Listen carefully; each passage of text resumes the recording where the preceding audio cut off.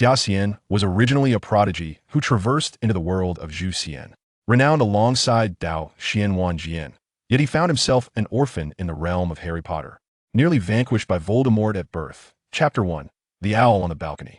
After a lengthy discourse, the old headmaster surveyed the audience, the enthusiastic applause indicating that his speech had been well received. In his moment of self-satisfaction, the headmaster's gaze unexpectedly fell upon a black-haired boy asleep in the second row, conspicuously alone amidst the sea of students. He could not help but shake his head. This Chinese boy was remarkable in every aspect. His academic achievements were exceptional, particularly in mathematics, where he displayed a prodigious talent. However, his reclusive nature rendered him friendless throughout primary school. Perpetually solitary, the headmaster resolved to speak with the boy after the graduation ceremony, although he doubted its efficacy. Xia Xian lounged in the second row, lazily yawning, indifferent to the fearful or distant glances from his surrounding children. 11 years had elapsed, and Xia Xian had grown accustomed to this world. It did not imply that his experiences from 3 lifetimes could resonate with children just over 10 years of age. Moreover, the peculiar circumstances surrounding his rescue, being the sole survivor amidst a desolate landscape devoid of wildlife, had rendered Xia Xian an ominous symbol of death, a status he found preferable as it spared him many inconveniences. Throughout these 11 years, Xia Xian employed the principles of Taiji and Xianxing Dao to resist the encroachment of dark magic. The balance of forces ensured his life remained untroubled, akin to that of an ordinary individual. Yet, dark magic persisted like an incurable affliction despite his exhaustive efforts. Xia Xian found himself powerless against it, akin to discovering a vast gold mine buried deep beneath the sea. Had it not been for his status as a defenseless infant at the time, Voldemort would not have seized the opportunity to gain an advantage over Xia Xian. Xia Xian had long kept a mental ledger of his grievances against Voldemort, determined to make him suffer once he unearthed a remedy for the dark magic within him. As the headmaster deeply bowed, the protracted speech finally drew to a close. Descending from the podium, he approached Xia Xian, undeterred by the peculiar gazes of faculty and students alike, and said, "Xia, please visit my office after the ceremony." Xia Xian regarded him with bemusement, having committed no wrongdoing. He was perceived as the obedient type among the teachers. Why would this kindly old man seek him out?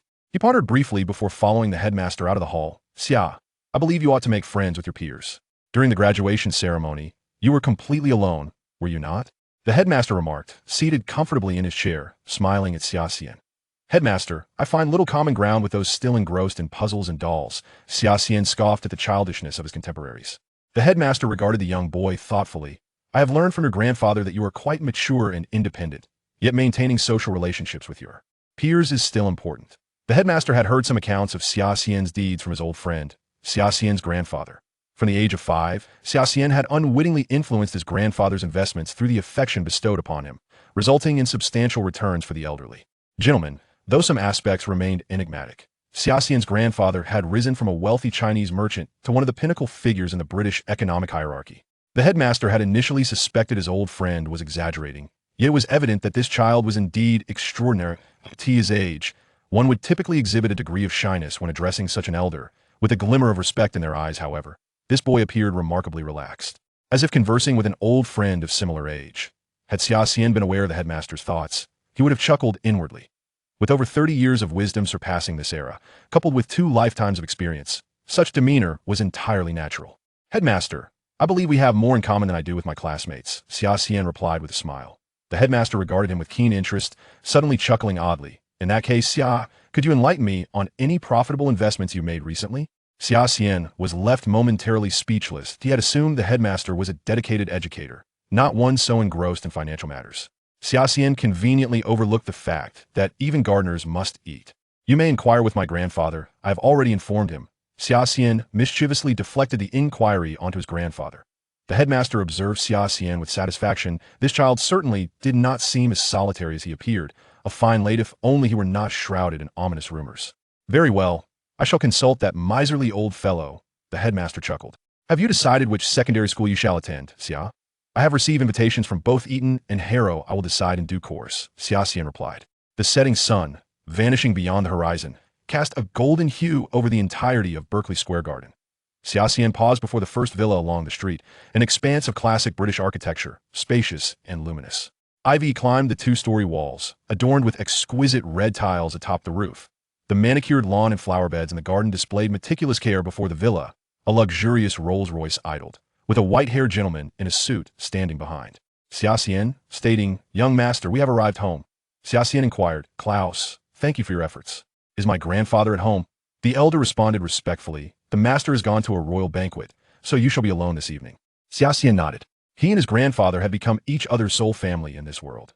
Following the tragic incident years ago, Xia Xian's grandmother had succumbed to illness, worrying for her daughter, and his grandfather had entrusted all his hopes to Xia Xian. With that, Xia Xian ascended to the second floor. Meanwhile, across the ocean, the Americans firmly believed in the existence of comic book characters, convinced that comics are adaptations of real heroic deeds. This was not the life Xia Xian desired. Yet, the conflicting forces within him left him with little recourse. Aside from the occasional surge of magical energy during the full moon, he was indeed no different from an ordinary person. Bored, Xia Xian lay on his bed, his mind a tangled mess. Suddenly, he heard a thud against the balcony's glass door, followed by a muffled thump.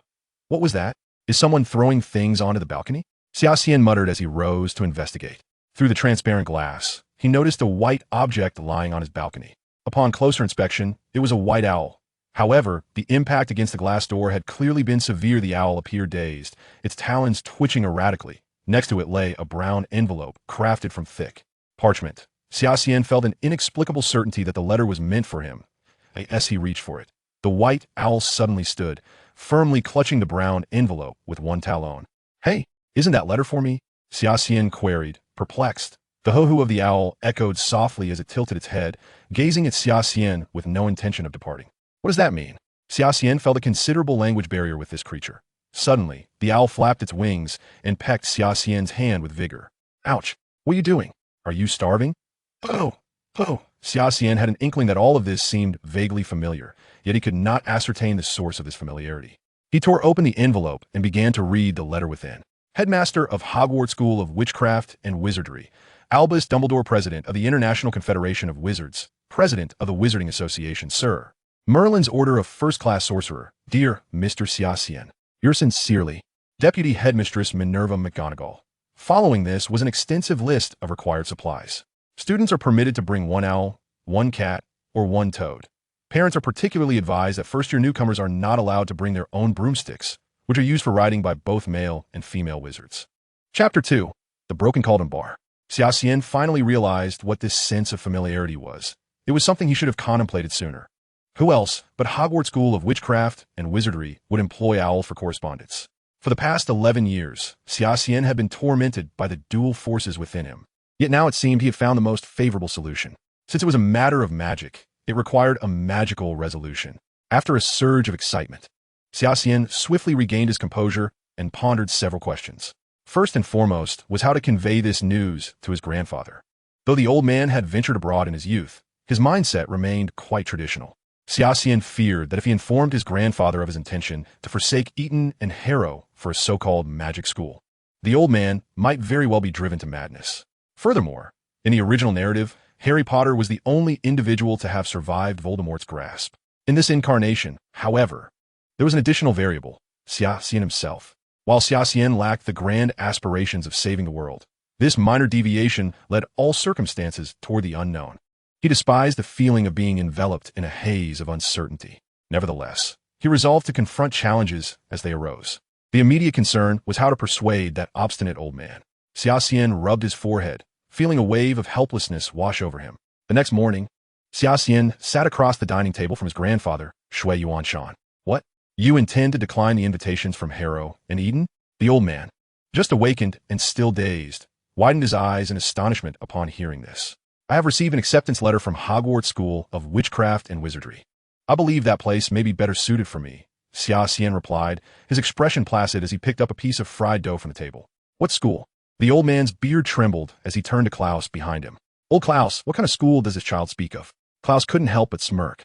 After many years of service to Shui Yuanshan, he had come to realize that while his master was commendable in every aspect, he stubbornly insisted on the notion that he bore the surname Klaus, a belief that remained unshakable despite all explanations. "Hogwarts, sir." The old man furrowed his brow and remarked, "What a peculiar name. Enough of this convoluted nonsense. Old Klaus, have you ever heard of this school?" "I have not, sir. What sort of magic school is this? For performing tricks?" The old man's frustration began to boil. Xia Xian felt a vain throb on his forehead. The old man was once again being unreasonable. As he gazed at the golden fried dough in the bowl, his appetite began to wane. You all carry on. I've had my fill. With that, he turned to leave. Don't go, my dear grandson. Don't be upset. Noticing Xia Xian's sour expression, the old man's heart softened. Regardless of what school it was, he thought, with a grandfather around, how could he ever go hungry? With his back turned to the old man, Xia Xian couldn't help but smile slyly. Engaging in a battle of wits with this old man was one of the few joys in his life. Does that mean you agree? Xia Xian turned back. The old man nodded solemnly. After all these years, I have yet to see you make a poor decision, young one. Of course, I support your choice.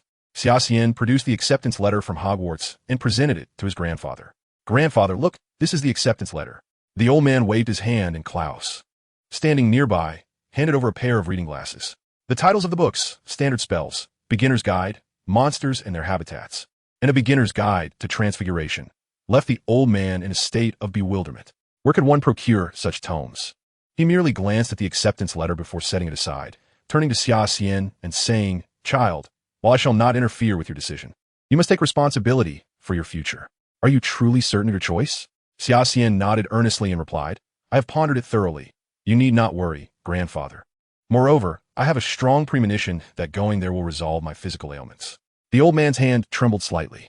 After the passing of the Xia Xian couple, Shui Yuanshan had employed several individuals over the years to uncover the truth, yet the outcomes were either inexplicable or inconclusive. Coupled with the peculiar affliction that had befallen Xia Xian, countless esteemed doctors and institutions had declared her healthy, but Shui Yuanshan knew that his granddaughter was unlike other children. Each month, on the night of the full moon, the second floor of the villa became a place others could not approach. Its frigid atmosphere rendered it suffocating. Shui Yuanshan had heard numerous rumors, yet he never believed that his granddaughter was a so-called devil or death incarnate. However, this strange illness had thwarted him for over a decade, consuming vast resources in vain. Given the circumstances, he felt a sense of relief. Shui Yuanshan was aware that Xia Xian harbored many secrets, yet he would not interfere. What lay ahead was a confrontation with the unknown life at Hogwarts and a reckoning with Voldemort, Xia Xian thought. 2 days swiftly passed. On that morning, the elderly Klaus roused Xia Xian from her dreams, and they boarded a black Rolls-Royce. Beside Xia Xian rested a silver briefcase. She had requested her grandfather to prepare additional funds, and he had obliged without hesitation, tossing her a heavy silver case. Xia Xian assessed its weight. It was indeed substantial. This must be the place. She surveyed the surrounding streets and pointed to a dilapidated pub, saying, Klaus, please drop me off here. I now understand why you were so adamant about not bringing the master along. Klaus gazed at the shabby, leaky cauldron, stating, I never imagined such a place existed in this city. Are you suggesting it is too run down? No, I mean it bears a striking resemblance to the buildings of my childhood. It's quite nostalgic, Klaus replied, eyeing the pub nestled between a bookstore and a record shop. How shall I put it? This is a rather unique establishment. It has been enchanted with protective and muggle-repelling charms. It cannot be marked on maps, and ordinary folk are unaware of its existence. During her recent days at home, Xia Xian had provided her grandfather and Klaus with a basic education on wizardry. So when she spoke to Klaus now, he comprehended her words. Well then, our future wizard, go about your business. I shall await your return, Klaus said, handing the briefcase to Xia Xian. It was indeed somewhat heavy. Are you certain you do not require my assistance? Xia Xian smiled and shook her head, carrying the case as she walked toward the establishment. As a notable venue within the wizarding community, the leaky cauldron did not leave a favorable first impression on Xia Xian. The place was dim and filthy, reminiscent of the squalid corners of decrepit cities from a bygone era. Beneath the flickering candlelight, Xia Xian observed several oddly garbed middle-aged witches, draped in black robes, seated in a corner sipping sherry. At the bar, a figure swathed in bandages, with a furtive gaze, sat before a plate of raw liver, while a swarm of flies buzzed nearby. Welcome. The bar's proprietor, a hunchbacked elder, appeared silently behind Xia Xian. Hello. Xia Xian turned to greet him. However, as their eyes met, the old man recoiled in terror, as if he had glimpsed a nightmarish apparition, stumbling back with a cry of, It's you. It's you. The nearby witches, sipping their drinks, turned to regard the bar with curiosity. It is him, the Black Reaper, murmured several witches, some hastily setting down their drinks and departing the shabby establishment with urgency. Xia Xian was bewildered. It seemed that the atmosphere had shifted since his arrival. Excuse me, sir. Could you tell me how to get to Diagon Alley? Xia Xian inquired politely. The hunchbacked elder's fear intensified, and he hurriedly responded, What are you doing here? You should remain an ordinary person. You have no place in the world of wizards. The surrounding witches whispered among themselves, many echoing his sentiments. Xia Xian felt a surge of irritation. He had merely taken a step into the wizarding world. Why should these individuals bar his entry? His awareness began to abandon the effort to suppress the tumultuous energies within him. The temperature in the leaky cauldron plummeted, and frost began to crystallize on the glass of the middle-aged witch's wine goblet. At that moment, Xia Xian felt a hand upon his shoulder. Tom, my student merely wishes to visit Diagon Alley. Why must you impede him? A gentle voice resonated from behind Xia Xian. Professor Dumbledore. The hunchbacked elder gasped in astonishment. Within the eclectic leaky cauldron, this distinguished guest was an anomaly. Dumbledore? Wait, Professor Dumbledore. Did you just say he is your student? The elder finally grasped the startling revelation. The murmurs within the bar grew louder. Indeed, Tom. Every child with magical potential is entitled to attend Hogwarts. Xia Xian is now a prospective first-year student, and I trust you have already discerned his magical aptitude, Dumbledore replied with a smile. Chapter 3. Observations of Diagon Alley. Tom cast a conflicted glance at Xia Xian and remarked, but Professor Dumbledore, he is a first-year student at Hogwarts. Very well, Tom. Please lead the way, Dumbledore instructed. The three of them, guided by Tom, navigated past the bar and entered a small courtyard surrounded by walls. Xia Xian scrutinized the venerable wizard walking beside him. Sensing Xia Xian's gaze, Dumbledore turned and said, Are you curious about who I am, my child? You are quite perceptive. Dumbledore gazed at Xia Xian with a hint of admiration. Such meticulousness is indeed one of the essential qualities of an exceptional wizard. Xia Xian smiled, thinking that his line of reasoning had proven effective. In the small courtyard, there was nothing but some weeds and a garbage bin. Tom approached a nearby bin and stated, Mr. Xia Xian, though I am somewhat reluctant, Mr. Dumbledore has spoken, and the leaky cauldron welcomes your presence. Now, I shall demonstrate the way to Diagon Alley. I hope you will remember it well. As Tom moved, Xia Xian silently recited in his mind, Count 3 bricks upward from the garbage bin, then 2 bricks across, and tap the wall 3 times with your wand. The brick quivered momentarily, and a small hole appeared in the wall, gradually transforming into an arched passageway. Mr. Xia Xian, let us proceed, Dumbledore announced. The headmaster himself will guide you through Diagon Alley. Consider it a benefit for new students. It is my honor, Headmaster, Xia Xian replied, observing the gray-robed elder stepping through the archway, his gaze tinged with complexity. Dumbledore was undeniably a great white wizard, yet concerning Harry Potter, he had always protected him, only to eventually urge him toward a noble death. In his youth, Dumbledore had committed acts akin to those of Voldemort. Although he ultimately ceased, he was evidently not ignorant of the Deathly Hallows. Xia Xian pondered whether Dumbledore's overt friendliness signified that he viewed him as another weapon against Voldemort. Following Dumbledore through the stone arch, Xia Xian was enveloped in a blinding white light, and as the scene gradually came into focus, he beheld wizards in the narrow alleyway, searching for their desired magical items. With the school year at Hogwarts approaching, many students and prospective newcomers could be seen accompanied by their parents, purchasing magical supplies. I believe we should first visit Gringotts Bank, Mr. Xia Xian, Dumbledore remarked, glancing at the silvery box in Xia Xian's hand. It appears your family has provided you with ample funds for your living expenses. Dumbledore's presence evidently stirred a commotion throughout Diagon Alley. The renowned white wizard attracted attention wherever he went. However, when the wizards noticed the dark-haired boy accompanying Dumbledore, they averted their gazes and moved away. Much like at the leaky cauldron, Xia Xian encountered unfriendly treatment from the wizards once again. I know what you wish to inquire about, Mr. Xia Xian, Dumbledore observed, noticing Xia Xian's hesitance to speak. This relates to the events of 11 years ago. Oh, I forget. You were just a child then, and likely do not recall what transpired. Xia Xian thought to himself, of course I remember. And I have a vivid recollection of that grotesque figure. Yet, he refrained from voicing this, fearing that Dumbledore might cast him into the Ministry of Magic for judgment. Thus, he chose to remain silent. Tom Riddle? Xia Xian understood that he must not reveal his knowledge and feigned curiosity. He was a dark wizard obsessed with the pursuit of immortality, seeking to instill terror throughout the world. Of course, he perished 11 years ago, in the hands of another boy who narrowly escaped death. Harry Potter, a classmate of yours. You will soon meet him, I believe. Dumbledore suddenly halted, gesturing towards the tall white structure before them, and declared, Mr. Xia Xian, we have arrived. 2 goblin guards, adorned in red and gold uniforms, bowed to the visitors, stating, Esteemed guests, welcome to Gringotts Bank. Dumbledore patted Xia Xian's shoulder with a smile and said, Do not ponder too much. Let us proceed inside. Upon passing through the first bronze door, they were met by a silver door, leading Xia Xian to a resplendent marble hall, where goblins busily tended to ledgers and scales. These diminutive magical beings seemed to grapple with their own stature, as the hall's tables were elevated upon tall stone platforms, requiring one to slightly lift their gaze to meet the eyes of the goblins seated atop.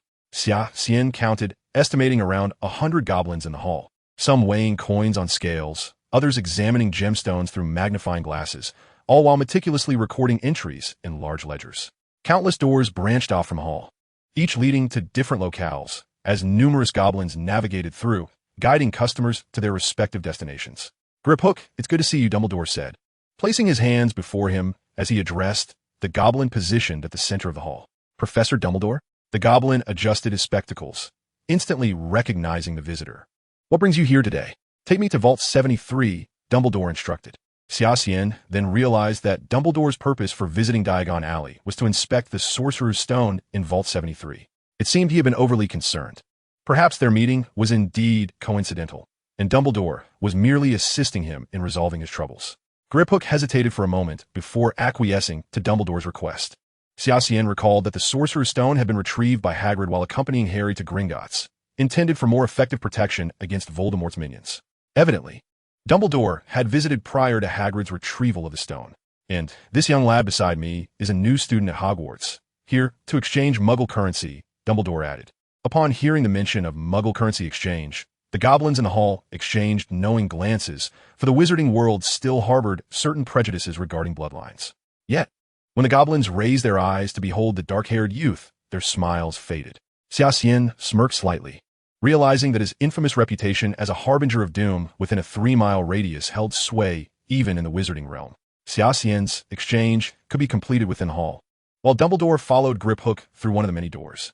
"Sir, the exchange rate for pounds to galleons is 5-1. How much would you like to exchange?" the goblin inquired. Without hesitation, Xia Xian placed his vault on the counter and replied, "I am uncertain of the total. Convert all of this into galleons, please." "Are you sure you wish to exchange so much?" the goblin asked. The fairy gazed at the overflowing box of 00 notes before him, appearing somewhat at a loss for words.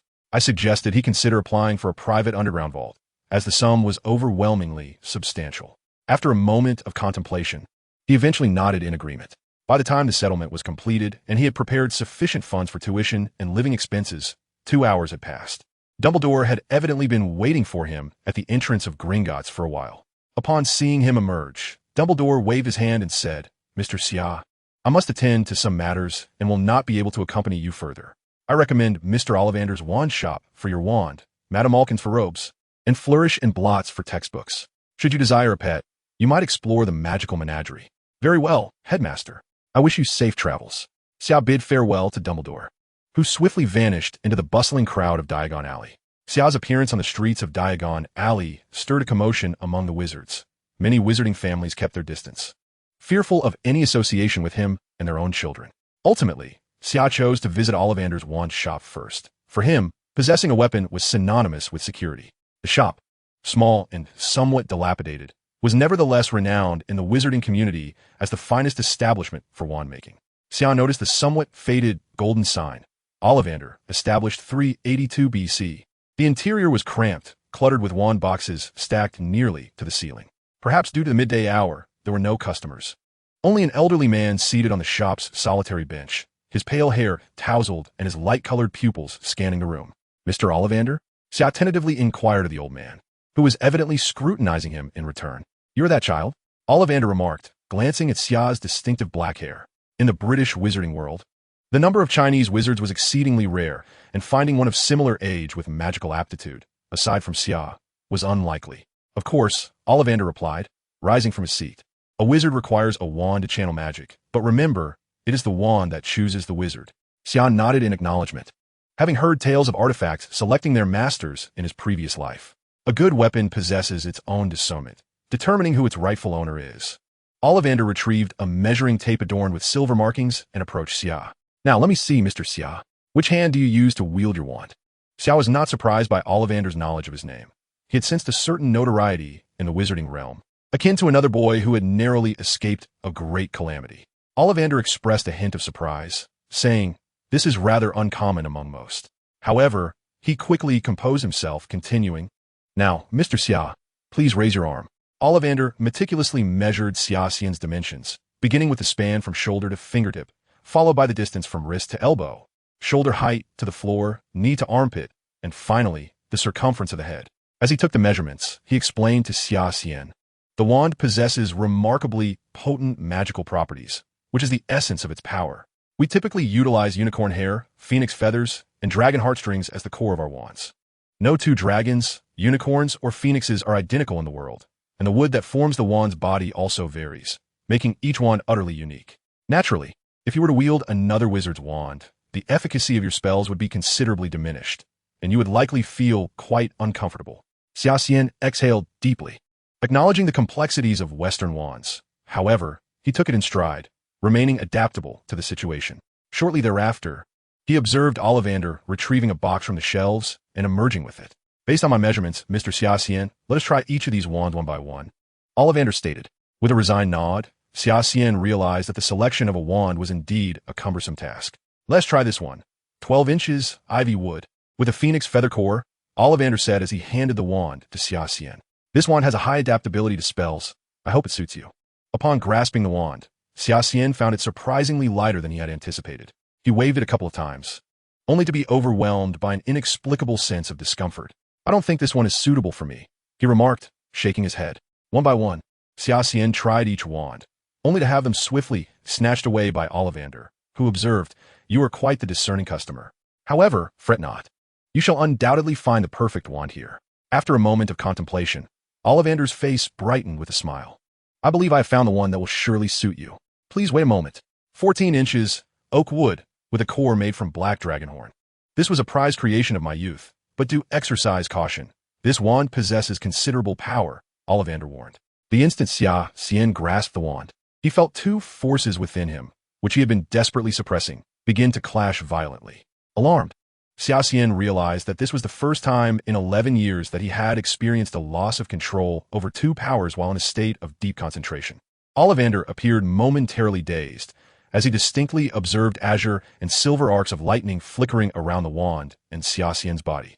The magical energy in the shop seemed to converge towards Xia Xian, finding a focal point. "Quickly release that wand," Ollivander exclaimed, sensing the situation was escalating. Xia Xian resembled a bottomless black hole, voraciously absorbing the ambient magic, and if this continued, it would likely result in an explosive surge of magical energy. Immersed in the wondrous sensations, Xia Xian was jolted back to reality by Ollivander's urgent voice and hastily relinquished the wand. "Mr. Xia Xian, forgive my intrusion, but what was that phenomenon just now?" Ollivander furrowed his brow. The potent aura of destruction emanating from the arc of electricity surrounding Mr. Xia Xian was indeed disconcerting. To possess such immense magical power at the tender age of 11 compelled Ollivander to reassess the boy before him. "Mr. Xia Xian," he began, "I often assert that wands choose wizards. Yet my grandfather once imparted to me the wisdom that it is wizards who wield the wands." From the innermost shelf, Ollivander retrieved a box of rich mahogany, measuring 13 inches, crafted from you, with the core of a nocturnal beast's tail feather. "This wand is the final creation of my grandfather, entrusted to me just before his passing." As soon as Xia Xian grasped the wand, an extraordinary sensation coursed through him. It felt as though the wand had become an extension of his very being. Two orbs of light, one azure and the other alabaster, materialized at the tip of the wand, beginning to rotate slowly around it. "It appears this wand is indeed suited for you. What a marvelous sight," Ollivander mused, captivated by the spectacle. "Though I am not particularly fond of using a nocturnal beast's feather, an entity only seen by those acquainted with death, I must confess, Mr. Xia Xian, you and this wand are truly harmonious." "Mr. Ollivander," Xia Xian interjected, "if I'm not mistaken, you just referred to it as marvelous, did you not?" He regarded the wand with a complex expression, for it subtly alluded to his greatest secret, the mystery of his reincarnation. Xia Xian pondered whether Ollivander had discerned something. Yet the elder ultimately placed the wand into his hands. "The wand is controlled by the wizard. My grandfather's words are now conveyed to you, Mr. Xia Xian.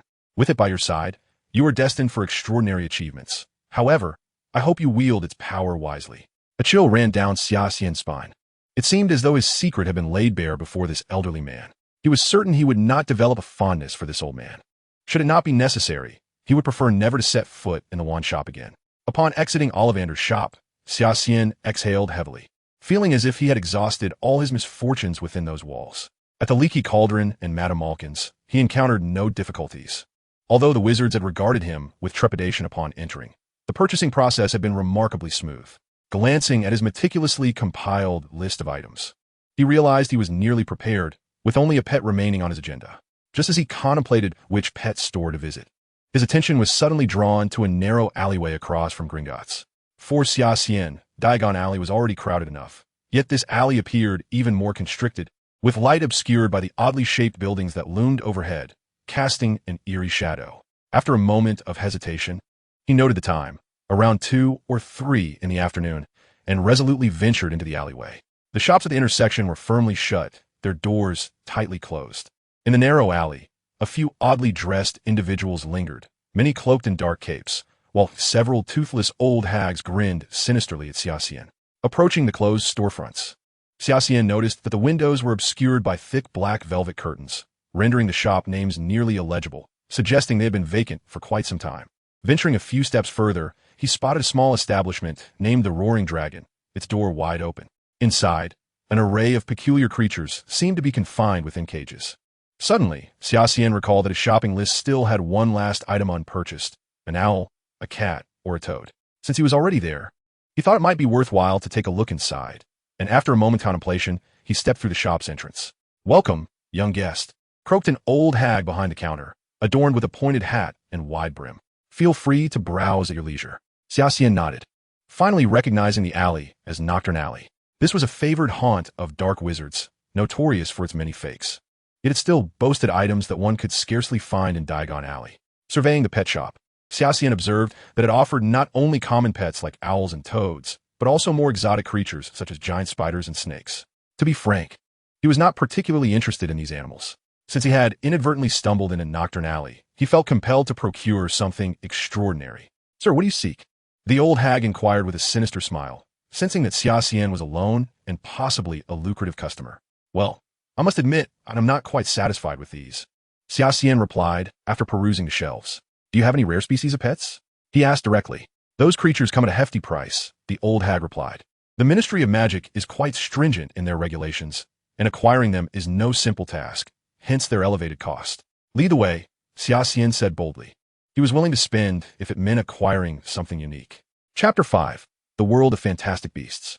Upon hearing this, the old hag turned and moved toward the counter, recognizing that the individual before her could be a significant client. However, she also considered the possibility that he was merely a curious young fool. If that were the case, she felt she had 1,000 ways to make his experience in Nocturne Alley a living nightmare. "Please follow me, sir," the old hag instructed, brandishing her wand and waving it gently through the air. The pet shop's entrance promptly shut, and the windows were drawn with heavy curtains. From the outside, the sign on the door abruptly shifted from open to closed. "Stand beside me," she commanded with a wave of her hand. Xia Xian, without hesitation, moved to stand next to her. She then pulled back the armrest of her rocking chair, and the entire room filled with the creaking sound of wooden boards. The tiles surrounding the counter transformed into a lift, descending with both the old hag and Xia Xian into the depths below. Xia Xian was taken aback to discover that this establishment harbored a hidden realm beneath its surface. As the elevator swayed and finally came to a halt, Xia Xian and the old witch found themselves in an underground chamber, which hardly qualified as a mere room. It was, in fact, a vast cavern far exceeding the shop's above-ground dimensions. "Welcome to the Roaring Dragon, young sir," the old witch rasped. The variety of creatures here was astonishing, yet all were unregistered by the Ministry of Magic, with a portion of them posing considerable danger. Thus, once a pet is sold, the shop assumes no further responsibility. "I understand," Xia Xian nodded, stepping between the shelves. His gaze was drawn to a peculiar creature encased in a glass dome, a serpentine body with a bird's beak and wings. "What is this?" he inquired. "This is a 2-year-old bird snake, sir. It can change its size according to the dimensions of its enclosed space, perfectly filling it," the old witch explained. "Would it expand to a size comparable to this cavern if released?"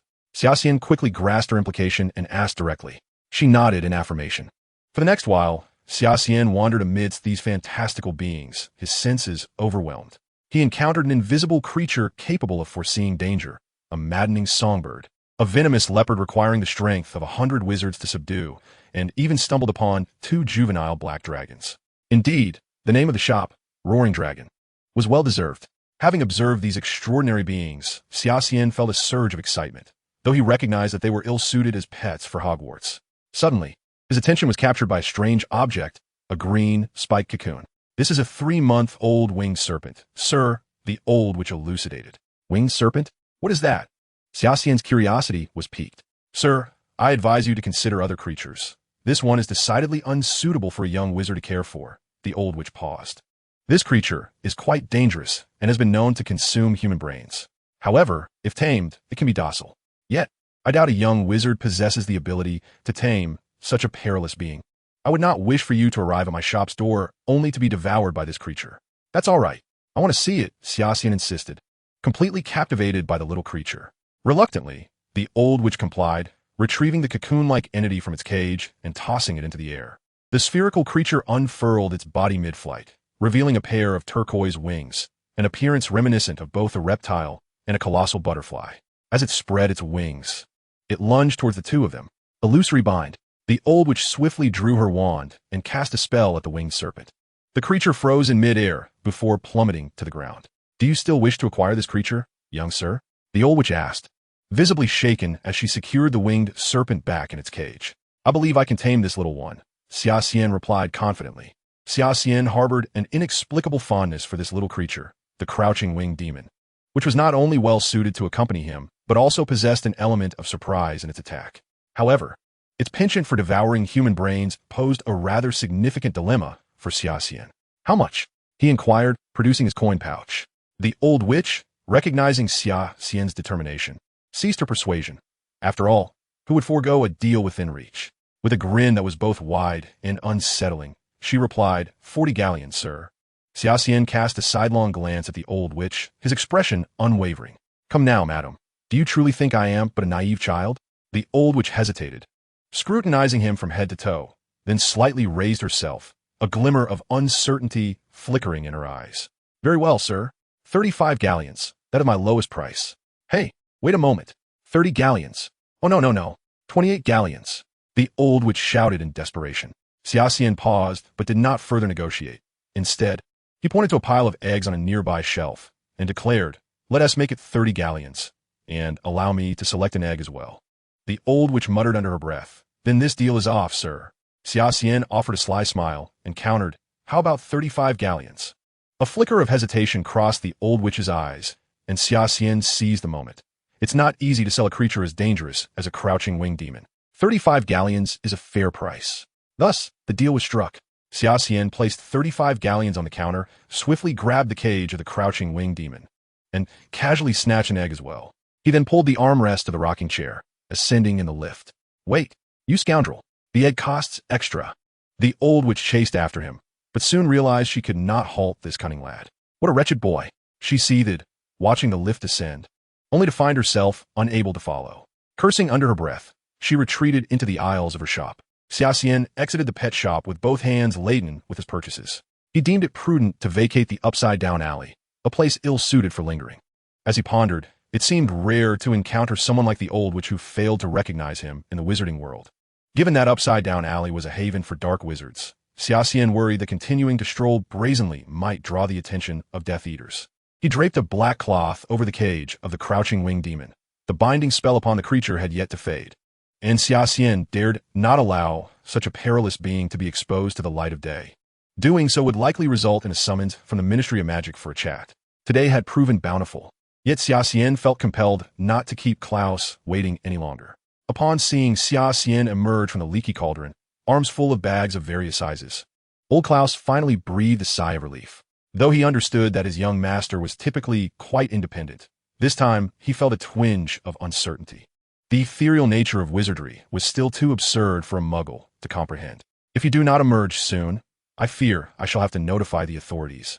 "My wizard," Klaus jested as he opened the car door, directing his playful remark at Xia Xian. "You ought to be grateful that you have not incited a panic in the muggle world." "Old Klaus," Xia Xian replied, tossing bags onto the back seat of the car one by one. As he placed the Niffler's cage in the vehicle, he distinctly heard an odd sound emanating from beneath the black cloth. It seemed the enchantment on the little creature had been lifted.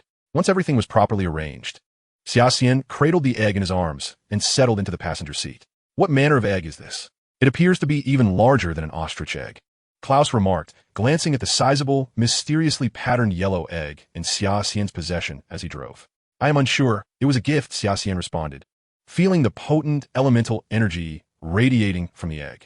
Among the collection of eggs, he had instinctively chosen this one, convinced it housed an extraordinary creature. For the next 20 days, Xia Xian hardly ventured outside, diligently perusing a tome titled Standard Spells. The remainder of his time was devoted to training the Niffler, and he discovered that this little creature displayed a keen interest not only in human food, but also in various types of meat. Xia Xian's training efforts were beginning to bear fruit. At the very least, the Niffler no longer attempted to attack him and could comprehend some of his simple commands. However, the mysterious egg remained utterly still, showing no signs of life. Initially, Xia Xian suspected it to be a dragon egg, but upon consulting fantastic beasts and where to find them, he realized that dragon eggs were significantly larger than this one. As the commencement of term at Hogwarts drew nearer, Xia Xian found himself unexpectedly filled with anticipation. Chapter 6. The Train to Hogwarts. The train sped through the fields, the noon sun streaming through the transparent glass windows, casting a bothersome glare on the passengers' faces. Despite the vintage locomotive's slow pace, the absence of curtains made the ordeal even more unbearable. Xia Xian sat alone in a vacant compartment, the mysterious egg resting on his lap. Suddenly, he felt a gentle touch on his right arm. Kakaya, cease your antics, Xia Xian said, pouting slightly. Kakaya was the name he had bestowed upon his Niffler, which was currently curled up into a ball nestled within his right sleeve. At that moment, he heard the sound of the door sliding open, and the compartment door was pushed ajar. Hello, may I inquire if this seat is occupied? Xia Xian looked up to see a girl with brown hair, her cheeks slightly flushed, standing at the entrance with a suitcase in hand. He was momentarily taken aback. Was this not Hermione, one of the trio? How had she come to be here? After locking eyes for a fleeting second, Hermione's face grew even redder as she stood in the doorway, seemingly unsure of herself. Noticing her apparent discomfort, Xia Xian kindly invited, "You are welcome to sit here, miss." Hermione nodded, murmuring a soft thank you. She then placed her luggage and, mimicking Xia Xian, picked up a book. Xia Xian glanced up to see that she was holding the Standard Book of Spells, Grade 1. Xia Xian smiled knowingly, realizing that every top student is not forged in a day. However, it was quite agreeable. The current Hermione had not yet developed the competitive spirit she would later possess, appearing somewhat reserved as she stepped into the magical world. Xia Xian found this to be rather pleasing, as Hermione remained quiet and did not disturb his reading. He then eagerly resumed his engrossing perusal of fantastic beasts and where to find them. Meanwhile, Hermione discreetly observed the young man before her. His Eastern features bore an inexplicable charm, accentuated by the scholarly aura he exuded while reading. She sensed an indescribable allure emanating from him. Is it a textbook for advanced students? Hermione noticed the book in Xia Xian's hands and suddenly remembered to introduce herself. Oh, I forgot to introduce myself. I am Hermione. Hermione Granger. It dawned on her that the individual sitting across from her was a renowned figure in the wizarding world, albeit not for particularly favorable reasons. Really? Hermione exclaimed in astonishment. I know quite a bit about you. I have an extracurricular book that details your background. You are a celebrity in modern wizards and the rise and fall of 20th century mystical arts and notable magical events, aren't you? Indeed, Xia Xian replied. I am associated with Harry Potter, the Grim Reaper, and the Savior. Hermione suddenly became very animated, lost in the topic that fascinated her, completely shedding her earlier nervousness. And Harry, I heard he's in our year as well. I am particularly eager to learn how you escaped from that mysterious figure. Xia Xian regarded Hermione with a bemused expression, sensing that she had transformed into someone entirely different from the person who had first entered. Noticing the peculiar look on his face, Hermione realized her previous enthusiasm may have been a bit abrupt. I apologize. I got a little too excited. An awkward silence enveloped them for a moment, just as the partition door swung open once more.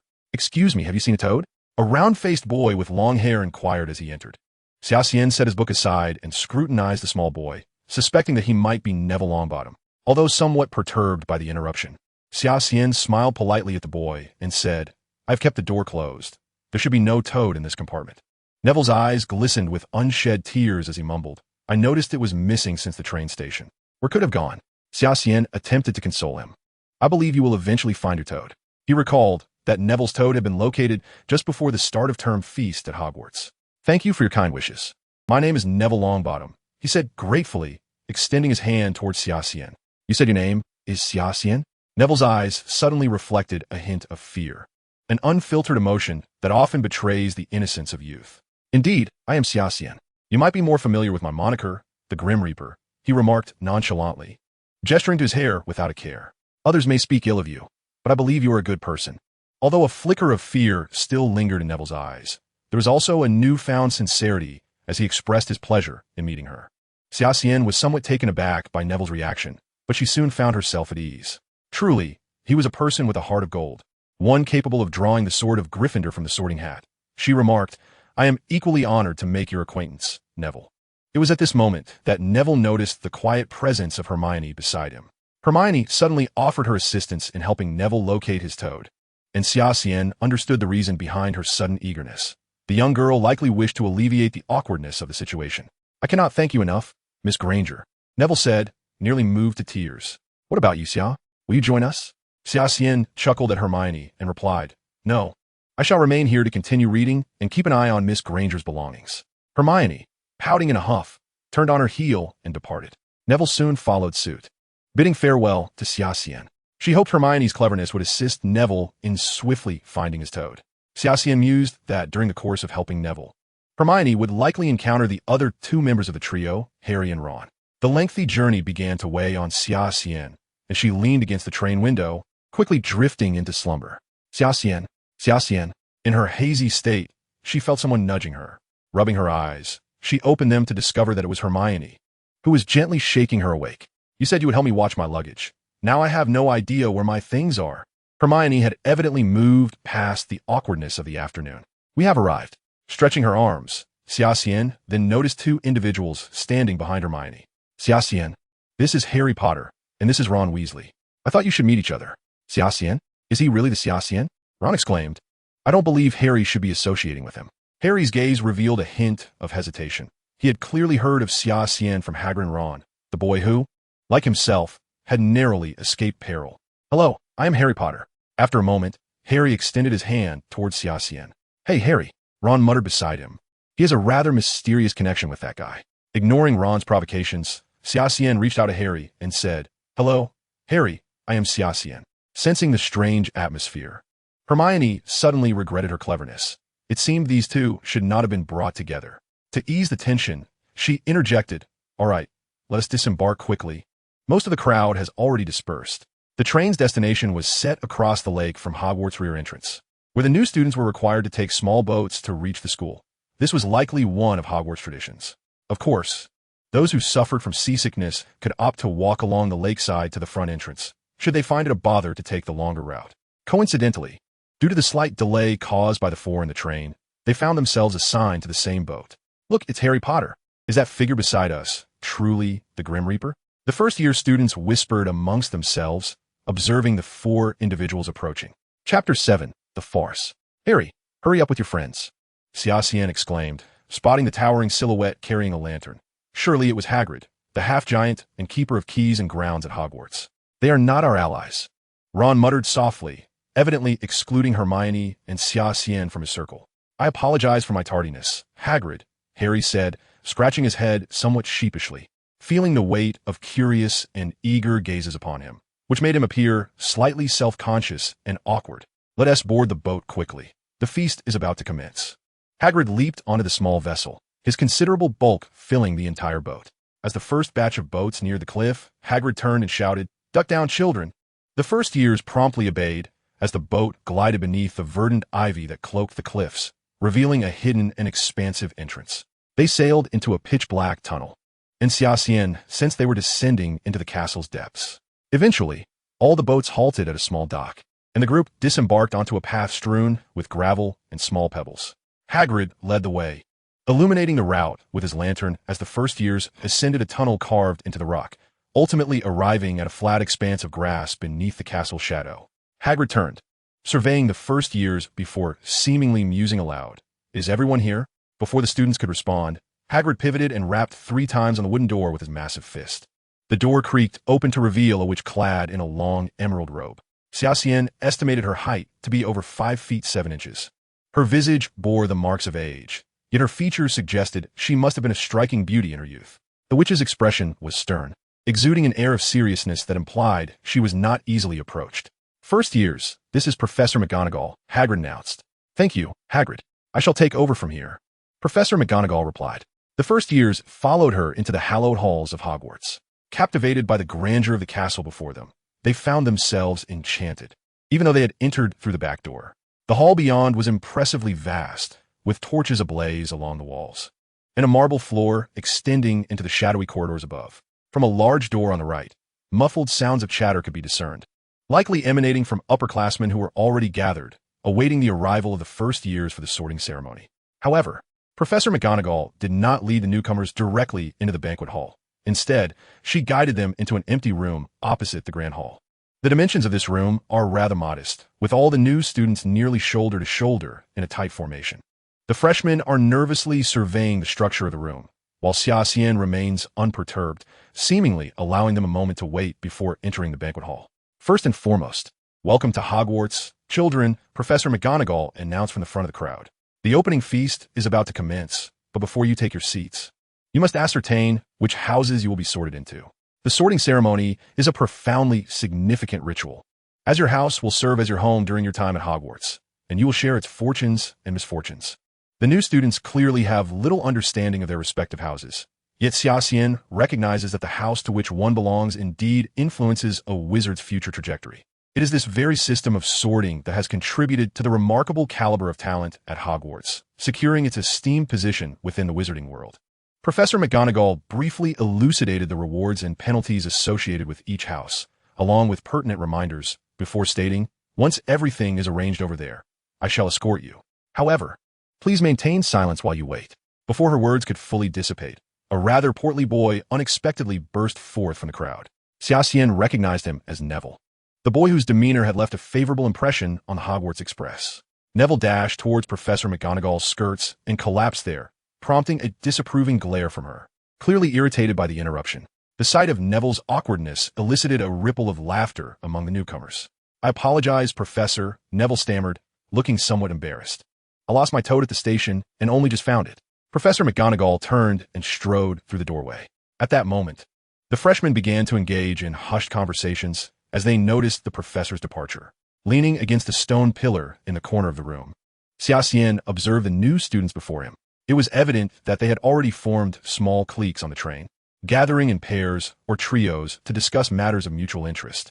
It seems they were indeed speaking the truth, Xia Xian thought, as an unwelcome voice pierced his thoughts, one imbued with an air of arrogance. The two notorious boys had arrived at Hogwarts. The murmurs among the crowd grew louder, as these infamous figures stirred considerable excitement among the newcomers. "This is Crabbe and Goyle. I am Malfoy," Xia Xian remarked coldly, eyeing the blond boy nearby, whose head seemed to be perpetually tilted skyward. Malfoy continued with his haughty demeanor, "Draco Malfoy." A sudden burst of laughter erupted from the crowd, emanating from Xia Xian and Ron. "Do you find my name amusing?" Malfoy glowered at Ron. "I need not inquire your names to recognize you. With that red hair and worn robe, you must belong to the Weasley family." "I can manage on my own." Malfoy extended his hand towards Harry Potter, but Harry appeared unimpressed. "I believe I can discern good from bad myself. Thank you." Harry spoke to Malfoy with a calm, yet assertive demeanor. Malfoy's derogatory remarks about muggles stirred discontent among some of the new students in the crowd, yet they seemed too intimidated to voice their outrage. Xia Xian, however, resolved to teach this arrogant young man a lesson. With a smile, he drew his wand. "Oh, our muggle gentleman is preparing to confront me?" Malfoy's taunting provoked laughter from a group of pure-blood wizards led by Cragger.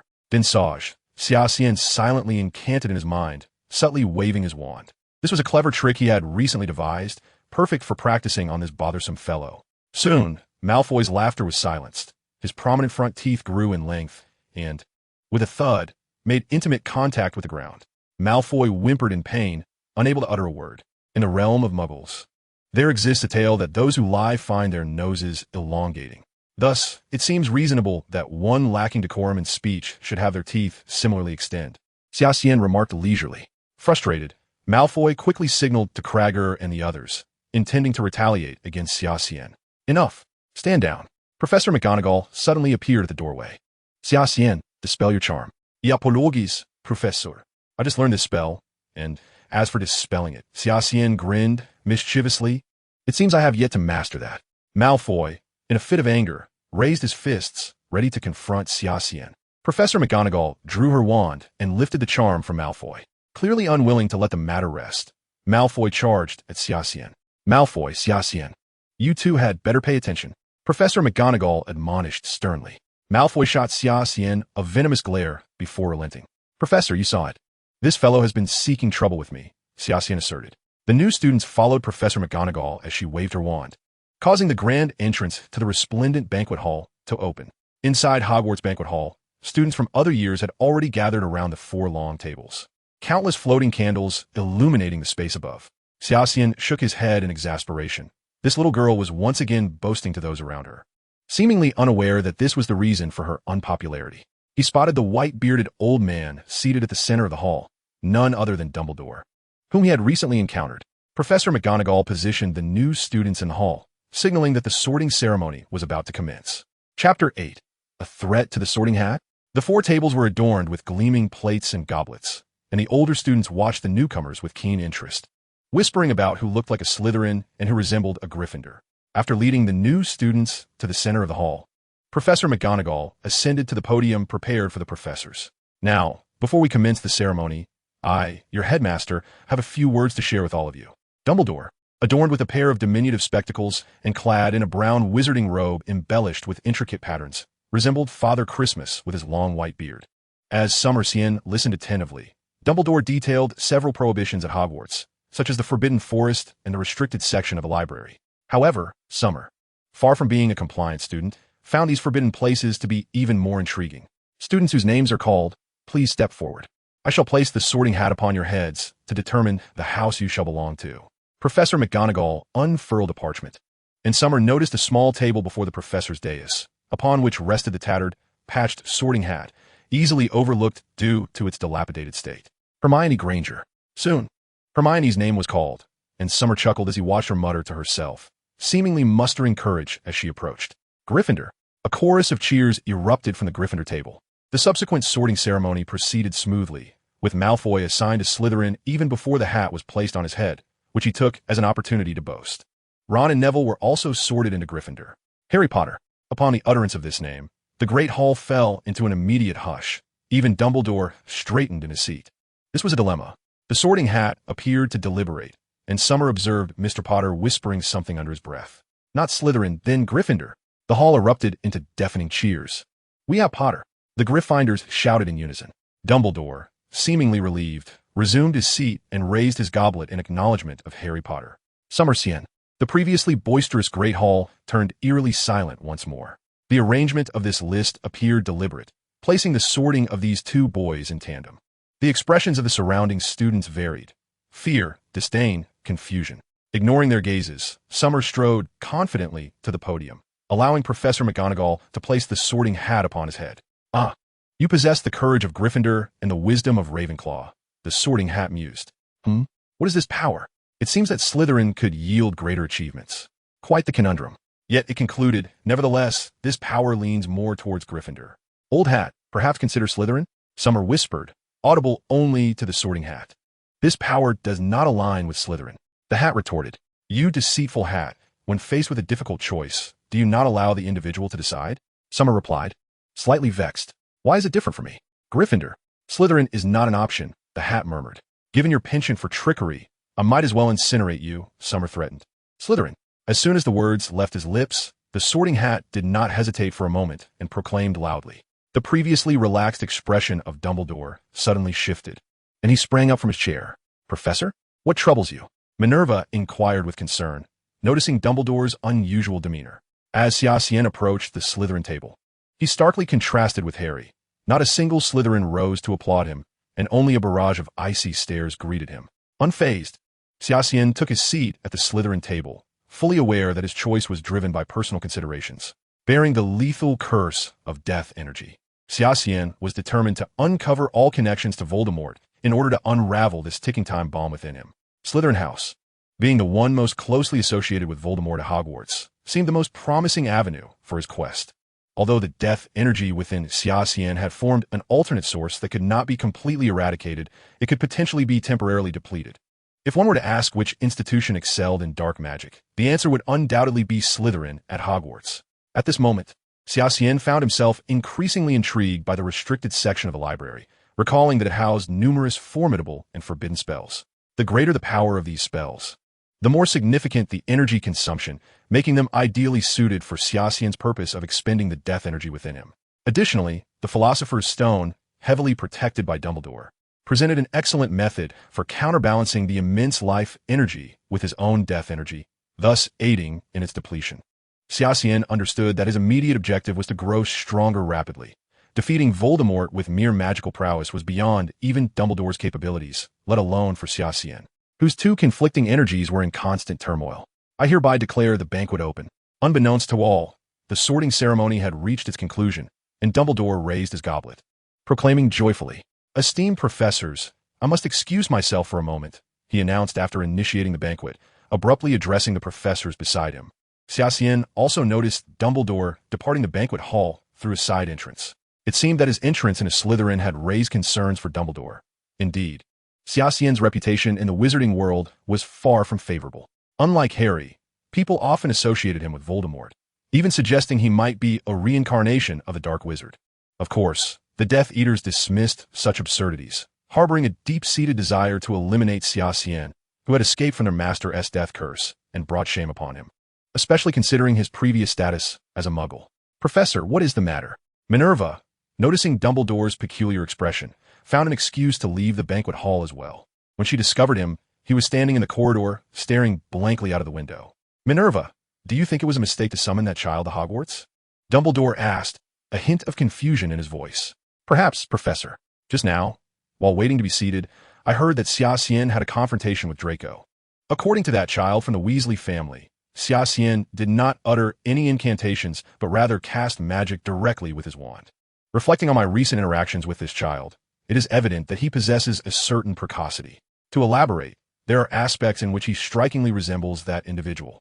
Dumbledore squinted his eyes and remarked on the remarkable talent and somewhat reclusive demeanor. "First-year students, please follow your prefects to your respective dormitories. Classes will commence tomorrow, and I expect you to prepare your textbooks according to the list provided. I hereby declare the feast concluded," Professor McGonagall announced with authority. The students from the four houses filed out in an orderly manner, following their prefects toward their dormitories. "First-year students, I am Marcus Flint, your prefect," a boy at the front of the Slytherin table declared, beckoning them to follow him. "Just wait, kid. I'll make you regret it." Malfoy sneered as he sauntered past Xia Xian with his two sycophants.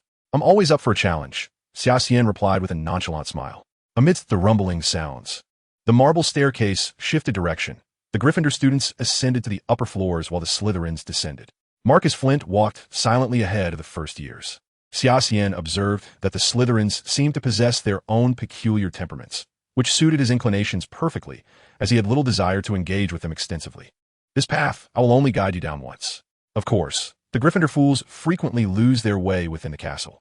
If you find yourselves lost in the future, do not claim to be a Slytherin," Marcus Flint asserted. Laughter erupted from the crowd. It appeared that the animosity between Gryffindor and Slytherin was indeed a cherished tradition passed down through generations, Xia Xian mused. Chapter 9. Another Magic Berserker? The murals on the walls gazed upon the group of first years, with many figures within the paintings exclaiming, "Welcome to Hogwarts." Most Slytherins were unfazed by these paintings.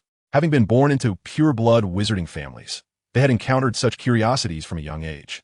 As the surroundings grew increasingly dim and the air became more humid, Xia Xian surmised they must now be situated in the depths of the castle. Marcus Flint led the first years to a damp stone wall in the basement, where an oil painting depicted a frail, monkey-like old man with a sparse beard that nearly brushed the hem of his robes.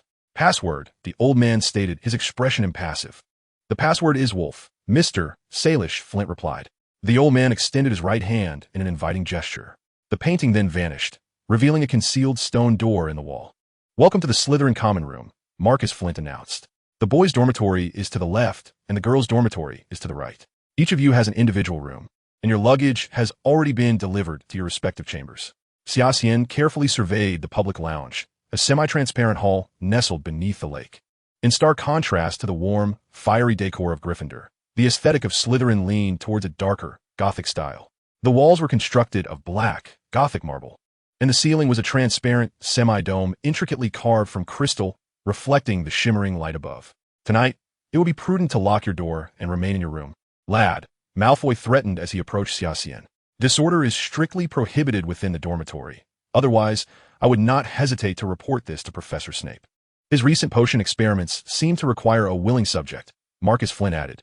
Upon hearing this, Malfoy decided to retreat, leading Crabbe and Goyle toward the boys' dormitory. The Slytherins appeared inherently reclusive. Once Marcus Flint suggested they could disperse, everyone turned to head toward their rooms. Xia Xian, too, had no intention of lingering in the public lounge, despite its undeniable beauty. At that moment, Xia Xian's gaze fell upon a slight girl standing at the back of the group of girls. He could not quite fathom why his attention was drawn to her. In an instant, he sensed a flicker of unusual magical energy, only for it to vanish as quickly as it had appeared. The girl, with her silvery hair, resembled a delicate porcelain doll, though she appeared somewhat malnourished. Xia Xian had no time to ponder further, for the creature, Kakaya, coiled around his arm, had been restive since the banquet, seemingly displeased after a day of hunger. Upon returning to his room, Xia Xian's first act was to inspect the egg he had concealed in his trunk. This egg had become his cherished possession, and he could distinctly feel the immense magical power contained within it, though the little one inside showed no signs of emerging. Remarkably resilient, he mused as he cradled the egg, scrutinizing it closely when he suddenly felt something stir on his arm. "Good evening, Kakaya," he greeted with a smile. Next, it was time to ascertain whether his hypothesis was correct. Xia Xian drew his wand, a ghostly green light emanating from its tip. He deliberately channeled his internal magical energy to radiate from the wand, using the force of the Tai Chi Xuanqing Dao to balance the surging death energy within him. Indeed, Xia Xian distinctly sensed that, along with the ebbing of his magical energy, the once impenetrable barrier seemed to show a hint of weakness. He estimated that, at this rate, he could devote a maximum of 1 hour a day to practicing his Dao arts. However, this was ample time for him. If he mastered a few high-consumption dark spells, the depletion of his magical energy would not take such a toll, thus affording him even more time for cultivation. Just as Xia Xian reveled in his elation, a surge of tumultuous magical energy suddenly assailed him. He felt his heart skip a beat, and Kakaya tightened her grip on his arm. Was this an explosion of magic? The temperature around him plummeted, and he noticed a delicate frost beginning to form on the window. Xia Xian was taken aback. He had believed he was maintaining control. No, something was amiss. Xia Xian meticulously attuned himself to the arcane energies that permeated the air, sensing the surging magic that enveloped his surroundings. With great effort, he managed to pinpoint the source of this magical essence, which emanated from outside and was not too distant. Hastily donning his attire, he rose swiftly, acutely aware that the source of this power was receding from him. Could it be that there were others within Hogwarts experiencing a similar phenomenon? Xia Xian understood that truly powerful wizards would not let their magic spiral out of control, as those adept in its manipulation would never squander their energy so recklessly. He rushed to the Slytherin common room, his brow furrowing upon noticing that the dormitory door had been opened. The other Slytherins, or the unseasoned wizards, lacked Xia Xian's refined sensitivity to energy developed over 2 lifetimes. Yet the professors at Hogwarts must have felt this surge of power. Suddenly, a slender girl who had caught his attention in the common room appeared in his mind. If Xia Xian's intuition served him well, she was the very source of this magic. His own magical upheaval stemmed from a clash of forces within him. But what could be the cause of this girl's predicament? Determined to uncover the truth, Xia Xian followed the trail of magic through the basement.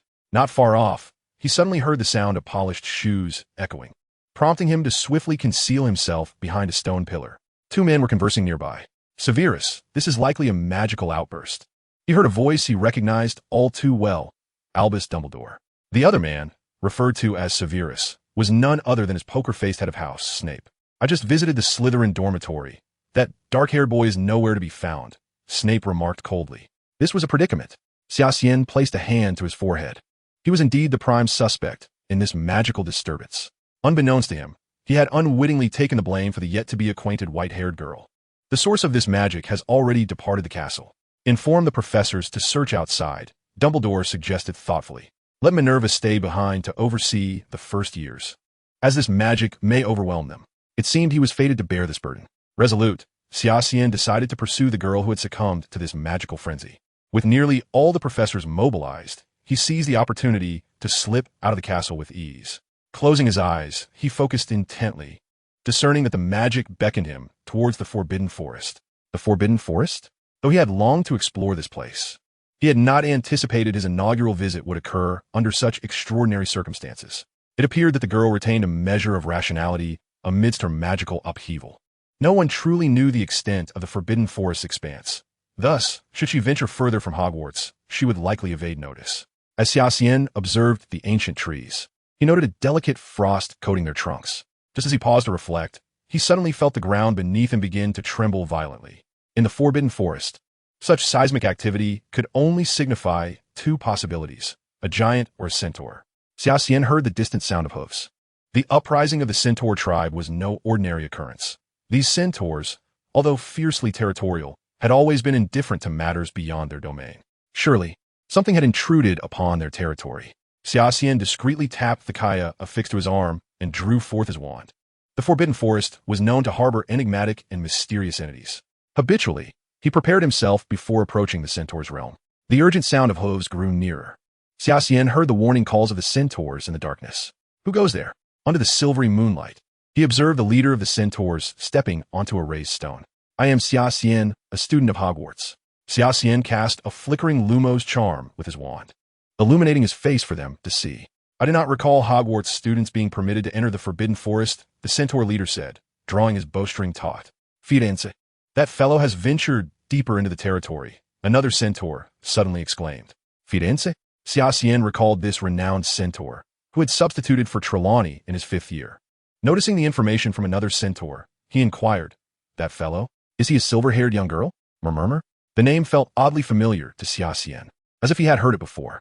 Firenze, that child is in dire straits. 2 centaurs behind him supported a massive branch, upon which lay a small centaur, seemingly still in his youth. Xia Xian furrowed his brow. He could distinctly sense that the young centaur's essence had been torn apart by rampant magic, rendering him beyond salvation. I believe I can assist you, Mr. Firenze.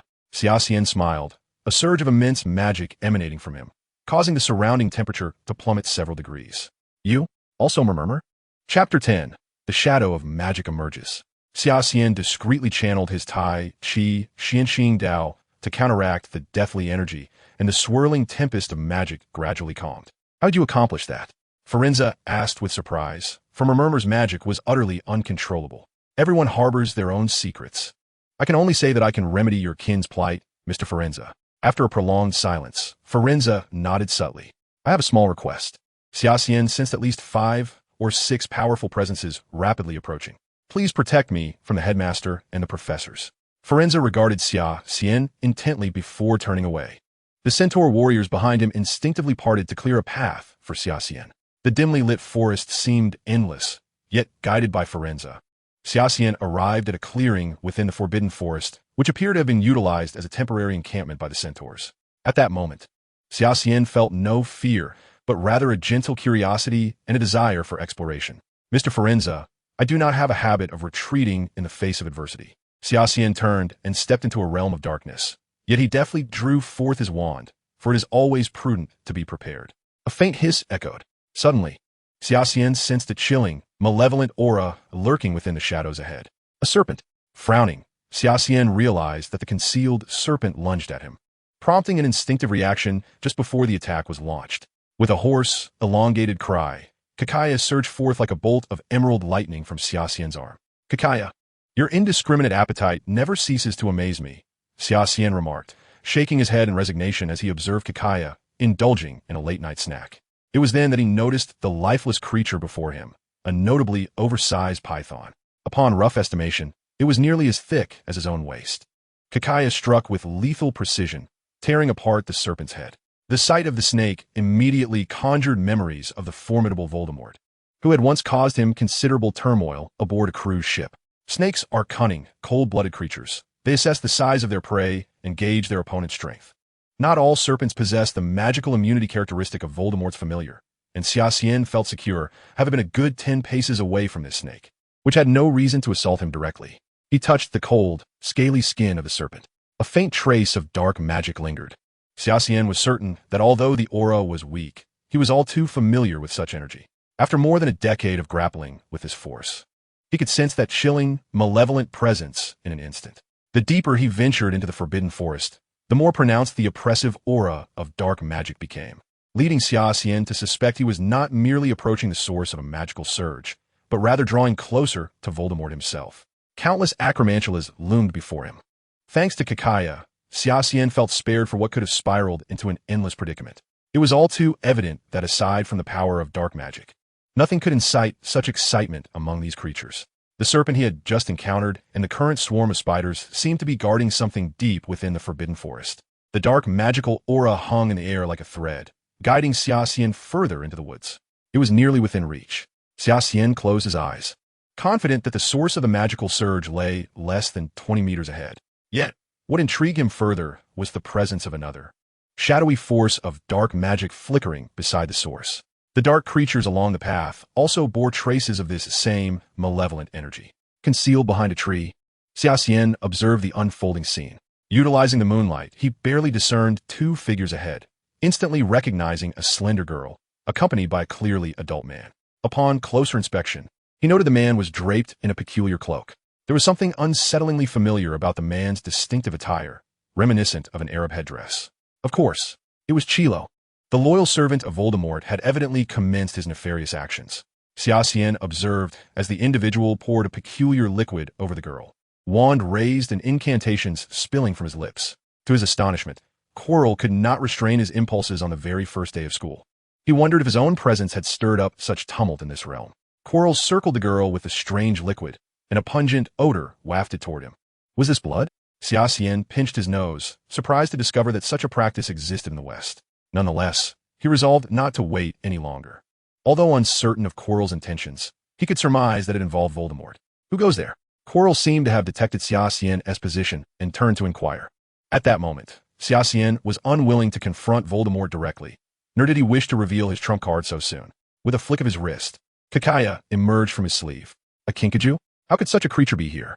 A chilling voice suddenly emanated from Quirrell's direction.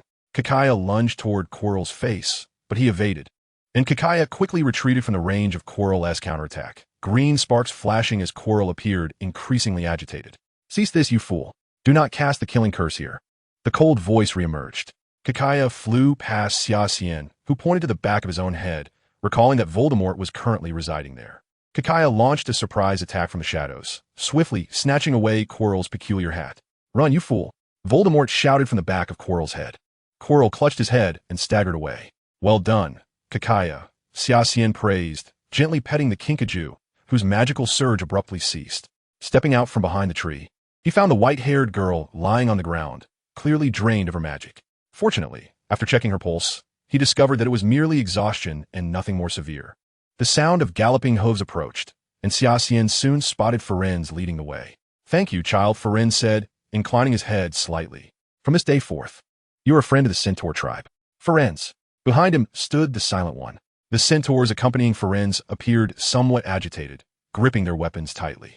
If I were to say that there is another instigator behind this, would you believe me? Xia Xian inquired. Ferenz paused for a moment before responding. I too sense the repugnant aura of dark magic. You may leave now. The Centaur tribe believes in friendship, amidst the skeptical murmurs of the surrounding centaurs. Xia Xian nodded slightly at Ferenz. Thank you, Ferenz. But are you certain this is a way? Xia Xian glanced at the so-called path, unable to suppress a wry smile. After approximately an hour, he finally emerged from behind a great tree at the edge of the forbidden forest. The girl behind him felt warm to the touch, indicating the onset of side effects from her magical depletion. Xia Xian speculated that although the professors of Hogwarts had been obstructed by the centaurs, they would not relent. Perhaps Dumbledore was lying in wait on the main road, preparing to catch him in the act. Stealthily, Xia Xian slipped into the castle. The hour was late, and the atmosphere within the castle was notably serene. Suddenly, the sound of clicking dress shoes echoed from a distance, prompting Xia Xian to hastily conceal himself behind a marble pillar in the hall. A swaying figure approached, carrying an old oil lamp. It was Filch. It seemed he had not noticed him, and Xia Xian proceeded toward the basement without encountering any obstacles, successfully escorting the girl to the Slytherin dormitory. Since he had not been apprehended, Xia Xian had ample excuses to explain away his disappearance that night. He gently placed the girl in a wicker chair in the common room and sighed. I shall leave you here. The side effects of this magical exhaustion must be borne by you alone. Look who I have caught. A chilling voice resonated from behind Xia Xian. Alarmed, he recognized the voice without turning. It belonged to Severus Snape, the head of Slytherin House. Chapter 11. The new term begins with a meeting with the headmaster. Xia Xian turned to see a gaunt figure standing behind him, characterized by shoulder-length black hair and a prominent hooked nose. He forced a sheepish smile. "Good evening, Professor Snape." "I require an explanation, Mr. Xia Xian," Snape said, leaning in closer. "What were you and she doing tonight?" Xia Xian sensed that the situation was amiss, but his instinct for survival was strong. "Professor, this young lady appears to be unwell. I intended to take her to see the doctor." "Your lies will not deceive me. Come with me to the headmaster's office at once," Snape replied coldly. Xia Xian could only sigh in resignation and follow Snape toward the headmaster's office. "I know what you wish to say, Mr. Xia Xian," Snape said, his gaze piercing like a serpent's. "However, were I in your position, I would choose silence." Xia Xian shrugged. Curiosity had indeed led him into a perilous predicament, and he felt as if he could not wash his hands of the matter even if he plunged into the Yellow River. The night enveloped Hogwarts in darkness as Snape cast a Lumos spell, a faint white light emanating from the tip of his wand. He moved soundlessly, draped in his black robes, resembling a specter. "Kiwi pudding," Snape uttered at the stone guardian guarding the entrance to the headmaster's office. Upon hearing his command, the stone guardian sprang aside, and the stone wall behind him split in two, revealing a spiraling staircase leading to the headmaster's office. Snape gestured for Xia Xian to ascend while he remained behind. The staircase rotated automatically, delivering Xia Xian to the door of the headmaster's office. Snape did not follow, which took Xia Xian by surprise. "Please enter," Dumbledore's aged voice called from within, clearly anticipating Xia Xian's arrival. "Epilaris." Before Xia Xian could offer a greeting to the old man, Dumbledore suddenly drew the legendary Elder Wand and cast a spell at him. Xia Xian instinctively drew his wand. Uttering the incantation, Epilaris, two silvery beams of light collided in midair, dissipating into nothingness. "The counterspell was indeed a testament to your uniqueness, Xia Xian." The young man felt an overwhelming aura of terror emanating from the other end of the desk. Xia Xian thought to himself that this was not good. His reflexive counterattack had been a habit cultivated over many years. Yet, after the two spells clashed, he realized that Dumbledore had clearly held back, evidently testing him. The surging magical energy before him was somewhat suffocating, awakening the two powers within him.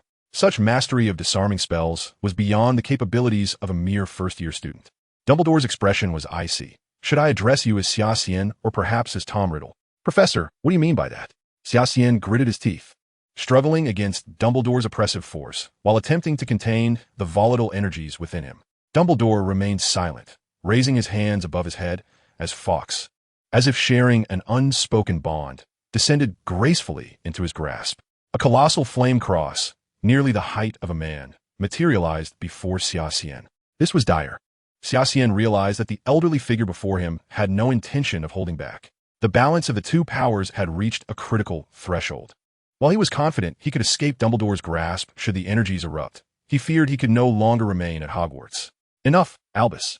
Do not torment this young lad any further," suddenly spoke the painting behind Dumbledore. "Phineas Nigellus Black? Why would he intercede for me?" Xia Xian exhaled in relief. Had the two forces spiraled out of control, it would have spelled significant trouble. "I apologize, child. I merely sought to ascertain certain matters." Dumbledore's demeanor relaxed slightly. However, Xia Xian was still incensed. Although he had become a suspect in a recent surge of magical energy, he could not accept Dumbledore's method of addressing him.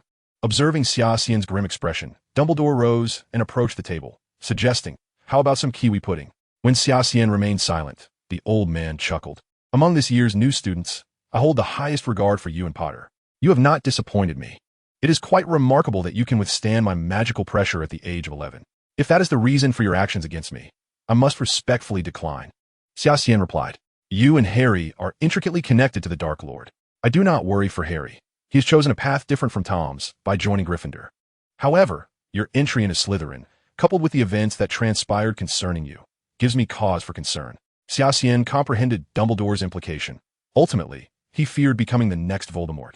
Furthermore, Dumbledore pressed, "Why were you not in your dormitory this evening?" "I ventured into the Forbidden Forest," Xia Xian replied candidly. "I am somewhat sensitive to that bothersome scent, and thus I pursued it." "Bothersome scent? You mean?" Dumbledore's eyes widened in surprise. Xia Xian nodded in affirmation. It must be said that this elderly gentleman possesses a remarkable prowess, maintaining his conviction amidst widespread skepticism within the wizarding community. Xia Xian had no intention of revealing to Dumbledore that Voldemort was concealed within Quirrell.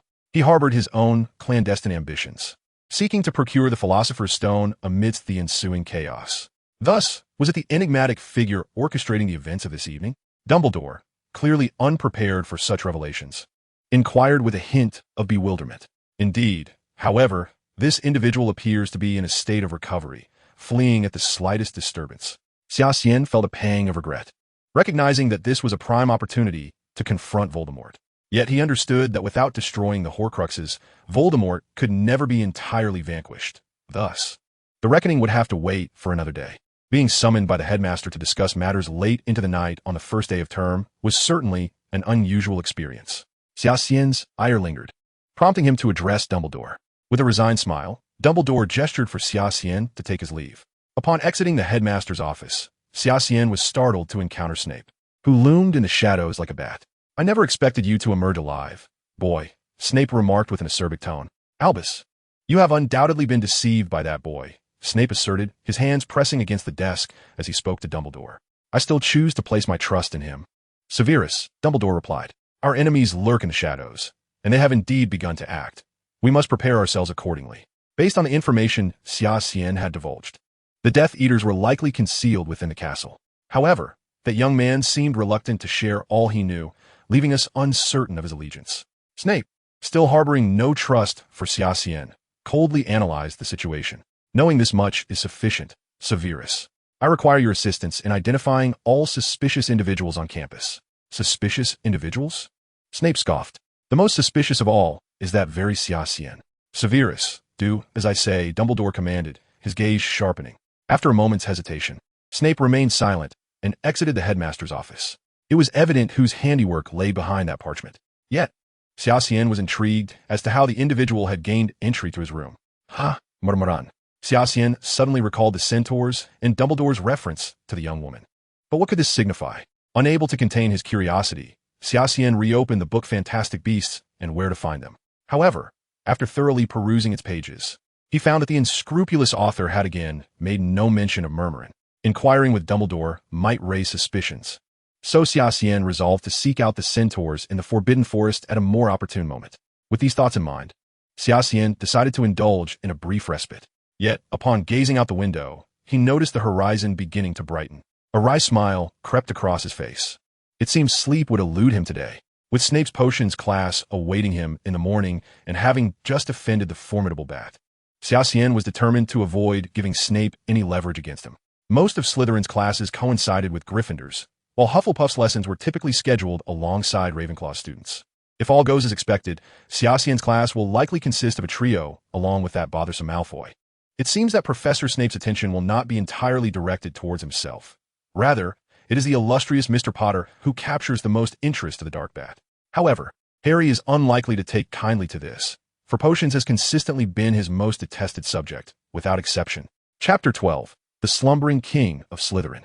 Upon entering the classroom, Xia Xian indeed spotted the striking golden hair of Malfoy, who sneezed, seemingly having caught a chill from the magical upheaval that transpired at Hogwarts last night.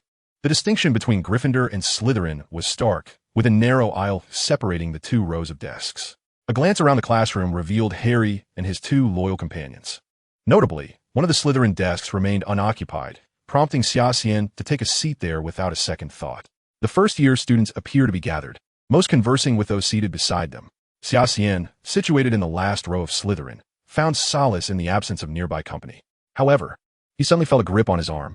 Initially, he assumed it was Karkaroff, but quickly remembered that Karkaroff was on his other side. Setting down his potions textbook, he turned his head to discover that a frail girl with white hair had somehow taken a seat beside him, her hands clasped tightly around his arm, her entire body leaning in closer. What was happening? Xia Xian felt a twinge of awkwardness. In his first life, he was merely a timid individual with ambitions, but lacking the courage to act. In his second life, he had dedicated himself to rigorous training. Yet interacting with girls seemed to be one of the few areas where he felt ill-equipped. Just as he was about to greet the girl, the door swung open with a resounding bang. Professor Snape, clad in his dark robes, stormed into the room, his attire billowing like some nocturnal creature in flight. "In my classroom, there shall be no errant wand waving or incantations uttered without purpose," Snape declared, his expression as cold as ice. A hush fell over the entire classroom. Meanwhile, the girl beside him remained unfazed by Snape's intimidating demeanor, continuing to cling to Xia Xian's arm. Feeling increasingly helpless, Xia Xian thought, Is it too much to ask for a civil conversation? He decided to disregard the girl beside him, as fatigue was beginning to overwhelm him. The previous night, due to this very girl, he had missed his first opportunity for training in this new world, and later, he was summoned by Dumbledore for questioning, which had drained much of his mental energy. He felt his eyelids growing heavy. Perhaps a nap would suffice, Xia Xian resolved, unwilling to battle the enticing allure of sleep. The girl seemed to perceive his drowsiness, and with a considerate gesture, released her grip. Grateful, Xia Xian smiled and folded his arms on a desk, forming a reasonably comfortable makeshift pillow. Some of you may arrive at Hogwarts possessing extraordinary abilities and enough confidence to believe you need not heed my lessons. Snape stepped forward, his gaze fixed. Mr. Potter, our famed celebrity, and you, Xia Xian. Harry, who had been diligently writing at the desk, was suddenly subjected to a relentless barrage of challenges from Snape. Ignoring Hermione, whose hand was nearly raised to the heavens, Snape approached Mr. Xia Xian. So, Mr. Xia Xian, he intoned, gliding eerily to Xia Xian's side.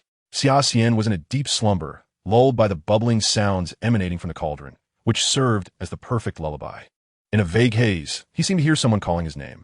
Xia Xian groggily opened his eyes, only to be startled by the sight of Snape's waxen face hovering before him. Mr. Xia Xian, the same question posed to Mr. Potter. Snape remained motionless, leaning close, and repeated the earlier inquiry. The combination of daffodil bulbs and wormwood produces a potent hypnotic known as the draught of living death.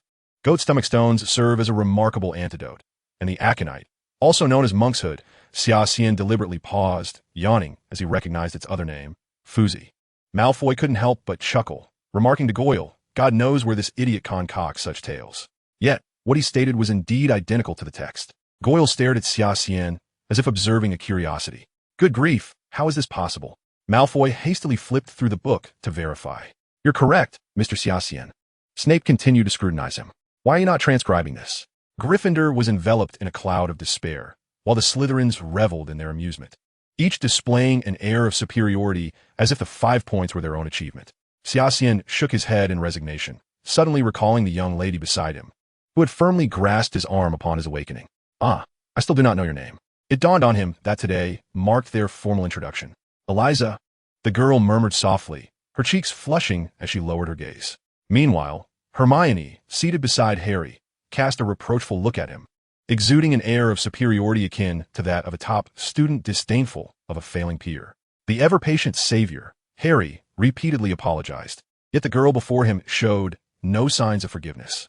What a peculiar fellow, Ron muttered, glancing at Xia Xian. Gryffindor, if you wish to avoid further point deductions. Mind your tongues, Snape warned, and Ron sheepishly shot a glance at him, secretly sticking out his tongue. When Snape announced the end of class, all students hastily fled the classroom as if escaping a catastrophe. The various peculiar specimens of animal organs and the cold demeanor of Professor Snape created an overwhelmingly oppressive atmosphere for the newcomers. No one seemed to anticipate the subsequent lessons any longer. Xia Xian leisurely gathered his textbooks and cauldron, still feeling half awake. I hope not to catch you next time, Mr. Xia Xian, Snape remarked coldly as he passed by, clutching his book. As Xia Xian gazed at Snape's retreating figure, he couldn't help but find amusement in the way his grand cloak billowed in the wind, resembling a walking bat. The image elicited a chuckle from him. What are you laughing at? Came the voice of Eliza from behind. The young girl had lingered, seemingly waiting for Xia Xian to finish gathering his belongings. Oh, I was just laughing at that poker face, Xia Xian replied, unable to suppress his smile. Eliza then seized his arm. Where are you going? I still have to attend my next class. Xia Xian sought to ease the awkwardness with small talk. Wherever I go, you shall follow. Eliza showed no intention of releasing his arm, instead gripping it tighter. Xia Xian sighed, realizing that he was unable to shake off this little shadow. He believed he possessed no particular charm that would attract girls. Even in this lifetime, his name was known in the wizarding world only as a remedy for infantile woes. Yet, all of this was before encountering Eliza. The girl paid no heed to the gazes of those around them, firmly holding onto Xia Xian's arm. He had originally intended to explore the restricted section of the library after class, but given the current circumstances, that hope seemed dim. For Xia Xian, if Snape possessed even a modicum of genuine talent, then Professor Quirrell, the defense against the dark arts instructor, was undeniably a complete buffoon. As for Quirrell's lessons, Xia Xian felt he was even inferior to a few of the protagonists who would ascend to higher grades. It was quite absurd to have a follower of Voldemort teaching a class on the defense against dark arts. Following that was the charms class taught by Professor Flitwick, who, despite his diminutive stature due to his lineage, exhibited remarkable expertise in charms. Xia Xian offered a fair assessment of him. Having nearly self-studied the first-year curriculum at home, Xia Xian had developed some unique insights into the magic of this world. In this realm, spells were akin to the laws of nature. As long as a wizard uttered the incantation, they could channel magical power in accordance with these laws. A wand served as an extension of a wizard's arm and a key to unlocking these laws. However, there existed powerful wizards capable of casting spells without incantations or wands, thus breaking free from the constraints of these rules. Xia Xian had merely scratched the surface. His proficiency in nonverbal spellcasting was limited to trivial pranks, whereas he was yet unable to perform formidable spells without incantation. Chapter 13. Loss of Control. For Xia Xian, finding a way to access the restricted section and acquire a few forbidden dark magic spells had become an urgent matter. Next would be to seize the opportunity during Quirrell's theft of the Sorcerer's Stone, in hopes of obtaining it for himself. The first-year introductory courses held little allure for him. After concluding a day of classes, Xia Xian turned to Eliza and smiled. "How about we grab a bite to eat first?" Eliza nodded, her eyes sparkling with a hint of anticipation. Suddenly, Xia Xian noticed a small tail seemingly trailing behind them. "Xia Xian, long time no see." Xia Xian noticed the brown-haired girl, and although he had no intention of engaging with the young lady, she persistently stepped forward to block their path. Fate, it seemed, was inescapable. Xia Xian couldn't help but smirk and said, "Hello, Miss Granger." He thought that such a formal distance would dissuade the girl from pursuing further interaction. Yet he clearly underestimated Hermione's boldness. "Your performance in potions class today was simply remarkable. I believe we will have many academic topics to discuss." Hermione eagerly opened up, adding, "Though I find the Slytherins rather lacking. You're quite different from them."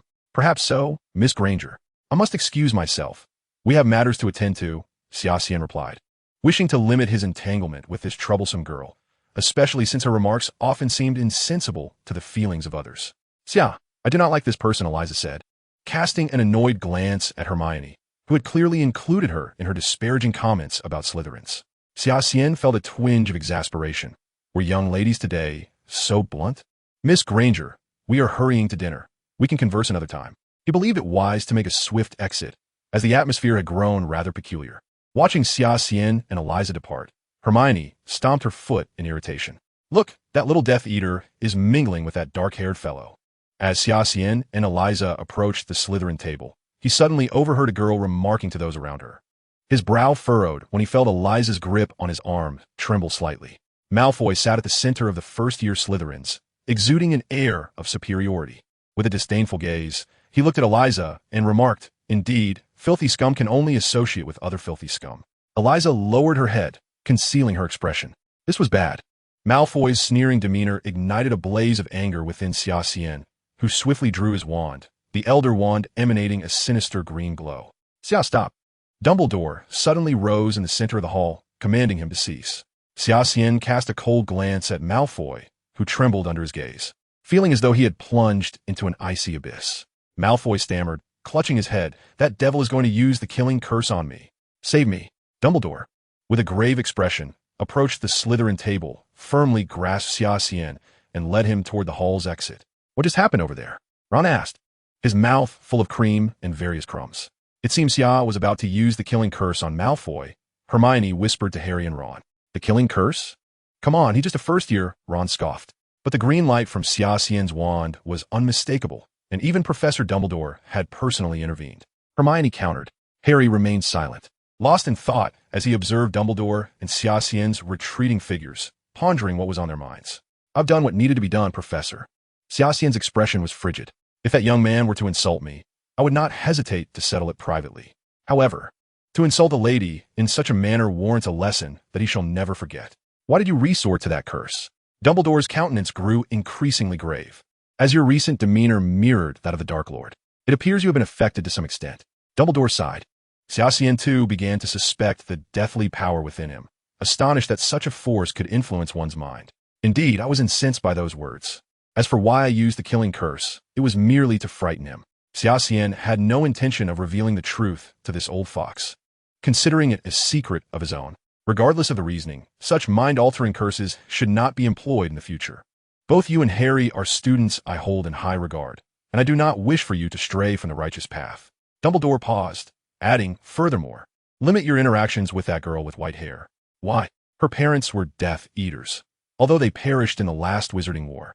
It does not preclude the possibility that she too is a Death Eater, Dumbledore stated. What sort of theory is that? Xia Xian felt a surge of anger. For Dumbledore's words were clearly fallacious. By that logic, a thief's child must inevitably become a thief? Headmaster, my association seemed to fall beyond your jurisdiction, Xia Xian replied coldly. I merely offer a suggestion, hoping you will exercise caution, Dumbledore remarked. Xia Xian turned to leave, but suddenly recalled something and turned back to ask, Headmaster, what is a murmur? A complex expression flitted across Dumbledore's face, easily caught by Xia Xian. After a brief pause, Dumbledore inquired, Why do you ask? I inadvertently overheard your discussion with the former headmasters last night. Xia Xian had already prepared a plausible explanation. I found nothing significant in Mr. Scamander's writings. Reflecting for a moment, he noted that Eliza must be 11 this year, and thus asked, Are there no exceptions? Dumbledore responded, Indeed, there is one. Scamander documented a murmurer from America who lived into his 20s and could freely wield the power of the murmurer. Dumbledore suddenly sensed that Xia Xian might have ulterior motives and asked suspiciously, Do you know something? As Xia Xian approached his seat, he found Eliza quietly awaiting him, while the gazes of those around seemed to regard him as a Dark Lord. Unfazed, he sat down and gently patted the girl's head. According to Dumbledore, only children harmed by magic, who harbor hatred for their own powers, become murmurers. Eliza must have endured much injustice in her youth. In this regard, they bore striking similarities. Yet, unlike Xia Xian, who had developed a formidable resilience through his 3 lifetimes, Eliza had manifested her murmurer nature within herself. Perhaps sensing their shared experience, Eliza felt an affinity towards Xia Xian. Xia, what troubles you? Eliza inquired, noticing his unusual demeanor. Xia Xian smiled and replied, It's nothing. Let us eat. Almost having taken a life, yet appearing nonchalant. This fellow truly is a devil. Ron glanced at Xia Xian in the distance and asked, Harry, why are you silent? In the meantime, Harry was pressing his forehead where the lightning scar throbbed with a sudden sharp pain, when he witnessed Xia Xian employ the killing curse. An unexpected anticipation stirred within him, as if a voice deep inside was persistently guiding him. Harry suddenly turned to Ron and inquired, Do you think I might become like him in the future? Ron, somewhat bewildered, offered reassurance, Don't worry, that could never happen. Eliza was also present, and to their surprise, she simply lay down on Xia Xian's bed. Xia Xian felt powerless against the girl, but this certainly was inappropriate. After a moment of mutual gaze, Eliza finally stood up, and as she walked out, Xia Xian distinctly noticed her displeasure etched across her face. Sighing in relief, Xia Xian thought he had finally dealt with this troublesome little follower, allowing him to venture into the restricted section that night. Though he needed to avoid detection by Dumbledore and Filch, he believed his luck would not be so unfortunate. Chapter 14, Shadows in the Restricted Section. That night, Xia Xian estimated it was around midnight when he quietly rose from his bed and exited his room. The common room of Slytherin still glowed with an eerie green light. It was as deserted as Xia Xian had anticipated. Satisfied, he left the dormitory and ventured into the dim, damp basement. However, he failed to notice that a small, slender figure had also slipped out of the Slytherin dormitory behind him. With his perceptive abilities, Xia Xian quickly detected this little tail trailing him. Resigned, he realized Eliza had indeed followed him. Did the Silent Ones possess some peculiar talent in this regard? Xia Xian deliberately concealed himself behind a marble column, intending to surprise the young girl as she passed by. Xia, what are you hiding here for? Eliza's voice unexpectedly chimed from behind him. What are you doing here? Xia Xian asked, feigning annoyance as Eliza grasped his sleeve. All right, I'll take you along, he conceded. Xia Xian guided Eliza through winding passages until they finally arrived before a door. Naturally, it was locked at this late hour. After ensuring no one was around, he drew his wand and murmured, Alohomora. With a click, the door opened. Quickly, come in, Xia Xian urged, stepping inside first. Why are you in the library, so late? Eliza asked. It seemed this little one had already located the library on the very first day of school. Xia Xian had a premonition that he was about to witness the emergence of yet another academic prodigy. In contrast, he had merely relied on his familiarity with the plot to remember the library's password, fully aware that he likely wouldn't encounter the fat lady at this hour. Yet, he knew that the ever-watchful Filch tended to lurk in the library at this time. Be quiet. Xia Xian gestured for silence, and then securely closed the door. It is now the stroke of midnight, and apart from 2 individuals, the library's outer hall is enveloped in darkness, devoid of any other presence. Eliza instinctively clutched Summer's arm, prompting him to inquire, "Are you afraid of the dark, Eliza?" After a moment of silence, she replied, "As long as Lilith and you are here, I am unafraid." Lilith? Summer searched the area, wondering if there were indeed others present. "I saw Lilith last night. She has been with me all along, though she does not favor appearing," Eliza explained. It dawned on Summer who Lilith was, the name Eliza had ascribed to the silent presence within her. Suddenly, a thought struck him, and he asked, "Do you know where the books related to dragons are kept in the library?" The girl nodded affirmatively. Summer realized that he had inadvertently stumbled upon a hidden scholar. Eliza guided Summer through a maze of bookshelves until they halted in a corner of the main hall. A faint glow emanated from Summer's wand. As Eliza examined the titles before her, she noted that most were tomes such as Encyclopedia of Dragons, 28 Uses of Dragon Blood, and How to Locate a Dragon. "Do you wish to raise a dragon?" she inquired, her beautiful blue eyes shimmering in the dim light. However, since 1709, it has been forbidden for any wizard to privately raise dragons. "I'm aware of that, Eliza," Summer replied with a hint of exasperation. "I merely wish to learn a bit more." Eliza seemed to breathe a sigh of relief upon hearing this, yet the astute young girl sensed that something was amiss. She furrowed her brow, lost in thought. After a moment of contemplation, Summer decided it was best to focus on their task. He grasped Eliza's hand and urged, "Come with me." They raced deeper into the library, disregarding the towering bookshelves that loomed around them. Eventually, they found themselves in front of a small door hidden in the depths of the library. This was a barred gate, flanked by walls, leading to a foreboding room. Summer extended his wand to probe ahead, faintly discerning more bookshelves within. He attempted to pull at the barred door, only to find it bound with thick black chains, as robust as an infant's arm, secured by a great lock. A conspicuous prohibition sign was affixed to the wall beside it. It must be here, Summer thought, surveying the eerie quiet of the library.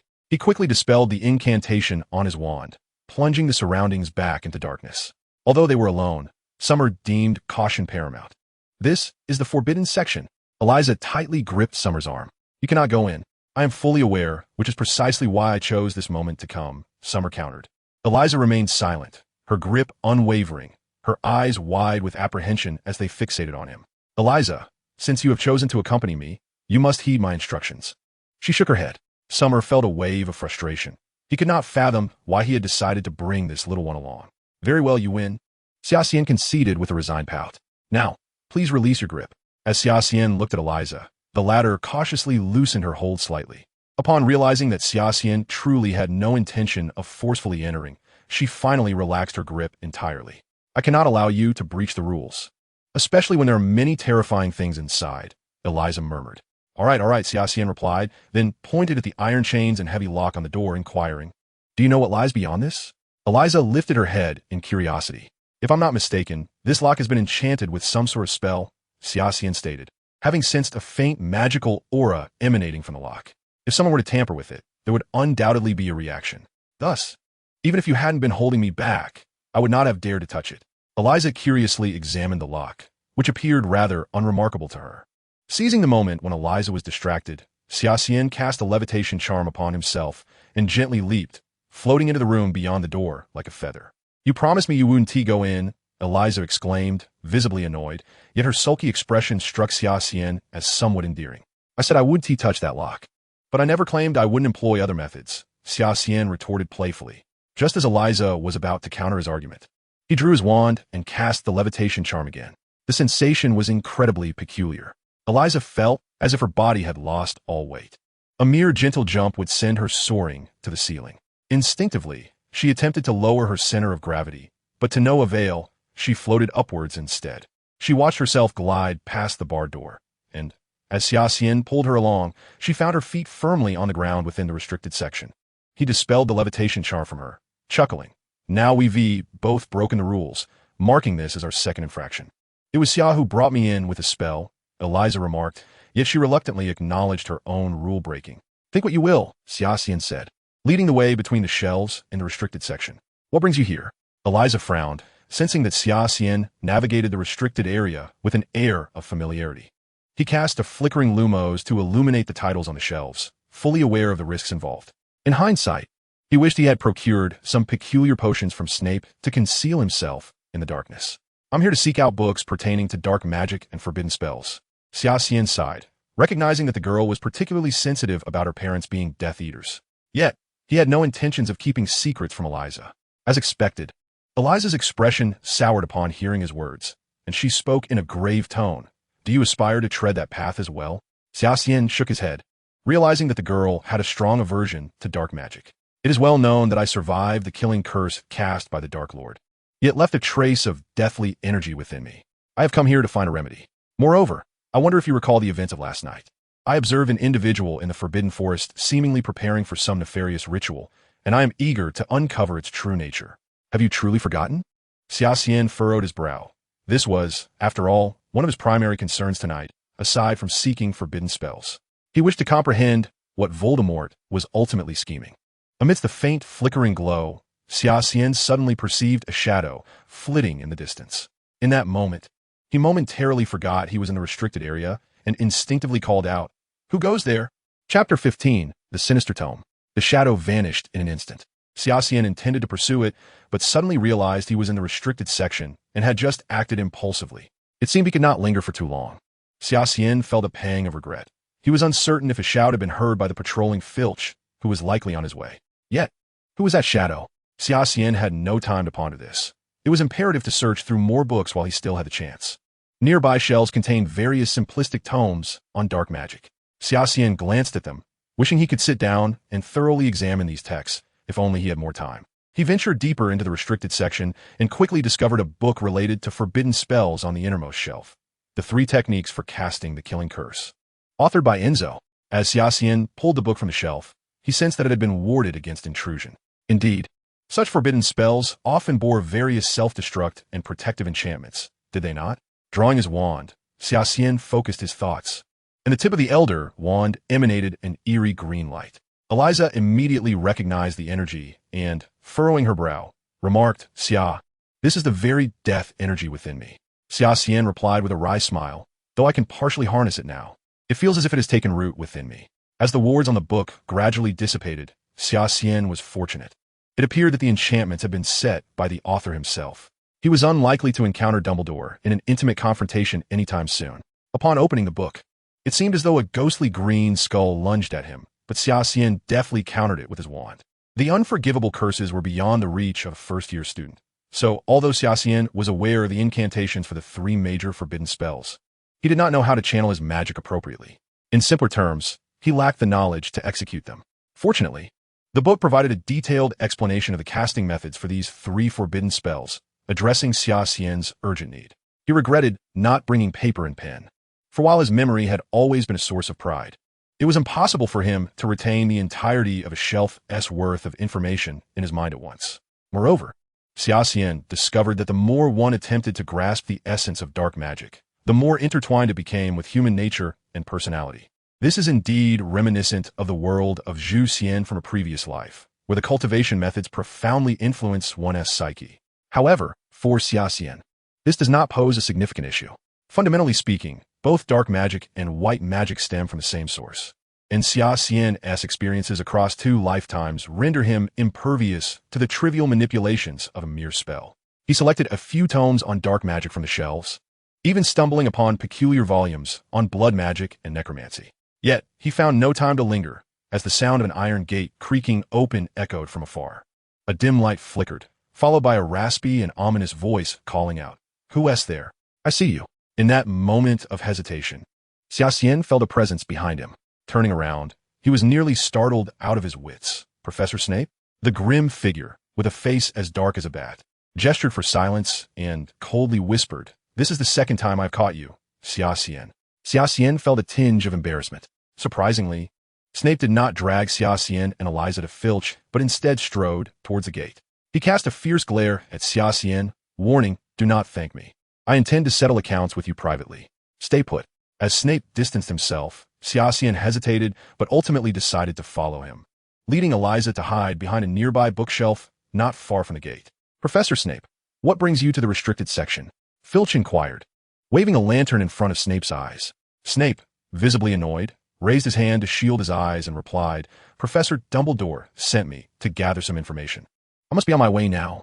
Filch, filled with suspicion, scrutinized Snape and asked, "Are you the only one here, Professor?"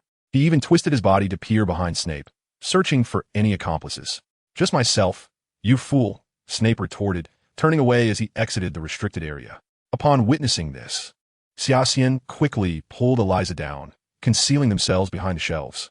Filch shone his lantern deeper into the restricted section before finally leaving and locking the iron gate behind him. Xia Xian breathed a sigh of relief. Although uncertain of Snape's true motives for aiding him, he had indeed alleviated a significant predicament. After estimating that Filch had wandered far enough away, Xia Xian stood up with Eliza from behind the bookshelves. The moment he grasped the book, his heart skipped a beat. What was this strange and obscure sensation? It felt as if the death energy within him stirred restlessly, attempting to gravitate towards the tome. Eliza leaned closer, remarking, "This is Latin. It translates to the Book of Sin. Could it be that it seals some immensely powerful magic?" This seemed to be the only plausible explanation. Fortunately, as they made their way out of the library, they did not encounter Filch again. However, under the moonlight, Xia Xian discovered a trail of blood on the corridor floor. They made no effort to pursue the trail, for its path aligned perfectly with their own. It was not until they reached the entrance of the Slytherin dormitory that their conversation came to an end. The two stood at the threshold, exchanging glances. Illuminating the common room with his wand, Xia Xian once again beheld the large bat that rendered him speechless. "I must ask, do you ever sleep?" he remarked. "It seems you have not heeded my words." Snape glared coldly at Xia Xian. "What brings you to the restricted section at such a late hour?" "We had some questions that we could not resolve between ourselves, Professor, and we decided to consult the library for answers. As for our venture into the restricted section, that was entirely unintentional," Xia Xian offered, concocting a rather poor excuse, surprised to find himself caught by the bat in such a precarious situation. Eliza cast a worried glance at Xia Xian, who returned a reassuring look. "I hardly believe that a troubled student would squander his time in the library at this hour. Young man, do not mistake my lack of disdain for admiration. I merely wish to see your talents in potion-making not squandered on trivial matters." Snape casually produced a tattered book from his black cloak and tossed it to Xia Xian. Xia Xian caught the book, opening it with a hint of confusion, revealing the inscription, "Property of the Half-Blood Prince." However, his attention was drawn to a bloodstain on the floor, and upon looking up, he noticed Snape's left hand hanging limply at his side. "Professor, you're injured?" Xia Xian queried with concern. "That is none of your concern," Snape replied, maintaining his poker face, utterly unimpressed by Xia Xian's inquiry. On the way back, Xia Xian briefly flipped through the pages of the book Snape had given him. It contained various potion-making techniques, each line adorned with annotations in black ink. Xia Xian recalled that in the 6th book, Harry successfully brewed the draft of Living Death using the notes from this very book, earning himself a small vial of Felix Felicis. A wry smile crept across Xia Xian's face. He certainly owed Snape a significant favor now. Chapter 16, The Disarming Charm. The book was filled with advanced potion recipes meant for upperclassmen, and Xia Xian decided to take his time experimenting with the formulas recorded within. After a cursory glance, he shifted his focus to the book he had found in the restricted section. Just as he was about to stow it away, a yellowed piece of paper slipped out from Snape's book. "Disarming Charm?" Xia Xian picked up the paper, finding the writing somewhat faded, but after considerable effort, he managed to decipher it. Could this possibly be the disarming charm created by Snape himself? As he continued to read, the paper was densely filled with descriptions of magical energy manipulation, accompanied by crude drawings of figures, presumably depicting the gestures for casting the spell. "Setacipra," Xia Xian murmured. Realizing this must be the incantation for the disarming charm, he drew his wand and pointed it at the entrance. "Setacipra," yet nothing occurred. Scratching his head, he studied the paper intently for a while longer before directing his wand at the door once more to cast the disarming charm. Boom! A substantial hole had been created in the dormitory door, and Xia Xian gazed upon his handiwork, a testament to his mastery of his first offensive spell, which seemed to possess commendable power. However, this solitary achievement was on the verge of being shattered. Xia Xian intended to experiment that very night with the 3 forbidden curses he had encountered in the restricted section. His gaze wandered once again to the tome he had procured from the forbidden area. The Book of Sin? Such a volume did not exist in the original narrative. Nevertheless, Xia Xian understood that the vast collection of the Hogwarts library could certainly harbor more than one such peculiar text. Yet, he found himself in an impasse. Unable to unlock the chains binding the book, it evidently required a unique method of access, not merely brute force. Setting the book aside for the moment, Xia Xian resolved to practice the 3 curses. These incantations comprised the Killing Curse, the Soul Siphon Curse, and the Heart-Piercing Curse. Although the Ministry of Magic had expressly prohibited these spells, Death Eaters and Dark Wizards alike remained fervently devoted to their mastery, despite the potential consequence of spending the rest of their lives in Azkaban. Drawing from the lesson learned from his earlier mishap with the door, Xia Xian adopted a different approach. Subconsciously weakening the power of the Taiji Xianqing Dao, he released a portion of the death energy within him. This imbalance remained within controllable limits, yet he felt an icy, chilling force enveloping him, casting a shadow over his mood. Perhaps due to his relative youth in this lifetime, Xia Xian had previously harbored confidence in his immunity to such influences. However, after this first attempt at diminishing the power of Taiji Xianqing Dao, he sensed that his emotions were slipping beyond his control. Pointing his wand at a potted plant within the room, he uttered Avada Kedavra. A ghostly green light emanated from the tip of his wand, and the flower began to wither at an alarming rate, ultimately succumbing to death. The sensation of casting the killing curse was exceedingly peculiar. Xia Xian even felt an impulse to shatter the flower pot into fragments, yet he managed to suppress this thought. Approximately 1/5 of his internal death energy had been expended, which suggested that, given his current accumulation, he could unleash 5 more killing curses to temporarily deplete his internal reserves of death energy, thus granting him a window for cultivation, though he remained uncertain how long this respite would last. The lurking adversaries stirred restlessly, and Xia Xian recognized that time was of the essence. Thus, he directed for consecutive killing curses at the flower pot. The Taiji Xianqing Dao, alongside the Mahaprajna of Tianyin Temple and the Incense Jade Codex of the Incense Valley, ranked among the 3 foremost cultivation techniques of the Divine Land, serving as the foundation for the myriad wondrous arts of the Qingyun sect. In this life, while Xia Xian's mind brimmed with various esoteric skills from the Qingyun sect, he had lacked the opportunity for cultivation over the past decade. The potency of the Taiji Xianqing Dao gradually diminished as his death energy was consumed, and now, Xia Xian had fallen from the realm of Yuqing. The Taiji Xianqing Dao comprises 3 realms, Yuqing, Taiqing, and Shangqing, indicating that he had regressed from even the foundational level. The following morning, Xia Xian awoke to the sound of discussions emanating from the doorway. Last night, Xia Xian personally experienced the revitalization of death energy within his body, subsequently suppressing the powers of the Taiji Xianqing Dao, ultimately achieving a peculiar balance between the 2 forces. Xia Xian estimated that he had approximately 5 to 6 hours available for cultivation. However, his practice last night progressed at a sluggish pace. It seemed that the thin spiritual energy of this world rendered the cultivation of the Taiji Xianqing Dao exceedingly arduous. Consequently, as the cacophony at the door reached his ears, Xia Xian felt a wave of irritation wash over him. "Hey, Mudblood!" The annoying voice of Malfoy resonated from the entrance. "Did you make a hole in the door last night? Were you practicing some so-called Chinese martial arts?" Xia Xian approached the door and drew his wand, pointing it directly at Malfoy. Malfoy hastily positioned Goyle in front of himself, while onlookers regarded him with disdain. Yet they harbored a deep-seated fear of Xia Xian. Who could fathom what this devil, capable of attempting to cast forbidden spells in the banquet hall, might do next? Silence.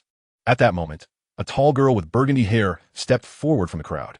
"Xia Xian, put away your wand. And you, Draco, mind your tongue." Xia Xian was taken aback. Who is this fierce woman? Yet, upon glancing at Malfoy, he noticed a sudden shift in his demeanor, from arrogant defiance to obsequiousness. Xia Xian sensed that something was amiss, but he could not quite place it.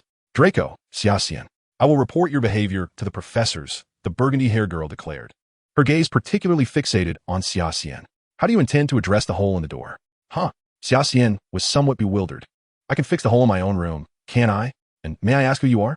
"Daphne Charlotte, our other female prefect," came a quiet reminder from Eliza, who had appeared by Xia Xian's side without him noticing. Understanding dawned upon Xia Xian. The professor mentioned by Daphne was undoubtedly that bat-like figure. Snape had just extricated him from the restricted section last night, and it seemed he would soon encounter him again. "Daphne, how do you think I should resolve this hole in my dormitory door?" Xia Xian scratched his head, realizing that Daphne's presence exuded an extraordinary aura. The students who had previously gathered had long since dispersed, and Malfoy had seized the opportunity to flee while Daphne chastised Xia Xian. Turning around, Xia Xian intended to locate Eliza, only to find that the little girl had also vanished without a trace. "Although I will repair it for you, to ensure you remember. You may choose between losing house points or paying a fine," Daphne stated. "Then I choose the fine," Xia Xian replied. "That will be 40 galleons." Daphne maintained a stern expression, yet Xia Xian could not shake the feeling that it was somewhat feigned. All right. Xia Xian resignedly rummaged through his trunk and retrieved 40 galleons to hand over to Daphne. "Is your trunk filled with galleons?" Xia Xian noticed Daphne seemingly swallowing hard. her expression betraying a hint of intrigue. Indeed, Xia Xian nodded. Is there anything else, Prefect? If not, I must attend class. Daphne discreetly tucked away 40 galleons, adopting a serious demeanor. Yet as Summer Xian observed her turn, a hint of smugness crept upon her lips. To his surprise, this head girl was indeed a miser at heart. Amused, Summer Xian thought of it as a necessary expenditure to avert misfortune. Upon reaching the common lounge, he discovered Eliza awaiting his arrival. As Summer Xian emerged, Eliza hurriedly approached him, inquiring, Summer, are you all right? Summer Xian mused to himself. How quickly this little girl had forgotten her frantic dash earlier, only to feign concern now. Nevertheless, he bore no ill will towards Eliza. Daphne's typically stern and serious demeanor could indeed be somewhat intimidating for the young girl. Coming from a renowned family of white wizards, Daphne harbored a certain disdain for Eliza, who quietly murmured, It doesn't matter. Your parents do not define you, Eliza. Summer Xian gently patted the girl as head in reassurance, and asked, by the way, what class do we have today? What? Another flying lesson with Madame Hooch? Summer Xian felt a headache coming on. Hadn't they already attended this class on the first day? Chapter 17. Snape and the Felix Felicis. Suddenly, Summer Xian clutched his stomach, exclaiming, Eliza, I have an unexpected stomachache. Please help me inform Madame Hooch that I need to take a leave. Eliza looked at him reproachfully, questioning, Are you trying to skip class, Summer? Shouldn't we be in tacit agreement about such matters? When she took on a serious tone, Summer Xian was at a loss for how to respond. The studious aura that Eliza emanated clearly indicated her intent to thwart his shameful attempt to evade class. With no other option, Summer Xian continued to weave his tale. Actually, last night we discovered some books in the restricted section, but the methods within proved ineffective. I wish to consult Professor Snape to see if he might assist me. After pondering his words for a moment, Eliza finally relented. All right, just this once, Summer. A sigh of relief escaped Summer Xian. He had successfully shed the little girl's watchful eye. He genuinely intended to seek out Snape, as the previous night's practice had left him feeling disheartened. Yet, an idea struck him, Felix Felicis. During his 6th year, Harry had once won a vial of Felix Felicis from Professor Horace, thanks to the annotated textbook provided by Snape. That very potion had been taken by Ron, who subsequently triumphed in the Quidditch match, becoming a hero for Gryffindor. If such a potion were truly as miraculous as rumored, Summer Xian's training would surely become less arduous. Snape's office was located on the 4th floor of Hogwarts Castle, its wooden door painted a deep black, surrounded by an eerily empty corridor. On either side of the room stood cabinets with glass doors, housing an extensive collection of precious potion ingredients and various specimens preserved in glass jars, mostly comprising biological entities or their internal organs. Intruding upon another's office is hardly commendable. Mr. Xian, a dark voice suddenly echoed behind him, sending a shiver down Summer Xian's spine as Snape's peculiar, elongated tone unsettled him. I have a question to pose, Professor. Summer Xian replied, adopting the demeanor of a diligent student. I hardly believe that a student who constantly dozes off in class would harbor any inquiries, Mr. Xia Xian. Snape remarked coldly. Moreover, at this moment, you ought to be attending Madame Hooch's flying lesson. Having grown somewhat immune to Snape's biting sarcasm, Xia Xian still felt the sting of his words. He placed a hand on his forehead and confessed, I truly lack any talent for flying, Professor. Snape glared at Xia Xian for a prolonged moment before striding into the inner chamber of his office. What are you waiting for? After a brief moment of realization that he was the subject of Snape's directive, Xia Xian hurriedly followed suit, though he had mentally prepared himself for Snape's office. The sight of large glass jars filled with repulsive contents in the inner room made Xia Xian feel a wave of nausea. This is quintessentially Snape, he internally scoffed. Speak your question, Mr. Sleepyhead, Snape commanded from behind a desk, upon which rested a cauldron. He crossed his arms, resembling a bat with its wings folded. I perused your book last night, Xia Xian began, and developed an interest in the Felix Felicis, Professor. Snape raised an eyebrow. What do you intend to do with that potion? To be honest, Professor, I've been rather unfortunate lately, and I'm hoping this potion might alter my luck. Xia Xian replied, speaking the truth. Wherever I go, I encounter your poker face. Indeed, I've been quite unlucky, he murmured to himself. You ought to consult that charlatan, Sybil, about your recent fortunes, Mr. Sleepyhead, Snape retorted, though he nonetheless waved his wand to ignite the cauldron, then turned to gather ingredients. I will only demonstrate this once, and do not harbor any delusions that I will share my results with you. Should you err, the consequences are yours to bear. Snape retrieved an array of items from the heap of vials and jars behind him and turned to Xia Xian. According to your assertion, you seem to have perused my notes. So, Mr. Sleepyhead, What is the formula for the Felix Felicis? Essence of ashwinder egg, shrivel fig bulb, tentacula tentacle, thyme, the shell of a bird snake egg, and some common powdered ingredients. Xia Xian anticipated Snape's challenge, having already prepared himself for the bat scrutiny. Snape sequentially added the various components into the cauldron, vigorously stirring with a rod. Xia Xian endeavored to memorize all of Snape's actions. Potion making was as perilous as a chemistry experiment. A single mistake could lead to disastrous consequences, ranging from a disfigured visage to the loss of life. Observing a master potion maker at work was indeed a different experience from mere reading. Xia Xian noted many subtle techniques employed by Snape during the process. After adding the final ingredient and stirring forcefully, Snape pointed his wand at the cauldron. Philippra, a plume of white steam rose from the liquid within, and Xia Xian understood that Snape's Felix Felicis had been completed. You have but one chance, Snape said, using his wand to transfer the potion into a small vial. Professor, I believe one attempt will suffice. Xia Xian, guided by memory, meticulously selected the necessary ingredients from Snape's magical supplies, subsequently pouring them into the cauldron in accordance with the prescribed steps. As the tip of his wand illuminated, a mist identical to that demonstrated by Snape began to rise from the cauldron. Snape approached to inspect the potion, offering a grudging approval. Barely usable.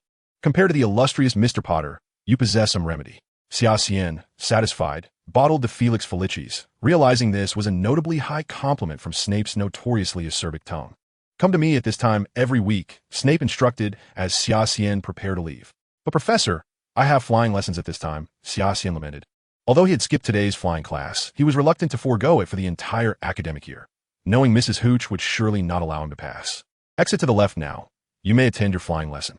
I hope you do not fall asleep on your broom. Snape gestured toward the office door, indicating Xia Xian was free to depart.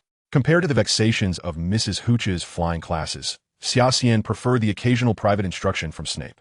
Having had no prior exposure to potion making in his previous life, he recognized Snape's guidance would help him navigate the complexities of the subject with greater ease. Yet, the badass sardonic remarks were somewhat challenging to endure, though Xia Xian felt he was nearly immune to them by now. With a mixture of trepidation and anticipation, Xia Xian approached the lawn before the castle, where he beheld the gray-haired, stern-voiced witch, Madame Hooch. What are you all waiting for? She exclaimed, her tone as urgent and brisk as the day before, as she raised her hand above the broomsticks. Now take off. However, who could oppose the authority of Madame Hooch? Several students who had yet to successfully grasp their brooms shouted in unison, up. The brooms remained obstinately still, and Madame Hooch merely encouraged them to persist, offering no guidance on the technique. The students continued to chant foolishly, up, up. Xia Xian questioned the necessity of this lesson, as Madame Hooch seemed more a cheerleader than a teacher. Xia Xian, what are you doing hiding behind the holly tree? Madame Hooch halted her task and turned to face him. All right, Xia Xian sighed, shaking his head as he stepped out from behind a shrub. I heard from Eliza that you were unwell this morning. Madame Hooch clearly did not believe Xia Xian's fib, noting his rosy complexion that suggested he was in excellent health. Yes indeed, Professor, Xia Xian continued to weave his tale. Madame Hooch scrutinized him, stating, I hope this is the last time. Otherwise, I cannot guarantee your passing mark for the end-of-year flying class. Now, make haste and practice over there. Xia Xian nodded in resignation, though he did not divulge to Madame Hooch that his flying lessons would likely continue in this manner. Casting a glance at the broom lying on the ground, he recalled how much trouble it had caused him the day before. Up. The broom in Xia Xian's hands resembled a playful kitten rolling on the ground. Xia Xian gazed helplessly at this mischievous creature, which had not behaved so obediently the day prior, when it had leapt into the air and shattered several windows in the castle. As a consequence, Professor McGonagall had deducted points from Slytherin. Suddenly, Xia Xian felt a slight heaviness in his grip. A wooden texture distinctly transmitted itself through his palm, and he grasped the broomstick firmly. Had he succeeded? Xia Xian felt a bit dazed, while the other students, struggling with their brooms around him, voiced their frustrations in unison. Chapter 18. Unlocking the Room of Requirement. Madame Hooch nodded and remarked, You all did quite well today. Xia Xian scrutinized the broom before him. It had a smoothly polished handle, albeit with a slight curve rather than being perfectly straight. He sensed a subtle flow of magic coursing through the broom, yet he found himself perplexed by the underlying principles. These seemingly ordinary brooms appeared to lack any special materials, so how exactly did they facilitate flight? Why did different brands of flying brooms exhibit such varying speeds? His intense curiosity tempted him to disassemble the broom in his hands, though he dismissed the thought. Noticing Xia Xian's expression of bewilderment, Madame Hooch clapped her hands. calling the airborne students to descend and gather around her. Today, we shall discuss the flying brooms you hold. She raised her own broom, explaining that flying brooms are magical tools imbued with spells. The principle is quite simple. Wizards activate the enchantment within the broom using their willpower, focusing their gaze upon it, and either silently reciting or vocally proclaiming the activation incantation. The remaining students, still struggling, heeded Madame Hooch's explanation and soon found success. Approximately 10 minutes later, the last broom soared into the hands of a Gryffindor girl, eliciting a sense of superiority among the Slytherins. In truth, Xia Xian was the last Slytherin to successfully grasp a broom. Following this, Madame Hooch began instructing the students on how to fly. She taught them how to prevent themselves from sliding off the broom, which involved activating the adhesive charm embedded within it and holding the handle with the correct grip. Once again, Xia Xian became a cautionary example. Madame Hooch pointed out his improper grip multiple times. Xia Xian could only manage a wry smile, recognizing his lack of aptitude for this endeavor. He had contemplated soaring through the skies on a sword among a cadre of broom-riding wizards, but currently, he possessed neither a sword nor the necessary skills. For now, he resolved to master the use of the broom. However, he began to view Madame Hooch's teaching style with newfound respect. She was not the indifferent professor he had initially imagined, but rather one who encouraged students to explore independently before addressing their questions.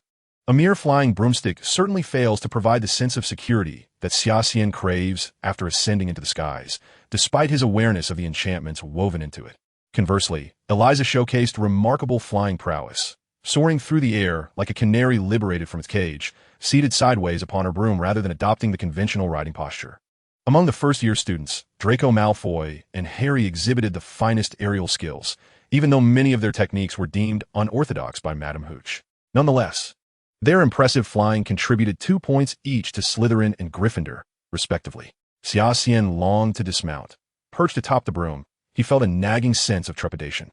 Though merely a few feet above the ground, his heart raced with anxiety, as the broom felt far less reliable than flying on a broomstick.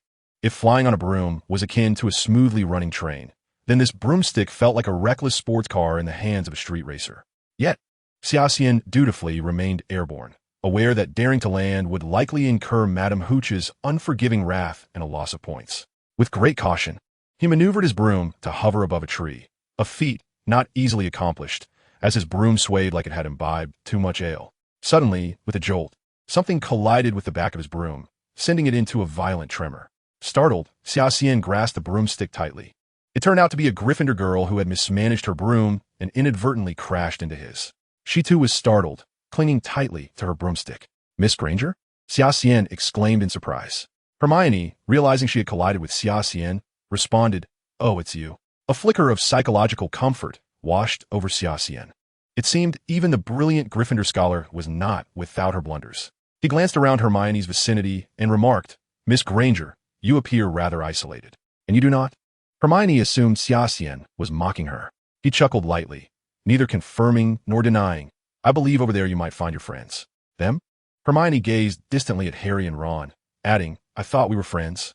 Xia Xian, wishing to maintain some distance, concocted an absurd yet sensible excuse. "Please, Gryffindor and Slytherin have always been rivals." Hermione looked at him with a hint of disappointment before redirecting her broom towards her Gryffindor companions. Upon landing, Xia Xian quickly reunited with the waiting Eliza, who, with a concerned expression, inquired, "Xia, what did the professor say?" Xia Xian discreetly tightened his grip on the Felix Felicis hidden in his palm and replied, "The professor mentioned that there is no significant issue. With time, this matter will resolve itself." Despite his words, he was already contemplating where to practice that evening. The commotion caused by casting the killing curse was too great, and he had no desire to turn his room into chaos, especially with a money-minded upperclassman constantly watching him. After pondering for a while, a brilliant idea struck him: the Room of Requirement. Xia Xian recalled how this room had aided Harry numerous times. If he could locate it, he felt that his training would no longer be constrained, and he would surely progress at a swifter pace. Noticing Xia Xian seemed lost in contemplation, Eliza inquired, "Xia, what occupies your thoughts? Do you have any classes this morning?" With a hint of skepticism, Eliza glanced at Xia Xian, sensing his peculiar demeanor. Yet she acquiesced to his suggestion. "I shall head to the library." This time, Xia Xian was somewhat wiser. He watched as the young girl vanished from his sight before he felt secure enough to venture deeper into the castle. He recalled that the room of requirement was concealed behind a tapestry depicting a giant. Hastening down the corridor, Xia Xian searched floor by floor, starting from the first. His diligence bore fruit. On the 8th floor, he indeed discovered the tapestry. Standing before it, he steadied his breath, cleared his mind, and focused solely on his need for a space to practice magic.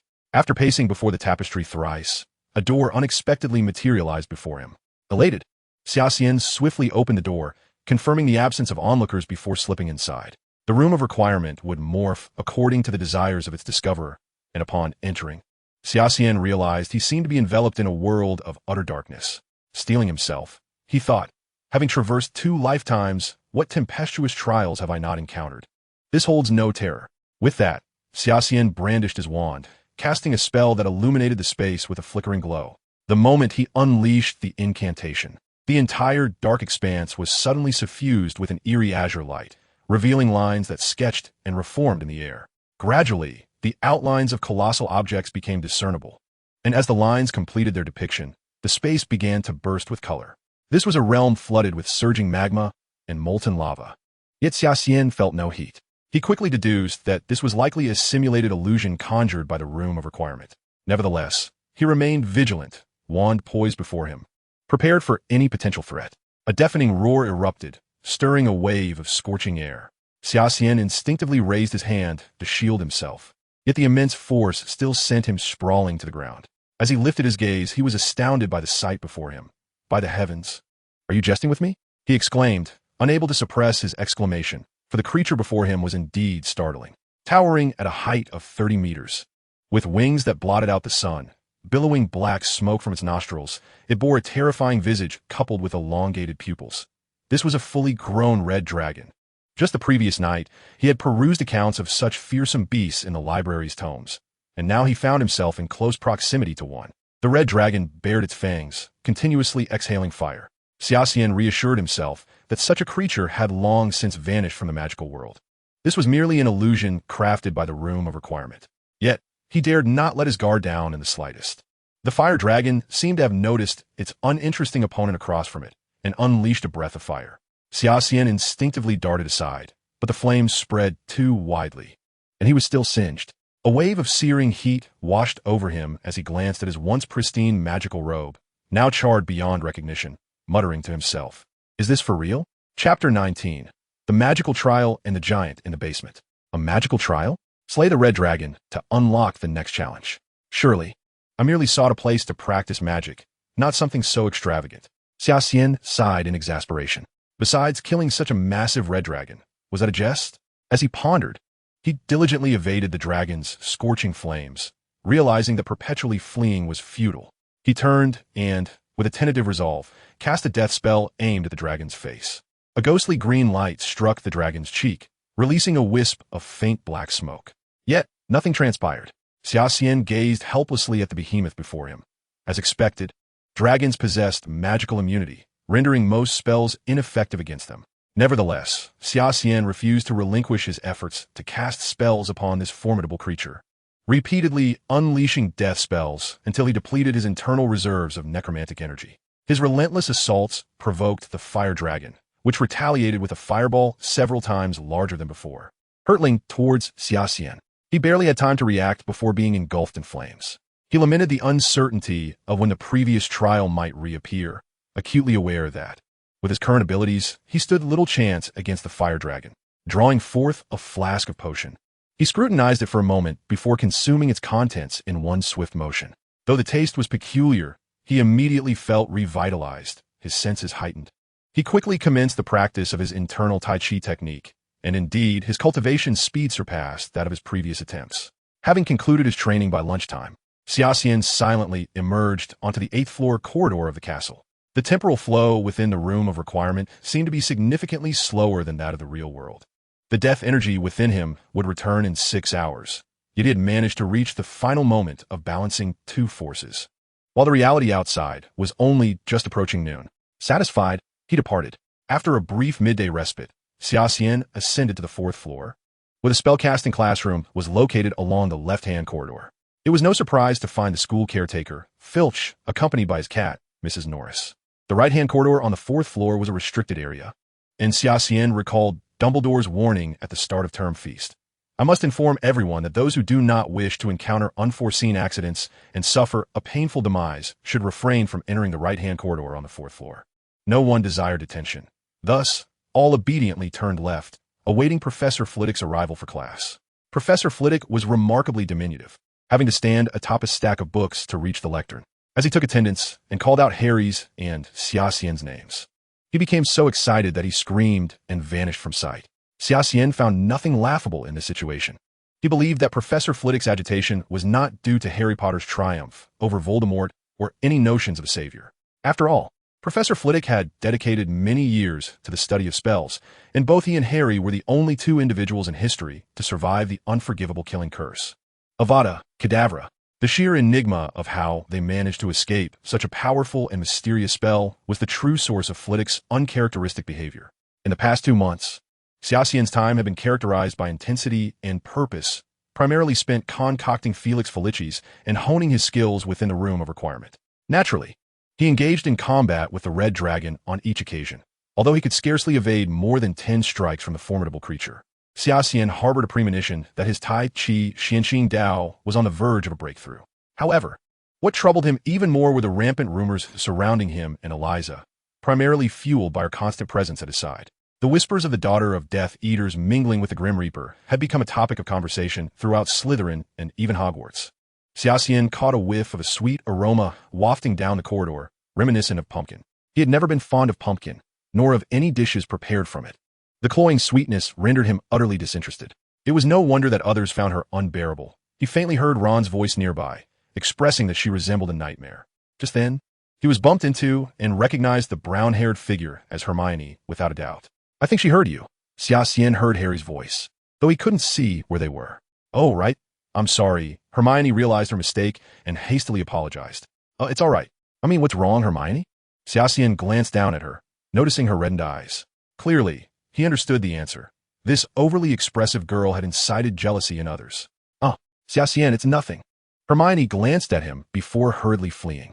Xia Xian watched her disappear into the crowd. Throughout his student years, he had encountered many attention-seeking individuals, often met with disfavor. As Xia Xian concluded a day of studies and entered the banquet hall for dinner, inadvertently overheard a conversation between 2 Gryffindor girls. Have you seen Hermione today? I just saw her. She was crying in the girls' restroom and refused comfort from anyone. Could it be the one near the myrtle? Xia Xian sat at the long table, his fork frozen in midair. What's the matter, Xia? Eliza, seated across from him, noticed his unusual demeanor and couldn't help but inquire. What was Qi Lo's intention again? Xia Xian struggled to sift through fragmented memories from his past life regarding this event. As a devoted Harry Potter fan in his previous existence, he was intimately familiar with the characters, yet after the trials he faced in the world of Zhu Xian, some recollections had become hazy. All right, the Philosopher's Stone. For the past 2 months, Xia Xian has been wholly devoted to the research and refinement of the Philosopher's Stone, as well as his own cultivation. Coupled with the absence of any significant activity from Quirrell during this time, Xia Xian nearly forgot about the matter of the magical stone entirely. What location would conveniently allow for the introduction of the troll, while also facilitating a swift escape from the crowd? Pausing to reflect from a different perspective, Xia Xian quickly deduced that Hermione must be in the basement. All the clues began to connect. He finally recalled the essence of the situation. Quirrell had released the troll within Hogwarts, intending to seize the opportunity to steal the Philosopher's Stone from the 3rd-floor classroom. However, the 3-headed dog, Fluffy, was not so easily deceived, and Quirrell's plan had failed. Professor Quirrell was indeed a Death Eater. Xia Xian would have cast this matter aside entirely were it not for the unintentional reminder from 2 young girls that evening. At that moment, Xia Xian observed Quirrell stumbling into the Great Hall. He collapsed onto the floor, and before feigning unconsciousness, he managed to convey the news of the troll in the basement to all the professors and students present. The Great Hall erupted into chaos. Most students at Hogwarts had only encountered trolls in their textbooks, and very few had ever seen such a creature in reality. Xia Xian noticed that Harry and Ron had stealthily exited the Great Hall, presumably to search for Hermione. It was after this incident that the trio would officially come together. Xia Xian had no interest in participating in the 2 impassioned boys' heroic rescue plan, nor did he intend to interfere with the formation of their group. He had more pressing matters to attend to. Having previously struggled against the conflicting powers within himself, Xia Xian had not confronted Quirrell or the Voldemort that possessed him directly. But after 2 months of training, he intended to engage in a thorough discussion with Voldemort. After all, it would be impolite not to reciprocate. Xia Xian was well aware that Voldemort was remarkably resilient, and given the existence of several Horcruxes, he could not simply eliminate him once and for all. However, passive defense was not Xia Xian's style. He preferred to take the initiative, seizing opportunities for himself. Chapter 20, Confrontation. Quirrell felt a sense of triumph. He had deceived everyone, and now his plan was about to come to fruition. The professors had all rushed to the basement, and this was the perfect moment for him to acquire the Philosopher's Stone. Or should I say, Tom Riddle, or Voldemort. Xia Xian emerged slowly from behind a pillar in the corridor. With his dark hair, "Are you that filthy little half-blood?" Quirrell's expression twisted into a grotesque grimace. He uttered no words, yet a chilling, raspy voice unmistakably emanated from his direction. "It seems your memory serves you well." Xia Xian replied with a smile as he drew his wand. "I believe we have an account to settle. Master, your strength has yet to be restored. Allow me to deal with him." Quirrell raised his wand and uttered, "Avada Kedavra." Without the slightest hint of trepidation, Xia Xian sidestepped the curse, knowing that the dragon's attack in the Room of Requirement was far swifter than Quirrell's killing curse. Xia Xian pointed his wand, and an invisible surge of magical energy sent Quirrell staggering. The stunning spell? Voldemort's cold, serpentine voice echoed once more. "Severus truly has trained a remarkable student. Perhaps we should not be so adversarial. I sense we are kindred spirits." The sinister allure in Voldemort's tone was palpable. He had infused his words with a bewitching dark magic. "Join me, and I shall grant you all that you desire, asking only for your loyalty and a modest price in return." Xia Xian had no intention of engaging in further dialogue. Sectum Sempra. This time, he abandoned the silent incantation and cast a full-fledged version of the spell. The silent variant was a recent development he had perfected over the past 2 months. While less potent, it still held the element of surprise. Quirrell had evidently underestimated the spell's power, as he was sent hurtling backward by Xia Xian's incantation. "Professor?" McGonagall glanced quizzically at Dumbledore, who led their group down the spiraling staircase to the dungeon, but Dumbledore abruptly halted. "Very well, Albus." Snape exchanged a knowing glance with Dumbledore, one only they could comprehend, before turning to ascend the staircase. "The rest of you, follow me to the dungeon to deal with that troll," Dumbledore instructed, adjusting his robes. Quirrell, somewhat disheveled, rose awkwardly from the ground, visibly enraged. "You worthless fool! Stop wasting time!" Quirrell, astonished at being bested by Xia Xian, raised his hand to cast several killing curses, all of which Xia Xian deftly evaded. Alarmed, Xia Xian swiftly sidestepped, shaking his arm, and with a shriek, Carcaya appeared at his side. A massive python, over 10 feet long, was now hissing before him. Had Carcaya not intervened, Xia Xian might have suffered a bite. "Is that Nagini?" Xia Xian marveled, surprised to see the creature here. Nagini was immune to most spells, leaving Xia Xian momentarily at a loss. "Was it you in the Forbidden Forest that night?" Quirrell glared at the coiled creature beside Xia Xian, bitterness in his voice. "Who was where?" Snape's voice suddenly called out. "I will remember this, boy." Quirrell retreated hastily down the corridor, and Nagini dissipated into a cloud of black mist, vanishing before Xia Xian's eyes. "Again, it is you? What are you doing here?" Snape approached from the staircase. Xia Xian had concealed Carcaya before Snape's arrival. Yet the subtle traces of magic in the air remained beyond his control. After circling Xia Xian a few times, Snape inquired with a furrowed brow. "Did you just use the Sectum Sempra?" Xia Xian could only concede that Snape, the spell's creator, was indeed astute. No minute detail escaped his keen observation. Immediately, Snape seemed to sense a faint aura of dark magic in the air. His gaze was fixed deep down the corridor, and he turned sharply to Summer, commanding, "Wait here for me." He then hurriedly pursued the shadows of the hallway. Summer furrowed his brow. He had anticipated at least delivering a lesson to Voldemort. But to his astonishment, Nagini had appeared within Hogwarts. The serpent's magic was nearly ineffective against it, yet if he resorted to his trump card, Summer felt uncertain about delivering a fatal blow to Voldemort. He required more time. After approximately a quarter of an hour, Summer finally witnessed Snape limping back from the depths of the corridor. Noticing bloodstains on the floor, he inquired with concern, "Professor, are you all right?" Snape, maintaining a stoic demeanor, replied, "Come with me to see Dumbledore."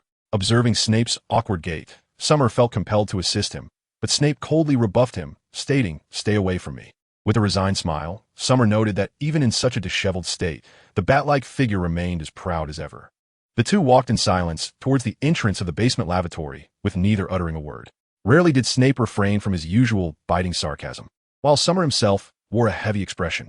The lavatory exuded a strong, unpleasant odor, jolting Summer from his thoughts. A group of professors reprimanded the trio, and Summer caught sight of the repugnant green-skinned creature. Evidently, the trio had managed to navigate a crisis through sheer luck. Severus, and Summer too. Dumbledore appeared somewhat taken aback by Summer's arrival, but the astute old wizard quickly discerned the underlying reason. Clearly, there was more than one mischievous child at play. 10 points from Slytherin. Summer, come to my office. Oh, and you too? Severus, he's your student. Ron stifled a laugh, whispering to Harry. Looks like the poker face has dug his own grave, along with that sleepy head. 5 points off Gryffindor. Minerva, I believe you ought to address Mr. Weasley's loose tongue. Snape, who had already begun to leave with Dumbledore, suddenly re-emerged at the door. You're quite right, Severus. Professor McGonagall shot a knowing glance at Ron, whose face fell like a deflated balloon. Ice-cold lemon juice, Dumbledore announced as the password for the day. Shall we? The three of them descended the staircase into the headmaster's office. Aside from the few days at the start of the term, you have been quite well behaved these past 2 months, Summer, Dumbledore remarked. To be honest, I did not expect to find you on the 3rd floor. Would you care for a drink? No.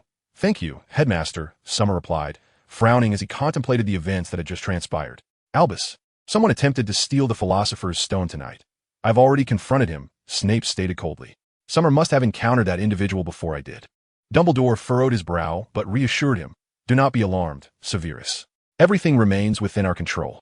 The infernal three-headed dog stands guard, ensuring that no issues arise. Please, trust in Hagrid, and in me as well. Dumbledore, filled with curiosity, inquired of Xia Xian, Mr. Xia, how were you able to thwart that individual and stand before us unscathed? Xia Xian replied, I utilized the disarming charm taught by Professor Snape, and fortuitously, Professor Snape arrived just as the adversary was about to strike, which is why I emerged unharmed.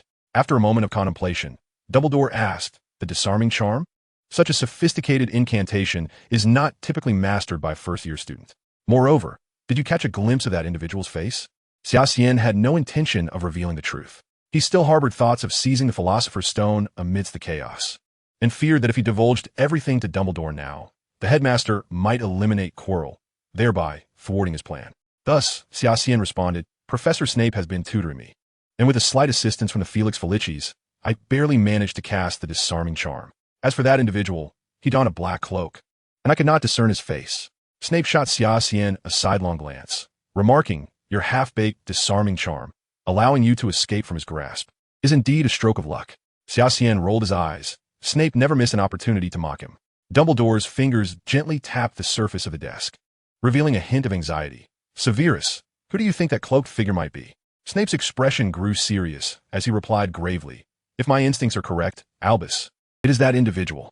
Adjusting his glasses, Dumbledore stated, it seems our suspicions were not unfounded. We must now implement even stricter protections. Severus, please prepare some potions. Dumbledore then turned to Xia Xian and requested, I ask that you keep today's events confidential, Mr. Xia.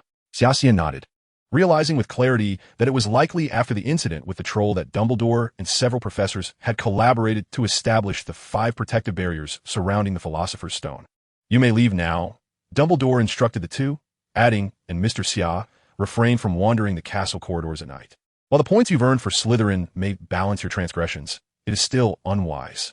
Chapter 21. The Riddle of the Potion Challenge. Exiting the headmaster's office, Snape addressed Xia Xian. If you are free tomorrow night, come to my office to assist me in brewing potions. Also, do not showcase your disarming charm until you have perfected it. Xia Xian understood that Snape was inviting him to contribute to the design of the potion challenge. This unexpected opportunity delighted him. Upon returning to the Slytherin common room, Xia Xian immediately spotted Elisa, anxiously awaiting his arrival. The young girl visibly relaxed upon seeing him. Xia, where have you been? Professor Snape summoned me to discuss a few matters, Xia Xian replied.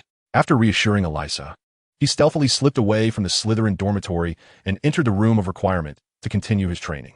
2 months of rigorous training left Xia Xian with little chance against the formidable Red Dragon. The sole improvement he had made was in his evasion skills.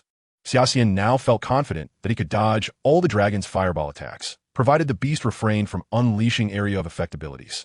After successfully evading 4 or 5 of the dragon's strikes, the creature became infuriated once more, launching a sweeping torrent of flames that forced Xia Xian's challenge to a disheartening conclusion, depleting the death energy within him.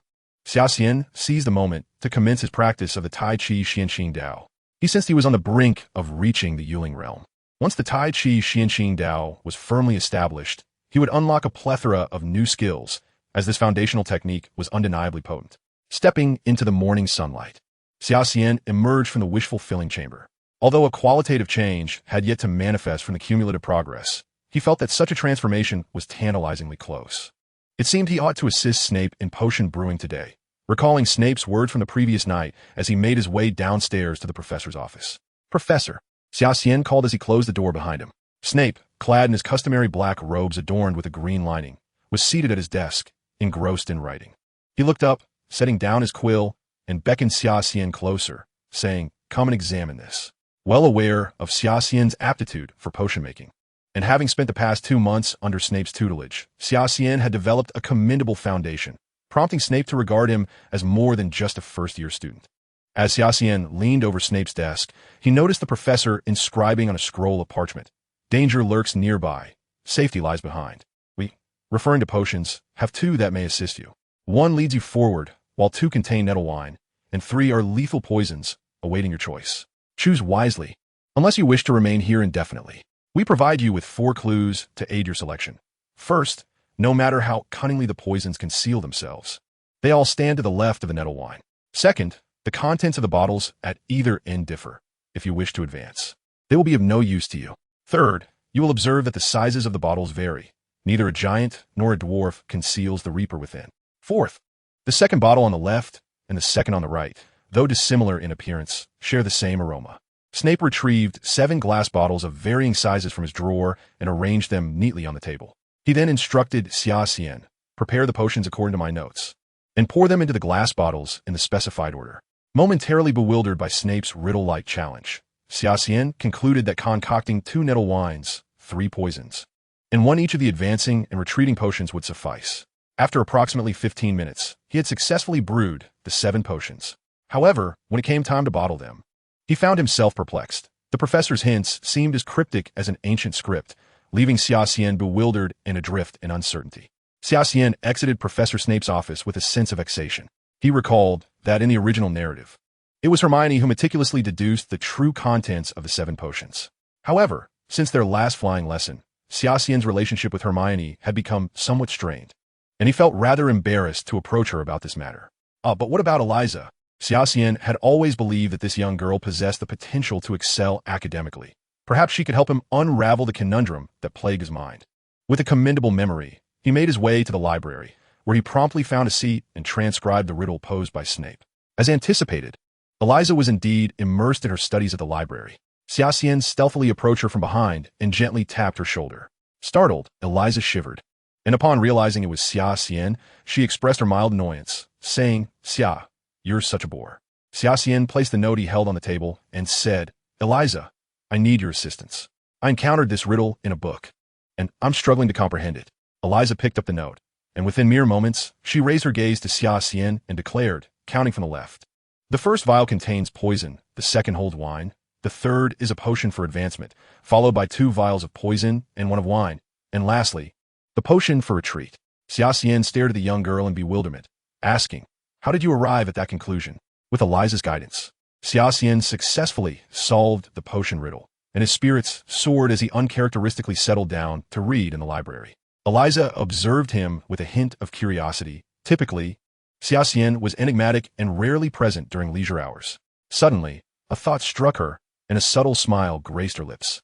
"There's a Quidditch match this afternoon," she said. "Professor Snape wants you to serve as the Seeker for Slytherin." At last, Xia Xian comprehended the mysterious smile that had adorned Snape's face upon his departure. The previous Seeker had encountered an unfortunate incident during potions class, prompting Professor Snape to solicit votes for a new Seeker, with everyone recommending him. "But I don't even have my own broomstick, and first years aren't eligible to join the Quidditch team. You know my flying skills better than anyone," Xia Xian sighed, realizing that someone must be playing a trick on him, with Draco Malfoy being the prime suspect. Yet, he recalled that Gryffindor's Harry Potter had also been selected as a Seeker. Eliza pouted, saying, "But Harry Potter was chosen too." Xia Xian suddenly recalled that it was during this very Quidditch match that Quirrell had made his move against Harry. "All right, Eliza, I truly do not wish to participate in any Quidditch match." He shook his head. "My recent classes have been rather demanding." and I would prefer to stay in my dormitory and review my studies. In truth, Xia Xian was deeply concerned about the Philosopher's Stone. If he failed to uncover its secrets, then it would likely forever elude him. He had diligently researched all available information regarding Nicholas Flamel. Yes, Nicholas Flamel. He even wished for Dumbledore's assistance in introducing him to the illustrious alchemist. Yet, setting aside the question of whether Dumbledore would acquiesce to his request, the crux of the matter lay in what he would do upon successfully meeting Nicholas Flamel. Surely, he could not directly inquire, "Does your Philosopher's Stone have the capacity to absorb the essence of death?"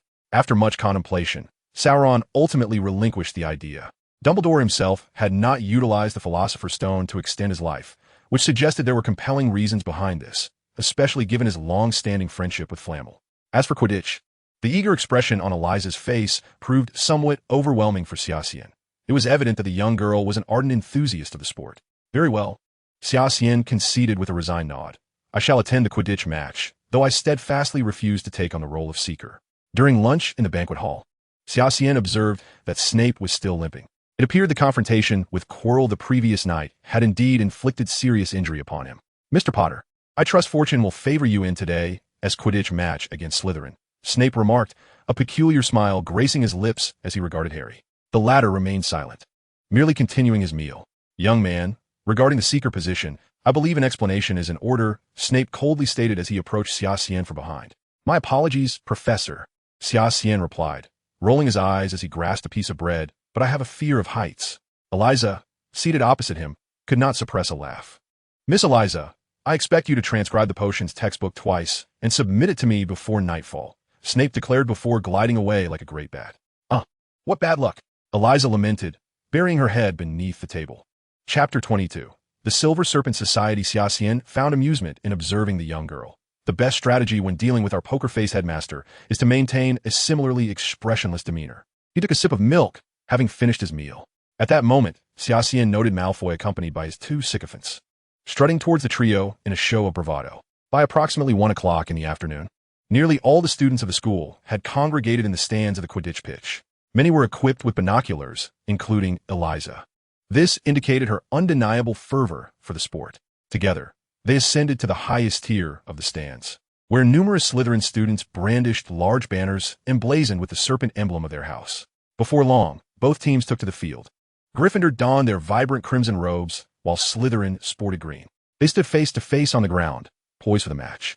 Madame Hooch sounded the whistle with her silver instrument, and 15 broomsticks soared into the air, marking the commencement of the game. Xia Xian sat idly in his seat, nearly succumbing to slumber. In contrast, Eliza's eyes sparkled with excitement, a rare display of enthusiasm. Xia Xian mused that if Eliza were in the Muggle world, she would undoubtedly be a fervent football fan. Suddenly, a commotion erupted on the field as all attention turned to Harry Potter, who was struggling to control his Nimbus 2000. It seemed as though an unseen force was tugging at him from the side. A subtle fluctuation of dark magic permeated the air. It seemed that Quirrell could no longer restrain himself. "Eliza, lend me the telescope," Summer asked. Reluctantly, the girl handed the telescope to him. Summer peered through it at the professor's stand across the way. Snape's lips were moving incessantly. He was reciting a counter curse, while the true instigator sat behind him, Quirrell. Hermione was likely en route to ignite the flames by now, Summer mused with a hint of mischief. What would that poker-faced old bat look like when someone set his robes ablaze? He found himself eagerly anticipating the moment. Before long, a plume of black smoke billowed from the professor's table. Through the telescope, Summer observed Snape abruptly leap from his seat, inadvertently toppling Quirrell in the process. As he watched Harry Potter rise unsteadily on his broomstick, Summer glanced at the girl beside him, wondering if she would be profoundly disappointed should Slytherin lose. An idea struck him. He stealthily drew his wand. The casting distance was indeed a challenge for a wizard of his age. However, for Summer, who had been shadowing Snape for 2 months, it was hardly a concern. Suddenly, the golden snitch traced an erratic arc in the air, veering unexpectedly. Poor Mr. Potter lost his balance and tumbled from his broom. Meanwhile, the golden snitch collided directly into the arms of the Slytherin seeker. The match concluded. Slytherin had captured the golden snitch, earning 150 points. Madame Hooch's whistle signaled the end of the game, and cheers erupted from the Slytherin stands. Summer directed the telescope back to the professor's table. Although McGonagall and Dumbledore clapped, their expressions were decidedly grim, while Hagrid stood up from his seat. Snape's countenance was a complex tapestry of emotions. Elation for Slytherin's victory mingled with concern for Harry. Observing the professor's reactions, Summer couldn't help but marvel at how the so-called savior truly had the makings of a protagonist. The evening feast transformed into a celebratory gathering for Slytherin. In truth, Gryffindor had not triumphed over Slytherin in many years, whether in Quidditch or the House Cup. Yet, defeating Gryffindor, especially with Harry Potter among their ranks, imparted a uniquely exhilarating sensation to the Slytherins. Eliza, still basking in the joy of victory, bore a smile that occasionally graced her lips. Meanwhile, the orchestrator of the event, Summer, nonchalantly indulged in food, appearing entirely indifferent to the commotion around him. At that moment, an owl swooped into the hall, gliding past the Slytherin long table before dropping a pale yellow envelope beside Summer. All eyes in Slytherin were drawn to the owl, ultimately settling on Summer. This eccentric individual, who only associated with the daughter of a Death Eater, seemed to have no other social connections. "Summer, what is it?" Eliza inquired, curious as he opened the envelope. "Oh, it's a letter from my grandfather. He asks how I have been lately and inquires about some family business matters." Xia Xian tucked away the envelope, her gaze lingering on the old man's opening lines, which were laden with an abundance of ornate phrases. She nearly felt her teeth ache from the sweetness of it all. "Is this what the Chinese characters look like? How exquisite," Eliza remarked with genuine admiration as she observed the letter in Xia Xian's hand. It must be said that the old man indeed possessed an exceptional penmanship. Xia Xian scrutinized the letter closely. I had thought it was something of substance, only to discover it was merely a mudblood and his muggle relatives. Malfoy, brushing his golden locks back, seemed to resonate with the sentiments expressed, and Xia Xian could faintly hear a wave of laughter echoing in her ears. Eliza, seated beside Xia Xian, sensed the shift in her demeanor. The jovial Xia Xian, who had been conversing and laughing moments ago, now wore a serious expression, her wand clutched tightly in hand. Knowing Xia Xian's temperament well, Eliza realized that she was not one to abide by rules, and now it was evident that Xia Xian intended to retaliate in her own manner. Eliza attempted to intervene, but Xia Xian had already set her plan in motion. Patria's Talus. Rue. Xia Xian whispered the incantations for the petrification and bone-searing curses, and immediately, Malfoy collapsed to the ground like a slab of stone. Ah! In the throes of excruciating pain, Malfoy writhed on the floor, emitting heart-wrenching wails. The sudden upheaval stunned the entire Slytherin house. All students turned their gaze towards the writhing Malfoy, and then back to Xia Xian, who remained seated at the dining table. Elegantly arranging her utensils, she wiped her hands with a handkerchief, then stood and approached Malfoy, looking down upon him with a smile. "Mr. Malfoy, this is the consequence of an uncontrolled tongue." The once jubilant Slytherin house fell into an immediate silence, the students gazing in fear at the icy countenance of Xia Xian. The nearby Gryffindor table was also drawn to the commotion, and in that moment, Xia Xian became the focal point of the entire banquet hall. Professor McGonagall turned to Dumbledore with a grave expression. "Let Slytherin handle their own affairs, Minerva," Dumbledore replied calmly. Severus Snape remained silent, nonchalantly placing a piece of beef into his mouth. The banquet hall descended into an eerie quiet. "Lift the curse, Slytherin. We do not permit infighting." A cool, commanding voice rang out, and then a strikingly handsome youth, resembling a prince from the Middle Ages, rose and strode towards the epicenter of the incident. "Xia, look at the person approaching," Eliza whispered, successfully grabbing Xia Xian's attention. It was the seventh-year prefect, Al, the current head of the Silver Serpent Society. The Silver Serpent Society? What is that? Xia Xian could not recall any mention of such an organization in her memories. The Silver Serpent Society is a student organization within Slytherin, composed of the elite of the house. Its leadership consists of prefects from various years, and even after graduation, members of the Silver Serpent Society maintain close ties. Eliza explained softly. "Xia, look at those seated at the head of the long table. They're the current leaders of the Silver Serpent Society." At the Slytherin table sat 2 males and 3 females, with one conspicuously vacant seat that clearly belonged to L. Xia Xian also recognized Marcus Flint and a money-obsessed upperclassman. Eliza appeared to be quite apprehensive about this so-called Silver Serpent Society. However, Xia Xian felt quite the opposite. He eagerly awaited an encounter with the Slytherin elite, hoping for an opportunity to teach these so-called geniuses a lesson. "Release your spell immediately, first year."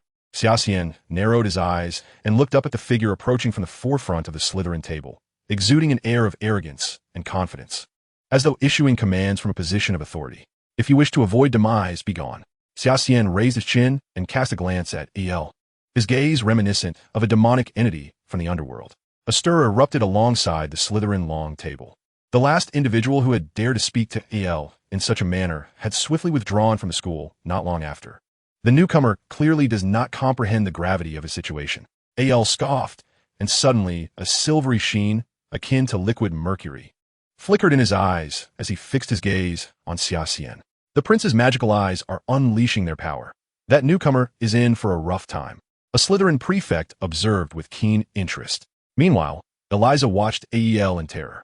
Draco Malfoy was in a state of distress, while the instigator of the chaos regarded AEL with a cold smirk. Mental assault, intriguing. However, in this arena, I am the progenitor of the opposing youth. Xia Xian, who stood among the illustrious trio alongside Zhu Xian and Wang Jian, possessed his own unique strengths, with his greatest asset being his mental prowess. Boom! AEL suddenly felt as if he were standing before a tumultuous ocean, only to be confronted by an immense wave crashing down from the heavens. A torrent of blood erupted from Ael's mouth, causing the silvery light in his eyes to vanish, replaced by sheer terror as he gazed upon Xia Xian. Enough, Xia Xian. Due to your actions, Slytherin loses 50 points. Dumbledore rose, waving his hand to lift the spell from Draco. The crowd was left in astonishment. Such a significant event dismissed so casually? Chapter 23. Allegiance. In truth, Xia Xian himself had been testing the limits of Dumbledore's tolerance repeatedly. Yet the headmaster seemed particularly lenient with him. Over the past 2 months, Xia Xian had lost count of how many school rules he had broken, yet Dumbledore appeared unconcerned. Furthermore, Snape's change in demeanor towards him was likely connected to the headmaster as well.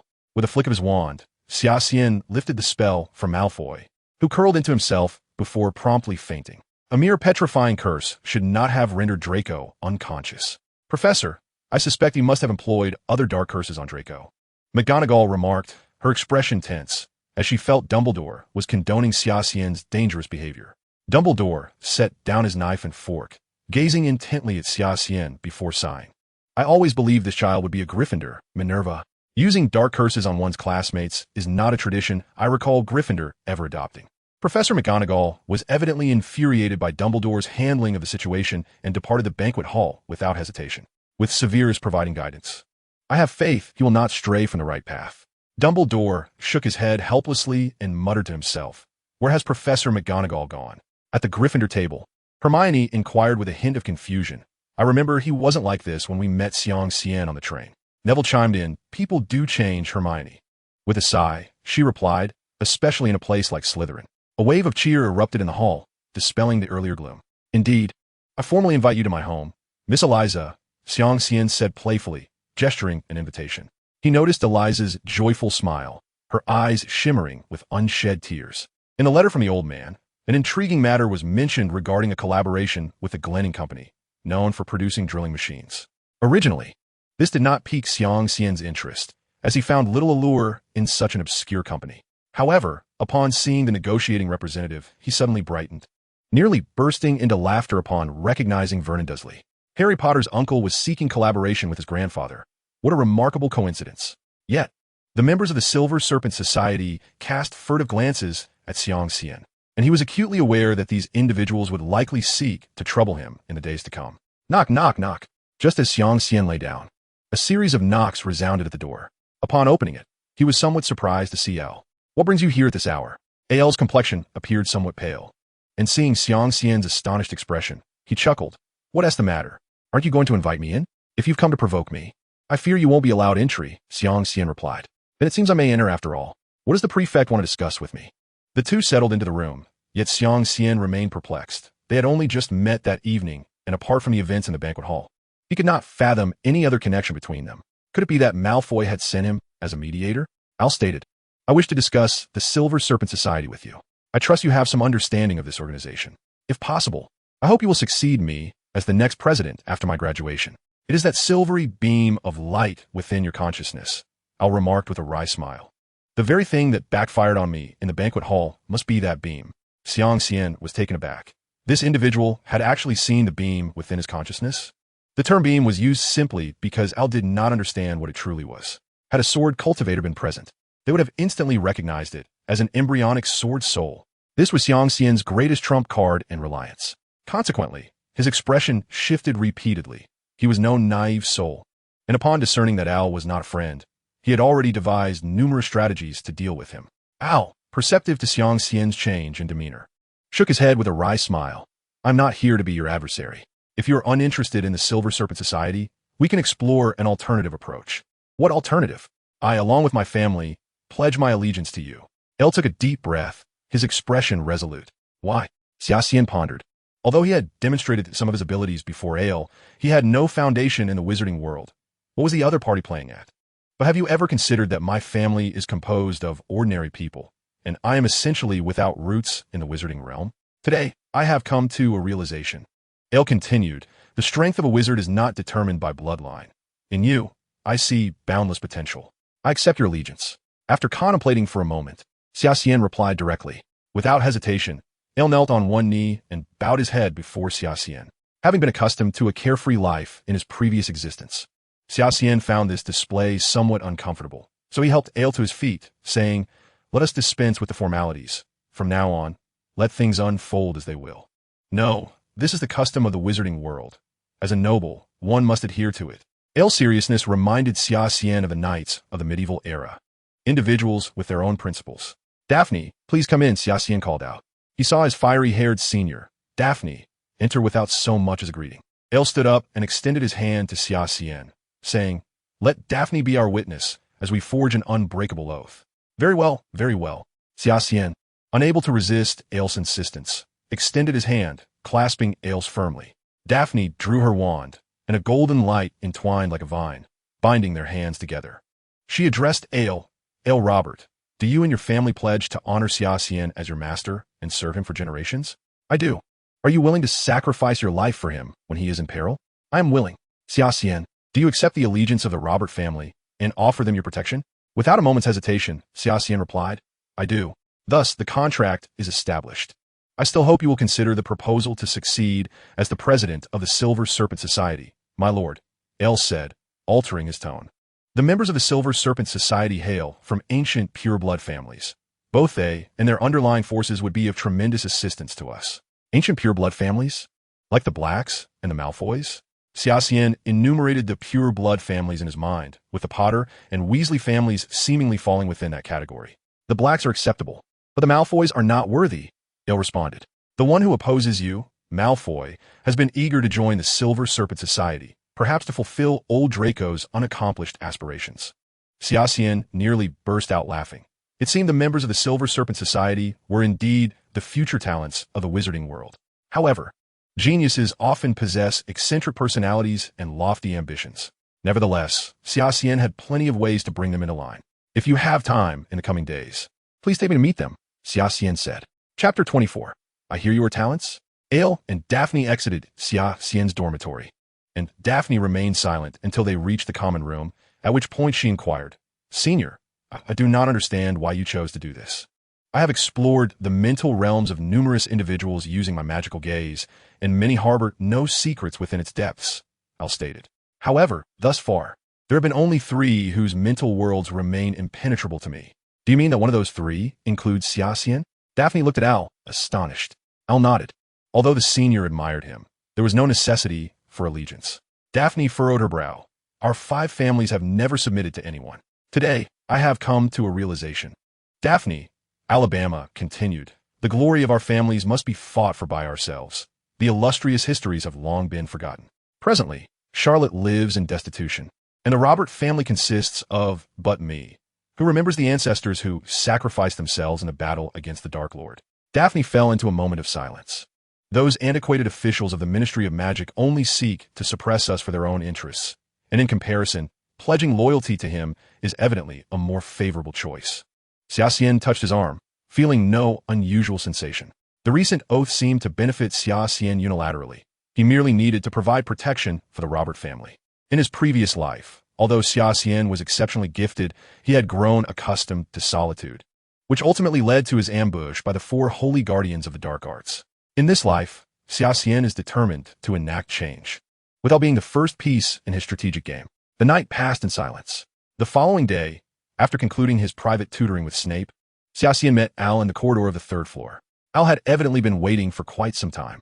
Eliza, following Xia Xian, appeared somewhat fearful upon seeing Al, hiding behind him with only half of her head peeking out.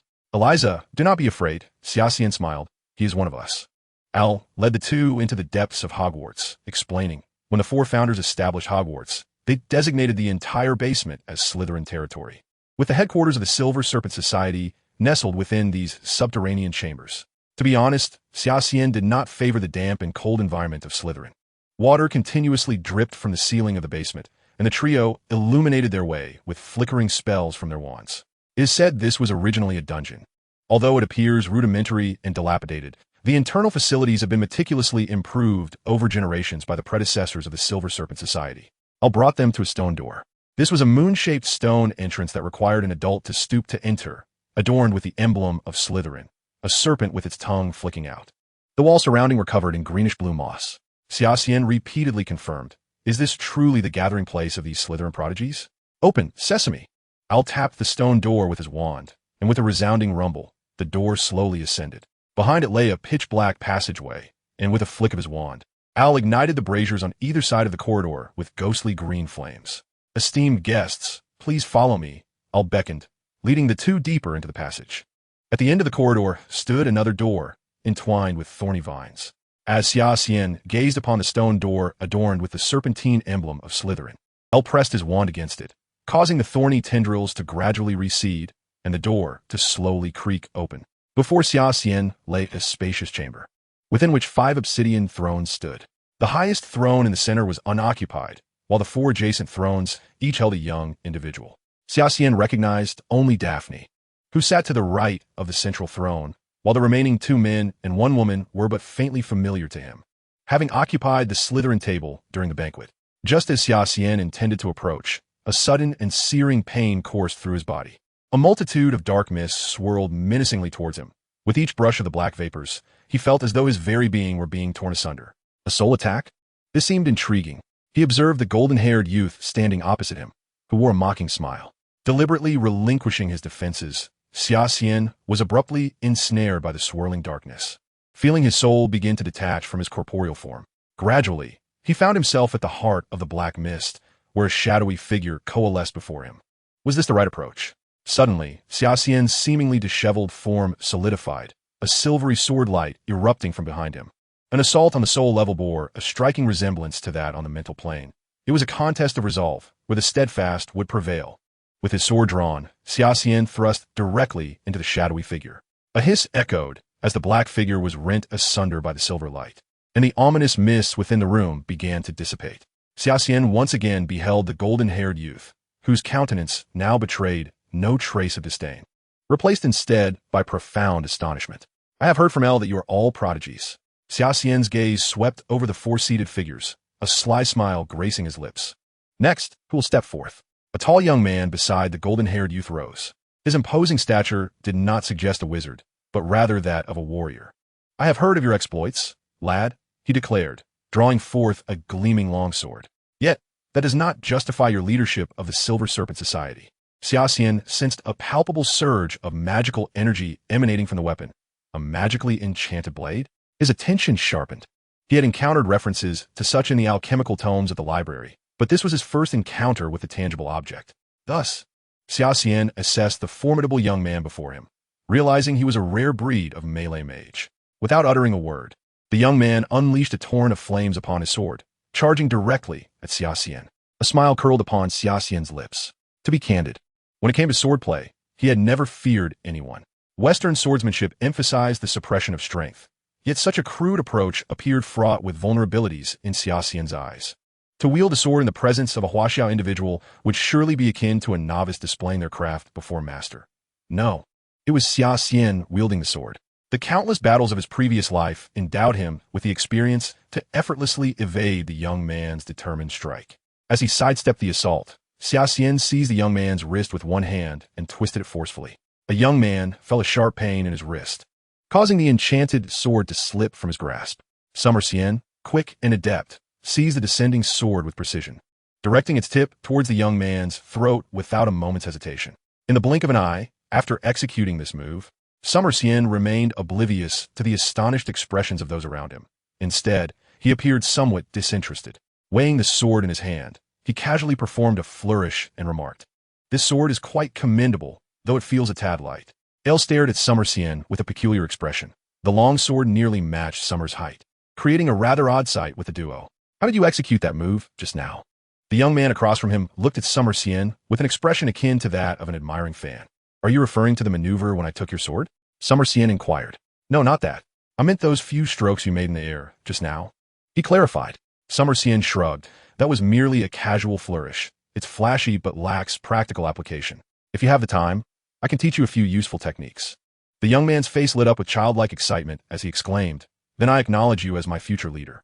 Xia Xian smiled at the tall figure before him, recognizing his straightforward nature. In another life, he would undoubtedly have been an ardent martial enthusiast.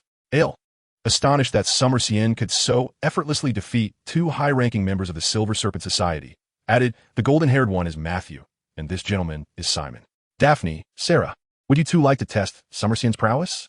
Both young women shook their heads, and Ale continued with a grin. "Then it is settled. Xia Xian shall be the next president of the Silver Serpent Society, with the authority to command all resources henceforth." Matthew huffed with a hint of pride, yet tacitly accepted Ale's decision. Simon's smile, however, was unabashed, for Xia Xian had promised to teach him a few practical combat techniques, a prospect that would surely delight him for days. "With Xia Xian as the new president, I suppose we need not worry about our finances anymore." Daphne, having witnessed Summer's substantial wealth, remarked, claiming her frugality was born out of past hardships. "Of course, if you need funds, feel free to come and borrow from me." Xia Xian chuckled, recalling that the fines from damaging property likely ended up in Daphne's pocket. Finally, Sarah approached, and Xia Xian found himself somewhat captivated by the brown-haired senior. The wizard's robe did little to conceal her commendable figure.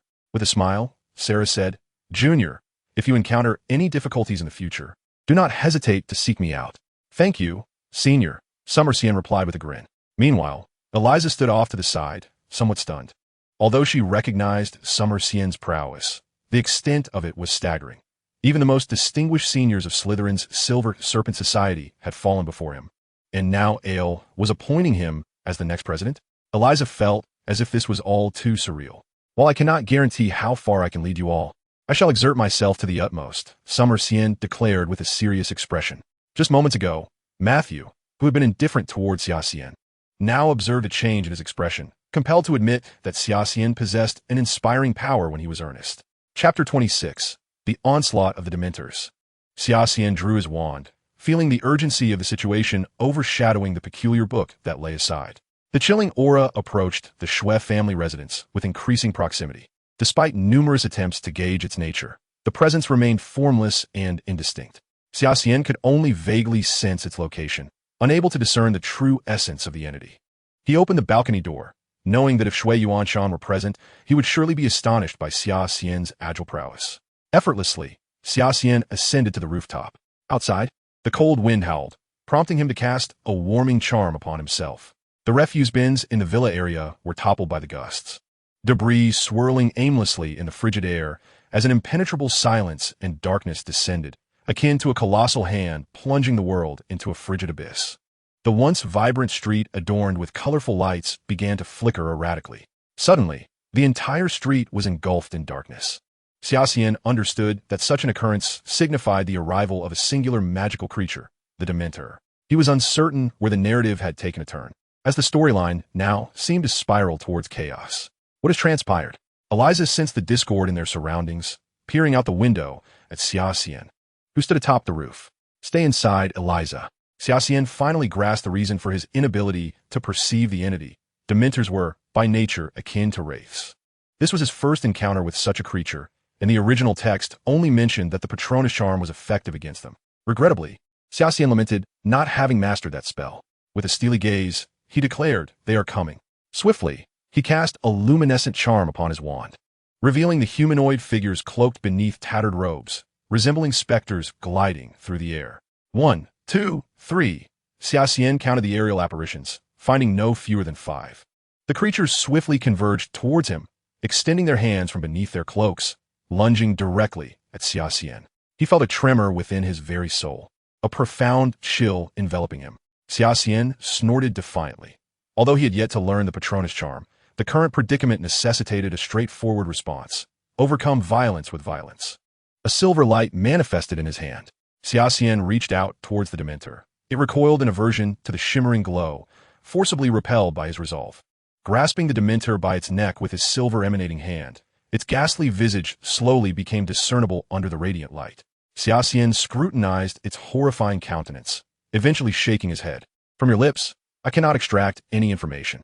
He regarded the Dementor with a hint of regret. The creature, seemingly uncomfortable, struggled persistently within his grasp. Xia Xian found the peculiar sensation rather strange, as if he were grasping a wisp of smoke, yet the chill it evoked felt palpably real. With a swift motion, he cast the Dementor from his hand. Despite its imposing appearance, the creature was as light as a feather. The remaining Dementors seemed to hesitate in the presence of the light emanating from Xia Xian's grasp, retreating into the distance. The biting cold wind dissipated instantly, and the street lights flickered back to life. Gazing at the receding dark mist, Xia Xian was engulfed in contemplation. The creatures that guarded Azkaban had inexplicably manifested in the real world. Did this signify a departure from the established order? He leapt from the rooftop and spotted Eliza huddled in a corner of a room. Concerned, he approached her and inquired, "Eliza, what troubles you? Those creatures have visited, haven't they?" It was evident that Eliza was familiar with the Dementors. Xia Xian gently placed a hand on her shoulder, offering silent reassurance. "Eliza, do not worry. I believe the Ministry of Magic will address this matter." He resolved to write to Dumbledore at once to inform him of the situation. If the appearance of these Dementors here was not mere coincidence, it was clear they had discovered Xia Xian's address. Consequently, his family would be in peril. The thought sent a chill down his spine. Usually residing at Hogwarts, he could not always ensure the safety of his grandfather. Though he was not afraid of confronting Voldemort directly, having entered the realm of Yuqing, Xia Xian had acquired his own trump card. Nonetheless, this hidden threat was insidious and elusive. Upon returning to his room, Xia Xian sat down at his desk to write. He intended to compose 2 letters, one for Dumbledore and another for Al, who remained at the school, to see if he could offer any assistance regarding this matter. Eliza beckoned from the window, and a black owl descended onto the balcony of Xia Xian's room. This was Eliza's owl. Naturally, he could not send Kakaya on this errand, lest he wished to avoid an unsavory invitation from the Ministry of Magic. He placed the 2 letters at the owl's beak, and it swiftly grasped them and vanished into the night sky. How could a man who instilled fear throughout the European wizarding community focus solely on a boy who had narrowly escaped death? Xia Xian was convinced that Voldemort harbored grander ambitions and schemes. From the events of that night, it was clear that the Dementors had never truly obeyed the Ministry. They had always lurked as Voldemort's eyes and ears, while the Ministry naively believed that Azkaban's defenses were impenetrable. The following day, while Su Yuanshan was teaching Xia Xian chess, he inquired about the previous night's events, suspecting that Xia Xian had again succumbed to a surge of magical energy, causing the sudden drop in temperature. Xia Xian could only fabricate an excuse to deflect the inquiry. However, under the old man's tutelage, Xia Xian quickly grasped the intricacies of chess. Yet, he harbored a worry. If he revealed the matter of the Dementors to Dumbledore, would the latter add something peculiar to the already existing obstacles? "Are you leaving so soon?" Su Yuanshan expressed a hint of reluctance at parting with his grandson. Eliza descended the stairs with her suitcase in tow, adorned in a beautiful dress gifted by Shui Yuanshan, a clear indication of his affection for her. A series of knocks echoed from the front door. Xia Xian opened it, only to be met with the unexpected presence of Snape, who had come in person. Maintaining his signature stoic expression, Snape uttered not a word, rendering the atmosphere in the living room somewhat awkward.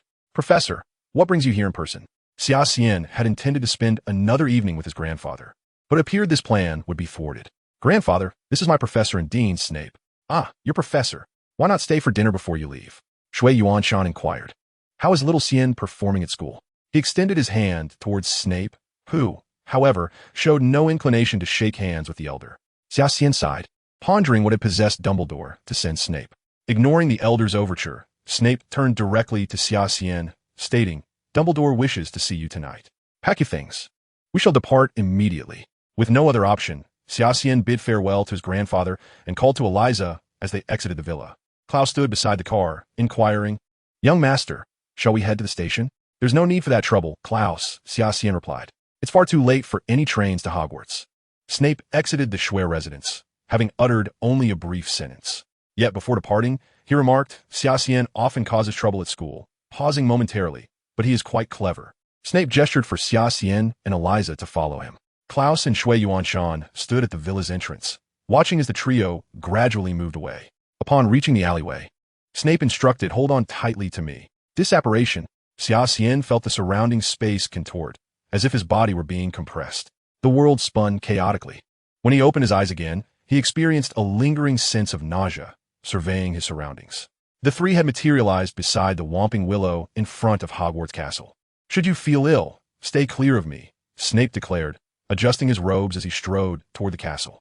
Xia Xian glanced at Eliza, whose pallor mirrored his own, and he couldn't help but smile wryly. He resolved never to endure such a sensation again. Chapter 27. It's time to collect interest from Voldemort. Happy Christmas, children. Dumbledore sat at his desk. I apologize for summoning you so urgently. Not at all, Headmaster, Xia Xian replied, though this holiday has been far from pleasant. In your letter, you mentioned encountering Dementors near your home. I have confirmed with Azkaban that indeed, 5 Dementors have abandoned their posts. Dumbledore glanced at Xia Xian, seemingly seeking confirmation. Yet, as far as I am aware, you have not yet learned the Patronus charm. How did you manage to repel those creatures? What is meant to come will always arrive. Xia Xian had long anticipated that Dumbledore would pose such a question, and he had meticulously prepared a response. I did not expel them. I merely secured the doors and windows. However, I later noticed a distant flash of white light, after which those creatures scattered in all directions. A white light? Dumbledore seemed to grasp the crux of the matter and pressed further. Indeed, Professor, I believe a wizard happened to be near my home and cast the Patronus charm. Well, the school has already established protective measures in your vicinity, so there is no need to worry about your family, Dumbledore reassured Xia Xian, gesturing for him to remain calm. Focus on your upcoming final exams, and do not let these matters distract you. Xia Xian nodded, yet his gaze was drawn to a document on the table. He feigned nonchalance as he stole glances at the paper, which bore the title, Recommendations Regarding Hagrid's Unauthorized Breeding of a Norwegian Ridgeback. What troubles you, my boy? Are you intrigued by this document? Dumbledore noticed Xia Xian's subtle movements. Breeding dragons without permission is illegal, and although it had been Hagrid's lifelong dream, the Ministry of Magic had resolved to return the Norwegian Ridgeback to its natural habitat for communal living. Professor, if it is no inconvenience, I shall take my leave. Xia Xian suddenly inquired casually. By the way, where is Professor Quirrell at this hour? Today is not his night for patrol. Professor Quirrell should be in his office. Dumbledore replied, looking up. Thank you, Professor. I must hasten to consult our defense against the dark arts teacher regarding the Patronus charm. God knows if I will encounter those creatures again. However, visiting one as professor at such a late hour seems somewhat discourteous. Xia Xian had his reasons for seeking Quirrell at this moment. For months, Quirrell and Xia Xian had maintained a facade of cordiality. Yet, since Halloween, both had harbored countless thoughts of eliminating one another. Xia Xian was tormented by his inability to advance in his Tai Chi cultivation, lacking the confidence to teach Voldemort a lesson, while Quirrell feared that any aggression towards Xia Xian could jeopardize his scheme to steal the Philosopher's Stone. Thus, they continued to present themselves as a harmonious teacher-student duo, with Quirrell even awarding points to Slytherin for Xia Xian's performance in defense against the dark arts. The situation, however, had evidently changed. Quirrell must have learned from Hagrid how to bypass the three-headed dog. Xia Xian was uncertain whether Quirrell had already entered the third-floor chamber housing the stone. Moreover, his Tai Chi had reached the realm of Yuqing, and Voldemort, currently only capable of parasitizing Quirrell, was clearly no match for Xia Xian. Arriving at Quirrell's office door at midnight, Xia Xian felt no need to maintain any pretense with this individual. He drew his wand and declared Alohomora before forcefully kicking open the office door. As expected, the office lay empty. Although opening the 5 gates might attract Dumbledore's attention, these trials were originally set by him for Harry Potter. However, Xia Xian felt an urgency that compelled him to hasten up the stairs to the 3rd floor. Upon reaching the room where the Philosopher's Stone was concealed, he was greeted by the melodious strains of a harp emanating from the entrance. Indeed, Quirrell could no longer restrain himself and had already begun his actions, appearing to have descended only recently. Sometimes, it is better to arrive fortuitously than early. Xia Xian did not anticipate coinciding with Quirrell's entry into the 5 gates. At that moment, the stout creature, Fluffy, was soundly asleep, leaving Xia Xian perplexed as to why such a fearsome beast as a 3-headed dog would succumb to the allure of music. Nevertheless, he paid little heed to this mystery and promptly lifted the wooden board beneath him, revealing a dark abyss. Without further thought, he leaped into the void.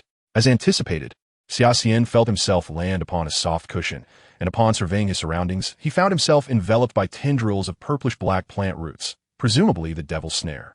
These roots writhed towards him like grasping tentacles. Rather than resist, Xia Xian surrendered to their embrace, allowing the vines to constrict him tightly. It was noted in herbology that the more one struggled, the tighter the plant would grip, leading to suffocation.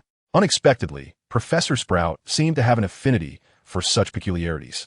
Xia Xian's mind conjured some inappropriate imagery, and after a brief entanglement, the tendrils parted slightly, allowing him to slip through into the next trial. This chamber was filled with fluttering winged keys, and at its center hovered a flying broom. The design of this challenge by Flitwick was rather lackluster. Harry Potter's flying prowess was renowned at Hogwarts, rendering this task blatantly simplistic. Yet Xia Xian's experience was quite different. He still harbored trepidation regarding flying on a broomstick, but he had no choice but to brave it, for he was not as fortunate as Harry. Nonetheless, he felt a measure of confidence in this challenge. Taking a deep breath, Xia Xian mounted the broom, and with a gentle tug, it soared into the air. Simultaneously, the keys that had been floating serenely suddenly came to life, buzzing around him like frenzied bees in pursuit of the broom. The swift flight caused Xia Xian to wobble in the air. He knew he was nearing the limits of his control. Seizing the opportunity, he hurled his arm towards the foremost key. Kakaya, seize that key. The winged horse let out a cry and transformed into a streak of emerald lightning. Darting towards the leading key, Xia Xian adeptly leaped off the broom, rolled on the ground, and caught Kakaya, inserting the key precisely into the keyhole. With a click, everything transpired in an instant as Xia Xian opened the wooden door and turned to enter the next room. Thud, thud, thud, thud, thud. The tiles beneath him had transformed into a black and white checkerboard pattern. Xia Xian recognized that he was now in the fourth challenge, Wizard Chess. Towering marble statues loomed upon the chessboard. Heisey was missing 3 pieces, the king, the knight, and the rook. Xia Xian suspected that this place had intentionally left 3 positions to test the trio. Once again, Xia Xian summoned Kakaya, smiling as he said, "Go forth, my coiled-winged magic knight." Kakaya alighted upon the marble steed, and Xia Xian then positioned himself in the place of the king. Thus, Xia Xian was merely short a rook compared to his opponent. The game should still be winnable. "My king, I am at your service." Xia Xian observed another marble knight, nodding slightly. A faint smile graced Xia Xian's lips as he declared, "Then, let the game commence." The white pieces advanced steadily, moving forward a step. The soldier on the right moved to d5. Xia Xian pointed to the soldier on the right side, and indeed, the black piece moved forward a step as well. Suddenly, the white pieces drew forth 2 long blades from their sides, decimating the black soldier into a pile of rubble. Xia Xian remained unperturbed, continuing to engage in a tactical exchange with the opposing pieces. As the number of pieces on the board dwindled, the smile on Xia Xian's face grew more pronounced, until the final moment, Kakaya's knight was shattered by the opponent, and, simultaneously, the white king lost its last line of defense. Xia Xian approached the opposing king with a relaxed demeanor, stating, "You are checkmated. The game is over." The white king suddenly shattered into a cascade of stones. Before Xia Xian lay the final challenge, the potion riddle set up with Snape. Upon seeing the 7 familiar bottles and the parchment laid upon the stone table, a smile spread across Xia Xian's face. Naturally, as he picked up the 3rd bottle, Xia Xian carefully sniffed its mouth. During the months of learning from Snape, he had mastered most potion recipes, including their aromas, confirming it was indeed the potion of advancement. Xia Xian decisively drank it. Awaiting him were only Voldemort and Quirrell. Chapter 28, Celestial Light. The advancement potion was as cold as ice, spreading from his throat throughout Xia Xian's body. The formula of this potion resembled a coolant, a realization Xia Xian had long since come to. At the far end of the room stood a towering wall of black flames. Xia Xian felt no hint of heat, indicating the potion was effective. He strode directly past the wall of black flames. However, the room before him appeared somewhat different. Xia Xian found himself seemingly standing upon a water surface as calm as a mirror. With each step, ripples danced at his feet. Thus, it was indeed a surface of water, yet Xia Xian did not plunge into it, for it was evidently enchanted. At the very center of this lake was a platform fashioned from gray rocks, and upon it stood a figure draped in a headscarf, clad in a purple robe of magic. Quirinus Quirrell. Quirrell, still adorned with his ludicrous headscarf, stood before the mirror on the rocky platform. Clearly perceiving Xia Xian standing in the room, "I believe we need not disguise ourselves here." Quirrell drew his wand with alacrity. "But I could not fathom where I had exposed a vulnerability that led you to discern my intention to return here tonight. It seems that Voldemort understands the adage that villains often meet their demise through excessive chatter."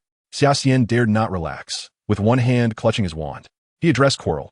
"Do not believe that your disguise is flawless, Quirrell. Today, we shall settle old scores and new grievances alike. Quirrell appeared flustered, raising his wand to unleash a killing curse. Xia Xian chuckled resignedly. Quirrell remained predictable, relying on the same old curses. The Cruciatus Curse, the Killing Curse, and the Soul Curse. Countering Quirrell's spell with a killing curse of his own, unleashed from the Elder Wand, Xia Xian stood unfazed. "You fool, get away!" Voldemort bellowed. Quirrell, his face a mask of fear, stammered, "Master, you are still not fully recovered." "Enough!" Quirrell, with newfound resolve, lifted his hand to remove the turban from his head, revealing a visage that was truly horrific. Voldemort's pallid face, with two elongated nostrils reminiscent of a serpent, exuded an unmistakable eeriness. "We meet again, Tom." Without warning, Xia Xian launched an assault, casting 3 consecutive killing curses, yet Voldemort deftly evaded each one. Xia Xian surveyed his surroundings, wary of Nagini's potential ambush. To his disappointment, the serpent did not materialize, and the opportunity to destroy a Horcrux slipped away. As if choreographed, both combatants unleashed a killing curse simultaneously, their emerald bolts of energy colliding in a brilliant display of light. Xia Xian clearly held the upper hand, his curse lengthening and intensifying. Voldemort, gasping for breath, appeared significantly weakened. The force residing within Quirrell was on the verge of total collapse. Voldemort struggled to redirect his wand to one side, prompting Xia Xian to arch an eyebrow and sneer. "What? Do you intend to flee?"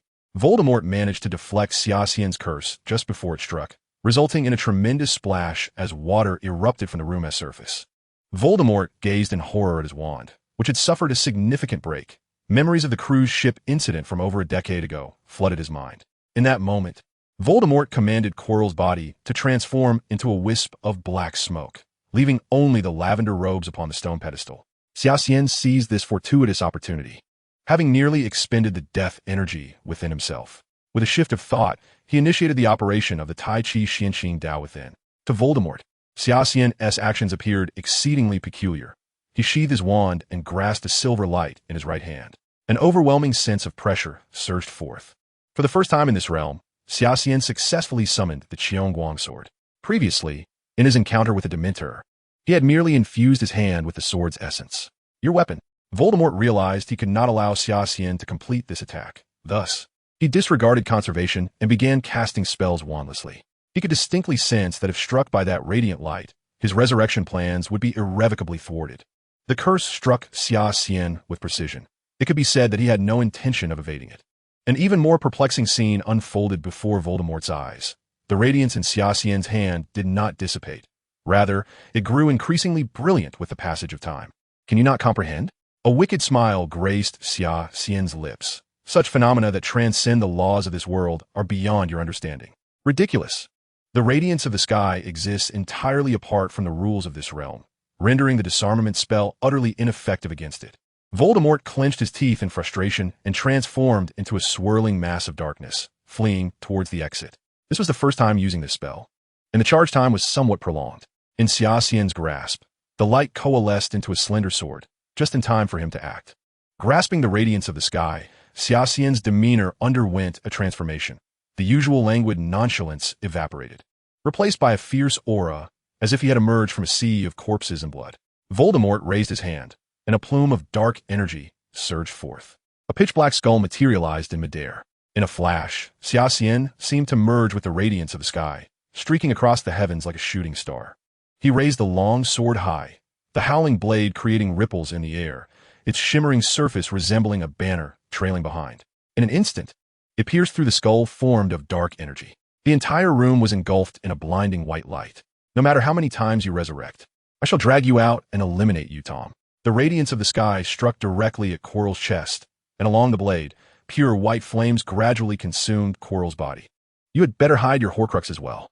Under Voldemort's horrified gaze, Xia Xian sheathed his sword, and the radiance of the sky transformed into flickers of light, vanishing from his grasp. Suddenly, a mass of pitch-black mist rose from Quirrell's corpse, coalescing into a figure that lunged towards Xia Xian. He swiftly raised his wand and unleashed a stunning spell at the mist, hearing a piercing scream echo in his ears as the apparition was obliterated. "Still attempting to repulse me one last time?" Xia Xian retracted his wand and approached the mirror of Ariste. It was said that this mirror reveals the deepest desires of one's heart.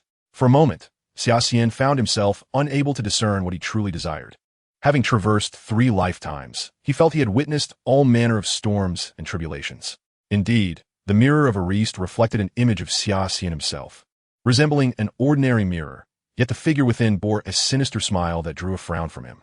Silver-haired and silver-eyed, the reflection grinned wickedly. Then, an even more bizarre scene unfolded. A blood-red moon hung in the sky, and the silver-haired Xia Xian stood atop countless corpses, the ground awash in rivers of blood. He could recognize the faces of each fallen: Harry, Ron, Dumbledore, and Eliza. Hogwarts behind him was consumed by flames. The more he gazed, the more unsettling it became. What on earth was this? This is a perilous mirror, child. An ancient voice emerged from behind Xia Xian. Dumbledore? You have indeed succeeded, Xia Xian. Dumbledore, with a knowing expression, gestured to Xia Xian, inviting him to take a seat. He settled on the edge of the stone platform. I am unsure of what you are referring to, Professor, Xia Xian replied, opting to feign ignorance. In truth, Dumbledore's sudden appearance had indeed disrupted his plans. He had not anticipated the headmaster's swift arrival, nor the bizarre sight he encountered in the mirror. Do not play coy. You are a clever child, and I believe you comprehend my meaning, Dumbledore remarked with a smile. Though this situation exceeds my initial expectations, at least no chaos has ensued. I imagine you are quite curious about the abrupt shift in both my and Severus's attitudes towards you. Dumbledore chuckled lightly, continuing, both you and Harry share a certain connection to the Dark Lord. In my estimation, it is only the two of you who can ultimately prevent his return. Mr. Potter is indeed the chosen one, and I believe he is more suited to this role than I. Xia Xian quickly demurred. I must decline, Professor. I have no desire to become a mere pawn in your game. My issues with Voldemort are purely personal. Saving the wizarding world? I do not consider myself that noble. Let us not delve into such distant matters for now, Dumbledore suggested. I notice that your library borrowing records are filled with materials pertaining to Nicholas Flamel. I wondered if you had developed an interest in the subject. Dumbledore then produced a gleaming red gemstone from his hand. Chapter 29, The House Cup. End of the first term. The Philosopher's Stone. Xia Xian could feel the immense life energy emanating from the stone. It must be said that Nicholas Flamel, the inventor of the Philosopher's Stone, was indeed a genius, despite the gruesome methods involved in its creation. Indeed, Professor, Xia Xian admitted, not denying the truth of his library records, which were dominated by topics related to Flamel, the Philosopher's Stone, and alchemy. He took the stone from Dumbledore, fully aware of the headmaster's intentions, as he gradually shifted his focus from Harry to Xia Xian. Naturally, Xia Xian would not allow himself to be manipulated by Dumbledore, yet he could not refuse such an opportunity. He promptly secured the Philosopher's Stone and assured Dumbledore, rest assured, Professor, I will make good use of this stone. If time permits, I would also like to pay a visit to Mr. Flamel. The life energy within the Philosopher's Stone is finite. As it counteracts the death energy within Xia Xian's body, the stone's energy will inevitably diminish, eventually rendering it a mere decorative object devoid of value. Xia Xian was determined to master the creation of the Philosopher's Stone to fulfill his own training needs. Dumbledore gazed deeply at Xia Xian, as if attempting to see through him, but his efforts were destined to be in vain. In the depths of Xia Xian's pitch-black eyes, there resided a pure clarity devoid of any distractions. After contemplating for a moment, Dumbledore eventually nodded in agreement. In truth, Nico and I had a thorough discussion, and we both concurred that the destruction of the stone was indeed the most prudent course of action. Dumbledore glanced at Xia Xian. At times, the resolve to embrace death is a more courageous choice than the decision to survive. Thus, it appears that Nico LeMay and his wife are destined to perish. Are they not? Suddenly, Xia Xian realized that the Philosopher's Stone, now in his possession, signified the imminent end of Nico LeMay's life. They had preserved a sufficient supply of elixirs for immortality to ensure they could settle their affairs. Indeed, they would die. Observing the astonishment on Xia Xian's face, Dumbledore couldn't help but chuckle. However, before that, we should still have the opportunity to meet him. I understand that for someone of your tender years, this may seem inconceivable, he remarked, yet for Nico and Perenelle, death is akin to finally retiring to bed after a long day. Moreover, for those with a clear mind, death is merely another grand adventure.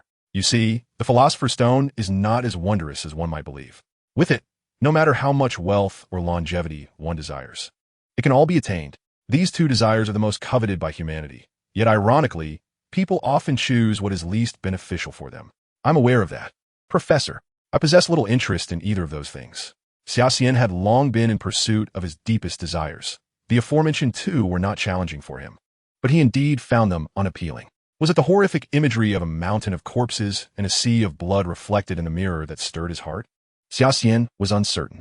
One should not live solely for vengeance, my child. Dumbledore, clearly misinterpreting Xia Xian's words, sought to counsel him. I believe I will discover what I am searching for, Professor. Rising to his feet, Xia Xian, though still in contemplation, felt that he would ultimately arrive at an answer. Watching Xia Xian's retreating figure, Dumbledore found himself momentarily lost in thought. Although he had not witnessed firsthand the events that transpired within the room, the lingering, sharp aura still hung in the air. Dumbledore was unaware of the true nature of this energy. All he knew was that it was undoubtedly connected to Xia Xian. Perhaps this child truly could thwart Voldemort once more? Following the conclusion of the Philosopher's Stone incident, Hogwarts gradually returned to a state of tranquility, with students diligently preparing for their final examinations. Xia Xian ultimately achieved outstanding marks in all subjects except for flying class, where Madame Hooch awarded him a satisfactory grade due to his peculiar flying posture, standing sideways on the broomstick with both feet. The reason being that Xia Xian's flying maneuvers were excessively perilous. Nonetheless, Xia Xian's unconventional flying style sparked quite a trend among the students, many of whom began to emulate his techniques, resulting in disastrous outcomes. Aside from the exceptionally gifted Harry, the rest of the aspirants suffered numerous injuries. The protagonist's extraordinary abilities are indeed remarkable. It is astonishing that someone like Harry, who has never practiced flying, can execute such a maneuver and skillfully maneuver a broomstick. As night descended upon Hogwarts, the Great Hall was abuzz with the excitement of the end-of-term feast. Sitting at the Slytherin table, Xia Xian noticed that Ire, seated at the head of the table, occasionally cast glances in his direction. In fact, it was not only Ire. Many students directed their attention towards Xia Xian. The news of his defeat of Quirrell, who sought to steal the Philosopher's Stone, spread swiftly. From 1 to 10, and then to 100, Xia Xian made a rare appearance in a positive light before everyone. The acknowledgement was indeed a pleasant sensation, and this surge of joy alleviated some of the gloom that lingered in his heart. Even a small number of Gryffindors regarded him with a mix of awe, despite the notorious rivalry between Slytherin and Gryffindor. After all, not everyone could confront a current professor in such a manner, even if they held a certain disdain for Professor Quirrell. This sleepyhead had stolen the spotlight, and Ron, feeling somewhat envious, cast a sideways glance at Xia Xian and remarked in a peculiar tone, "All right, Ron, the fact that the Philosopher's Stone remains intact is a tremendous blessing, and he deserves this recognition." Although Harry continued to encourage Ron, he felt a tinge of disappointment within. The walls of the hall were adorned with banners in the silver and green colors representing Slytherin, and a massive tapestry depicting the Slytherin serpent hung on the wall behind the head table, commemorating Slytherin's victory in the House Cup for 7 consecutive years. Now, we must commence the awarding ceremony for the House Cup, and the scores are as follows. 4th place, Gryffindor, with 365 points. 3rd place, Ravenclaw, with 426 points. 2nd place, Hufflepuff, with 442 points, and Slytherin, with 485 points. A thunderous cheer erupted from the Slytherin table, a cacophony of applause and stomping feet. Traditionally, the competition for the House Cup was between Gryffindor and Slytherin, yet this year, due to the troublesome trio from Gryffindor, they found themselves at the bottom of the rankings. Moreover, since Xia Xian ultimately triumphed over Voldemort, the professors had no reason to award Gryffindor any additional points, ensuring their position as the firm last place. Due to Xia Xian's outstanding performance in safeguarding the Philosopher's Stone, I declare an additional 100 points for Slytherin, announced Dumbledore, his tone shifting. However, given Xia Xian's frequent disregard for school rules, I must deduct 80 points from Slytherin's total. Xia Xian smirked, thinking, well, a sweet date followed by a slap? Nevertheless, the additional 20 points only served to solidify Slytherin's lead. He caught Dumbledore smiling and winking at him, seemingly pleased with his well-deserved honor. Xia Xian rolled his eyes in exasperation at the old man. This meant that Slytherin had secured the House Cup for the 8th consecutive year. Let us congratulate them, Dumbledore said, leading the applause. Following this, the rankings of the first-year students were also announced. To Summer's astonishment, Eliza had managed to surpass Hermione, claiming the top position in their year. Following Eliza was Hermione, and as Summer glanced further down the list, he distinctly spotted his own name in 3rd place. His performance in flying class had significantly lowered his overall score, but upon reflection, he realized that aside from that, he could indeed contend with Eliza for 1st place. At this moment, Summer was making his way towards the exit of King's Cross Station, having just arrived from platform 9 3/4. Oh, if only he had practiced the disapparation spell before departing. he wouldn't have to endure such trouble. He had learned the incantation from Snape before the term ended. Yet his eagerness to return home had prevented him from practicing, leading him to board the train without preparation. He grumbled softly as he ambled towards the exit. Chapter 30. Paris and Animagus. Klaus remained steadfastly stationed at the entrance, awaiting Summer's arrival. Summer handed his luggage to Klaus, who was taken aback by its weight and nearly lost his grip. "Allow me to handle it, Klaus," Summer said, unwilling to burden the elderly steward, especially with his suitcase filled with numerous potions, an egg, and that peculiar book. "By the way, sir," Klaus remarked, "the master departed for Paris 3 days ago. He instructed you to go directly there upon your return." "Paris?" "Indeed, it seems he has business to attend to." Klaus assisted Summer in closing the car door. "I have secured a flight ticket for you this afternoon." Summer yawned, realizing he had no time to rest. Suddenly, a thought crossed his mind, prompting him to inquire, "Klaus, have there been any strange occurrences at home, such as unexpected power outages?" Summer nodded, recognizing that the Charlotte family had indeed upheld their promise to assist him in resolving his troubles. The sky was painted a golden hue by the setting sun, even the clouds adorned with gilded edges.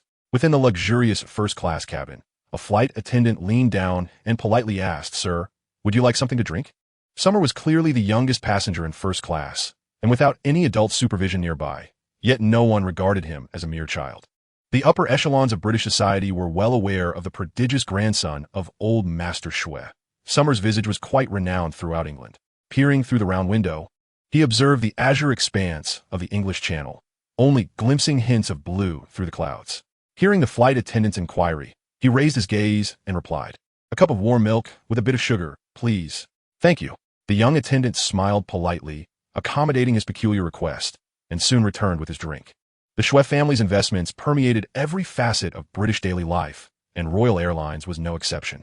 Even the most eccentric demands from this minor shareholder were met with utmost consideration by the crew. The young flight attendant sighed in relief, glad that this young master appeared to be quite amiable. Summer took a sip of the milk, and then closed his eyes, seeking a moment of rest. Before long, the flight attendant gracefully parted the curtain and entered, her face adorned with a sweet smile as she meticulously checked the passenger's seatbelt status. Shortly thereafter, the aircraft began to tremble violently, nearly causing Xia Xian to lose grip of the cup in her hand. After approximately 10 minutes, the plane commenced its descent, piercing through the cloud cover, and as the moisture dissipated, the ground became visible. Occasionally, small patches of urban landscape appeared, resembling scars etched upon the earth. The low-lying hills gradually vanished, yielding to a more level terrain. And it was only upon overhearing a couple seated ahead murmuring that Xia Xian realized the river below was the Loire. They had reached the Paris basin, and the aircraft would land in roughly 10 minutes, as explained by the flight attendant. Xia Xian continued to gaze outside, observing that the Parisian skyline had receded, and the sky darkened, revealing the emergence of lights in the surroundings. They reached the airspace above Charles de Gaulle Airport, the aircraft drawing closer to the ground. A slight tremor coursed through the cabin as the wing flaps extended, and the sounds of landing grew urgent. Moments later, the plane's speed decelerated, gliding slowly towards the terminal. Upon disembarking, Xia Xian spotted Shui Yuanshan and several of his aides at the exit. She carried her suitcase, which had been enchanted with a Mugglekin founding charm, appearing to be an ordinary piece of luggage, while actually connecting to a subspace that offered far greater storage than its exterior suggested. However, the antiquated leather trunk was rather conspicuous, especially in the hands of a mere adolescent. Xia Xian had declined the first-class service to assist with luggage, hence the scene unfolding in the airport lobby. "Xiao Xian, over here," Shui Yuanshan beckoned, scrutinizing her for a considerable time. "What is it?" Xia Xian sensed that the old man was searching for something. "Where is that child, Eliza?" "Eliza still has some matters to attend to at the orphanage. She likely won't arrive until halfway through the summer," Xia Xian replied, casting a sideways glance at the old man. "Who, pray tell, is your true grandchild?" The grandfather and granddaughter engaged in casual conversation as they exited the airport. Young Klaus stood waving by the roadside beside a Rolls-Royce Silver Ghost. The emblem of the spirit of ecstasy perched elegantly atop the hood. Xia Xian momentarily lost focus, not fully registering her grandfather's words, as she felt an unsettling sensation of being watched from behind. The countless experiences of battle she had accumulated had evolved into an instinct deep within her bones. She knew that their party had likely attracted unwanted attention. After navigating several blocks, the car entered the old city of Paris, eventually halting in front of a villa. Shui Yuanshan informed Xia Xian that this villa had been purchased at great expense from a noble by a business partner, spanning over 2,000 square meters, considered a prime estate in the precious real estate of Old Paris.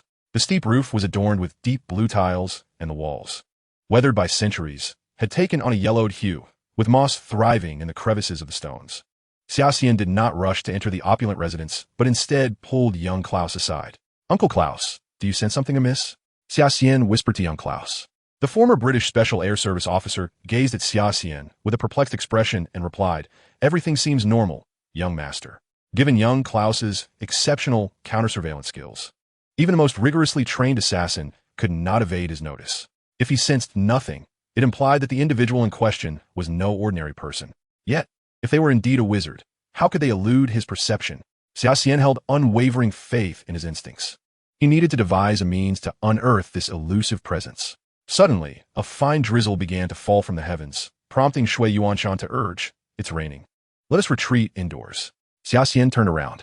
Atop the villa's spire, a shadow took flight, and Xia Xian's gaze sharpened, a subtle smile gracing his lips, an animagus. "Is it? Quite intriguing."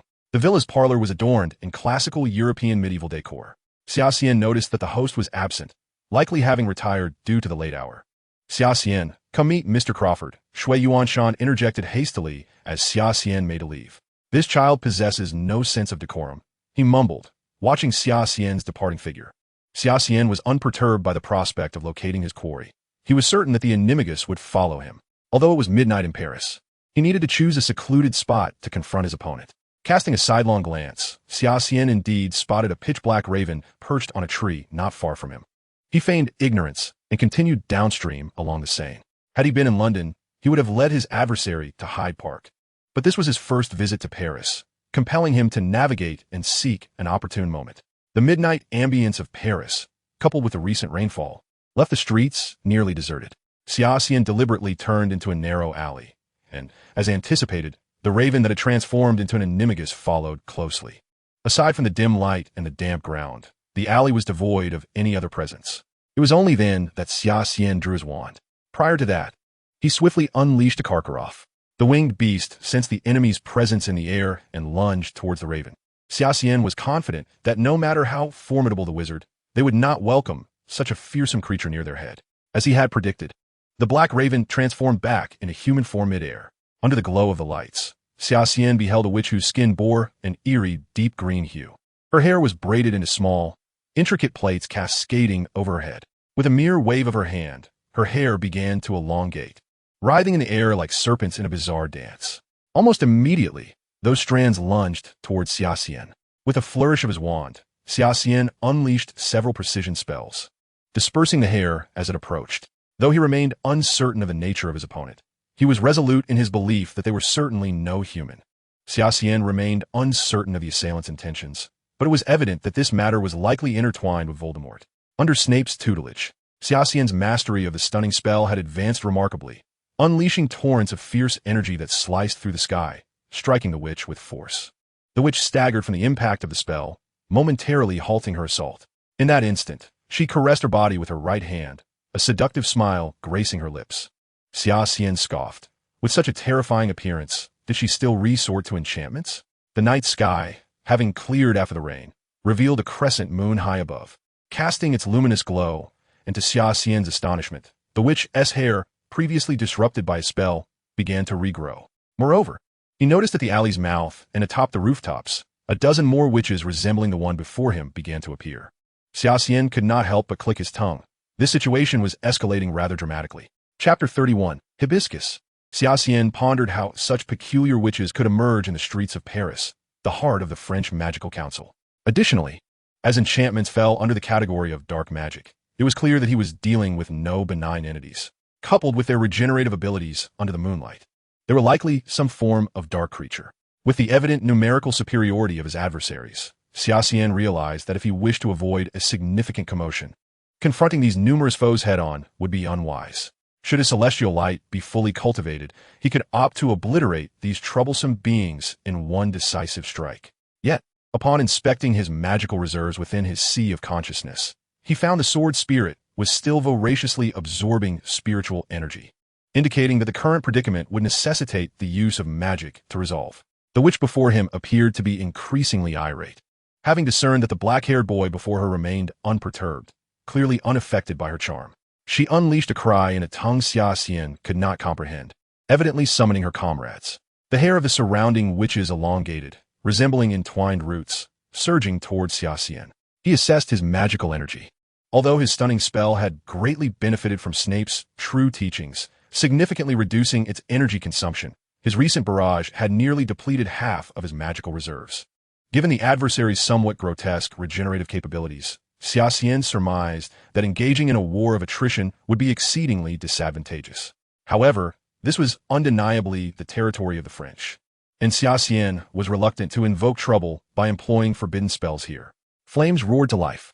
Instinctively, his combat awareness kicked in, and he reacted in an instant. The blazing inferno surged forth like a serpent of fire, racing along the witch's hair. Yet, they were not idle. Each witch raised her wand to sever her own hair, swiftly regrowing it anew. Xia Xian felt exasperated. How was he to continue this fight? A barrage of red beams hurtled toward him as they unleashed disarmament spells. Quickly, Xia Xian cast a protective armor spell, realizing that countering such spells would be too taxing, especially with over 10 disarmament spells converging upon him. Oddly enough, despite his preparedness to withstand their onslaught, no attack landed upon his protective armor. Suddenly, more than a dozen sorceresses appeared behind Anisha without any warning, their wands raised high, emanating streams of crimson light. In the sky, numerous red, lightning bolts crackled. Anisha began to assess the group of sorceresses before her. Each one was a woman, their silver or golden hair framing exquisite faces. Anisha found it challenging to discern their precise ages. The sorceresses swiftly overpowered their adversaries, casting a disarmament spell followed by a petrification incantation, rendering the peculiar women into rigid stone. Once they confirmed that no opponent had escaped, they converged toward Anisha. "Present your identification," commanded the tallest sorceress with blonde hair and piercing blue eyes, her tone icy. "Pardon?" Anisha, bewildered by the sorceress's French, replied, "I do not understand French." "Ladies," the sorceresses huddled together, seemingly engaged in a whispered discussion. Anisha remained patient, awaiting the outcome of their deliberation. As she scrutinized the approaching girl, she felt an inexplicable sense of familiarity. "Present your identification, sir," the girl said, her voice slightly hoarse and laced with a thick French accent that made Anisha uneasy. Anisha retrieved her identification documents from her pocket. The girl glanced at them briefly, inquiring, "British? A student from Hogwarts?" "To be precise, I am a British citizen of Chinese descent, Miss," Anisha replied. The girl turned to the leading sorceress and relayed something in hushed tones. The sorceress examined Anisha's documents for a considerable time before whispering to the girl again. "Is this girl Furong?" Anisha mused, her curiosity piqued at the unexpected encounter. Yet, Furong should still be a third-year student. How could she be here? "If I am in violation of regulations, then I presume you are not exempt, Miss Delacour," Anisha remarked with a smile. "I believe Miss Delacour is also a student. Am I correct?" "How do you know that?" Furong frowned slightly, her Vila heritage granting her an enchanting visage that often confounded even adult sorcerers regarding her true age. However, Furong quickly regained her composure, stating, "As an intern of the French Magical Congress's Bureau for Vila Regulation, I am authorized to wield magic." "Bureau for Vila Regulation?" Anisha furrowed her brow, inquiring, "So, those peculiar sorceresses we just encountered are Vila?" Furong relayed the leading sorceress's words to Anisha. With a resigned gesture, Anisha replied, "In any case, I acted in self-defense. Do as you will." Anisha exuded a sense of confidence, knowing that even if the Ministry of Magic deemed her in violation, given her current importance to Dumbledore, the headmaster would undoubtedly go to great lengths to protect her. "Keep an eye on him for now. I will inform the minister," the tall sorceress said as she stepped into a nearby telephone booth. "Miss Delacour, what exactly are Vila?" Anisha inquired, curiosity getting the better of her, perhaps fueled by her innate tendency to seek answers. "As long as Xia Xian uncovers the true nature of those sirens, this individual will likely rush to their lair without hesitation. They are perilous dark creatures." Furong evidently remained concerned about the sirens who had been subjected to petrification spells.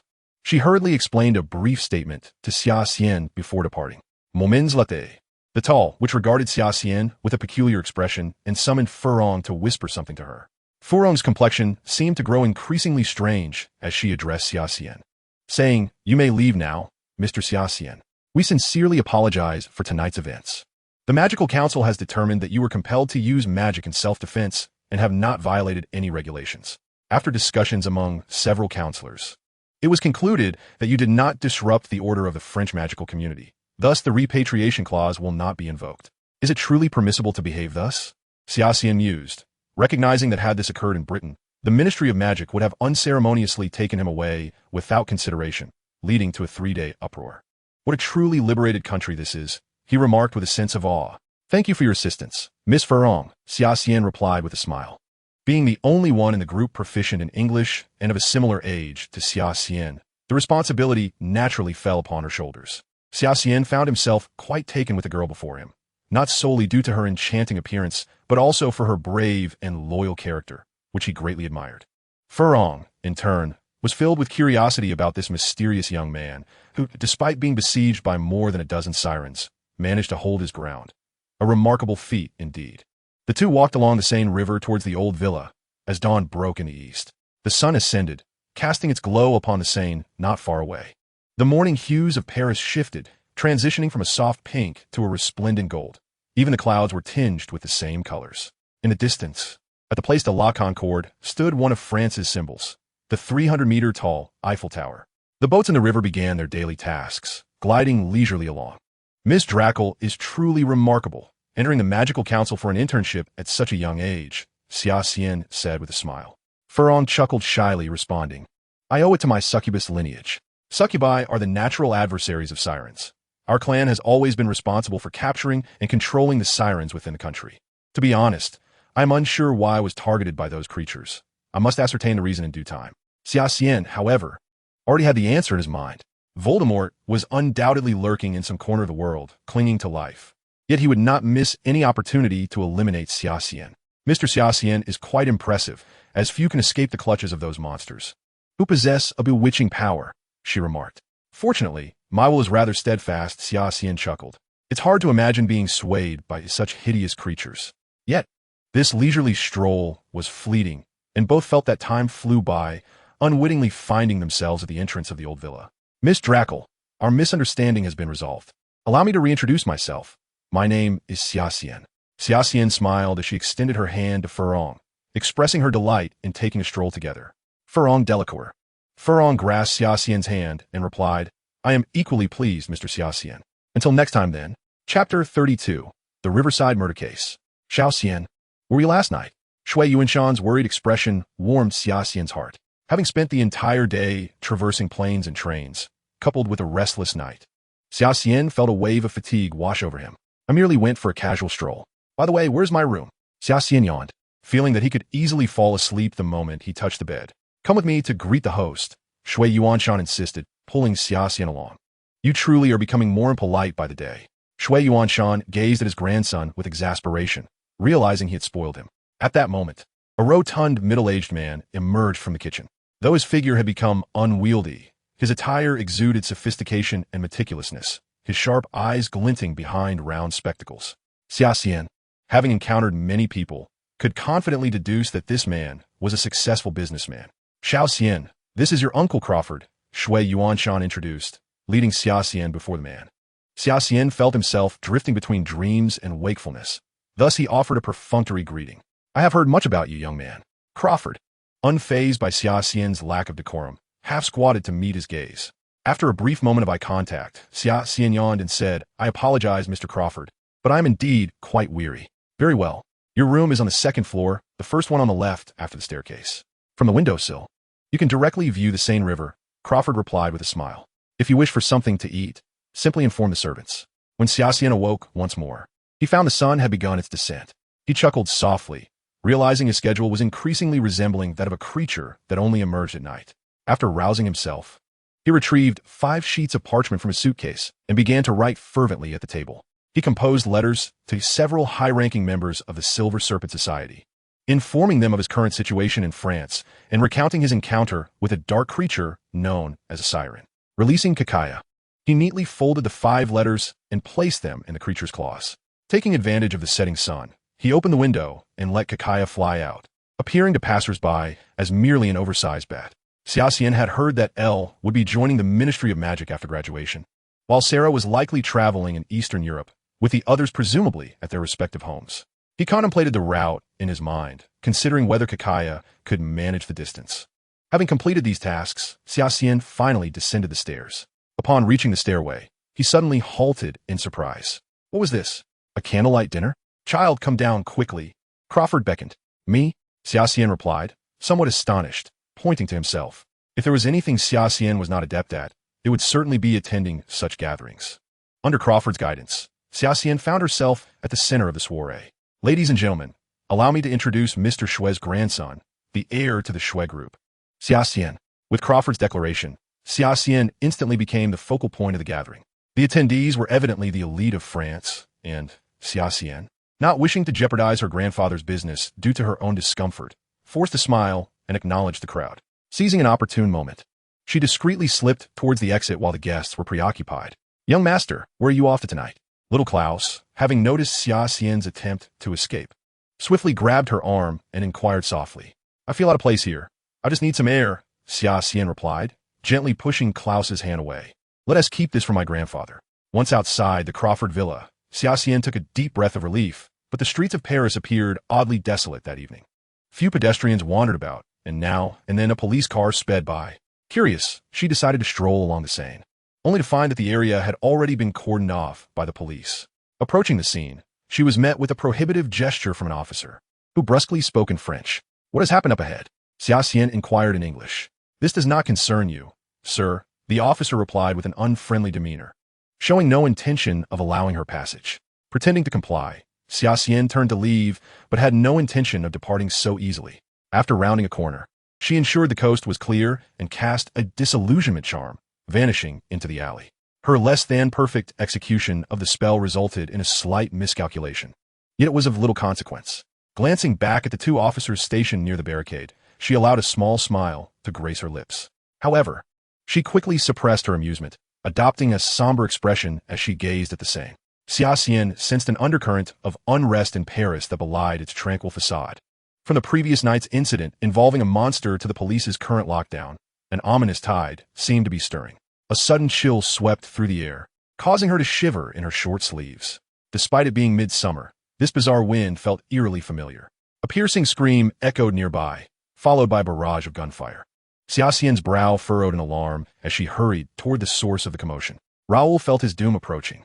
Before him lay the desiccated corpse of his comrade, now resembling a mummy, while a green-skinned monstrosity remained unscathed after a relentless hail of bullets. Tasked with investigating a murder, he could not have anticipated the emergence of such a creature. Third squad request backup. Third squad request backup. Came a frantic call over the radio, met only with a cacophony of static. In his despair, Raoul thought he glimpsed the goddess of his dreams, the one he had confessed his feelings to countless times to no avail, now seemingly beckoning him with outstretched hands. Don't go over there. Raoul was initially lost in his reverie when he was abruptly pulled back to reality. Upon regaining his composure and looking ahead, he was once again confronted by the hideous creature. Lowering his gaze, he discovered that the one who had seized him was a dark-haired boy. Do not be deceived by appearances. Xia Xian gazed at the desiccated corpses strewn before him, his expression as frigid as frost. You. Raoul felt a mix of embarrassment and irritation at being admonished by a mere child. Just as he was about to retort, Xia Xian forcefully shoved him aside. Do not be a hindrance. Raoul stared in astonishment at the dark-haired boy, whose strength seemed almost unfathomable. Xia Xian had intended to cast a Muggle-confundus charm on the unfortunate policeman, but the female demon before him had no intention of granting Xia Xian such an opportunity. Her tendril-like hair lunged towards him. Without hesitation, Xia Xian dodged to the side and, mimicking the movements of Ferron from the previous night, unleashed a Petri ficus totalis at the demoness. Suddenly, a chilling voice emerged from behind Xia Xian. He turned to find Lucius Malfoy standing there, a sight that took him by surprise. Hey, Lucius, it seems we have caught a significant figure, he remarked as two more individuals appeared behind him. One of whom, a portly middle-aged man, chuckled. Avada Kedavra, shouted the other middle-aged man, directing a killing curse at the hapless policeman who had been merely spectating. The poor fellow stiffened and fell silent. The middle-aged man smirked. It is much quieter now. I believe I should avenge my son today. Lucius, evidently feeling victorious, leaned closer to Xia Xian and inquired, what do you think, lad? Avada Kedavra. Lucius raised his hand, casting a green light. Xia Xian, unhurried, retaliated with a killing curse of his own. The two beams collided and dissipated in midair. In China, we have an ancient proverb, like father, like son. Xia Xian swiftly cast a powerful spell, causing Lucius to stagger. The trio formed a triangular formation, shielding Lucius behind them. As Xia Xian observed the three before him, their appearances began to merge with the figures etched in his mind, Malfoy and his two cronies. The two middle-aged wizards positioned in front of Lucius unleashed their own killing curses at Xia Xian. He raised his wand, countering their green lightning with a curse of his own. "You're out of the game, lad." Lucius slowly rose, unable to conceal the triumphant smile creeping across his lips. He added another killing curse to the two green beams. The tide of battle seemed to shift dramatically, as Xia Xian's lightning visibly diminished. Secretly, Xia Xian shaped his right hand into a sword-like position, feeling the deathly energy rapidly deplete within him. He silently recited the Tai, Chi, Xian Xing Dao mantra, the silver light intensifying on his concealed right hand. He awaited the opportune moment. The instant his death energy was exhausted would be Xia Xian's moment to strike back. The green lightning emanating from Xia Xian grew ever fainter, while Lucius wore a maniacal grin, eager to witness the despair on Xia Xian's face at the moment of death. Yet, disappointment awaited him. A smile began to bloom at the corners of Xia Xian's lips. The time had come. Suddenly, he raised his right hand, and a silvery, sword-like light streaked across the sky. At that moment, Xia Xian's death curse was finally consumed, and a bolt of green lightning surged toward him. Seizing the opportunity, he executed a phantom shift to evade the curse's deadly grasp. A piercing scream echoed from across the way. Lucius was now drenched in crimson, a bloody right arm severed and lying on the ground, still clutching his wand at the fingertips. Xia Xian approached, retrieving Lucius's wand, and, after a moment of contemplation, tucked it away into his pocket. At that very moment, a ghostly green skull materialized in the night sky of Paris. More Death Eaters? Xia Xian furrowed his brow. What could these fugitives possibly want in Paris? First, they unleashed a banshee, followed by chaos in the city to create disorder. Xia Xian surmised that such a commotion was surely a smokescreen for something more sinister. Just as he contemplated pursuing them, a chilling wind swept through the air, heralding the arrival of several wizards who surrounded him. With their wands raised, they commanded, "Drop your wand." Though Xia Xian did not comprehend their words, he could infer their intent from their expressions and gestures. Clearly, they were aurors dispatched by the Ministry of Magic, as evidenced by the iris emblem on their robes, which he had seen on Fleur's attire. However, the timing of their arrival was rather suspicious. Filled with doubt, Xia Xian reluctantly lowered his wand, aware that they would not relent easily and were preparing to search him. "Wait, he's my friend." Xia Xian suddenly heard Fleur's voice nearby. The timely arrival of the young lady was a stroke of fortune, as he had been struggling without a translator and had many questions swirling in his mind. Chapter 33. The Switch Speaker. Upon hearing Fleur's words, the aurors temporarily lowered their wands, clearly recognizing the young girl from the Delacour family. "Fleur, your timing is impeccable," Xia Xian said with a wry smile, gesturing to the stern-faced aurors surrounding them. Fleur nodded and began explaining Xia Xian's identity to the lead auror.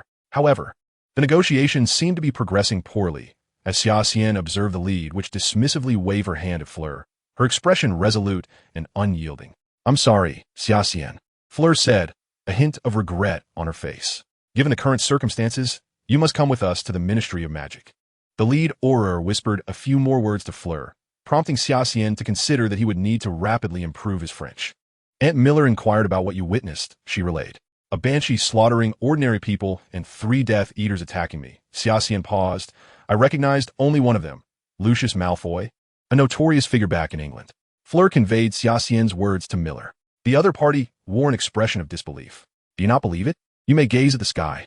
Xia Xian pointed upwards, where the inky night was starkly marked by the eerie green symbol of dark magic. A gasp arose from among the aurors. Xia Xian observed everything with a calm demeanor, convinced that the aurors had surely noticed the dark mark in the sky, though they were reluctant to acknowledge it. Such is human nature.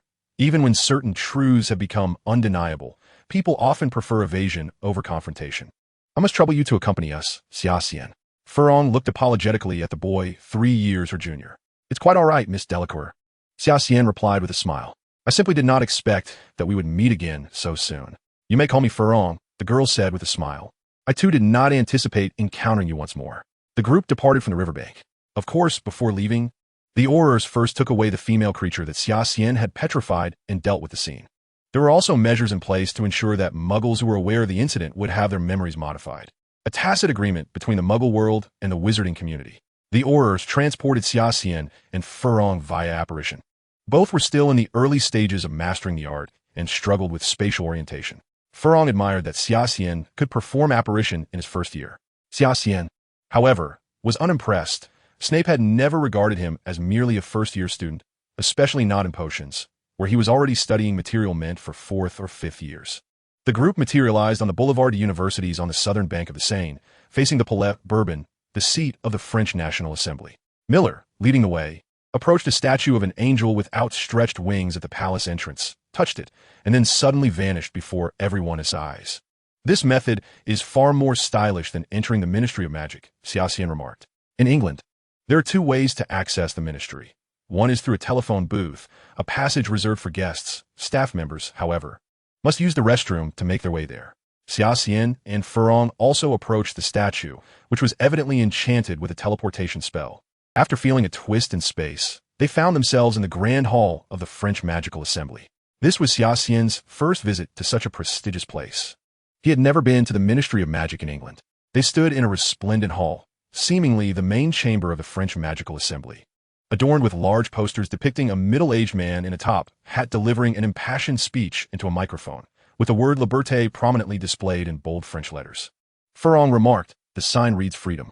And this man is the Speaker of the French Assembly, William Lewis." He struck Xia Xian as more of a politician than a wizard. The imagery on the poster closely resembled that of his Western counterparts from his past life. "We need to go to the Department of Law Enforcement," Furong whispered. "I wouldn't ordinarily be qualified to enter, but few here understand English, so I'll need to assist with translation. Rest assured, I will do my utmost to help you. Surrender your wands," the Auror stationed at the entrance declared, producing a small tray for the group. Xia Xian had no intention of readily surrendering his wand. He concealed his hand behind his back and retrieved Lucius's wand from his person, placing it upon a small tray. Silence. The Aurors ushered Xia Xian into the Department of Magical Law Enforcement. Upon entering, Xia Xian observed that the room's decor bore a striking resemblance to the layout of a Western parliamentary assembly from a later era. Wizards filled the tiered platforms, all clad in formal wizarding attire. Yet to Xia Xian, their garb exuded an inexplicable oddity. "Is that correct, Xia Xian?" inquired the wizard seated at the center of the elevated dais. Xia Xian cast a glance at the wizard, who wore spectacles, yet he recognized him instantly as Chairman William, the very figure depicted on the posters. Indeed, Xia Xian nodded, his curiosity piqued about the chairman's intentions. "You claim to have been attacked by a banshee and witnessed Death Eaters, correct?" As the chairman uttered these words, a wave of gasps rippled through the assembly, followed by a cacophony of murmurs. William rapped his small gavel upon the table, restoring a momentary calm to the chamber. Xia Xian narrowed his eyes slightly, noting a sudden tremor in William's face, and his voice quivered. Silence. The young man seemed to grasp the gravity of the situation and replied with deliberate calmness. "Indeed. I did see the Death Eaters, and I was attacked by a banshee." Xia Xian elongated his words, then shifted his tone. "But what is it that you hold in your hand, Chairman?" William's grip on the small vial froze in midair. "Stupef." Xia Xian mercilessly drew his wand and aimed it towards the chairman's platform. A collective gasp erupted from the assembly as wizards scattered in all directions. "Guards! Guards!" Miller shouted urgently, Merlin above. How could he possess a wand? Avada Kedavra! 3 beams of green light illuminated the assembly. Several wizards removed their hoods, revealing the 2 middle-aged Death Eaters who had just fled, alongside several apparent accomplices. Xia Xian snorted disdainfully, executing a disillusionment charm to evade the Death Eaters' attack, then suddenly appearing behind Chairman William, pressing his wand against the back of William's head. The chamber was soon flooded with over a dozen armed Aurors, and realizing the peril, the Death Eaters transformed into wisps of black mist, vanishing from the assembly hall. In the aftermath, only Xia Xian, who had William in custody, and the French Aurors remained in the chamber. "Fleur, come here." Xia Xian assessed the situation. He had no desire to sever ties with the French magical community. At least, not at this moment. Fleur stood frozen in place. "Fleur, trust me," Xia Xian urged once more. After a moment's hesitation, she stepped towards the chairman's platform. Xia Xian seized the small vial from William's grasp, unscrewing it with one hand to bring it to his nose for a sniff. Indeed, it was a polyjuice potion. This potion was exceedingly popular in the wizarding world. Upon consumption, one would mirror the appearance and voice of the individual they wished to emulate. However, This potion possesses a significant drawback. Its effects are fleeting, necessitating frequent consumption to sustain the transformation. William trembled increasingly, his visage contorting into a grotesque expression before disintegrating and reconstituting. In mere moments, an entirely unfamiliar face materialized before the aurors. Xia Xian seized the individual sleeve, revealing a terrifying mark that appeared almost alive. It was undoubtedly the dark mark, identifying this person as a Death Eater. "Put down your wand," Miller commanded, his brow furrowed. "Furong, come over and restrain this individual." Xia Xian sheathed his wand, while Furong nodded resolutely, casting a disarming charm on the Death Eater to prevent any unexpected actions. Xia Xian rummaged through his pocket for a moment before triumphantly retrieving a small vial. He uncorked it, inhaling its contents, and then forcefully grasped the Death Eater's jaw, prying open his mouth. "What did you give him?" Furong inquired. "A truth serum," Xia Xian replied, his deft manipulation sending chills down the spines of the gathered aurors. It was indeed alarming that a first-year student from Hogwarts carried such a potion. "Now speak. What is your purpose for coming here?" "You cannot thwart the Dark Lord's resurrection. Lewis's treasure." "Lewis's treasure?" Xia Xian pressed for more, but the Death Eater began to ramble incoherently. It seemed he was bound by an oath or a curse, which left Xia Xian lamenting the loss of more detailed information. "Where is Chairman William Lewis now?" he asked next. "Trapped within the oil painting on the wall of his office," the Death Eater replied. Upon hearing this, Miller promptly gestured to two aurors, who understood the directive and exited the room, presumably to rescue William Lewis. After posing two questions, Xia Xian felt a wave of disinterest wash over him and stood up, declaring, "I leave him to you." Miller regarded the dark-haired boy standing at the head of the table, resembling a formidable little demon. "Thank you for your assistance, Xia Xian." Furong sighed in relief. "You're welcome. I suspect the recent incidents involving the female specters are intricately linked to this so-called Lewis's treasure.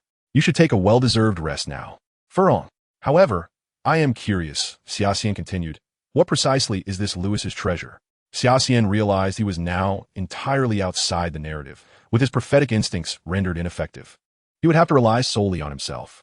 Accompanying Miller was an auror proficient in English, and shortly after Xia Xian's inquiry, Miller coughed violently twice. Furong hesitated, her words caught in her throat. Chapter 34. The Treasure of Louis XVI. Two aurors brought forth the real William Lewis, who appeared pale, clearly having endured considerable torment. "Thank you for your assistance, sir," William Lewis said as he approached Xia Xian, forcing a smile that suggested he might faint at any moment. Miller, the head auror, murmured a few words to Furong. Furong conveyed to Xia Xian the words of Aunt Miller. "Aunt Miller has indicated that you may take your leave. We still have some follow-up matters to address, and we shall extend another invitation for you to visit the Magical Council next time." This was in essence a polite dismissal. Xia Xian understood, for the fact that the speaker had been replaced by a Death Eater was hardly a matter of pride. Nevertheless, the clue extracted from that Death Eater through Veritasrum lingered incessantly in Xia Xian's mind. Lewis's treasure. This phrase kept recurring in her thoughts. The Death Eaters had evidently infiltrated France for this so-called treasure, which must contain something that would aid in Voldemort's resurrection. The two stepped out of the Magical Council, finally able to rest after a month of toil. "Thank you so much, Xia Xian," Furong exhaled, feeling a sense of relief. A month? Xia Xian calculated roughly. It had indeed been a month since she had defeated Quirrell. Voldemort was clearly scheming something. Indeed, a month ago, she recalled, the forest's banshees and werewolves had begun their uprising, prompting the Magical Council to mobilize nearly all their forces to quell the rebellion, even calling upon the Relic Guard. Relic Guard? A peculiar term slipped from Furong's lips, and she suddenly realized she had revealed too much. The young girl stuck out her tongue and said, "Sorry. I can't disclose more." "I understand, Furong." The Crawford Villa loomed in the distance, and Xia Xian felt it was time to bid farewell. "I think we should say goodbye." The soiree inside the villa seemed to be concluding, and Xia Xian spotted Crawford and her grandfather at the entrance, bidding farewell to departing guests. Suddenly, a strange sound emanated from within the house. Xia Xian strained to discern it.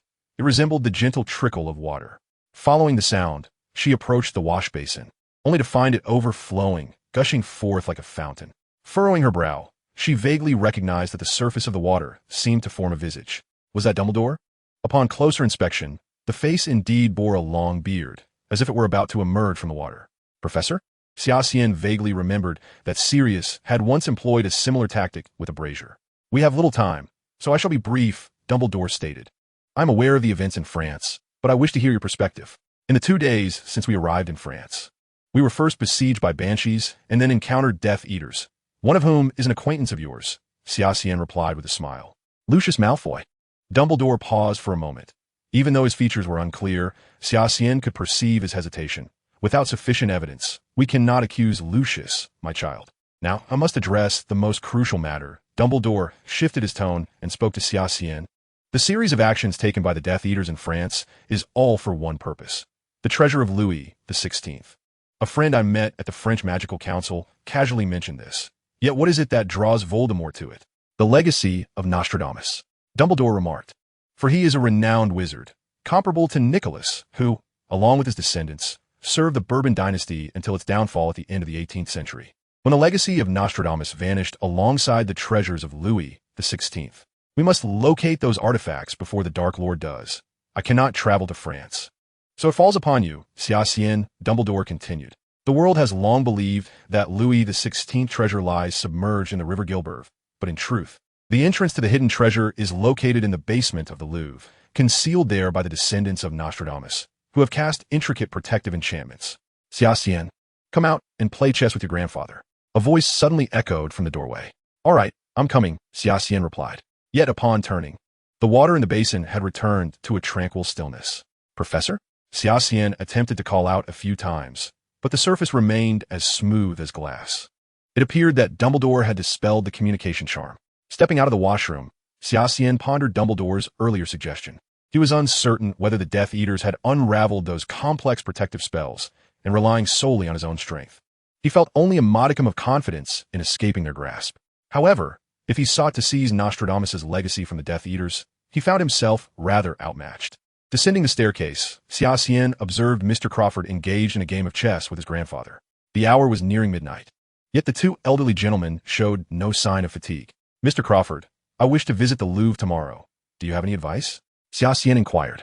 Oh, you wish to go to the Louvre, my child? Mr. Crawford replied with keen interest, as it was the first time the boy had approached him to converse. Mr. Crawford glanced at his watch, saying, Fortunately, tomorrow is not Tuesday. I shall have someone procure tickets for you, and remember to exit before 6 in the evening, lest you find yourself spending the night among those antiques in the Louvre. Thank you, Mr. Crawford, Xia Xian said, noting that the two gentlemen showed no inclination to retire for the night. He turned and ascended to the second floor. His grandfather, who had just summoned him for a game, did not even glance his way, clearly absorbed in the match. Xia Xian retrieved a piece of dried beef from an old leather suitcase and tossed it to Kakaya, who, satisfied, flapped his wings.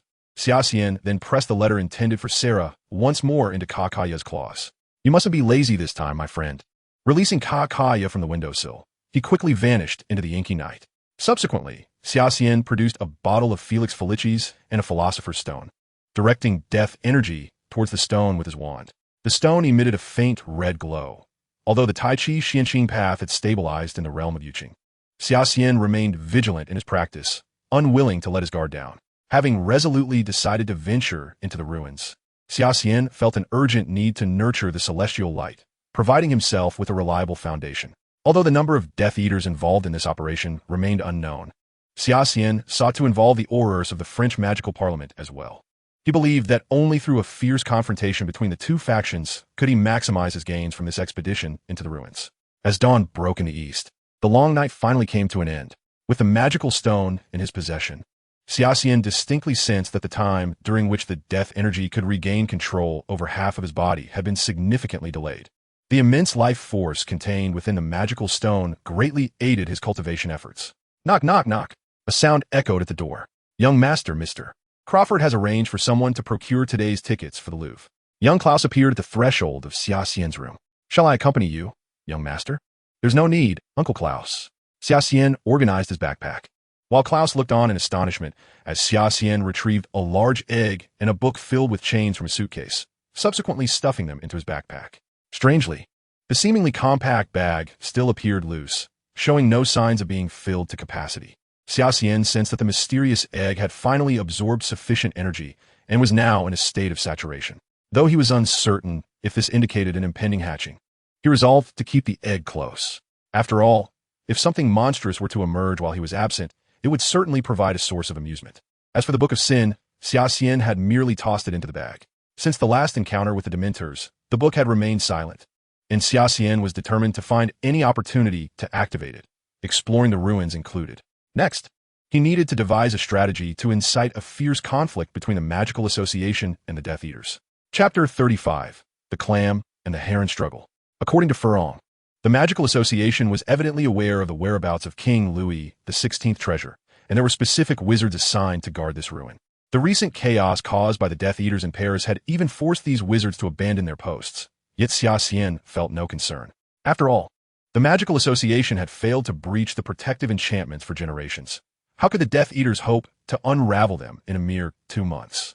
A plan began to take shape in Xia Xian's mind. He gently pushed young Klaus out of his room and locked the door behind him.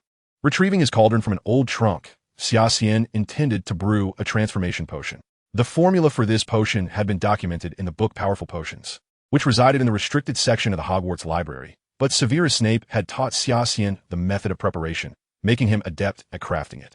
After filling his backpack with the pale yellow potion, Xia Xian stepped out, feeling a sense of satisfaction. The radiant sunlight filtered through the gaps in the leaves, cascading downwards. The magnificent Louvre was bathed in a layer of golden light, and the glass pyramid refracted the sunlight into a spectrum of colors.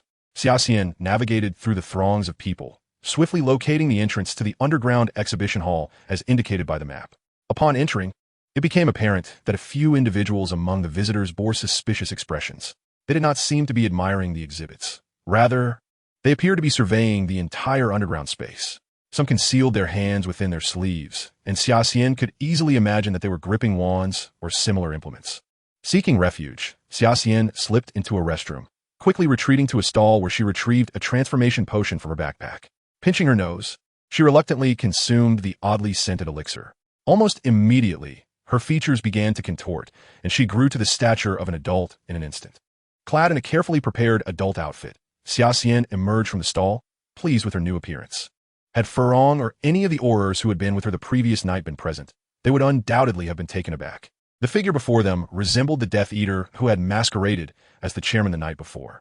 Taking advantage of the crowd's distraction, Xia Xian had successfully produced the transformation potion using a strand of hair she had pulled from the Death Eater's head. Now, it was time to instigate a conflict between the Death Eaters and the Wizard Guards. Xia Xian resolved to employ the simplest and most effective method. She rolled up her sleeves, revealing the dark mark on her arm. Then, feigning the demeanor of an ordinary visitor, she ventured deeper into the underground hall. Several plainclothes wizards took notice of this unexpected visitor and began to covertly follow her. Spotting an ajar door in the distance, shrouded in darkness with a sign reading "Visitors Keep Out," she discerned that the 2 sentinels stationed there were, without a doubt, wizards. "Hey, sir, please stop," one called out. Pretending not to hear the shouts behind her, Xia Xian quickened her pace. The wizards, trailing her, hastened to keep up, while the guards at the door also realized she was approaching and swiftly drew their wands. Avada Kedavra! In an instant, Xia Xian brandished her wand, unleashing a killing curse towards the front. However, with a slight smirk, she deliberately misdirected the green bolt of lightning. "Death Eater, capture him!" The intent behind Xia Xian's actions was clearly achieved, as the dark mark on her arm stood out prominently, catching the attention of nearly all the wizards present. Several red bolts of light shot toward her, while multiple green curses intercepted the disarming spells aimed at her. A group of individuals surged into the hall, unmistakably Death Eaters. It appeared they had been hiding among the ordinary visitors, and Xia Xian was akin to a match igniting a powder keg, prompting the 2 factions, previously tentative, to engage in direct confrontation. The architect of this chaos, however, had already vanished in a puff of smoke, having cast Disapparate. Both parties were momentarily stunned by Xia Xian's sudden disappearance from the center of the battlefield. But it wasn't long before a flurry of spells began to erupt throughout the corridors of the underground exhibition hall. At this point, Xia Xian had already entered through the ominous door. The surrounding damp and dark environment rendered Xia Xian somewhat uncomfortable. However, he quickly grasped that this door was akin to a teleportation array, transporting him to his current location. As his eyes gradually adjusted to the darkness, a sudden distortion of space enveloped him, and more than a dozen individuals materialized beside him. Xia Xian and the opposing wizards pointed their wands at one another. Nevertheless, he recognized the identities of the individuals before him from their garb. Death Eaters had stormed in, and the few guarding wizards were evidently struggling against these desperate foes. Xia Xian rolled up his sleeves, presenting the dark mark on his arm to the others, and declared, "I am one of you." The leading Death Eater then lowered his wand and seized Xia Xian by the collar, exclaiming, "You fool! Who told you to come here?" The present darkness obscured the opponent's vision, rendering them unable to discern Xia Xian's face. Should they recognize him as a transformed Death Eater, his cover would be blown. "My apologies," Xia Xian feigned a timid demeanor. "I thought they had discovered me." "Useless, get to the back." The leading Death Eater hurled Xia Xian away, causing him to stumble to the rear of the group. "Everyone, stay close to me," the Death Eater commanded coldly, as they ventured deeper into the shadows. Xia Xian, stationed at the rear, observed everything discreetly. He was skeptical that this was the final line of defense for the Magic Association. Surely, there were more formidable guards within. When the two factions engaged in chaos, he would seize the opportunity to approach the treasure's location. "Someone is coming," the leading Death Eater suddenly announced. The sound of footsteps suggested no fewer than 5 individuals. "Prepare yourselves and move forward." Indeed, the Death Eaters thrived in the darkness, finding it conducive to unleashing their prowess. They appeared to be situated within a cavern, with the leader concealed around a corner, ready to deliver a lethal strike to those approaching. Avada Kedavra! A brilliant green light illuminated the entire cavern. The opposing party was clearly not idle. Within the narrow tunnel, the two factions erupted into fierce combat once more. This was likely a patrol of the guarding wizards. Despite the Death Eater's numerical advantage, several bodies still littered the ground. From the depths of the cavern, the sound of hurried footsteps echoed, indicating that the guarding wizards had discovered the encroaching Death Eaters.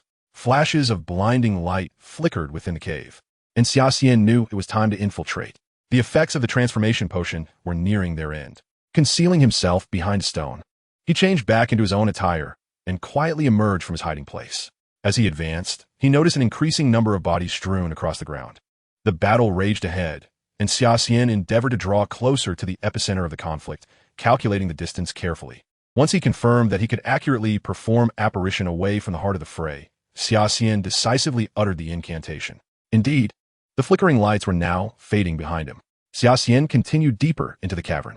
The guardian wizard had evidently departed to confront the invading Death Eaters, and Xia Xian encountered no further hindrances along his way. After nearly 10 minutes of walking, he finally reached the end. Before him lay a vast underground chamber, astonishingly spacious compared to the narrow passage he had traversed. Stout stalactites hung from above, their reflections dancing upon the damp stone walls illuminated by flickering torches.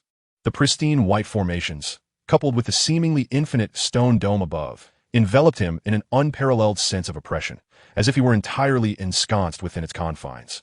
With no hope of escape, Xia Xian surveyed the immense cavern and directed his gaze towards a colossal stone tablet not far away. The treasure of kings lay buried here. Beside the tablet, an exquisitely carved stone disc caught his attention. As he approached, he discerned that the disc was adorned with intricate carvings resembling the stars scattered across the night sky. Suddenly, Xia Xian noticed a distinct rhomboid indentation on the smooth surface of the stone disc, suggesting that something was meant to be placed within it. The indentation struck him as vaguely familiar, prompting him to rummage through his backpack almost instinctively. After an extensive search, he finally unearthed the only item in his possession that had edges and might fit the recess, a magical stone. Could it truly be this fortuitous? With a look of perplexity, he positioned the magical stone near the indentation, and to his astonishment, it slid effortlessly into place. The stone began to emit a soft red glow, and suddenly, the entire star map was infused with vibrant colors as stars ignited across the disk, causing it to spin rapidly. Xia Xian felt the cavern tremble violently, loose stones cascading from the stone vault above. Before him, the stone wall astonishingly opened like a door. It was that boy. Stop him.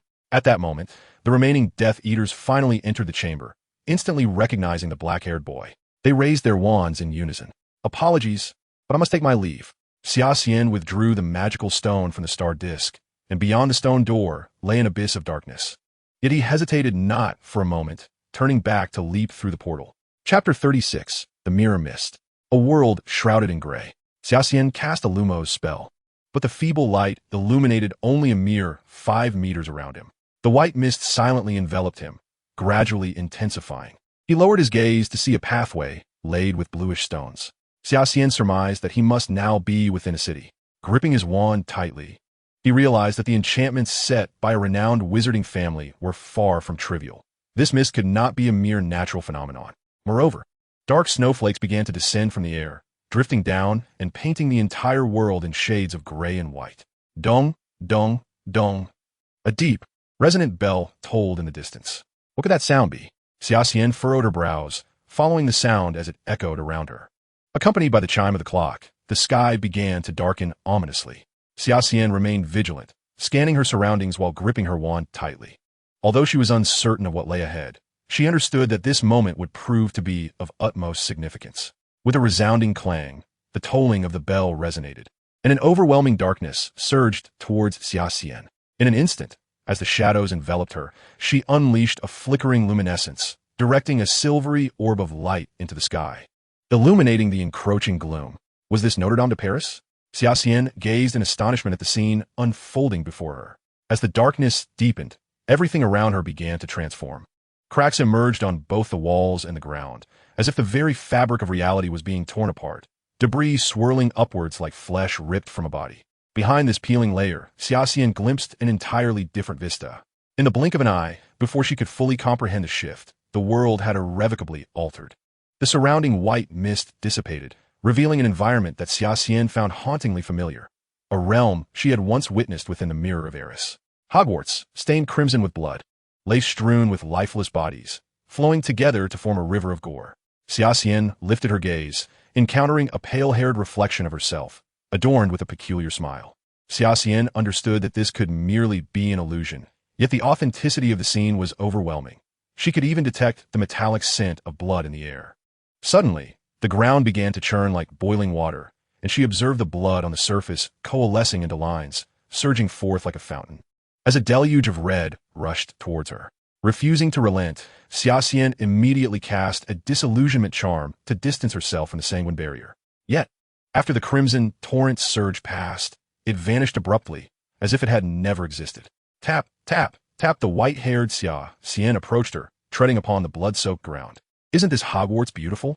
The pale-haired Xia Xian smiled, unburdened by concern, suggesting that all could be silenced if only the enemies were vanquished.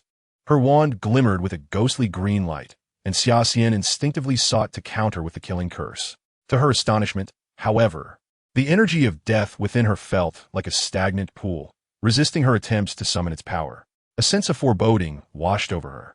The dormant energy implied that she could not wield the might of the Tai Chi Xianxing Dao. Avada Kedavra! The ghostly green lightning shot forth in an instant, igniting her wand with a crimson glow. She could only momentarily stave off the impending attack with a disarming charm. The two bolts of energy collided midair, creating a shockwave that sent Xia Xian tumbling, crashing onto a bed of shattered stones in the castle courtyard. The searing pain and warmth of her own blood confirmed to her that this was no mere illusion. An eerie spectacle unfolded. The blood surrounding the white-haired Xia Xian appeared to come to life, swirling in the air and gradually coalescing into a distinct silhouette. Xia Xian's expression grew increasingly grim. The blood-formed figure before him was none other than Voldemort. You think you have triumphed over me, boy. Voldemort's voice slithered through the air with a chilling arrogance. Xia Xian wiped the blood from the corner of his mouth. Although he found himself at a disadvantage, he had endured countless adversities in his 2 lifetimes. The situation appeared dire, yet was not without avenues for retreat. What puzzled Xia Xian, however, was how Voldemort had come to be in this place. Yet, his opponent would not grant him the luxury of contemplation. A barrage of killing curses hurtled towards him, compelling Xia Xian to evade frantically, occasionally retaliating with spells of his own. Taking refuge behind a pile of rubble, he cast a disarming charm and seized an opportunity to sprint towards the grand hall of Hogwarts Castle. At that moment, the silver-haired Xia Xian was enveloped in swirling black mist, a pitch-black longsword materializing in his grasp. His adversary merely employed a disapparation charm to block his path, brandishing the sword menacingly against Xia Xian's throat. Unarmed, Xia Xian stood no chance against an opponent wielding the dark blade, or rather, against himself. The obsidian sword plunged into Xia Xian's left shoulder.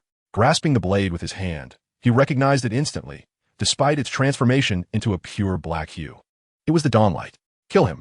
Voldemort bellowed from the sidelines. A tremendous surge of death energy coursed through the blade, shattering the equilibrium of power within Xia Xian. The scales began to tilt inexorably towards the death energy. Xia Xian felt the environment grow increasingly frigid as negative emotions began to dominate his senses. The two beings connected by the sword seemed to converge into one. However, Neither Voldemort nor the two versions of Xia Xian clutching either end of the dawnlight. Noticed the faint purple glow emanating from the backpack behind Xia Xian. It felt as though an abyss of unfathomable depth lay before him. Xia Xian's consciousness began to blur. The spiritual energy of the Tai, Chi, Xianyuan path dwindled to a mere flicker within his mind, barely safeguarding his spirit from the encroaching void filled with the chilling essence of death and destruction. The flow of death energy appeared relentless. Even the remnants of death energy within Xia Xian began to withdraw from his body. I nearly brought about my own demise, Xia Xian thought, gripping the dawnlight, its white brilliance illuminating his hand. He couldn't help but smile wryly. Indeed, he was his own greatest adversary. Since arriving in this world, he had never felt so beleaguered. Suddenly, the surface of the dawnlight erupted with fine cracks. Subsequently, dark fragments began to flake off from the blade. Xia Xian gazed at the white-haired manifestation of his inner demons. He had never anticipated that his own shadow would drive him to such a desperate brink. Yet now the tide had unmistakably turned. The spiritual energy of the Tai, Chi, Xianyuan path pierced toward his inner demon like a sharpened sword. Xia Xian countered this foe in a nearly identical fashion, and it was evident that, like him, the opposing force would soon meet its end after being struck by the contrary energy. A peculiar smile crept upon the inner demon's lips before it shattered into myriad fragments that erupted in the air. Xia Xian staggered to his feet, his complexion pale. Before him, the world began to crumble, and the blood-formed Voldemort stood amidst the ruins, turning to glance at Xia Xian. This is not the end. As the illusionary world collapsed, Xia Xian found himself in an expansive stone chamber. The entire room was enveloped in dazzling light, with countless treasures of gold, silver, and gemstones heaped within. Yet, Xia Xian felt no allure towards these riches. He set down his backpack and retrieved the peculiar egg. Could it be that this unborn creature had saved his life? Upon a cursory examination of the egg, he noted its vibrant life force showed no signs of depletion. This entity appeared to be in splendid condition. Then, accompanied by a faint cracking sound, more and more fissures appeared on the egg's surface. Was it about to hatch? Xia Xian felt a wave of uncertainty, akin to a father awaiting the birth of his child. A mixture of joy and anxiety coursing through him. The eggshell shattered. The first sight to greet Xia Xian was a beak, followed by a pair of sharp, eagle-like eyes. Gazing at this extraordinary creature, he wondered if it could be a phoenix. However, having witnessed Dumbledore's fox, he could tell that this little one was distinctly different, although just born. It was evidently larger than Fox by a significant margin. The unknown avian creature finally emerged from its shell, and to Xia Xian's surprise, it was not the unsightly mess typical of newly hatched birds. Instead, this little one boasted a stunning coat of golden feathers, complete with 2 pairs of wings and a tail adorned in a beautiful dark golden hue. Xia Xian reached out to caress the newly born being, which affectionately nuzzled against his hand. The air around them crackled with faint arcs of electricity. Xia Xian sensed the immense energy within this creature, likely the source of the electric discharges surrounding it. Standing upright, Xia Xian noticed that the little one seemed quite attached to him, flapping its wings in an attempt to perch on his shoulder. Yet, it was clear that it had yet to master the art of flight. After several unsuccessful attempts, it resorted to calling out as it trotted closely beside him. The treasures within the stone chamber held little allure for Xia Xian, for in his previous life, he had encountered wealth far exceeding this quantity. However, he found himself irresistibly drawn to an inconspicuous stone door nestled in the corner of the chamber, sensing a faint magical aura emanating from it. Chapter 37. The Wand and the Crystal Ball. As for the little creature that had been chattering beside Xia Xian since its hatching, after a moment of contemplation, he decided to bestow upon it a name that resonated with its abilities, Lightning. Xia Xian was unaware of the specific nature of lightning as a magical creature. This was likely a question for Sarah, who aspired to become a magizoologist. Ever since her graduation, she had vanished from sight, but if time permitted, Xia Xian resolved to inquire about it. For the newly hatched lightning, flight seemed a formidable challenge. It could only shuffle its claws in pursuit of Xia Xian. Open, Horcrux! Xia Xian drew his wand and shouted at the stone door. Indeed, the door opened in response. It remains uncertain whether the descendant of Nostradamus was overly confident in the restraints he had set for himself, or if he had exhausted all his magical power upon establishing them. For the stone chamber bore no magical barriers. Beyond the door lay a narrow room, furnished simply with 2 stone platforms at its center. Xia Xian noticed a human skeleton sprawled across one of the platforms, adorned with tattered black cloth. Upon closer inspection, he recognized the fabric as that of a wizard's robe. The skeleton before him was evidently that of Nostradamus' descendant, the very architect of this enchantment. Though this barrier had posed significant challenges for Xia Xian, he could not help but admire the wizard. Around his remains lay no relics, suggesting that he had sealed the final secrets of the Bourbon dynasty with his own life.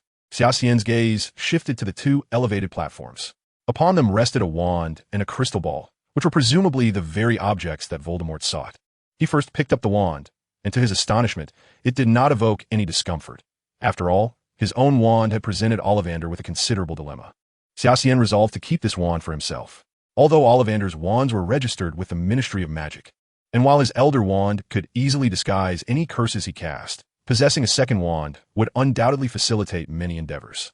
Xia Xian experimented with a few minor spells using the wand, reveling in its exquisite precision. While the elder wand amplified the power of spells, this wand excelled in accuracy.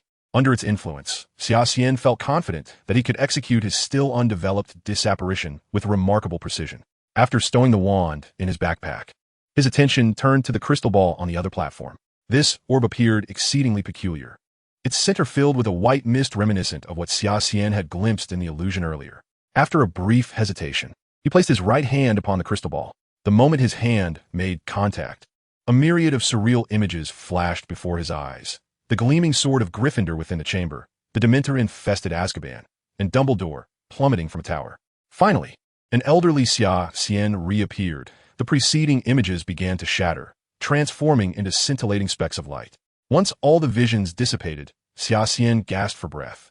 His expression a complex mix of emotions as he regarded the enigmatic crystal ball.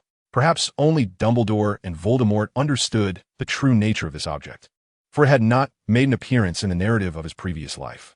Xia Xian remained uncertain whether this crystal ball represented events that had transpired in this world or alterations brought forth by his rebirth. Regardless of its strangeness, he could not leave it behind. Suppressing the eerie sensation, he placed the crystal ball into his backpack, convinced that it was time for him to return. A solitary figure accompanied by a bird approached the stone chamber's mechanism. Xia Xian illuminated the stone door with a flickering glow, revealing a celestial map on its reverse side. As he placed the magical stone into the recess, the door creaked open slowly.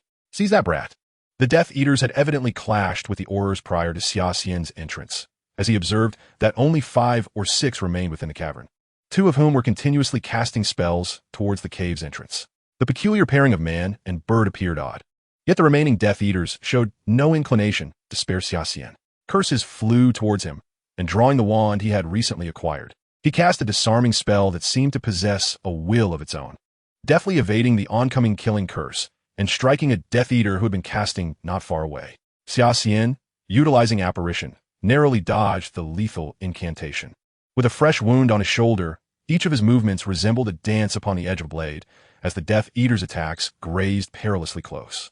The little creature, lightning, flitted around Xia Xian, visibly agitated by the foes before them, flapping its wings in a furious display. What in the world is this chaotic energy? Xia Xian sensed something amiss in the surrounding energy, unable to suppress a curse. The air around the creature crackled with noise and visible arcs of electricity. Unlike the golden arcs of its earlier manifestation, the electric arcs now exuded a deep purple-black hue. Xia Xian swallowed hard. He was all too familiar with this phenomenon from his past life, where he wielded lightning to devastating effect. The violet golden, destructive energy radiating from lightning could only be likened to the legendary 9 Heavens mystic thunder. At that moment, his thoughts shifted from vanquishing the Death Eaters to evading the devastating strikes of the 9 Heavens mystic thunder within the confined space. Lightning flapped its wings, its 2 pairs of golden wings gradually synchronizing, successfully lifting off from the ground. Suddenly, a tremendous roar erupted from beyond the stone door, causing the entire underground cavern to tremble. Moments later, silence enveloped the outside, prompting Xia Xian to cautiously activate the mechanism and emerge from the stone chamber. As the door swung open, he beheld lightning standing at the threshold, seemingly basking in glory. The exterior of the stone chamber had transformed dramatically. The entrance was now significantly larger, its surface marred with shocking fissures resembling jagged lightning bolts. As for the Death Eaters, there might not even be ashes left of them. Xia Xian bent down to stroke Lightning's head, the little creature reveling in the affection and chirping triumphantly. Xia Xian's hand trembled slightly as he pondered the nature of this creature. It was, without a doubt, a living nuclear bomb. No one could withstand the direct impact of the nine heavens' mystic thunder at such close proximity. Judging by the cracks in the ground, it appeared that this little being had unleashed more than one strike of mystic thunder. Xia Xian was utterly perplexed. How could a creature of Western magic have mastered the Eastern art of thunder, when lightning was merely an egg? Xia Xian could indeed sense the elemental energy of thunder emanating from it. Yet, how did that destructive aura of the nine heavens' thunder come to be?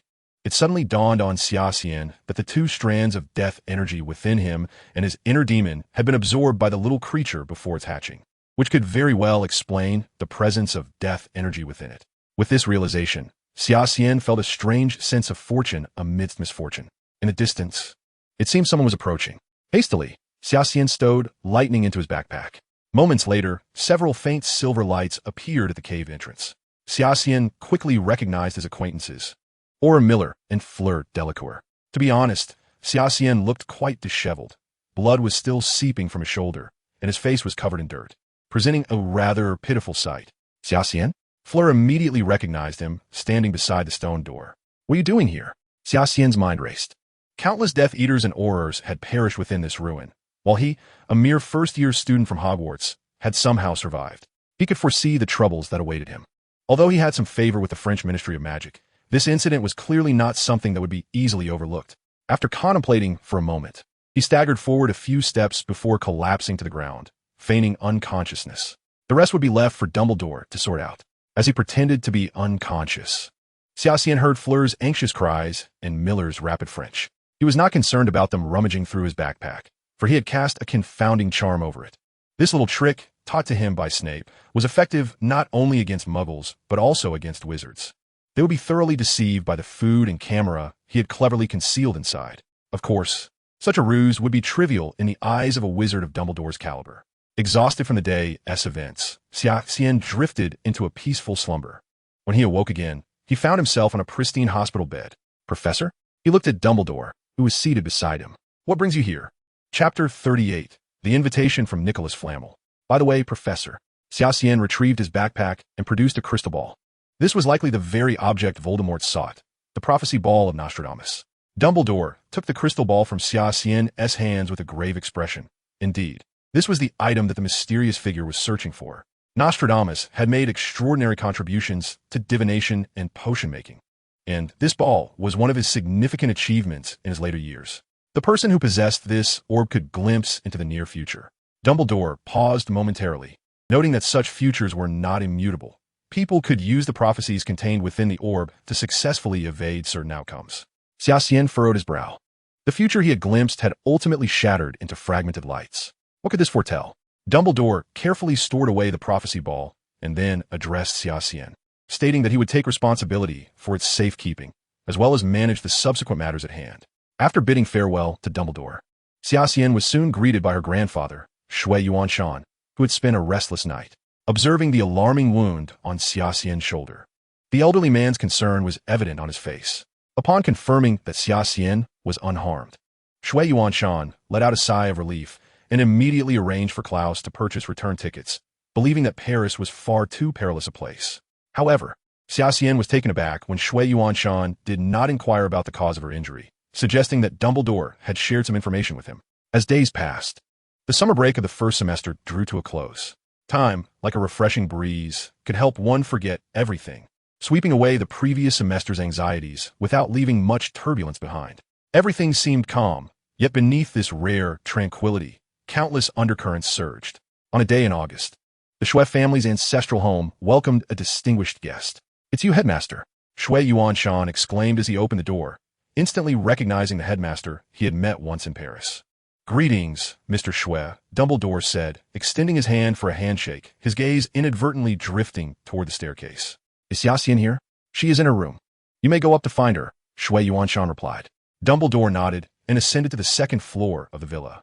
"Are you preparing for your second-year courses?" "It is rare to see you so diligent," Dumbledore remarked, silently appearing behind Xia Xian. Xia Xian offered a helpless smile. She wished it were otherwise. But who could blame her for living next door to an academic prodigy? "Do you remember the promise I made to you at the end of the semester?" Dumbledore asked with a smile. "What promise?" "It pertains to Nicodemus," Dumbledore replied. "My old friend wishes to meet you before his journey reaches its conclusion." With a flick of his wand, Dumbledore and Xia Xian apparat to Devonshire, materializing before Nicodemus's residence. The surroundings were charming, situated in a village inhabited by wizards. Neat hedges lined the roads, adorned with climbing vines, bursting with vibrant life. After traversing a thicket with Dumbledore, they emerged into a picturesque landscape of rolling hills and lush waters, a veritable paradise by Eastern standards. Nestled beside a small lake stood a cottage with brown tiles and white bricks, from which a chimney billowed thick white smoke, indicating that the owner was likely preparing breakfast. "This is our destination," Dumbledore announced, halting 10 meters from the house. He turned to Xia Xian and said, "Well, I shall leave you here. The rest is up to you." "What do you mean?" "The school year is approaching, and I am quite busy," she replied. "Nicodemus wishes to see you, so I shall not intrude." Xia Xian nodded slightly, signaling her understanding. In the next moment, Dumbledore vanished with a flick of his wand. Taking a deep breath, Xia Xian stepped forward decisively. In the next moment, the world spun chaotically, and Xia Xian felt as though he were plummeting from a great height. The sensation of weightlessness compelled him to instinctively reach out towards the sky, yet he grasped nothing but air. Indeed, it was as he had suspected. Nothing would come easily. Dumbledore had previously hinted, "The remainder is up to you." Was this a trial? Everything unfolded as Xia Xian had envisioned. In the blink of an eye, a scene he recognized materialized before him. "Are these my parents in this lifetime?" Observing the familial trio before him, Xia Xian furrowed his brow. This was clearly an illusion, or rather a form of mental magic. What was the meaning of this? As Xia Xian's thoughts trailed off, the idyllic scene of the happy family began to shift, prompting a deepening frown and a gradual fading of his smile. The once bright and warm room darkened. The young couple vanished, leaving only the black-haired infant lying silently on the ground, neither crying nor laughing, merely gazing at Xia Xian. Was this an artifice of the past? Xia Xian felt a twinge of disappointment.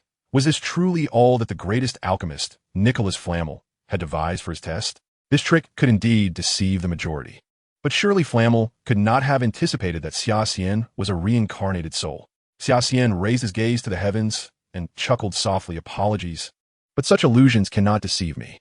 Furrowing his brow once more, he drew his wand and made a delicate motion through the air.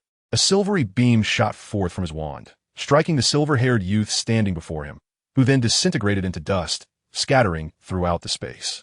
With a slight furrow of his brow, Xia Xian waved his wand again, turning the silver-haired boy into mere particles in the air. Yet was there no end to this? Xia Xian continued to wield his wand, eliminating one manifestation of himself after another, but for every one he vanquished, another would emerge. This was not a sustainable course of action, he pondered. Realizing the peculiarity of the situation, Xia Xian ceased this futile endeavor, choosing instead to await in silence. Then, a chilling voice echoed, "Avada Kedavra!" A cold green light surged from all directions, striking Xia Xian. He attempted to summon the strength within him to withstand the onslaught of the killing curse. Yet to his astonishment, he felt as if he had become an ordinary person, experiencing the weakness of his limbs, the ebbing of life, and the frailty of his body. Xia Xian's eyes widened, fixed intently on the version of himself before him. This is merely an illusion, though he fervently reminded himself that this was a fabrication, merely a hallucination. The debilitating weakness served as a constant reminder that his life was gradually slipping away. Had Xia Xian awakened? Not yet. He had not anticipated that a test could nearly cost this child his life. The illusion conjured by Nostradamus's prophetic orb represented a significant potentiality of the future. In other words, this child might very well be doomed by his own hand. Xia Xian felt a whisper by his ear, gradually opening his eyes to behold what seemed to be a starry sky. Yet, it was not the cosmos above, but rather a spell projected upon the ceiling, casting the external world within. "Child, you have finally awakened." He heard. "What has happened to me?" Xia Xian inquired, his head throbbing intensely. "Welcome, Mr. Xia Xian." An elderly voice resonated beside him. "I apologize. The small test that Dumbledore and I prepared for you encountered an unexpected outcome." "You are Nicholas Flamel?" Xia Xian exclaimed in surprise. He had anticipated that a man who had lived for 6 centuries would either be exceedingly frail and grotesque, or rejuvenated with youthful vitality. However, Flamel appeared to be akin to an ordinary old man. The elder nodded thoughtfully, saying, "I did not expect you to withstand my mental magic at your age. You are the first to achieve such a feat." Flamel continued with a hint of regret. "As for what transpired thereafter, it was somewhat beyond my expectations. If you have recovered now, please follow me." Xia Xian trailed behind Nicholas Flamel into his study, observing his surroundings. The study was devoid of distinctive features. and the shelves lacked the multitude of ancient tomes one would expect from a man of 6 centuries. "Please, take a seat," Flamel invited, settling into a wicker chair. "Dumbledore speaks highly of you. It is thanks to your efforts that my dear friend's relics did not fall into the hands of the Dark Lord." "Dear friend?" Xia Xian furrowed his brow. "Are you referring to Nostradamus?" The elder nodded silently. Chapter 39. Tom Riddle's Diary. The weather was dreary, with clouds obscuring the sun, and a gentle drizzle washed away the usual clamor, enveloping the surroundings in an unexpected tranquility. How could the dead produce sound? Standing before a modest grave, Xia Xian wore a solemn expression, his lips parting several times without uttering a single word. "Shall we go, Xia Xian?" He was gently prompted. Nodding slightly, he cast a final glance at the humble tomb. Who would have known that resting here was the most formidable alchemist of the past 6 centuries, Nicholas Flamel. "Apparate." Flamel departed with an air of serenity, assuring, "I am unharmed." He exchanged a final glance with Xia Xian, who nodded in acknowledgement, before the elder waved his wand and vanished once more. With a heavy sigh, Xia Xian exhaled a breath he had held for far too long, cautiously stepping forward. His movements were unsteady, reminiscent of an infant taking its first steps, teetering precariously. "Xia, what troubles you?" Eliza appeared at the villa's entrance, noticing Xia Xian's pallid complexion, and inquired with concern. Xia Xian waved his hand, signaling that he was fine. Aside from Xia Xian and Nicholas Flamel, no one knew what the two had discussed that fateful afternoon. Now, Nicholas Flamel had finally completed his long journey through life. In the twilight of his final afternoon, he imparted the complete methodology for creating the Philosopher's Stone to Xia Xian. Although the elder harbored complex emotions regarding the stone, as a master alchemist, Nicholas Flamel ultimately resolved to pass on this ancient craft of alchemy.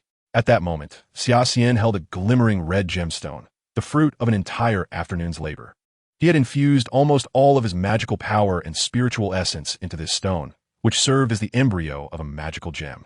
Now, it had taken on a preliminary form. However, to truly transform it into a magical stone, a greater reservoir of magical energy was required. In the presence of an elderly man nearing his end, Xia Xian did not conceal the secret of the death energy within him. Nicolmir had assisted Xia Xian in refining the method of infusing death energy into the magical stone. Nicolmir's approach provided Xia Xian with a novel perspective, as he had previously been fixated on merely embedding death energy into the stone. Instead, Nicolmir suggested utilizing the magical stone as a vessel to house the two energies within Xia Xian, thereby allowing him to integrate the newly generated power. Xia Xian's pallor was a result of depleting his internal strength. Now, the equilibrium within him seemed disrupted, and he required time to gradually meld the two energies. For Xia Xian, the magical stone was immensely beneficial. It had become a vessel for storing excess energy.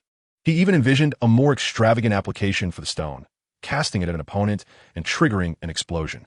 Days later, in Diagon Alley, Lucius Malfoy, father of Draco, appeared somewhat peculiar, his right sleeve hanging empty as a gentle breeze caused it to sway.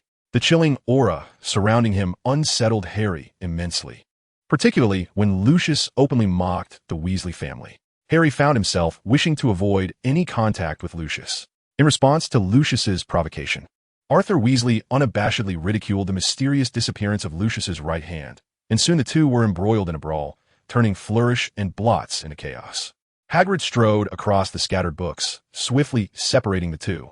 Arthur had a split lip, while Lucius suffered a blow to one eye from a copy of Advanced Potion Making. Still clutching Ginny's battered Transfiguration textbook, he thrust the book in her hands, his eyes glinting with malice. "Here, little girl, take your book. It's the best your father can offer you." He broke free from Hagrid's grasp, waved at Draco, and dashed out of the shop. As Lucius departed, Xia Xian, who had been standing in the corner, set down the book he held and approached the bewildered red-haired girl. "May I borrow your book for a moment?" The girl, taken aback, instinctively handed over her worn Transfiguration textbook to the boy before her. Accepting the book with ease, Xia Xian squinted slightly, flipping through the pages before raising an eyebrow and nodding gently. "A rather excellent book. The notes within are quite useful. However, it is rather old." The red-haired girl, as gaze unconsciously drifted to the distance, where her parents were engaged in conversation, surrounded by several others who were oblivious to their surroundings. "Does that matter?" Xia Xian returned the book to the girl, their gazes meeting for the first time, lingering briefly before they instinctively averted their eyes. "However, I yearn for something new. Then, would you be willing to exchange this one for yours?" It was as if by magic, Another pristine textbook on transfiguration appeared in Xia Xian's hands. It seemed he intended to trade this fresh volume for the old one. The girl hesitated, gripping her worn book tightly. Although she longed to swap her tattered copy for the new one, after a moment's deliberation, she gently shook her head. Then, this book is a gift for you. Without further ado, Xia Xian pressed the new book in her hands and offered her a warm smile before turning to blend into the crowd, vanishing from sight. As the girl gazed at her new book, she rubbed her eyes in disbelief. Once assured of its newness, a faint smile graced her face. That was a bit reminiscent of that sleepy head, wasn't it? Ron approached his sister, curious. Where'd you get this new textbook? Ginny, still enveloped in the joy of her new acquisition, replied, a wizard about your age just exchanged it with me. Exchanging a new book for your old one? How come I've never encountered such good fortune before? Ron exclaimed, bewildered. After Xia Xian had walked away, he found a secluded corner and examined the diary in his hands. Furrowing his brow, is this truly Tom Riddle's diary? Why does it feel so unremarkable? Xia Xian flipped through a few pages of the diary. His past experiences had taught him that his presence would inevitably influence the course of events, and the best strategy to tackle this was to act preemptively. He understood that Horcruxes, as exceedingly unique magical artifacts, possessed formidable concealment abilities. In fact, only a handful of methods could discern the authenticity of a Horcrux. At that moment, Xia Xian was brimming with mischievous ideas. He contemplated tossing the diary to Dumbledore and wondered what Voldemort's reaction would be. Xia, what mischief are you up to now? Eliza inquired, noticing the old diary in his hands. Where did you acquire this old book? Xia Xian hastily tucked the diary into his backpack and replied, where have Simon and the others gone? Let us continue shopping for other items. You're hiding something from me again, Eliza remarked, a hint of annoyance in her voice as she followed him. Xia Xian was eager to seek out several high-ranking members of the Silver Serpent Society for a reason of his own. If all went as expected, this diary should indeed be Voldemort's Horcrux. Stuck with no immediate way to dispose of it, Xia Xian decided to employ the original plot's method of destroying it with the venom of that giant serpent. The members of the Silver Serpent Society were exceedingly familiar with Slytherin. Daphne, Xia Xian spotted the money-loving upperclassman, who was captivated by the beautiful wizarding robes displayed in the window of a tailor shop, her gaze fixated on the garments like a young girl enamored with exquisite clothing. Xia Xian and Eliza approached, only to find Daphne feigning ignorance of their presence, her gaze entirely fixated on the tattered wizard robe. A female prefect from Slytherin. Yet she chose to wear such a meager garment, Daphne mused aloud. Xia Xian, somewhat exasperated, remarked, didn't I just provide financial support to the Charlotte family? How could that money possibly find its way into my hands? With a look of feigned sorrow, Daphne implored, Junior, lend me some money, and I shall repay you at the start of the term. Xia Xian thought to himself, the money you return to me is merely offset against the club funds I provided. Nevertheless, he dutifully settled the bill, observing Daphne's gleeful demeanor. Seemingly eager to don her new attire, Xia Xian inquired, Senior Daphne, are you aware of the secret chamber within Hogwarts dungeons? Chapter 40, A Reawakening from a Cold. Upon hearing this, Xia Xian felt a twinge of frustration and pressed on, Senior Daphne, I mean the chamber of Slytherin, the one belonging to Salazar Slytherin. Daphne halted and replied, that is merely a legend, Junior. No one knows its location, nor if it even exists, although it is said to have been opened once, resulting in the death of a student. Moreover, even if it does exist, none of us could unlock its door. Salazar left this chamber upon departing Hogwarts, and only one who speaks Parseltongue can open its entrance, releasing the basilisk within, to bring about what is referred to as purification for the entire school. It is said that such a person is the true heir of Slytherin. Matthew appeared beside Xia Xian, clutching a large stack of textbooks purchased from Flourish and Blots. Where's Simon? Xia Xian glanced behind Matthew, noticing that the tall figure was not accompanying him. After graduating, that towering oaf had become the prefect for the 7th year, and he was perpetually busy. Matthew replied, by the way, 2 prefects will be elected from the 5th year. If all goes as expected, one of them should assume Salazar's position in the Silver Serpent Society. You ought to keep a close watch on this. The Silver Serpent Society has always operated on a substitute system, maintaining 5 senior positions long-term. Graduates are succeeded by the newly elected prefects. And Xia Xian could be considered an exception. It appears he may become the longest-serving president of the Silver Serpent Society. Such matters are best discussed with Simon and Daphne. Xia Xian still intended to remain a hands-off leader, preoccupied with resolving the issues surrounding this diary. As Xia Xian and Eliza emerged from Diagon Alley, night had already fallen. The two had spent the entire afternoon acquiring supplies for the upcoming term, and before leaving, Xia Xian withdrew a sum of money from Gringotts to provide Daphne with the activity funds for the Silver Serpent Society's new term. Suddenly, Xia Xian felt a chilling sensation envelop him. This is not good, he exclaimed in alarm. Ever since his encounter with Nicodemus, Xia Xian had begun devising a plan to merge the two powers within him. In truth, he had done so, infusing the unceasing flow of death energy and spiritual power into the embryonic magic stone, then facilitating a collision and fusion of the newly generated energy within him. Now, it seems the side effects of this endeavor have begun to manifest. Shui Yuanshan gazed at the silhouette of Xia Xian, perplexed, and murmured, "What has happened to this child?" Eliza also sensed that something was amiss with Xia Xian and hurriedly followed him. She knocked a few times on the door of his room, only to be taken aback when she discovered it was ajar. Xia Xian sat at the table, engrossed in a book. Though he bore the same exterior, this boy felt utterly different from the Xia Xian she knew. The Xia Xian she was familiar with, despite appearing to be of similar age, had always cared for her like an older brother, providing warmth and comfort. "Who are you, really?" "I am Xia Xian." The exchange seemed redundant. Yet Eliza found it hard to believe that this person was indeed Xia Xian. Although he wore a faint smile, there was a void of emotion in his eyes.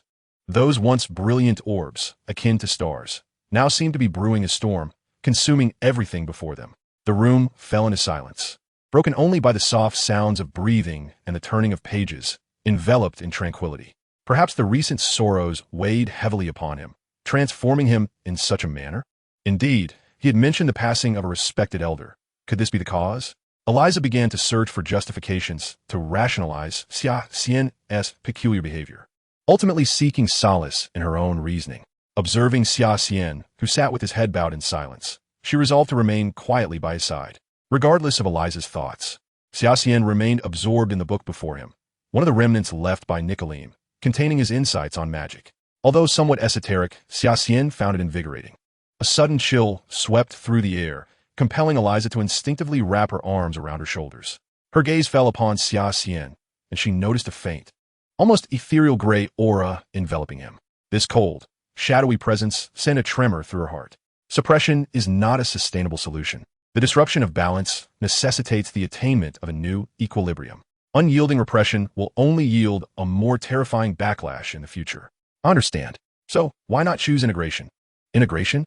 To harness the foreign power within you and ultimately transform it into your own. Of course, this process is arduous and fraught with the risk of backlash.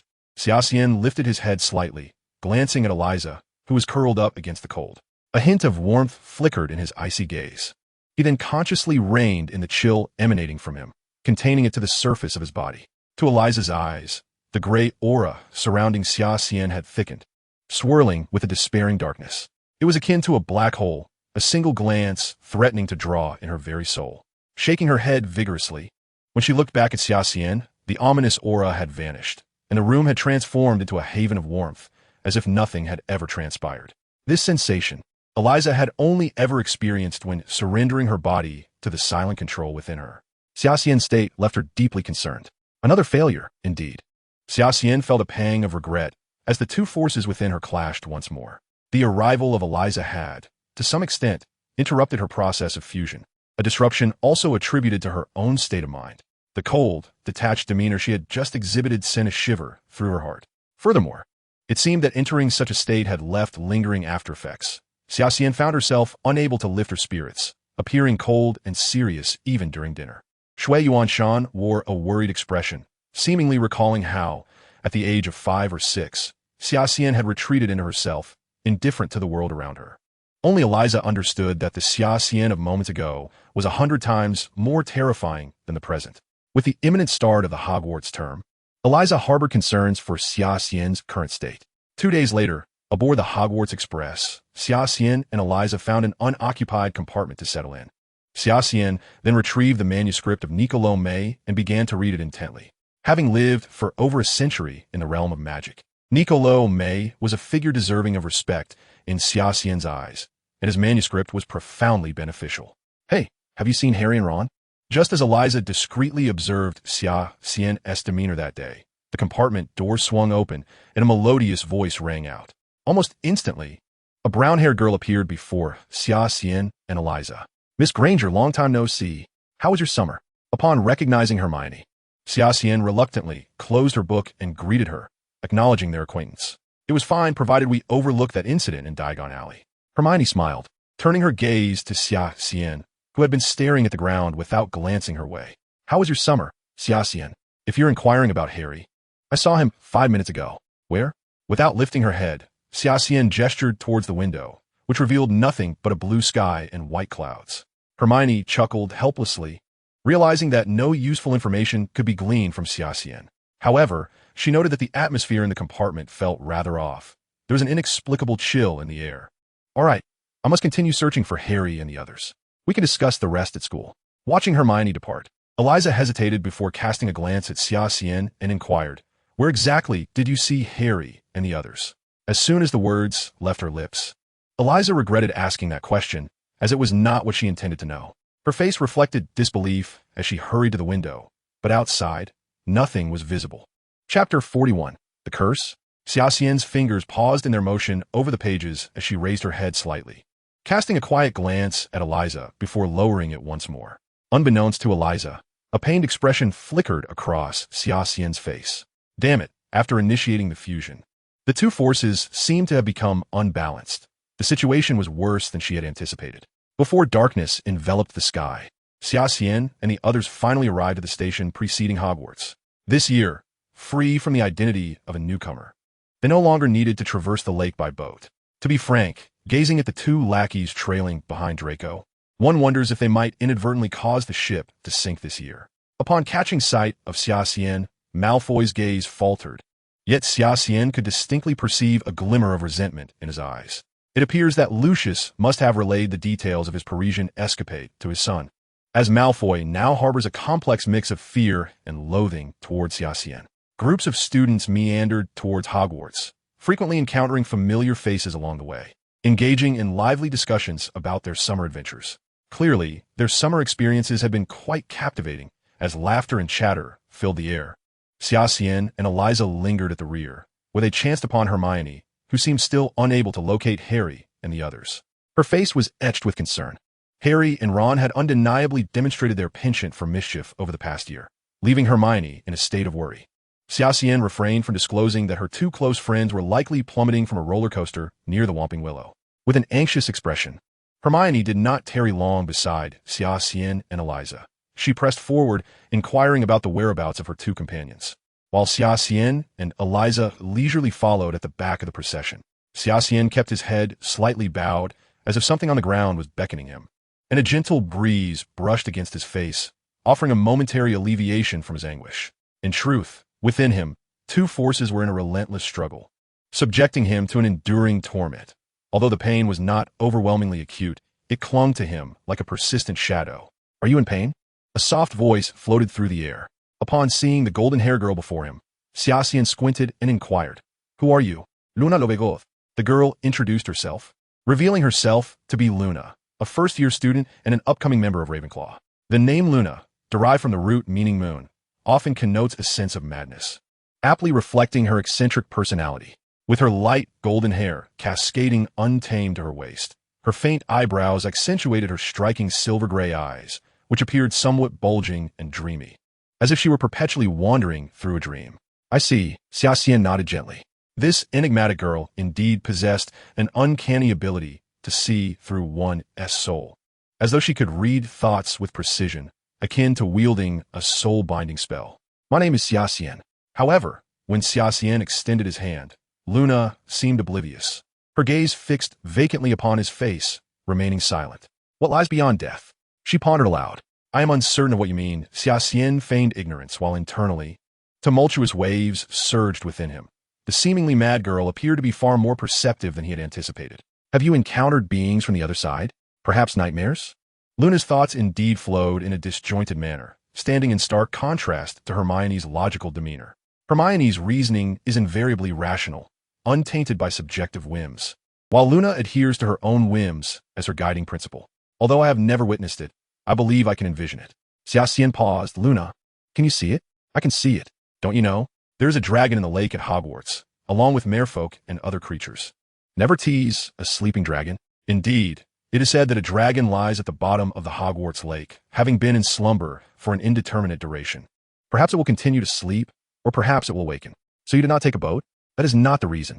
Very well. Xia Xian gazed at the girl before him, somewhat speechless. Her thought process was always rather unconventional, devoid of any semblance of logic.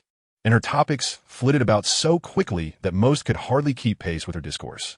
As a second-year student, Xia Xian was finally able to sit and appreciate the sorting ceremony for first-year students.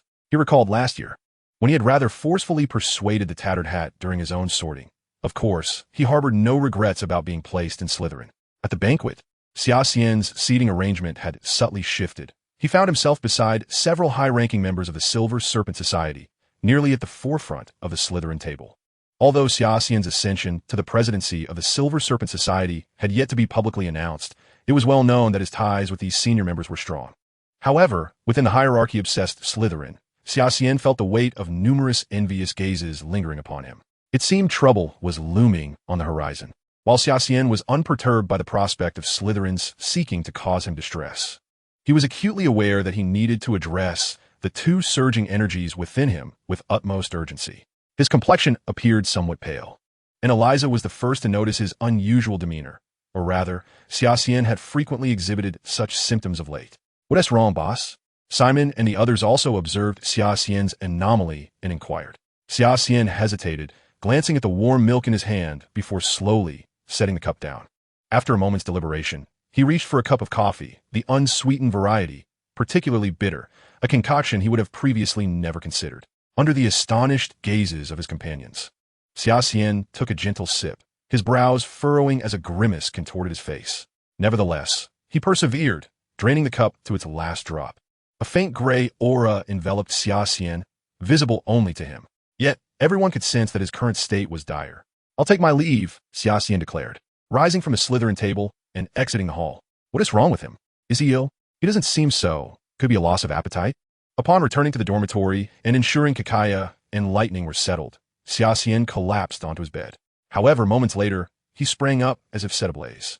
Frowning at the soft bed, he sighed and retrieved his crucible from an old trunk. Enduring the gripping pain, he ignited the crucible, determined to concoct a vial of elixir of life. At present, such a phenomenon does not exist. I fear that Xia Xian may find it difficult to slumber. Xia Xian appeared somewhat distracted, his gaze fixated intently on the ground, his complexion paler than usual, resembling one afflicted by illness. Uncertain of how long this condition might persist, he speculated that perhaps a favorable change would occur following the initial merging of two forces. Xia Xian. Severus Snape rapped his wand sharply against the table shared by Xia Xian and Eliza, evidently displeased with Xia Xian's propensity to doze off at the onset of the new term. Xia Xian, appearing rather groggy, drew Snape's attention, who rarely inquired about his student's well-being. "Are you all right?" Upon hearing Snape's concern, Xia Xian involuntarily flinched before gently shaking his head. "I am fine, Professor. Perhaps I merely did not rest well last night." Snape scrutinized Xia Xian for a moment longer before reaching out to pat the top of his head. A warm sensation cascaded down from his head, providing a soothing relief to his somewhat swollen cranium. Xia Xian understood that Snape had likely cast a healing spell upon him. Just as Xia Xian began to feel at ease, a sharp pain akin to needles pierced his head. He nearly cried out, but with Snape's gaze still upon him, he stifled the urge. As the bell signaling the end of class rang, Xia Xian mustered his strength and followed his peers out of the classroom. Snape, tidying up the table, paused momentarily, his gaze drifting to a particular spot in the classroom, the seat previously occupied by Xia Xian. With a grave expression, Snape exited the classroom and seized Professor Flitwick, who had just emerged from class. What curse could render healing spells ineffective or even counterproductive? "Release me, Severus," Flitwick exclaimed, now airborne, casting an irked glance at Snape. Aware that his reaction was somewhat excessive, Snape nonetheless felt justified. After all, Xia Xian was his most promising student, and as long as Xia Xian bore the burden of confronting Voldemort, Harry need not place himself in peril. Only then did Snape relinquish Flitwick, who adjusted his tie before responding leisurely. "According to your assessment, there exists but one circumstance for such a curse." Chapter 42. The Heart of the Sword. The Heart of Darkness. Xia Xian was intercepted by Eliza, who appeared resolute in her intention to remain. Observing Eliza standing before him, Xia Xian furrowed his brow slightly, surmising the topic she wished to broach. After a brief contemplation, he nodded in acquiescence. "Come with me." A few moments later, they arrived at a tranquil expanse of grass outside the castle, devoid of other souls. Xia Xian gestured for Eliza to sit down. After a moment's hesitation, She resolved to forego any further circumlocution. Xia, I noticed you seemed somewhat altered after your outing with the headmaster that day. What is amiss with you? Xia Xian's expression revealed nothing. He concealed his thoughts within, leaving Eliza, who sought to glean insights from his visage, feeling somewhat disheartened. There is nothing the matter. Xia Xian shook his head, observing the skeptical expression on Eliza's face. He understood that his explanations might bear little weight. His abnormalities were far too conspicuous. However, it was impossible for him to disclose the entire truth. If you wish to consider my words as mere fabrications, then so be it. With an impassive demeanor, Xia Xian rose to his feet, gazing down at Eliza from a position of authority. If your purpose in summoning me was solely to convey this, I regret to inform you that I have pressing matters to attend to. I must take my leave. In the headmaster's office, Dumbledore and Snape were in deliberation. You just mentioned that your treatment of Xia Xian has proven ineffective and has even led to backlash. Indeed, replied Flitwick, it is suggested that it may be a curse. Dumbledore, closing the documents in his hands, contemplated. Both Harry and Xia Xian share a certain connection with the Dark Lord. Harry's manifestation is evident through the lightning scar upon his forehead, which had been causing him pain intermittently last semester, coinciding with peculiar occurrences at the school. Yet, Xia Xian exhibited no abnormalities prior to this recent incident. Precisely, Dumbledore continued. If Harry's link to Voldemort is represented by a scar, then Xia Xian, having survived the killing curse, must also possess some bond with the Dark Lord. I am simply unaware of what transpired between him and Nicolaim that day, nor the visions he witnessed in the prophecy orb. Should Xia Xian have heard Dumbledore's words, he would have reluctantly acknowledged that Dumbledore was indeed correct. Xia Xian was becoming increasingly aware that the force of death within him seemed rather extraordinary. From the first glimpse of his white-haired self in the mirror of Ariste to the subsequent manifestations of his inner demons and Voldemort during the trials at the Treasure Ruins, it appeared that Voldemort had insidiously invaded his being. Xia Xian could not pinpoint the exact moment this transpired. Perhaps it was when the remnant soul appeared after his victory over Quirrell, or perhaps it was when he began to merge the two forces. Or might it be that Voldemort had already infiltrated him at the moment this death energy entered his body? Yet, Xia Xian seemed to exhibit a degree of resistance to the elixir of life. The pain did not dissipate after consuming a vial of it. Irritated, Xia Xian climbed out of bed, instinctively avoiding the Slytherin students loitering in the common room. He made his way directly to the entrance of the room of requirement. Pausing momentarily to think, I desire a place for quiet contemplation before stepping inside. The room of requirement manifested a vast, empty chamber, furnished with only a solitary chair. Shrouded in dimness, yet enveloped in tranquility. Taking a deep breath, Xia Xian retrieved the unfinished Philosopher's Stone from his pocket, resolved to attempt the fusion of both powers once more. With his right hand, he unleashed a killing curse through his wand, while his left hand formed a blade-like gesture, emitting a pure white beam of light. The two forces converged from either side of the stone towards its center. Inevitably, the two forces occupied the opposing poles of the magical stone, the transparent red gem exhibiting a clear dichotomy. As these energies gradually flowed outward, Xia Xian sensed a significant alleviation of his suffering. This moment might have been the most serene he had experienced in days, for previously, he had been tormented by the two forces within him. After approximately a quarter of an hour, Xia Xian finally channeled the energy within into the magical stone. At that moment, he was able to calm his mind, perhaps for the first time since his meeting with Nicolaim. His consciousness resembled a tranquil lake, and as Xia Xian held his breath and concentrated, he began to operate the Tai Chi Xianxing Dao heart method within him. Of course, the source of his death energy was not idle. A ghostly green light emerged in the sea of consciousness, signaling the resumption of the daily struggle and strangulation between the two forces. We meet again. The white-haired heart demon smirked wickedly, and simultaneously, a pitch-black light of the dome appeared in his hand. Xia Xian furrowed his brow. This time, the heart demon did not rely on external aids, but audaciously manifested in his sea of consciousness. Xia Xian reformed his consciousness and, with a decisive gesture, grasped the dome light that hovered at the center of his sea of consciousness. The light emitted a buzzing sound before transforming into a streak of luminescence that manifested in Xia Xian's hand.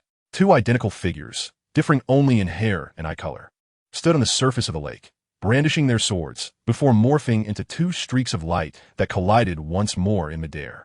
The two silhouettes flickered and intertwined in the air, and as Xia Xian fought, he felt increasingly alarmed. The heart demon opposite him exhibited a markedly more aggressive assault, akin to the ferocity of a blade rather than a sword.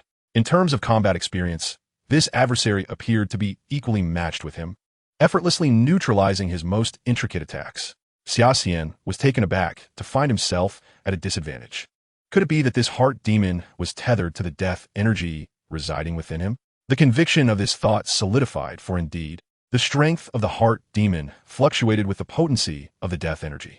This recollection brought to mind his conversation with Nicolame, wherein the elder insisted that Xia Xian abandon equilibrium in favor of integration upon learning of the death energy within him and having witnessed his white-haired self within the treasure ruins. If he continued to allow this death energy to grow unchecked within him, it was likely that he would eventually be consumed by the heart demon, transforming into an emotionless killing machine. Resolving to refrain from direct confrontation, Xia Xian opted instead to evade the heart demon's assaults. Recognizing the necessity of restoring the strength of the Tai Chi Xian Dao before he could contend with that death energy. At that moment, he fully harnessed the perceptive capabilities that came with the dominance of the death energy. The heart demon's seemingly fierce attacks appeared less formidable in Xia Xian's eyes. Unbeknownst to him, this instinctual awareness marked the inception of the fusion of the two forces. Xia Xian's eyes became a murky gray, and the heart demon opposite him suddenly paused, before transforming into a black streak of light that surged toward Xia Xian. At this moment, a gray mist began to envelop Xia Xian's body, casting a dim, ethereal glow around him. He remained utterly still, akin to a venerable monk in deep meditation. Within his gray pupils, a halo seemed to swirl. The concept of fusion lies in the harmonious amalgamation of two forces rather than the attempt to suppress or obliterate one with the other. I believe this principle is more comprehensible to you, esteemed individuals of the East. The voice of Nicoleme echoed once more in Xia Xian's ears. Indeed, I had always sought to suppress the energy of death with the principles of Tai Chi and the pure Tao, leading to the manifestation of inner demons. Yet, in the end, the wielder of these two forces remains myself. With this revelation, Xia Xian suddenly smiled serenely and closed his eyes, extending his arms wide. A pitch-black flow surged forth, piercing through his chest. Why? The inner demon gazed at Xia Xian in utter astonishment. Whether it be the heart of the sword or the heart of the demon, both transcend my true essence. As Xia Xian opened his eyes, they were no longer clouded but transformed into an yin-yang symbol of Tai Chi, continuously rotating. Until its final moments, the inner demon gazed at Xia Xian with disbelief, to which Xia Xian responded with a gentle smile. It seems we shall meet again another time.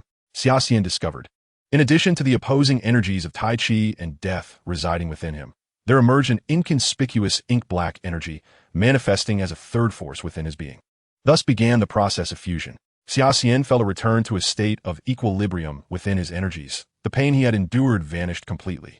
He opened his eyes, content as he picked up an unfinished magic stone from the ground, uncertain of the potency of this newly fused energy. Though this force appeared minuscule, Xia Xian held faith that he would ultimately achieve a complete unification of the Tai Chi pure Tao and the energy of death. Just as he prepared to exit the room of requests, an eerie occurrence transpired once more.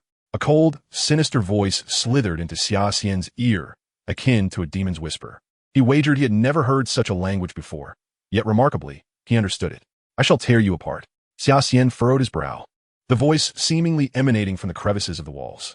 I have been starved for so long. It is time to kill. Hastily, Xia Xian dashed out of the room, pursuing the source of the voice down the castle corridors. He descended the staircase, his heart tumultuous with the revelation that this voice unmistakably belonged to Parseltongue. Aside from Voldemort, the descendant of Salazar, the only other person who could comprehend this language was Harry, who harbored a fragment of Voldemort's soul within him. Now that he too heard this voice, it signified that a part of Voldemort's essence was concealed within his own body. Xia Xian finally pieced everything together. He understood why both Voldemort and his inner demon had manifested simultaneously within the treasure's enchantment set by Nostradamus' heir.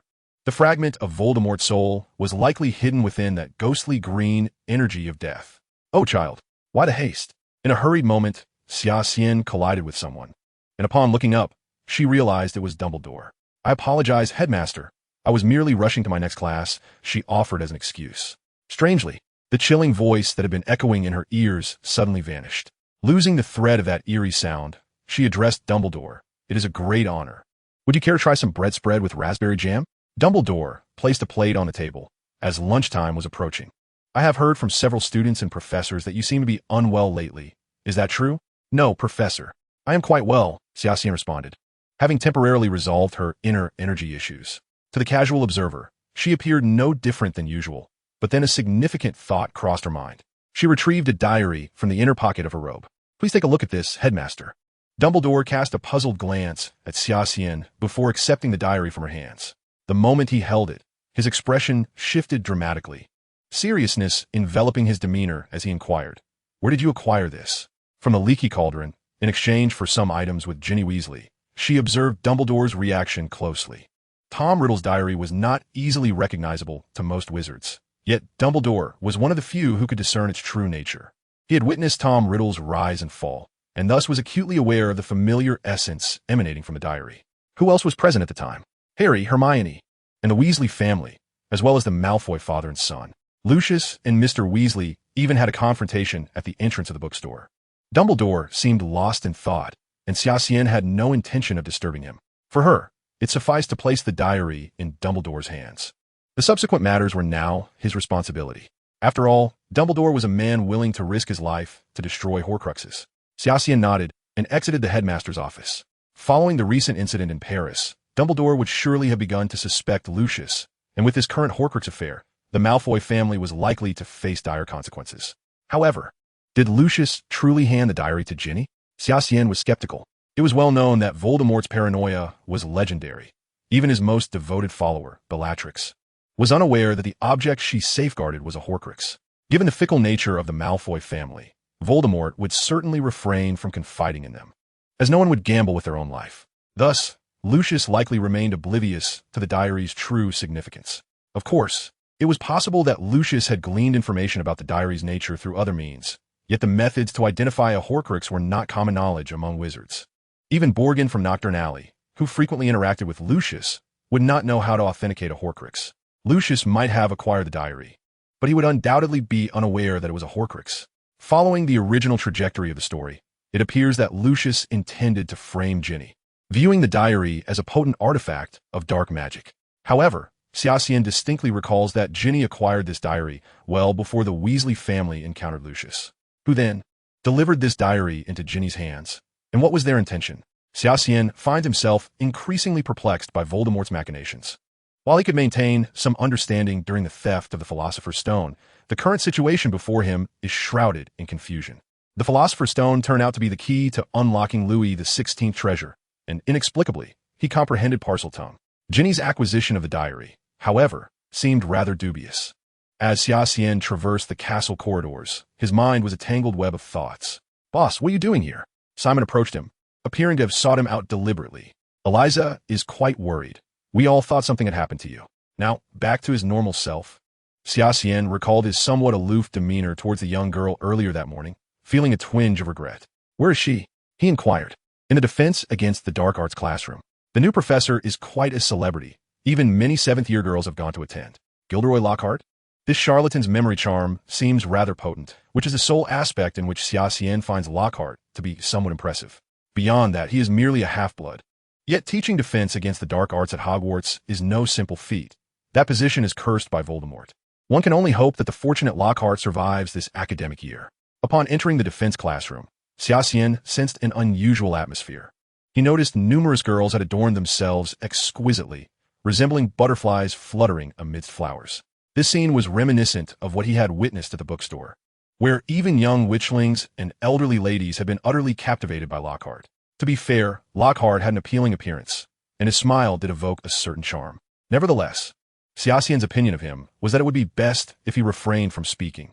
Once he opened his mouth, that charm would dissipate like a bubble. Xia Xian observed that Eliza was still seated alone in the last row of the classroom, with a stack of books occupying the adjacent empty seat. Clearly a tactic to reserve her place. He took a seat beside Eliza, who pretended not to notice and continued writing, evidently still upset about the morning's events. "Why don't you sit up front like the others?" Xia Xian asked, feeling somewhat awkward. "Do you wish for me to sit in front?" Eliza turned to him, her expression devoid of emotion. "No, I prefer you sitting next to me." Faced with Eliza, who seemed to be on the verge of darkness, Xia Xian sensed a strong desire for self-preservation.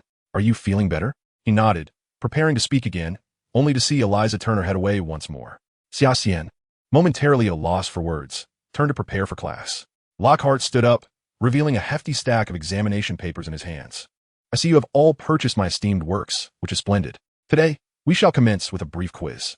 Do not be alarmed. It is merely to assess your comprehension and understanding. The Gryffindors and Slytherins exchanged glances, especially upon receiving the examination papers, the contents of which rendered them speechless. Although Xia Xian was aware that the questions pertained solely to Lockhart himself, she realized she had underestimated Mr. Lockhart's level of narcissism. Regardless of their houses, nearly all students hastily scribbled down random answers before submitting their papers. Half an hour later, Lockhart collected the papers, perusing them with a furrowed brow that deepened as he flipped through the pages, only to soften slightly when he reached the end. Most students had performed dismally, with only Eliza and Miss Granger producing flawless papers, earning 10 extra points for both Gryffindor and Slytherin. Suddenly, Eliza raised her hand, startling Xia Xian. "Miss Eliza, do you have something to say?" Lockhart flashed his signature smile, gesturing for her to stand. "I believe such narcissistic questions hold little relevance to our defense against the dark arts, Professor." Observing Lockhart's face redden and the astonished expressions of the girls in the front row, Xia Xian felt that Eliza's presence today was rather formidable. Chapter 44. The Open Chamber. Lockhart chuckled awkwardly, attempting to maintain composure. "Miss Eliza, did no one inform you that such remarks are rather impolite? Nevertheless, as a gentleman, I shall overlook your rudeness." "Very well. In response to Miss Eliza's request, let us formally commence today's lesson." Lockhart donned an earnest demeanor. "My duty is to instruct you on how to confront the most repugnant creatures of the magical world. You shall soon experience this fear." He pointed to a cage, which began to shake violently. The Gryffindors and Slytherins regarded it with trepidation, uncertain of its contents. Lockhart feigned confidence, proclaiming, "But fret not, for with me present, you shall remain safe. I implore you not to scream, as it will provoke them." With a flourish, Lockhart lifted the cloth covering the cage, revealing a swarm of small blue creatures trapped within. Cornish pixies? A student recognized them at once. Laughter erupted among the students. How could such diminutive beings be deemed fearsome monsters? Lockhart opened the cage door, and the blue creatures immediately surged forth, wreaking havoc. He attempted to regain control of the situation, yet his lackluster magical prowess proved inadequate for the chaos at hand. Seizing the opportunity amidst the turmoil, Mr. Lockhart made a hasty exit.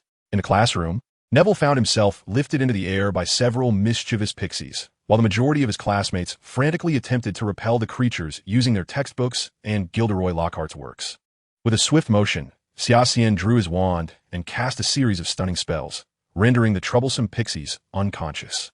Neville dangled precariously from the chandelier, while Draco Malfoy, accompanied by Crabbe and Goyle, had already made a hasty exit from the classroom. As chaos erupted within the room, Hermione, seated nearby, finally summoned her wand. After uttering a freezing charm, all the pixies were suspended midair. Having recently achieved a preliminary fusion of two powerful forces, Xia Xian's days had grown exceedingly tranquil. He frequently traversed between Hogwarts Castle and the Forbidden Forest, skillfully evading the watchful eyes of Hagrid and Filch, a feat he had become quite adept at. Most of the time, Xia Xian was accompanied by Lightning, whose voracious appetite and rapid growth were remarkable. Under the guidance of the centaurs, Xia Xian ventured deep into the Forbidden Forest, where he could confidently unleash Lightning's formidable abilities without drawing the attention of Hogwarts professors. Following the sound, Harry approached and soon spotted a familiar figure not far away, a boy with black hair, Xia Xian, drawn to the same mysterious noise. Xia Xian had just concluded his training with Lightning in the forest. As he neared Hogwarts Castle, the serpent's whispered voice echoed once more in his ears. "Did you hear that voice as well?" Xia Xian asked, turning to Harry, who had just arrived. "I think you should take a look at this."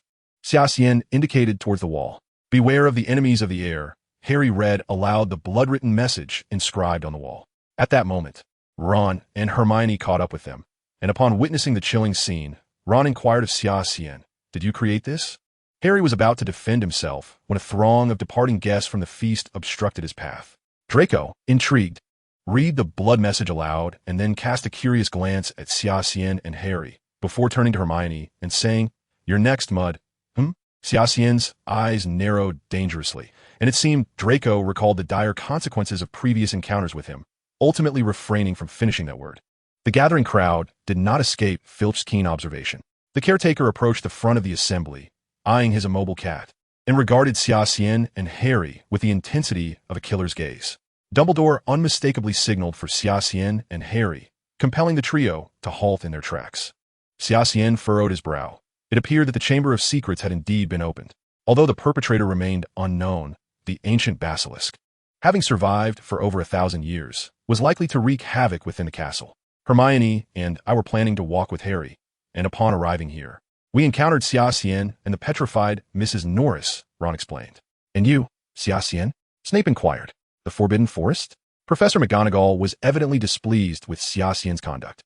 Why did you not report or intervene? She inquired. It is against school regulations for Hogwarts students to enter the Forbidden Forest. Hagrid's gaze flickered as he stammered. Dumbledore permitted him to enter the Forbidden Forest. Xia Xian felt that this latter remark was directed specifically at him. However, was it possible that Dumbledore was aware of his frequent excursions into the Forbidden Forest? He wondered if the incident involving the lightning had also come to the headmaster's attention. The 3 members of the Silver Serpent Society and Eliza were gathered around a round table. Daphne abruptly rose from her chair, placing her hands on her hips. Her expression one of skepticism as she approached Xia Xian step by step. As Daphne closed in on him, Xia Xian instinctively retreated. You seem rather suspicious, younger student, she remarked. What?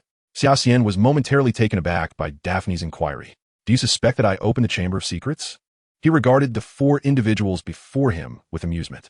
Yet their serious expressions indicated otherwise, and in unison, they declared indeed. Setting aside whether I know the location of the chamber, consider this. Salazar Slytherin was a staunch blood purist. Would he choose a wizard with Muggle parents as his heir? Xia Xian stated. Moreover, the blood inscription spoke of the enemies of the heir. Be cautious, for the only ones present at that time were Harry and me. You mean to say, Daphne exclaimed in astonishment, that Voldemort opened the chamber? Do not utter that name, Simon interjected, attempting to dissuade her. Daphne scoffed, retorting, what of it? We 5 families have vanquished numerous Death Eaters and ultimately cornered that fiend. Who fears whom? Eliza's expression suddenly fell, and Daphne, realizing her friend's disquiet, quickly apologized. I'm sorry. Eliza, I did not mean to upset you. Enough, Xia Xian interjected.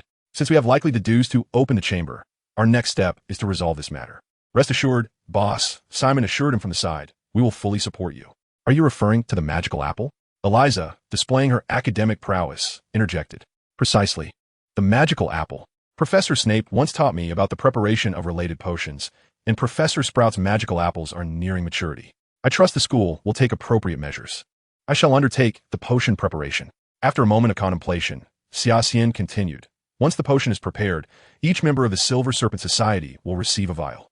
From this day forth, all members must act in pairs to avoid any unforeseen incidents. Additionally, we will select 10 members proficient in potion making, whom I will instruct in the preparation methods, gradually disseminating the potion throughout the entire academy. However, it appeared that no one knew the precise location of the chamber, and Xia Xian would have to rely solely on his memory to locate it. Chapter 45, Xia Xian's Plan. According to the tome, Extraordinary Potions. Under the condition that Professor Sprout's magical apples reach maturity, Xia Xian estimated that he would require approximately 10 days to gather the necessary materials for the potion. Xia Xian was uncertain whether such speed would suffice. Moreover, after experiencing the events of the first academic year, he no longer held unwavering faith in the original narrative. He now regarded that book more as a mere reference. Whether the serpent creature would launch an attack on Colin remained uncertain. It was equally plausible that the fiend might directly seek him out. However, the professor's response to the emergency unfolded with a swiftness that took Xia Xian by surprise. Early the next morning, he was summoned to Severus Snape's office, which was cluttered with a myriad of materials. Snape emerged from an inner chamber carrying several flower pots and stated, "These are the magically ripened apples, specially cultivated by Professor Sprout. I trust she has instructed you on how to handle such specimens in class." Xia Xian understood Snape's implication. He himself had been vexed by the inability to acquire the necessary ingredients for concocting the potion from the magical apples. The thought of collaborating on potion making made him feel overwhelmed. Surely you can see it for yourself. Apart from his forgetfulness and that loquacious mouth, Lockhart possesses no other talents. Snape remarked, well aware of his disciple's capabilities. Xia Xian's exceptional talent was quite rare in Slytherin's history, yet he was prone to lethargy, which was glaringly evident at that moment. All right, Xia Xian sighed, raising his hands in resignation. By the time they completed the 50 vials of potion, dinner time was nearly upon them. Snape took Xia Xian directly to the Great Hall, but to Xia Xian's slight relief, the protective Snape allocated 20 vials to Slytherin, while the other houses received 10 vials each. He also entrusted 5 vials to Xia Xian as a reward for his arduous day's work. When Snape handed the potions to Albus Dumbledore, Xia Xian noticed the headmaster visibly exhale in relief.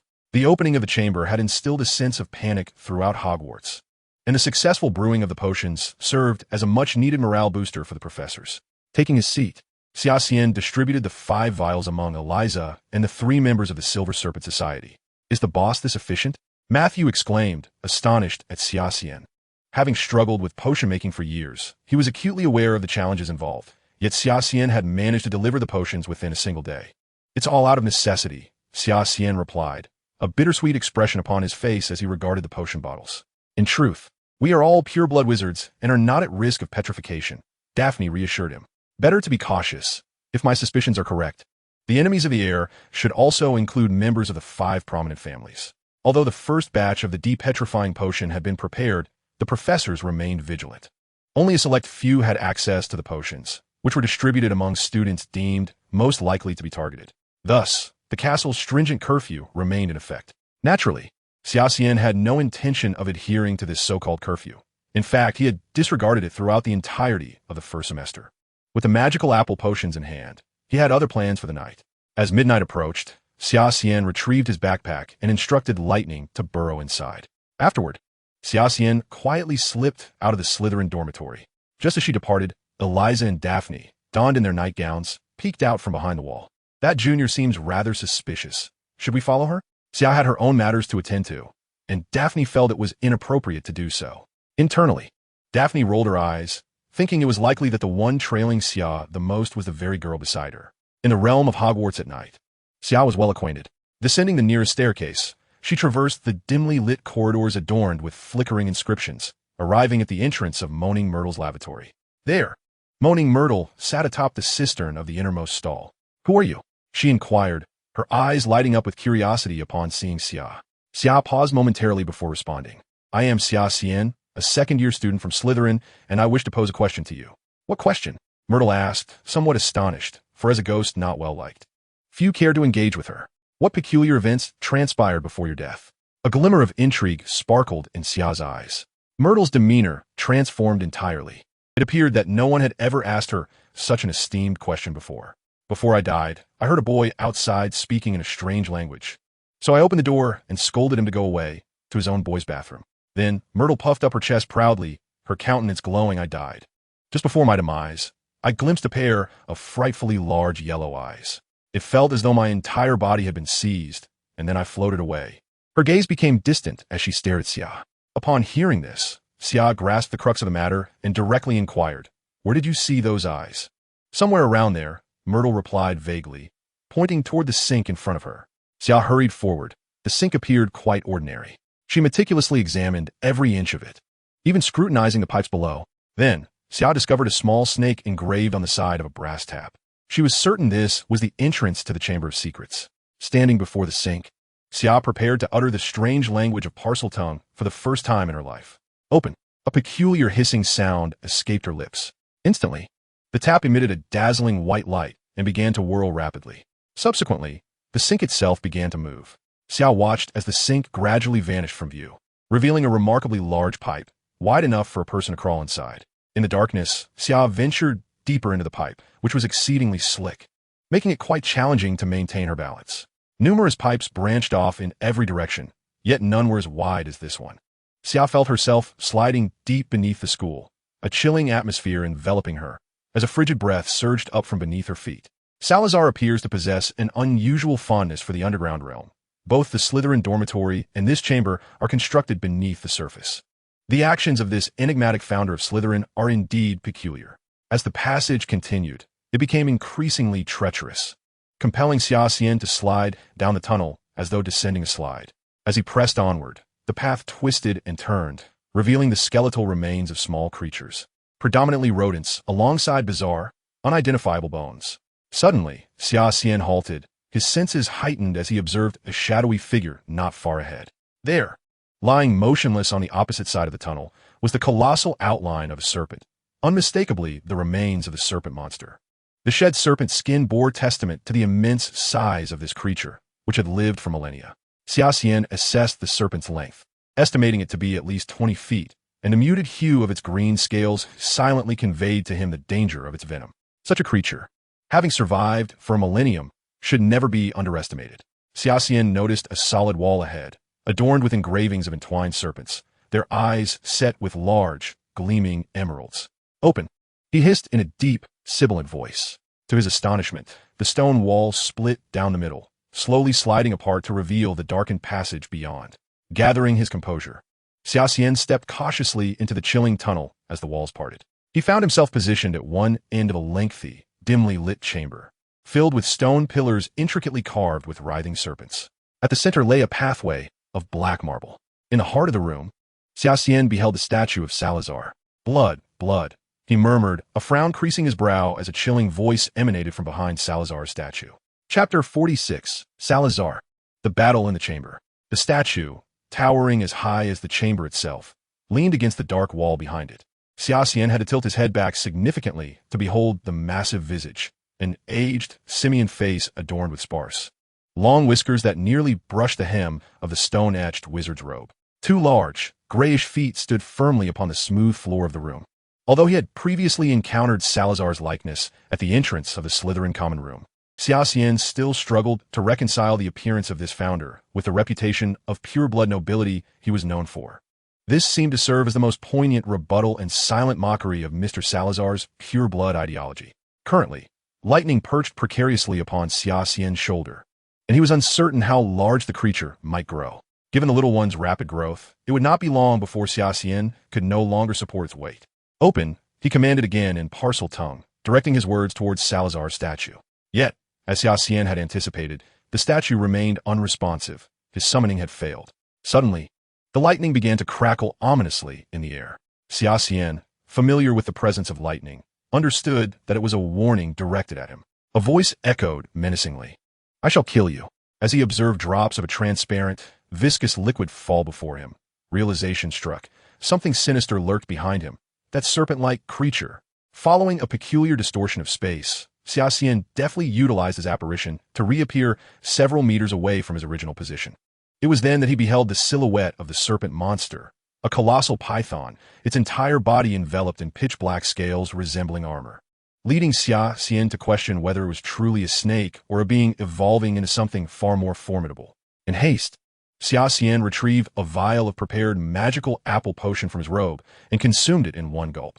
This meant he had a mere half-hour to vanquish the creature. Failing to strike, the serpent swiftly turned its massive form towards him. The two locked eyes for a moment, and Xia Xian perceived an astonishingly human-like expression of surprise in the serpent's gaze, as though it were bewildered by his immunity to petrification. "What are you staring at, you hideous beast?" Xia Xian exclaimed, brandishing his wand and unhesitatingly casting a spell aimed directly at the serpent. The spell struck true, yet Xia Xian soon discovered that this serpent possessed a magical immunity akin to Voldemort's Nagini. The enchantment merely provoked the beast without producing any significant effect. Avada Kedavra!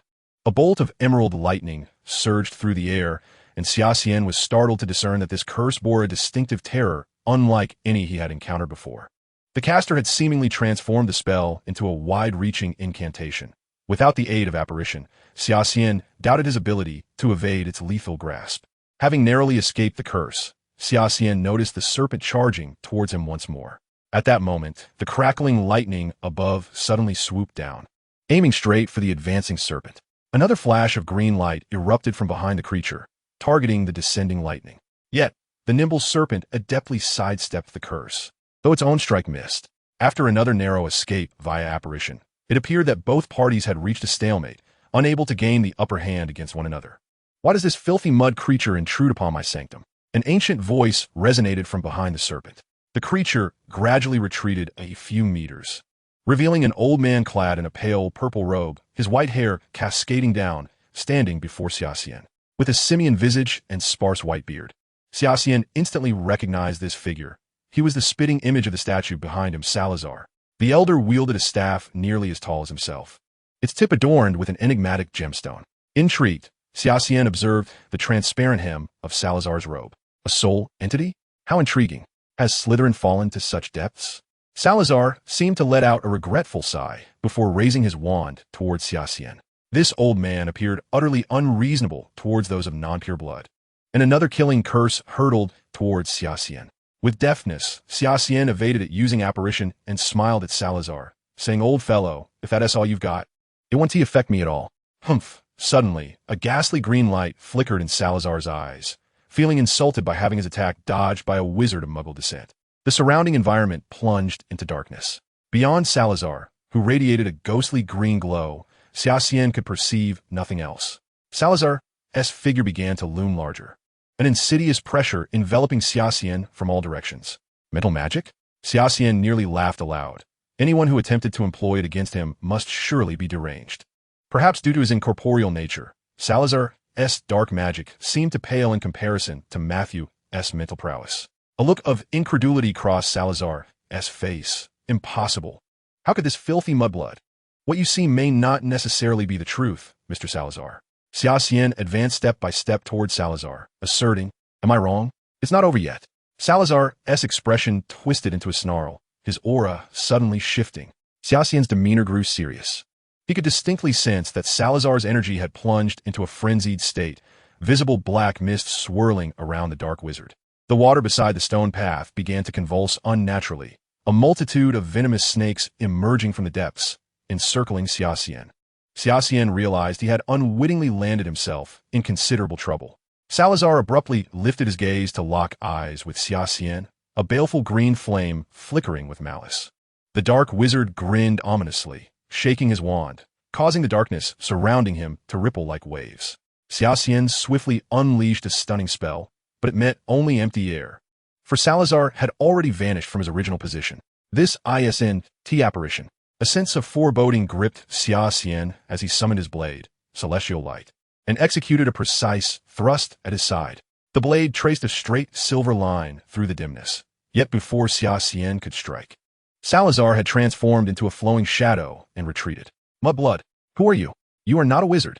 A chilling voice erupted from the shadows, revealing Salazar's growing frustration. Xia Xian remained silent, his gaze sharp as a drawn sword. Having revealed the existence of Celestial Light today, he must ensure Salazar meets his end here. Salazar's eyes gleamed with green fury as he raised his wand, the dark mass of snakes hissing menacingly, baring their fangs at Xia Xian. Grasping Celestial Light in his right hand and the Elder Wand in his left, Xia Xian felt an indescribable peculiarity.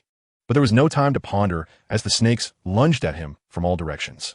The flames blazed fiercely. The searing flames surged forth, igniting the venomous serpents that fell like a cascade of dominoes, swiftly spreading the inferno among their ranks. In but a fleeting moment, the serpents were reduced to blackened ashes. Summer's heart would not grant Salazar a moment's respite. As one seasoned in countless battles, he understood the paramount importance of pressing an advantage. Salazar, equally formidable, brandished his staff and, akin to a warrior, met Summer's onslaught head-on. The escalating intensity of their clash sent a chill through Salazar, while the undead are devoid of fear. They too can falter. Summer's relentless attacks left him overwhelmed, and he nearly shrieked. "Who are you? A paladin of the church or a priest?" This inquiry was met with a merciless thrust from Summer's sword, sending Salazar's left hand soaring into the air. He let out a cry as his hollowed eyes dimmed with a flickering green flame. That dislodged hand shattered into a myriad of black motes, dissipating into the ether. "Allow me to introduce myself. I am Summer." Chapter 47, The Secret Library. "I concede your strength, young man."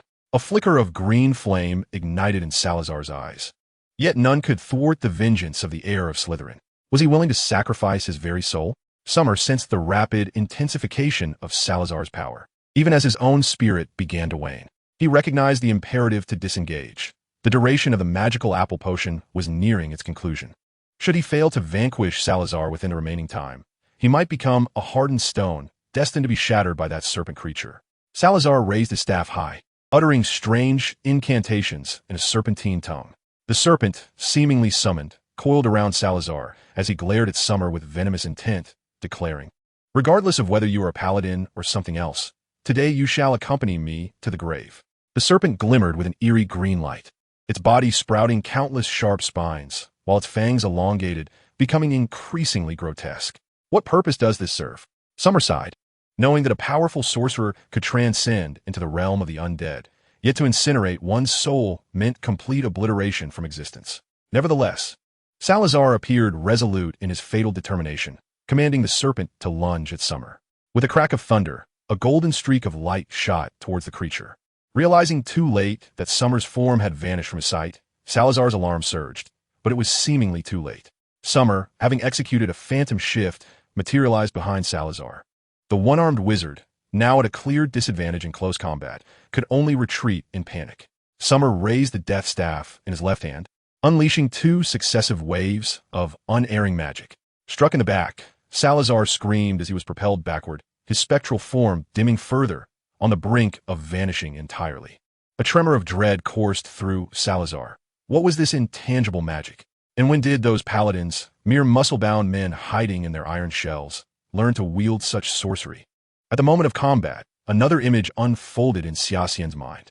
In his vision, a series of faint gray lines emerged, sketching a complex picture: attack, defense, escape. Salazar's intentions were laid bare within these lines. As Salazar lowered his body, these indistinct lines extended from his impending actions, vividly manifesting in Xia Xian's consciousness. This perception seemed to stem from the incomplete fusion experienced in the House of Requests. Perhaps imperfect, yet Xia Xian found it remarkably useful, especially when combined with the countless battle experiences accumulated from his past life. He could discern the most probable intentions from a multitude of possibilities. Before Salazar could unleash his spell, Xia Xian evaded it with precision, and the battle concluded with a well-executed strike from Xia Xian. Of course, Salazar was already weary from the skirmish, and with a reluctant roar, he watched helplessly as the gleaming blade pierced his chest. "I curse you, mudblood," Salazar spat, seemingly expending his last ounce of strength in his bitter words to Xia Xian. Just as Xia Xian intended to pursue the basilisk, a crack echoed beside him. The fire of the soul erupted from Salazar's body, a desperate counterattack. However, Xia Xian was prepared and summoned a protective armor to shield himself from this final onslaught. In that instant, the stone door fell shut. Xia Xian felt a pang of regret. His parcel tongue could not unlock the stone door, indicating that the crisis at Hogwarts was far from over. Lightning circled above Xia Xian's head before settling on his shoulder, the little creature chirping excitedly, seemingly reveling in its triumph, its mouth stained with the basilisk's blood. The basilisk had now transformed into a cyclopean beast, with the brilliance of his blade sheathed. Xia Xian began to survey the chamber. He noticed a pattern on the stone wall beside Salazar's statue, identical to that of the entrance. Approaching the wall, he uttered in parcel tongue, "Open." As Xia Xian anticipated, the serpent mechanism whirled before a stone door thundered open, revealing a dim interior. Xia Xian illuminated the space with a flick of his wand and stepped inside. The faint glow revealed braziers lining the walls. With a thought, he snapped his fingers. Red flames erupted from each brazier, illuminating the room in a brilliant light. Clearly, this was a library, with 3 massive bookshelves brimming with tomes, exuding a palpable aura of dark magic. Not far ahead, he spotted a stone tablet. Upon closer inspection, he saw it inscribed in ancient runes. This collection belongs to Salazar Slytherin. Xia Xian pondered, fearing that any book he might select would be of forbidden caliber. As a powerful dark wizard active a millennium ago and the founder of Slytherin, Salazar's collection was undoubtedly extraordinary. Indeed, as Xia Xian wandered among the shelves, even though he had nearly perused the entirety of the restricted section at Hogwarts, he had never before encountered any tome from this collection within the library's confines. He set down his backpack, sensing a subtle tremor emanating from it, as if something within longed to leap forth. This sensation had accompanied him as he approached this chamber. Upon opening his backpack, he found the peculiar book, bound by an intricate web of chains, thrumming with the same urgency it had displayed when confronted by the Dementors. He approached the spot where the cursed book had leapt to the shelf, discovering it nestled quietly on the 3rd tier, fitting seamlessly alongside 2 other volumes, with not a sliver of space between them. Could it be that this book had always resided here? This notion seemed the most plausible explanation. Yet who had relocated it to the restricted section of the Hogwarts library? Casually, he cast a glance at the 2 adjacent books. A History of Medieval Dark Magic and the Prohibitions of Dark Magic and Their Countermeasures, both authored by Salazar. To his surprise, Salazar appeared to have a penchant for placing his own writings upon the shelves. As he picked up a History of Medieval Dark Magic, Xia Xian was astonished to sense no trace of magical energy or prohibitions emanating from it. It appeared to be an ordinary book at first glance. However, As he leafed through its pages, an unsettling feeling began to burgeon within him. Salazar chronicled not only the various spells conjured by medieval dark wizards, but also recounted even more extraordinary revelations. The medieval church possessed its own armed clergy and paladins, who regarded wizards as heretics, sending countless dark wizards to the gallows. According to Salazar's accounts, the church wielded far greater power than the wizarding world, and at one point, wizards had nearly vanished from Europe. Furthermore, the devastating Black Death that ravaged Europe was purportedly the work of a dark wizard, a primary catalyst for the church's campaign against wizards. Salazar also documented a group he referred to as the Other, individuals inherently different from ordinary humans, endowed with strange and remarkable abilities. Most of these beings were confined by the church as heretics during their youth and subsequently exiled alongside criminals to distant shores, left to fend for themselves. Upon reaching this point, Xia Xian couldn't help but gasp. Could these others be the ancestors of the mutants across the Atlantic? Salazar's treatise concluded with the Mongol invasions. According to his narrative, during the invasions, secular kings and lords sought the aid of the wizarding community, which dispatched some of its mightiest sorcerers, only to be vanquished by two enigmatic figures clad in gray robes and wielding long swords. Xia Xian felt that his understanding of this world had been profoundly shaken. If Salazar's accounts were indeed historical truths, why had the once mighty church slipped into obscurity? And in the distant East, were there others like himself? As for the mutants in America, what advancements had they achieved in the present day? Once, Xia Xian was confined to the small world of Hogwarts, but now he has discovered that the world is vast, and there seem to be countless mysteries awaiting his exploration. Taking a deep breath, he set aside the book A History of Medieval Dark Magic and picked up the restrictions of dark magic and their countermeasures. He sensed that this tome was ensnared by Salazar with a few clever tricks, requiring deciphering before it could be opened. Unbeknownst to Xia Xian, as he grasped the book, the ruby on the adjacent tome of Evil suddenly glimmered ominously. Chapter 48, Unsealing. Xia Xian discerned that Salazar had embedded at least 3 curses within this book. Though not particularly malevolent, the spells were exceedingly intricate. With meticulous care, he drew his wand, unraveling layer upon layer of enchantments. He realized that a hasty approach could easily trigger the self-destruct spell woven into the book, leading to dire consequences. After nearly half an hour of intensive effort, Xia Xian finally lifted the curses from a book. As he opened it, a cloud of black mist erupted from its center. This was clearly another of Salazar's tricks. The mist coalesced into a face reminiscent of a monkey. Xia Xian, shaking his head in resignation, dispelled the mist with a flick of his wand. As the black fog dissipated, the book underwent a transformation, spinning rapidly in the air before morphing into a silver key that landed gracefully in Xia Xian's palm. What was this peculiar object? He examined the key, and his peripheral vision caught sight of the ominous tome resting quietly on the shelf. Could this be the key to unlock those chains? With a spirit of experimentation, Xia Xian retrieved the Book of Evil from the shelf, noting the red gem on its cover pulsating with fervent flashes. He aimed the key at the lock affixed to the book. With a surprising ease, the key fit seamlessly into the lock, and with a gentle twist, Xia Xian unlocked the chains that had plagued him for an entire semester. The chains, akin to serpents evading a falcon, swiftly retreated, ultimately vanishing in an eerie manner. As the book was liberated from its bindings, it radiated a blood-red glow. At last, the true form of the tome was revealed to Xia Xian. It appeared as thick as an encyclopedia, yet felt astonishingly light as a feather in his hands. The dark, heavy cover was adorned with a resplendent ruby at its center, emanating a dark red aura, with black tendrils swirling around it, reminiscent of celestial bodies orbiting in the cosmos. As he turned the pages, he discerned Salazar, Slytherin's name, inscribed at the top, while a hollowed cavity in the center cradled a stunning white gem, encased in a frosty mist that imparted a chill to its surface. The frontispiece read, "When evil is unpunished and justice cannot prevail, only the necessary evil drenched in blood may suffice. Earth is heaven, earth is hell." A mist gradually enveloped the entire room, and Xia Xian abruptly raised his head. Within the swirling chill, it appeared as though countless wandering souls floated about. Their gazes varied, some icy, some filled with resentment, others numb, but all unerringly fixated on Xia Xian. He understood that these souls were undoubtedly linked to the book in his hands. Thus he continued to peruse its pages, seeking any clues that might emerge. Although the undead may endure eternally within the peculiar cycle of eternity, even death can succumb to demise. Could it be that these wandering souls were ensnared within the tome? To validate his hypothesis, Xia Xian opened the Book of Sin once more. Indeed, as the temperature around him plummeted, those souls reappeared before him, still motionless. Their unsettling stares sending a shiver down his spine. You needn't glare at me so. It is Salazar who has imprisoned you, not I, Xia Xian addressed the souls. Though he was uncertain whether they could hear him, the souls remained steadfast in their silent vigil. I should have anticipated this. How could you possibly hear my words? Xia Xian chuckled dryly at his own folly. Very well, once I master the spells within this book, I shall endeavor to liberate you from your pact.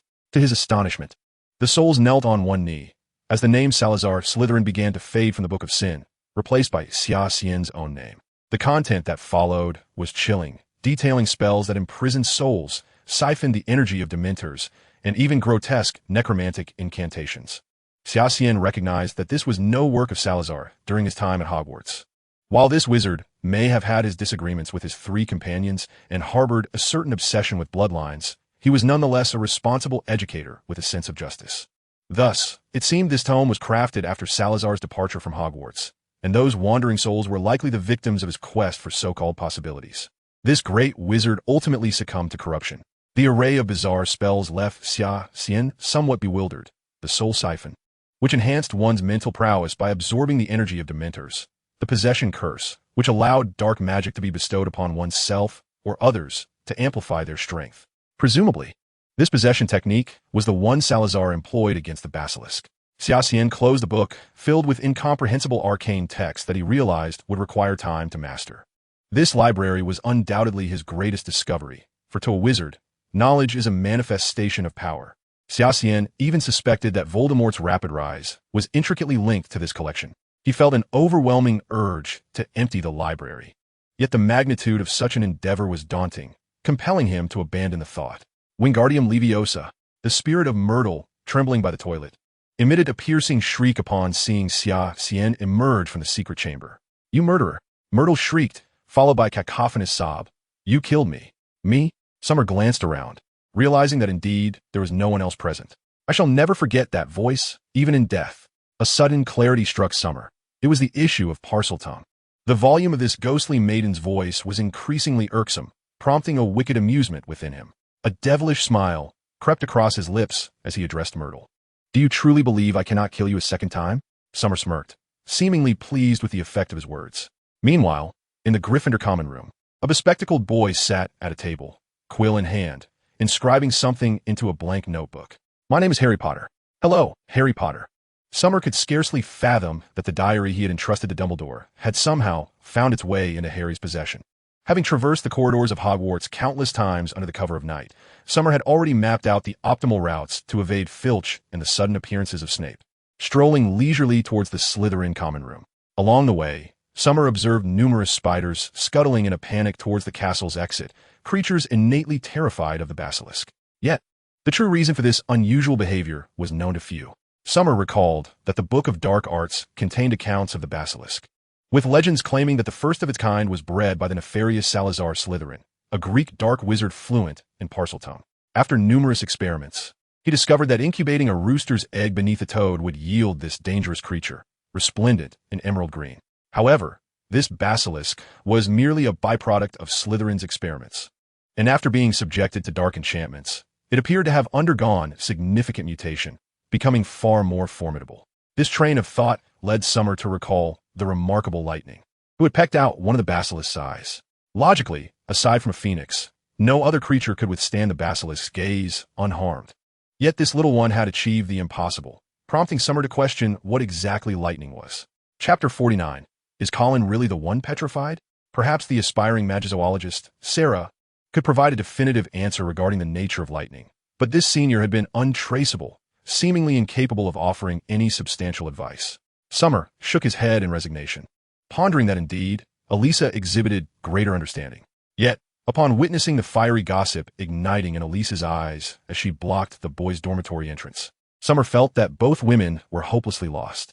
He mused whether Voldemort had entered the Chamber of Secrets after him. If so, the basilisk would undoubtedly relay the encounter to Voldemort. Summer realized he had inadvertently shouldered a significant portion of Harry's enmity. The previous incident involving the Philosopher's Stone had surely etched itself in that bald man's memory. Consequently, Summer concluded that it would be prudent to keep a stock of the magical apple potion at hand. Thud, thud, thud. Xia Xian was taken aback. Who could possibly seek her out at such a late hour? Upon opening the door, she found Professor Snape standing before her. Professor, what brings you here at this hour? Snape cast a glance at the steaming cauldron within the room before responding. Tomorrow, that insufferable Lockhart is to conduct a duel lesson, and I expect you to represent Slytherin as the first to participate. Of course, Professor, Xia Xian replied without hesitation. I believe I instructed you to remain vigilant before your cauldron while concocting potions, Snape remarked, sniffing the air as if discerning what potion Xia Xian had brewed. Your potion of magical apples has been completely depleted. Oh no. Xia Xian suddenly recalled the potion simmering within the cauldron, only to realize it was too late. The cauldron now contained a thick, blackened sludge, emitting a foul stench upon lifting the lid.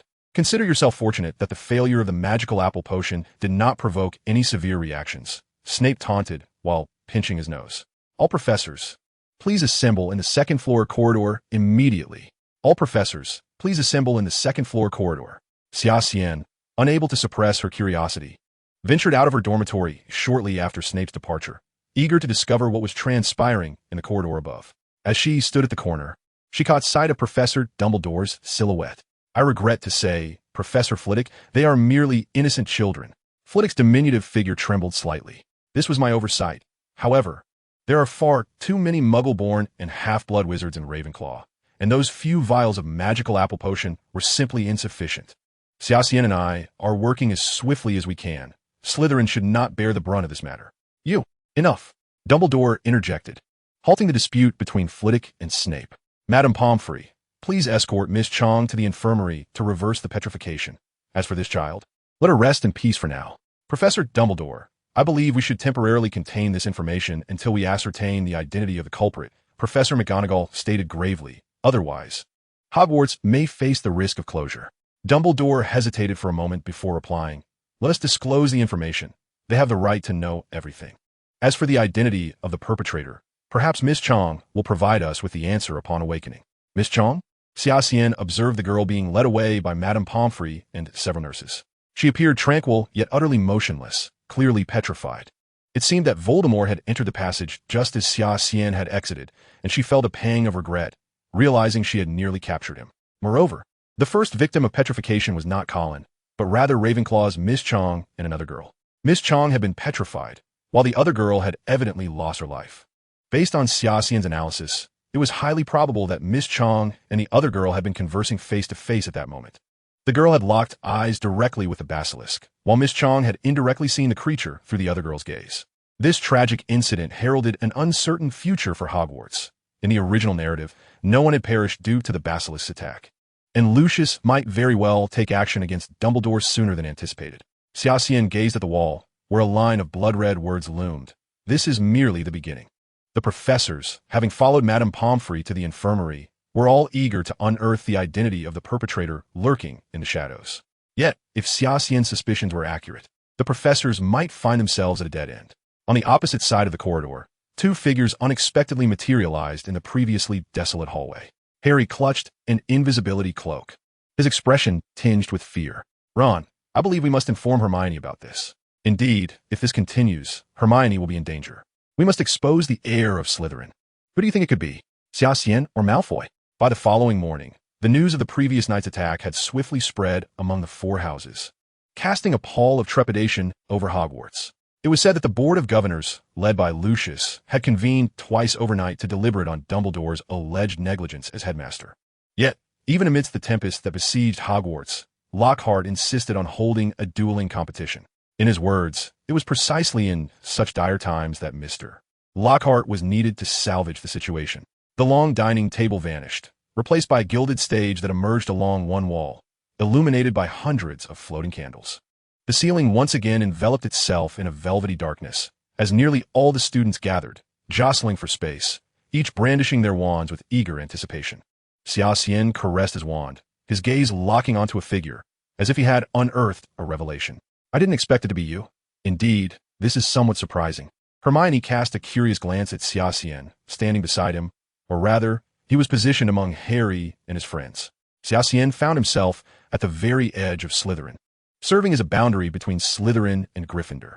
Today marked Lockhart's dueling club, attracting numerous students, some drawn by curiosity, others eager to witness Lockhart, while others still hoped to glean some knowledge. What ensued was a farce, as Lockhart was effortlessly sent flying by Snape, though he seemed poised to boast further. A single glare from Snape quelled his bravado. The demonstration ends here. I shall now mingle among you and select 2 individuals to duel. Professor Snape, if you would be so kind to assist me. Potter, the choice is yours. Lockhart gestured towards Harry, who tightened his grip on his wand, his face alight with excitement. Snape scoured the students from his house, initially fixing his gaze on Malfoy, who was preparing to witness Harry's downfall. However, after a moment's hesitation, he shifted his attention to Xia Xian, who stood between Slytherin and Gryffindor.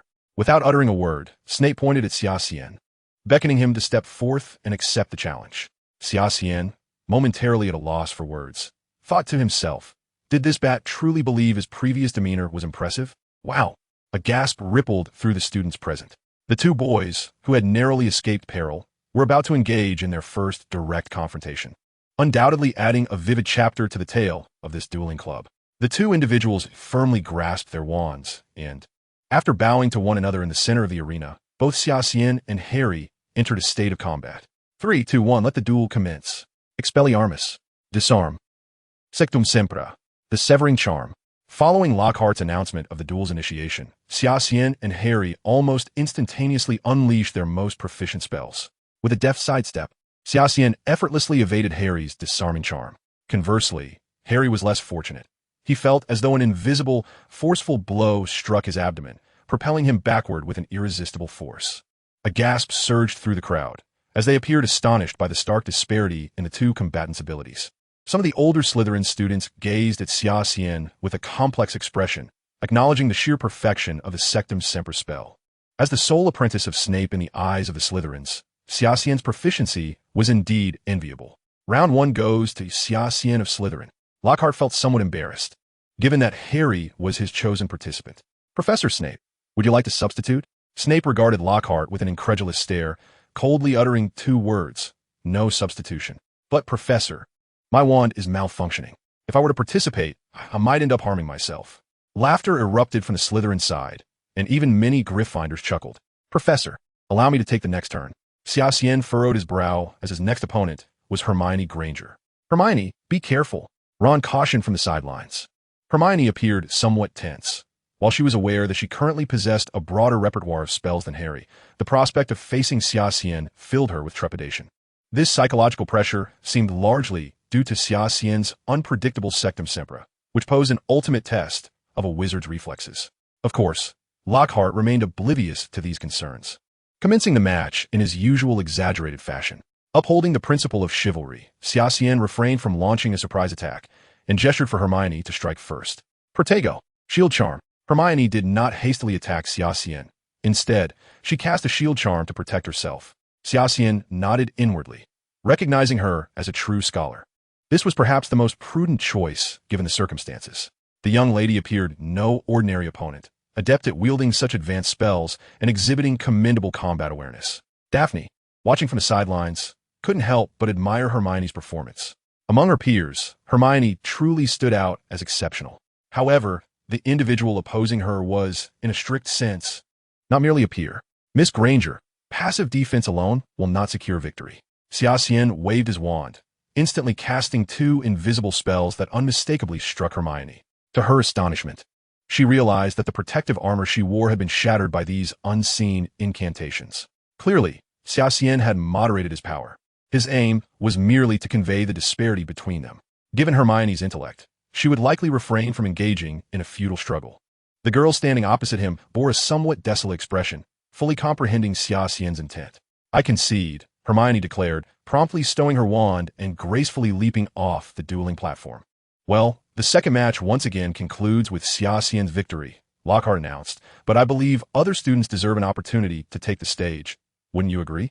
Snape's typically stoic countenance could not conceal his smug satisfaction at seeing his protege effortlessly best 2 opponents, one of whom was Harry. The Gryffindor side appeared somewhat despondent. The dual defeat of their most influential second years, Harry and the academically gifted Hermione, had tipped the balance in the covert rivalry between Gryffindor and Slytherin. Xia Xian speculated that Lockhart's true motive for organizing this dueling club was to gather material for his new book. likely titled something akin to my days as a professor at Hogwarts. However, it was clear that neither Snape nor Xia Xian intended to grant the best-selling author any favors, and Lockhart would likely seize the opportunity to portray Xia Xian unfavorably in his forthcoming work. Are there any other students eager to take the stage? A black-haired girl stepped forward onto the dueling platform. Xia Xian furrowed his brow. Zhang Xiu. This marked Xia Xian's first close encounter with a girl who shared his complexion and dark hair. She seemed yet to recover from the previous night's attack, her face devoid of expression as she quietly stood to one side of the platform, awaiting her opponent.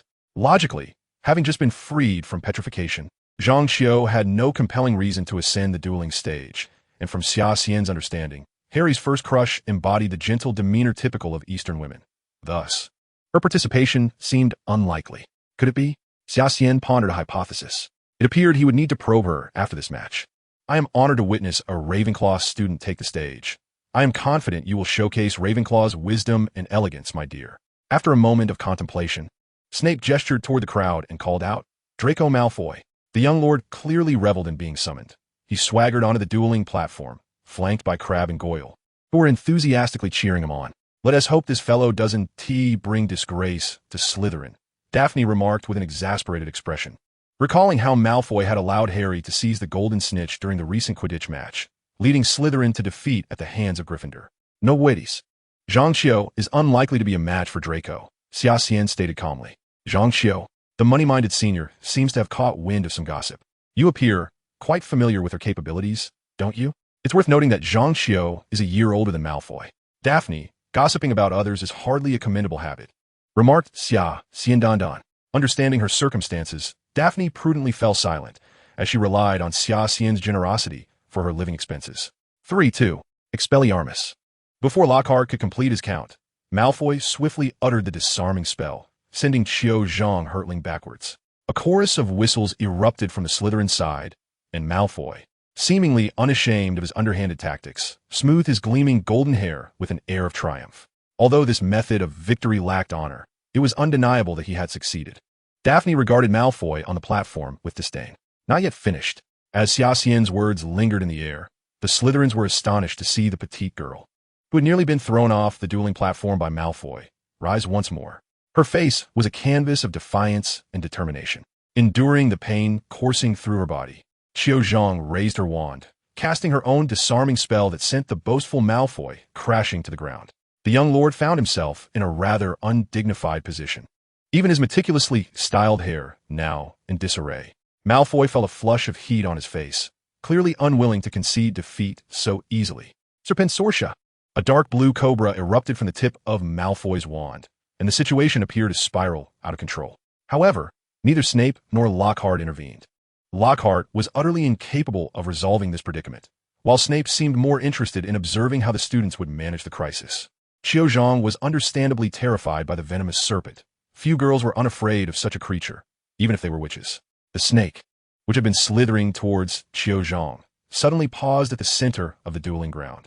Malfoy, in a fit of frustration, attempted to command the serpent with his wand, but it remained motionless, rearing its head defiantly. At that moment, everyone present heard a deep and peculiar voice. Harry, with a grave expression, faced the snake, his mouth moving as he emitted hissing sounds. The serpent stood upright beside Harry, as if engaged in a silent conversation. Snape's expression shifted slightly. He had raised his wand just before the serpent incited chaos, and then all onlookers watched in astonishment as the creature disintegrated into a cloud of ash. That was Parseltongue. Daphne gazed at Harry in disbelief, and even the typically indifferent Eliza displayed a rare look of skepticism. This predicament posed significant trouble for the so-called savior, thought Xia Xian. On the Gryffindor side, Harry's situation was far worse than he had anticipated. Having basked in the adoration of those around him, he now felt the chilling isolation of being mistrusted by his peers. What am I? Harry questioned. Parseltongue, Ron replied. You can speak to snakes. He then proceeded to explain to Harry what Parseltongue entailed, resulting in Harry's discontent and Ron's helplessness. Well, it's not as dire as it seems. Hermione finally spoke, questioning whether Harry was truly the heir of Slytherin, a truth he undoubtedly knew better than anyone else. If he were to deny it, as friends, they would simply need to trust him. As for the opinions of others, they need not concern themselves. However, Harry's ability to speak Parseltongue was indeed a trait associated with the heir of Slytherin. Summer, too, possessed this gift, and when Filch's cat was petrified. They had both stumbled upon the scene almost simultaneously. What he said at that moment was peculiar. Hermione pressed for details. He had asked if she had heard it too. Since when did Parseltongue become so commonplace? Ron muttered, admitting he found the individual suspicious, appearing and disappearing at will. What did you bring back from Dumbledore? Why did you not tell me? Hermione exclaimed in frustration. In truth, that diary revealed to me that it was Hagrid who opened the chamber. Harry interjected suddenly. It cannot be Hagrid, Hermione replied skeptically. We must confront him. Hagrid is our friend. Is it possible that Summer cast a spell on this diary to mislead us into making a mistake? Ron speculated. Little did Summer know that after Dumbledore met with him that day, he immediately sought out Harry. And the curious duo of Harry and Ron had seized the opportunity to acquire the diary while Dumbledore was out. Chapter 51. The first encounter with 16-year-old Riddle. Upon returning to the Great Hall, all the students were abuzz with discussion. The great savior, Harry Potter, was revealed to be a Parselmouth. It felt like a cruel jest from fate. Daphne, Simon, and Matthew approached Summer, exclaiming, Junior, who would have thought that Harry Potter is a Parselmouth? He is most likely the heir of Slytherin. Summer could understand their sentiments. After all, Voldemort was the mortal enemy of 5 families, and their ancestors could have perished at the hands of this dark wizard. Harry cannot be the heir of Slytherin, Summer replied with a smile. The direct descendant of Salazar is the Gaunt family, and the last of that lineage is Tom Riddle. I can attest to this. The Potter family seems entirely unrelated to the Gaunts, historically only connected to the Blacks through marriage, Matthew added. That is enough. Snape interjected coldly. You all need to return to your respective places. The students, still intimidated by the eccentric Professor Snape, dispersed, and Gilderoy Lockhart's dueling club came to an uneventful end. The boss is right. Perhaps we were overly sensitive, Simon remarked to Summer, but others may not share the same view. Everyone requires an outlet for their frustrations, and, unfortunately, Potter had become theirs. They would see him as the one who opened the chamber, believing that distancing themselves from him would bring peace. Akin to an ostrich burying its head in the sand, thinking it could escape harm. As for Potter's explanations, they would not listen, for that would imply the one who opened the chamber was among them, a truth they would refuse to accept. Matthew added, Certainly, Summer sighed, fully aware that even if it were not for Harry, action was imperative. The torment of concocting the potion of magical apples had nearly driven him to madness. However, the solution to this dilemma was remarkably simple. Unmask the perpetrator. But how to identify the culprit? Internally, he made a mental note against Voldemort, as this incident had squandered a considerable amount of his time on the potion, and now, merely encountering its scent made him feel nauseous. Unexpectedly, a second attack occurred, catching everyone off guard. The victim was Justin from Gryffindor, the very muggle-born wizard who had first questioned Harry during the dueling club in the original story. When someone stumbled upon him around the corner on the 3rd floor, Justin had already succumbed to death, his lifeless body cold. He still clutched an unopened vial of the magical apple potion. It was evident he had not had the chance to consume it before his demise. A wave of unprecedented panic engulfed Hogwarts. During his class break, Summer distinctly observed the rotund Minister of Magic, Fudge, engaged in conversation with Dumbledore. The first-floor hall was teeming with aurors, and Summer experienced a disorienting sense of déjà vu, as if he had entered the latter chapters of the unfolding narrative. Lord Summer. It has been quite some time. A familiar voice resonated behind him. Turning, he beheld Al, now an auror. What brings you here? We've come under Minister Fudge's orders to address the Chamber of Secrets incident. If we do not achieve results within a week, Hogwarts will be closed, and Professor Dumbledore will be dismissed, Al whispered to Summer. In reality, Dumbledore had already been removed from his position, a decision made by the Board of Governors, and Hagrid was imprisoned in Azkaban as a primary suspect. Next week, Hogwarts would cease operations, and all students would face travel restrictions. Furrowing his brow, Summer realized this was far from encouraging news. He remained utterly perplexed about who had opened the Chamber of Secrets. With the Ministry of Magic poised to take control of Hogwarts, matters were likely to become significantly more complicated. After a moment of contemplation, he concluded that the only viable option was to stake out the chamber in hopes of confronting Voldemort. No better strategy seemed apparent. Oddly, he noted the absence of Moaning Myrtle. In fact, it was quite remarkable that she had not been petrified. This conundrum had long puzzled Summer. Ghosts do not perish from gazing into the basilisk's eyes, for they are already dead, yet they too could be petrified, as evidenced by nearly headless Nick. Thus, Myrtle's immunity to petrification raised a logical inconsistency. After all, she was a student who had been attacked and killed 50 years prior. Did Tom Riddle not fear that others might glean clues from her presence? Or was it possible that he intentionally spared Myrtle, Through the theft of memories from those he possessed, the 16-year-old Tom Riddle had come to understand the animosity between Summer and the future Voldemort. It was likely that the current Tom Riddle had altered his original intentions. Eliminating Xia Xian has become his foremost objective, which naturally includes Harry as well. Standing within the chamber's grand hall, Xia Xian noticed a tall boy with black hair leaning against the nearest stone pillar, intently observing him. The boy's outline was indistinct and peculiar, as if viewed through a misty pane of paper. Composed, serene, graceful, noble, proud, aloof, confident, unruffled, and with a trace of languor, Xia Xian conjured countless words to describe the boy before him. In certain respects, this youthful Voldemort bore a striking resemblance to himself. This must be our first encounter, the 16-year-old Tom Riddle. It seems you're indeed aware of my existence. Tom Riddle squinted his eyes and remarked nonchalantly. Tom Riddle, recipient of the Special Contribution Award. Your trophy still stands there, Xia Xian stated. An exemplary student, the head boy of Slytherin, a prodigy in magic, being a Slytherin. I have no reason not to recognize you. Quite right. Is there anything else? Yet, unbeknownst to all, a demon resided within this individual. Xia Xian smiled and said, Tom Riddle, I am Voldemort, the last scion of the Gaunt family, a half-blood wizard who despises his muggle father. Tom Riddle was not incensed by Xia Xian's words. Rather, he replied with calmness, what I gleaned from my memories was indeed accurate. You are even more astute than I had anticipated. No wonder the future me would fall to your hands. I believe it is time to conclude this delightful conversation, Xia Xian declared, raising the Elder Wand. Whom precisely do you control? With a peculiar smile, he added, I find myself at a loss regarding you. However, when Voldemort reemerges, who do you think he would seek to eliminate first? Me or you? Taking a deep breath, Tom Riddle's face darkened ominously, as if he could squeeze water from it. Impossible. By then, I shall be the master of all the Horcruxes, having absorbed the powers of the living. Xia Xian recognized that his words had struck a chord. The Tom Riddle before him no longer maintained his previous nonchalance. His gaze began to wander. Xia Xian's implication was unmistakable. Even if you become the master of all Horcruxes, can you truly contend with the essence of Voldemort? Ultimately, you would still face the fate of being devoured as a mere supplement. Tom Riddle's countenance shifted rapidly, and he spoke in a low voice. You speak the truth. I shall not resign myself to being a mere supplement. I will not passively allow him to consume me. To escape such a fate, I require power. So, are you willing to pledge your allegiance to me? Tom Riddle proposed to Xia Xian. Assist me in my return as the Dark Lord, and I shall grant you everything you desire. Wealth, power, women, strength, and all that you seek. I decline. Xia Xian replied without hesitation, dismissing Tom's invitation outright. Why? Tom demanded. I swear, you shall pay dearly for your arrogance and disdain. Voldemort, revealing his true self, roared at Xia Xian in a fit of rage. Before departing the chamber, Xia Xian left one last remark. What a disgrace. Xia Xian once believed that the youthful Tom Riddle bore some resemblance to himself. However, it has become evident that this was merely a facade. The true Tom Riddle remains the cold, hypocritical, and cruel Voldemort.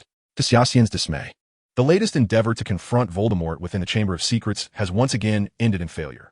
Upon reflection, he realizes he has but a week to unearth the mastermind behind these events to sustain his Hogwarts tenure. Amusingly, within mere hours of emerging from the chamber, both he and Harry have become the center of attention at Hogwarts, the result of an indiscreet tongue revealing Harry's use of Parseltongue during the dueling club to Minister Fudge.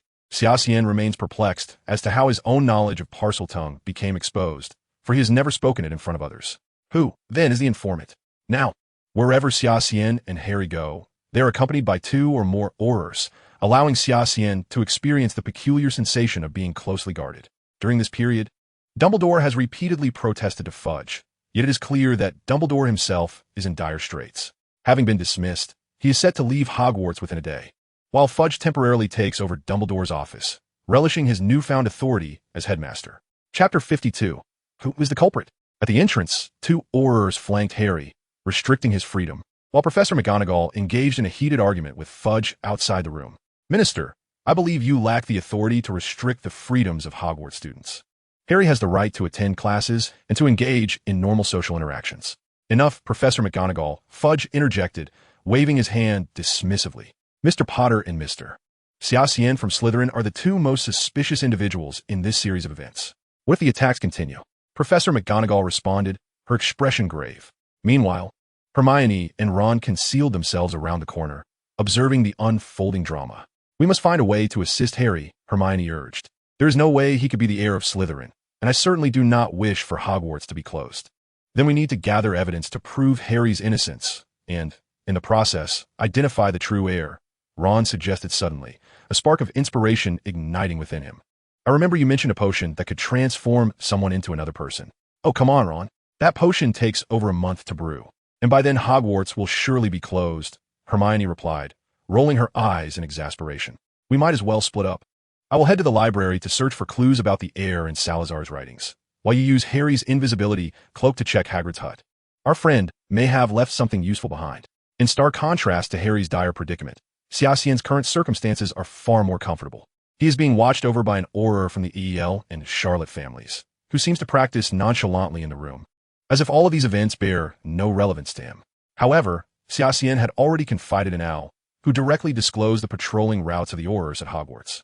Yet, the daylight operations were too conspicuous, prompting Xia Xian to resolve to venture out at night, utilizing the daytime for training. Your red tea, my lord. Al entered with a cup of tea, addressing Xia Xian. Has Professor Dumbledore departed? Xia Xian inquired, opening his eyes. Professor Dumbledore just left this morning. He stopped by here before he left, Al replied. However, Minister Fudge was present at that time, and Professor Dumbledore merely took a glance before leaving. Did he say anything?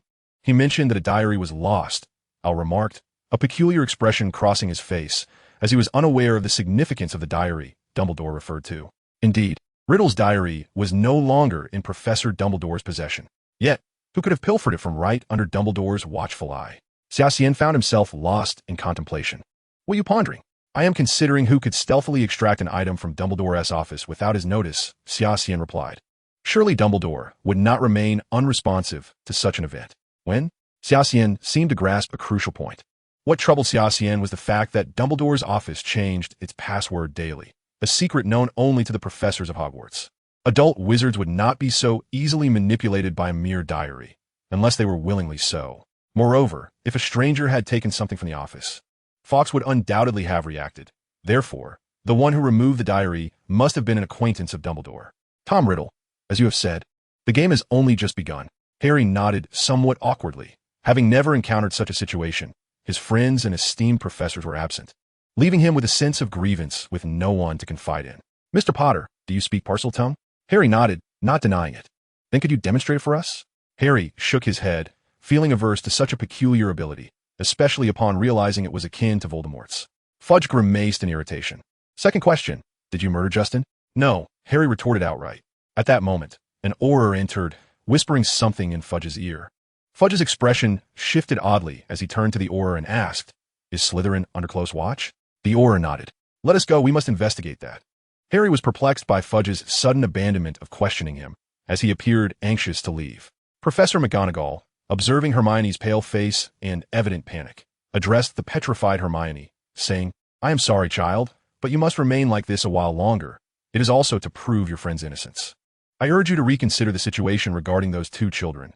They were in their rooms when Hermione was petrified, clearly making them not suspects. Let's hear what the victim has to say. Fudge, still disbelieving, attempted to mask his embarrassment. Snape extracted a vial of the potion of the enchanted apple from his sleeve and administered it to Hermione, who regained her composure within mere moments. The young girl, however, remained visibly shaken, gasping for breath. It's all right, dear, it's all right. Professor McGonagall hurriedly approached to steady Hermione. Can you tell us what you saw? Professor, I found information on that creature in the library. Hermione forced herself to calm down, retrieving a crumpled page from her hand.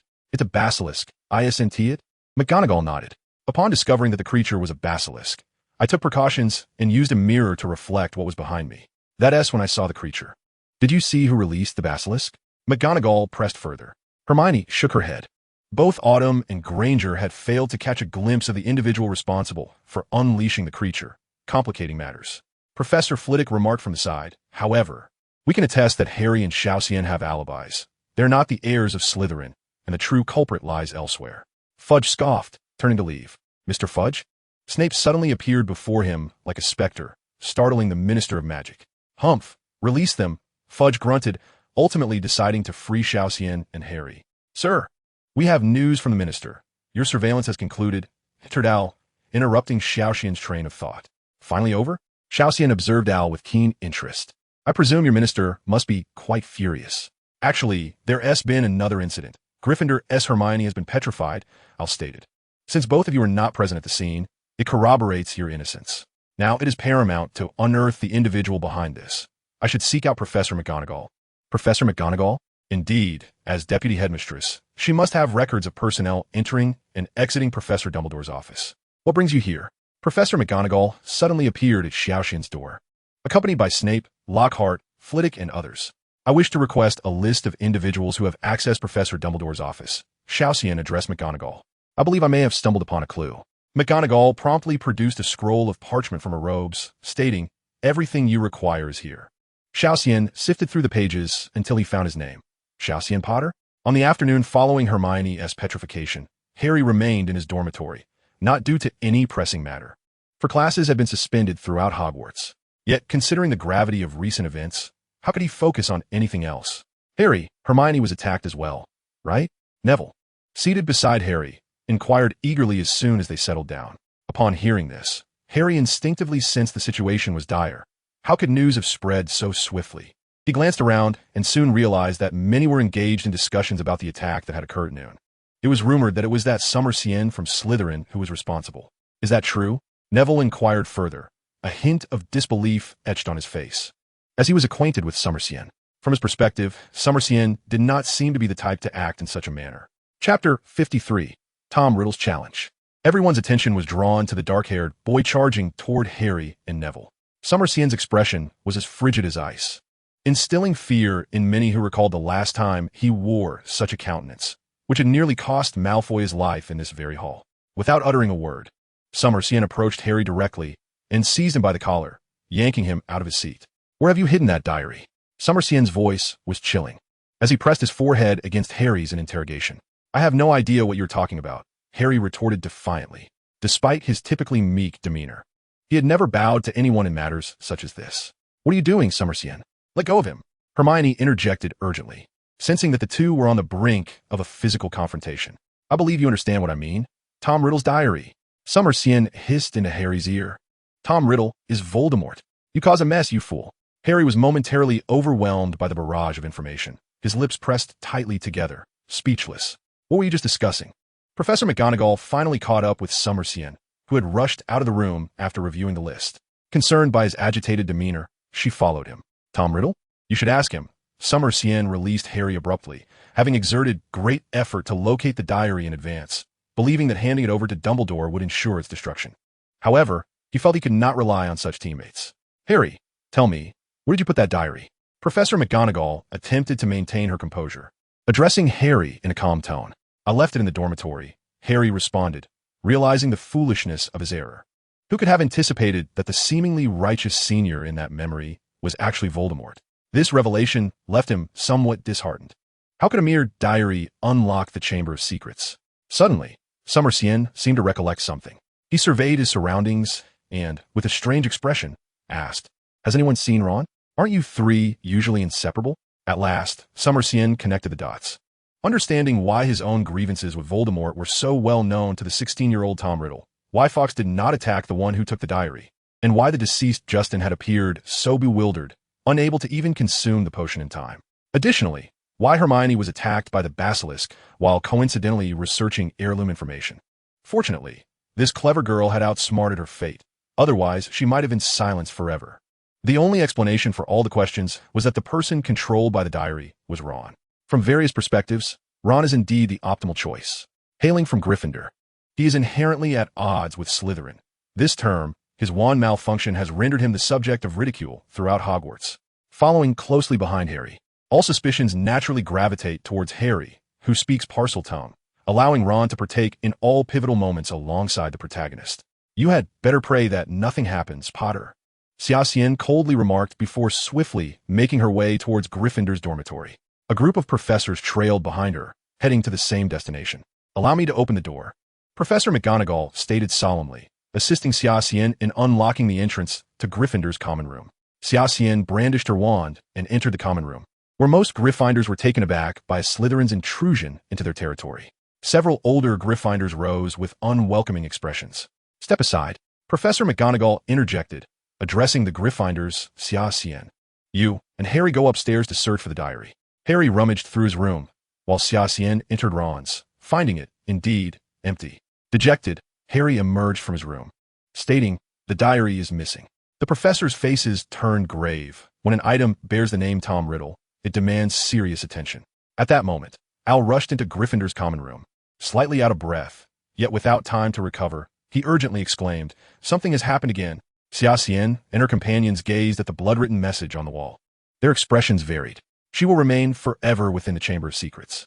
Veins bulging in her hands, Xia Xian gripped the Elder Wand tightly.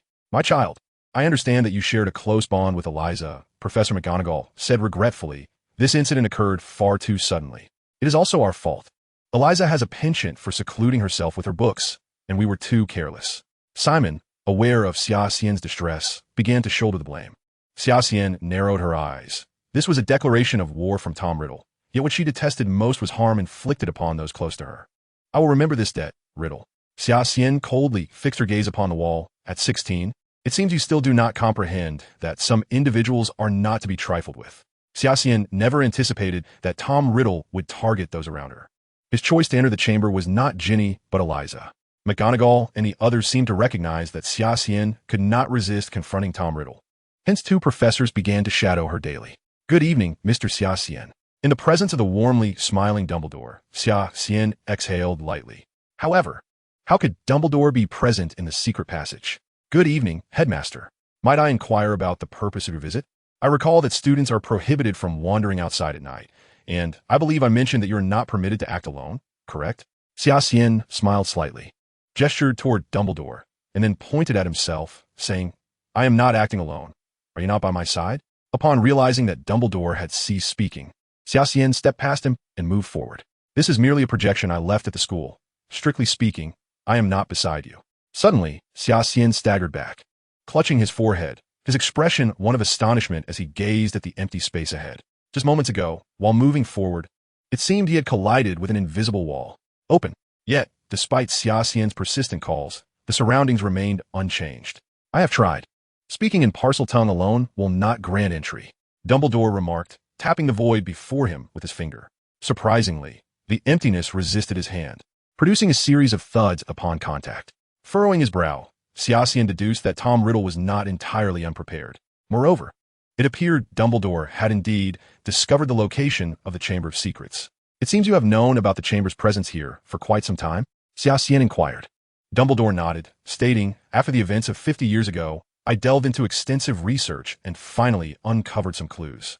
Who would have imagined that Salazar Slytherin's secret chamber would be concealed here? Then you have never entered?" Dumbledore shook his head, replying, "No, I cannot gain entry. Surely, as the headmaster of Hogwarts, there must be places you can access?" Although it was somewhat expected, Xia Xian feigned surprise. "The Chamber of Slytherin has denied me entry." Dumbledore slowly articulated, "Although I am the headmaster, I do not possess knowledge of all Hogwarts secrets. At least, the Chamber of Slytherin before us remains a place I cannot tread." "Is such a thing even possible?" Xia Xian asked incredulously. "It is rather embarrassing, yet I must confess that I can only control a little over a quarter of Hogwarts. The remainder eludes my grasp," Dumbledore admitted with a resigned expression. "The headmaster of Hogwarts is not omnipotent.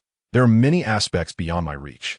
Slytherin's legacy must surely contain artifacts to aid his heir. Clearly, that individual has obtained the legacy and possesses the power to control the chamber, preventing anyone he does not wish to enter from doing so. In other words, until he willingly opens the chamber, we can only passively wait outside, watching him depart with impunity, while I seethe with anger, powerless to act." Xia Xian's voice grew sharp, his fists clenched, unable to accept such an outcome. "I believe the worst-case scenario is indeed as you describe." Dumbledore raised an eyebrow. "Hogwarts is a most unique institution, with the four founders having instilled numerous innovative designs. This castle is akin to a living entity. It is a wondrous school, a formidable fortress. While it is impossible for me to accompany you, it should be feasible for you alone." Chapter 54. The Uncontrolled Silence. "Me?" Xia Xian feigned astonishment. "At this juncture, do not conceal anything from me." The avatar of Dumbledore remarked with a smile. "I believe that saving lives should take precedence. You carry a fragment of the Dark Lord's power, and the protective enchantments of the chamber will not deny you entry. Rather, they will perceive you as the Dark Lord himself." Dumbledore stood not far from Xia Xian, his form gradually fading into shadows. "If the need arises, Fawkes will come to your aid." Dumbledore waved at Xia Xian. indicating that the headmaster's spell had come to an end, and his figure dissipated into the air like a wisp of smoke. Xia Xian raised his hand once more as a tentative gesture.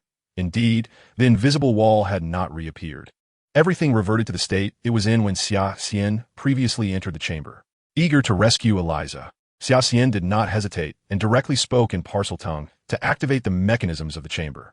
Just as he was about to enter, he suddenly heard the sound of shifting stones behind him. "Who is there?" Xia Xian turned around, only to find an empty space. No one stood there. "Xia Xian, it's me." Harry revealed himself by removing the invisibility cloak, appearing before Xia Xian. "Mr. Potter, what brings you here?" Xia Xian admitted that he was somewhat disinclined to see Harry at this moment, as this fellow had a knack for complicating matters that were otherwise straightforward. "I believe I can be of assistance, Mr. Xia Xian," Harry stated earnestly. "Eliza's abduction is partly my fault, and besides, Ron is also my friend. If you wish to help, then follow me, but be warned, I will have no time to babysit you." Harry nodded gravely and followed suit. The temperature in the dim corridor seemed to plummet to freezing levels. The incessant dripping water had crystallized into icicles hanging ominously. Xia Xian frowned. This sensation was all too familiar. It reminded him of that night at the beginning of last year when he first encountered Eliza. Hogwarts had looked just like this. If Xia Xian's intuition served him correctly, the dormant spirit within Eliza had been reawakened by Tom Riddle once more. Harry trailed closely behind Xia Xian, huddling his body tightly. He noticed that in this corridor, he could already see his breath in the form of white mist. The pair arrived at the final door leading to the chamber, and Xia Xian stepped forward, uttering in parcel tongue, "Open." The mechanism of the chamber slowly revealed itself, and they beheld a figure waiting for them at the end of the long corridor of black marble. "Ron?"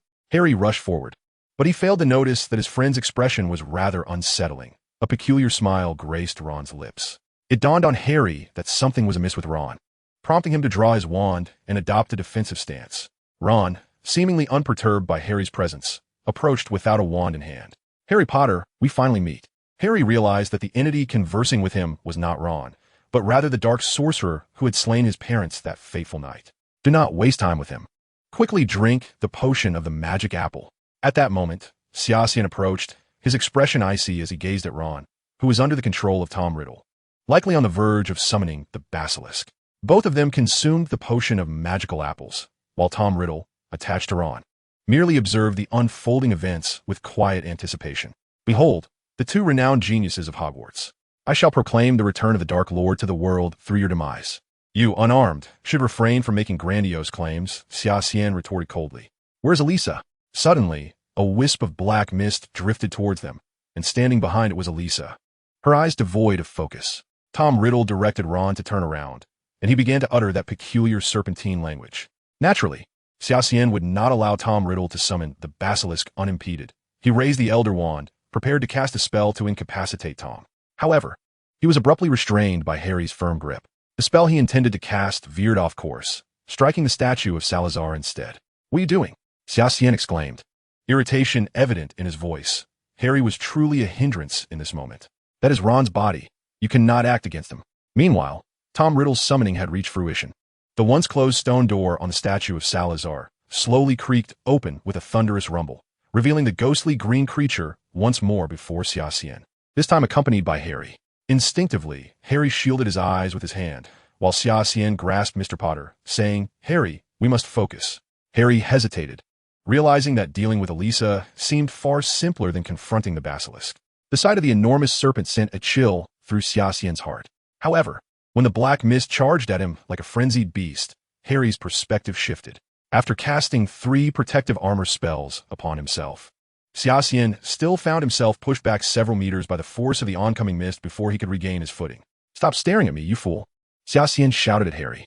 Just as Harry was momentarily stunned by Xia Xian's outburst, the basilisk opened its gaping maw towards him. Sensing the imminent danger, Harry turned and sprinted towards the intricate network of tunnels. "Fox?" Harry exclaimed in surprise, gazing at the phoenix soaring above. After circling twice above Harry's head, Fox dropped a tattered hat into his hands. The sorting hat? Harry had no time to ponder as he plunged into the tunnel's mouth. Once inside the convoluted passageways, he exhaled a sigh of relief. For the moment, it seemed he was safe. Fox was outside, holding off the basilisk, but Xia Xian's fate remained uncertain. Amidst the black mist, a piercing wail echoed, resonating like the sobs of countless souls in the rain, filled with sorrow. Within this mournful cacophony, the sharp cries of iron bees reverberated, as if summoned by tormented spirits, lingering within the fog. This mist did not appear lifeless. It was a living entity, perpetually siphoning light and warmth from its surroundings, thereby spreading an aura of chilling despair. Amidst the mist, slender black lines darted towards Xia Xian. The dark threads, accompanied by a piercing shriek, surged forth like arrows unleashed from a powerful crossbow, converging into a torrential barrage aimed at Xia Xian. Hastily, Xia Xian raised his wand and summoned 2 protective armors around himself. He refrained from unleashing his full power, maintaining a symbiotic relationship with the silent entity. Should he exert all his strength against the silent one, it would endanger Eliza as well. Utilizing the strength of the black threads, Xia Xian created distance from the swirling black fog. Fox flew to his side, and Dumbledore's voice soon echoed in Xia Xian's ear. With the silent one blocking the way, approaching that individual was utterly impossible. Xia Xian furrowed his brow, aware that the silent one and the entity were interdependent. Forcibly overcoming the silent one could lead to dire consequences. This matter was best left to Fox. Suddenly, as if responding to a call, Fox ignited with radiant flames on his wings, resembling a burning sun, casting warm light throughout the chamber. In a startling turn of events, the air's steel-like black threads dissipated into nothingness. Xia Xian then observed Fox's feathers dimming at a visible pace. Hurry, your time is limited. On the other side, although the basilisk had lost one eye to Fox, its keen sense of smell quickly located Harry, who was cornered in the shadows. In a panic, Harry noticed an old sorting hat from which a sword had inexplicably emerged. Without a moment to ponder, he drew the sword and thrust it toward the basilisk's gaping maw. The Gryffindor sword pierced the creature's skull, and after a few violent convulsions, it fell lifeless. Gasping for breath, Harry felt the weight of 2 long venomous fangs hanging from his shoulder, his complexion turning ashen as he staggered forward, eventually collapsing. The diary was clutched tightly in Ron's hand when Xia Xian, using apparition, evaded Eliza and the Silent One, raising his hand to cast a spell. Ron was sent sprawling by Xia Xian's incantation, the diary slipping from his grasp. Quick as lightning, Xia Xian appeared beneath the falling diary, catching it with deft precision. The game is over, Tom. Chapter 55, The Memory of the Mind. Tom Riddle finally emerged from Ron's body, his handsome visage marred by a melancholic expression, yet devoid of any sign of panic. He smiled at Xia Xian, declaring, "Indeed, the game is nearing its end. I am about to be resurrected." Xia Xian promptly opened the diary and raised his wand, exclaiming, "Inendi." A fiery serpent erupted from the tip of his wand, enveloping the diary in flames. Yet, the diary seemed impervious to the fire, resisting Xia Xian's attempts to amplify his magical power to obliterate it. Tom Riddle smiled, shrugging his shoulders, and remarked, "I told you long ago, you are powerless against me, Xia Xian." Xia Xian retrieved Tom Riddle's diary from the flames, holding it in his hands while subtly channeling the power of the Tai Chi Xianxing Dao. Yet, the diary remained utterly unscathed. Tom Riddle's smile grew increasingly triumphant. He seemed delighted that Xia Xian was unable to handle the diary, and with a tone of condescension, he remarked, "Though you possess considerable wizarding talent, at the end of the day, you are still a mere mudblood. My gifts and strength continue to surpass yours." As Xia Xian uttered the term indirect damage immunity, he noticed a momentary stiffness in Riddle's expression. Any attacks not made through direct contact with the diary would be rendered ineffective. Such a trick was hardly remarkable. Riddle, however, appeared incredulous. "How could you possibly know that spell? Is Salazar's legacy?" Xia Xian refrained from revealing that the incantation had been meticulously recorded in Salazar's Book of Sins. Salazar had cleverly exploited the cognitive biases of wizards, who were accustomed to using spells for offense. When spells proved ineffective, wizards often found themselves at a loss. It was likely that Harry had inadvertently discovered the means to counter this spell by directly attacking the diary's physical form. Of course, as a Horcrux of Voldemort, ordinary weapons would not inflict damage upon it, but the fang of a basilisk was undeniably an exceptionally lethal instrument. Xia Xian cast a sidelong glance behind him. The basilisk had fallen silent, indicating that, regardless of the circumstances, Harry had succeeded. "I know this spell, and naturally, I am aware of how to break it, Riddle. This farce must come to an end. Regrettably, you lack the means to slay me directly." Though Tom Riddle was initially taken aback by Xia Xian's knowledge of the incantation, he quickly regained his composure.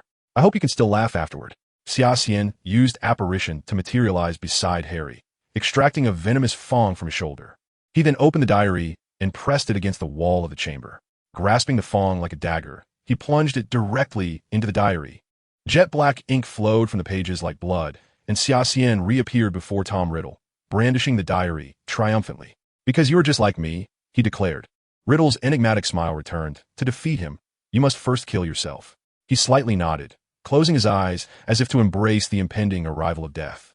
Xia Xian waved the Elder Wand, and with a flick, a plume of black flames erupted from it, engulfing Riddle's ethereal form. The flames consumed him like a black hole, gradually erasing his body until nothing remained. Suddenly, Ron, lying beside them, took a deep breath and sat up. Upon witnessing the scene before him, this befuddled fellow hastily drew his broken wand and exclaimed at Xia Xian, "You murderer, I've got you." Xia Xian could not help but roll his eyes, then raised his wand and cast Stupefy. Ron, under the influence of the curse, let out a couple of silly chuckles before collapsing to the ground with a thud. "Xia Xian, hurry! Fox is on the brink." Dumbledore's voice echoed once more in Xia Xian's ears, as he watched Fox transform into a pile of ashes before him. Black tendrils re-emerged, presenting a dire predicament. There are only two possible solutions. The first is to awaken Eliza's consciousness. The second is to exhaust the strength of the Silent One. Dumbledore proposed, noting that Fox had already depleted a portion of that power, leaving the remainder to Xia Xian. "What is the method to awaken Eliza's consciousness?" he inquired while dodging the ominous black threads. "It's quite simple," Dumbledore explained. "Utilize the spell of memory extraction to retrieve her joyful memories, which will in turn awaken her consciousness. However," Xia Xian confessed, "I have no prior experience with this spell. Exhausting the Silent One's power would also inflict considerable harm on Eliza." Yet Dumbledore reassured him, "No worries, your mental fortitude is inherently strong. Given that Eliza has never practiced mental shielding, I merely need to impart a few crucial points, and memory extraction will pose no challenge for you." Memory extraction, in essence, is akin to reading one's heart. The spell is more effective when the caster is in close proximity to the target, particularly when the target is unguarded, relaxed, or vulnerable.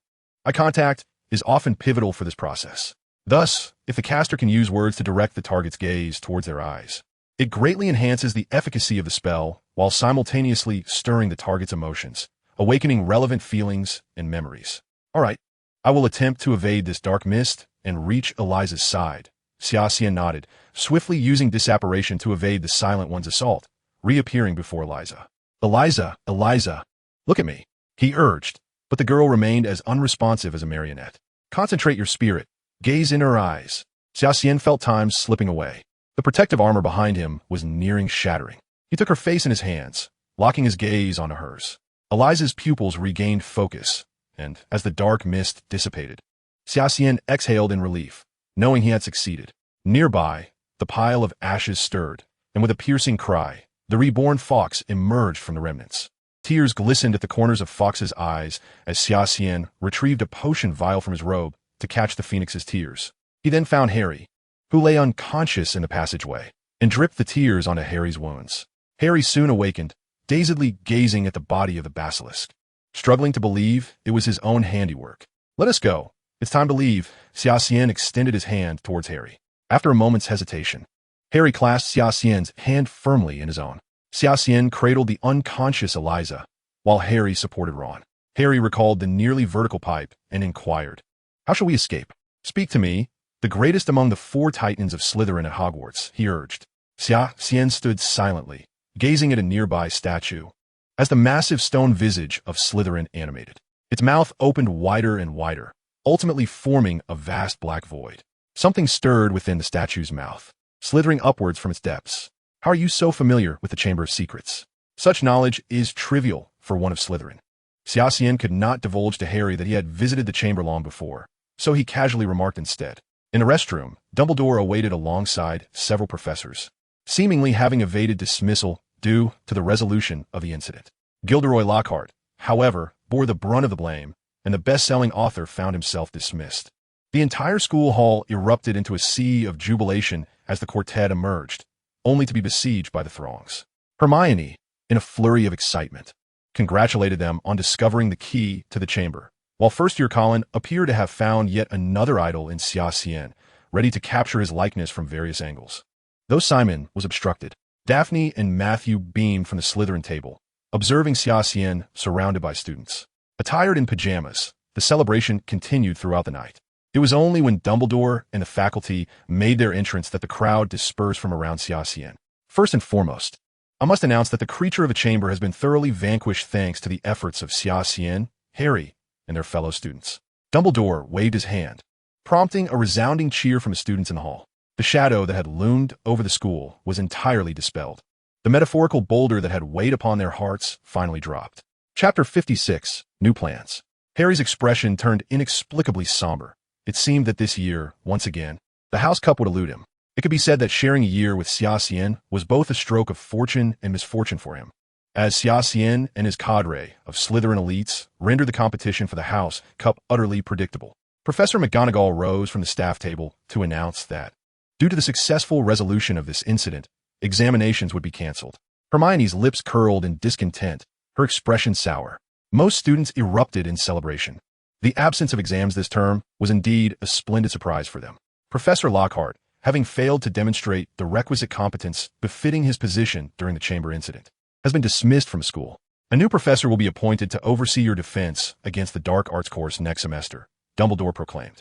Meanwhile, Draco Malfoy appeared somewhat despondent, as his father had just received a joint letter from the Board of Governors proposing his removal, casting doubt on the Malfoy family's seat on the board. Hogwarts returned to normalcy, albeit with a few minor changes. The defense against the dark arts course was cancelled, and Eliza, after a few days of confinement, finally regained her normal state. As Draco had feared, Lucius Malfoy was expelled from the school board. Thus, the Charlotte family, covertly supported by Xia Xian, was selected for the Board of Trustees. Upon learning that her family would return to the board after several years, Daphne was overwhelmed with excitement. "Boss, why do you seem a bit quieter these past few weeks?" This was Simon's last journey aboard the Hogwarts Express. Having successfully graduated this year, he intended to visit his relatives across the ocean. "Is this a form of mental magic?" Matthew interjected, glancing at the book in Xia Xian's hands. "Indeed," Xia Xian replied without lifting his gaze, continuing to immerse himself in the realm of magic. "This semester has been consumed by the affairs of the Chamber of Secrets, leaving our club somewhat neglected. With Simon's departure, the Silver Serpent Society is now left with just the three of us." Listening to Daphne's complaints, Xia Xian felt that he had perhaps grown too complacent, and thus remarked, "Regarding the Silver Serpent Society, I have a couple of ideas." The others leaned in eagerly. Although Xia Xian rarely offered opinions on the Society's matters, his previous decision to distribute the magical apple potion had indeed garnered considerable prestige for the club. "My first suggestion is, since there are currently no suitable candidates, why not promote Eliza directly?" I agree. It would also help balance the gender ratio." Xia Xian continued, turning to Eliza to gauge her thoughts. "I'll follow Xia's lead," she replied, merely lifting her gaze before returning to her book. Xia Xian nodded and declared, "In that case, let Eliza serve as acting vice president. As for my second suggestion regarding the development of the Silver Serpent Society, I propose expanding the membership recruitment to the entire school while still ensuring the quality of candidates." Xia Xian was strategizing on a grand scale. During the recent potion incident, he had fully realized the hidden power of the Silver Serpent Society. With the 5 members he had trained, they had managed to prepare the entire quantity of potions needed by Slytherin in less than 3 days. This power compelled Xia Xian to take it seriously. "That sounds impressive, but it seems other houses aren't particularly interested in our society."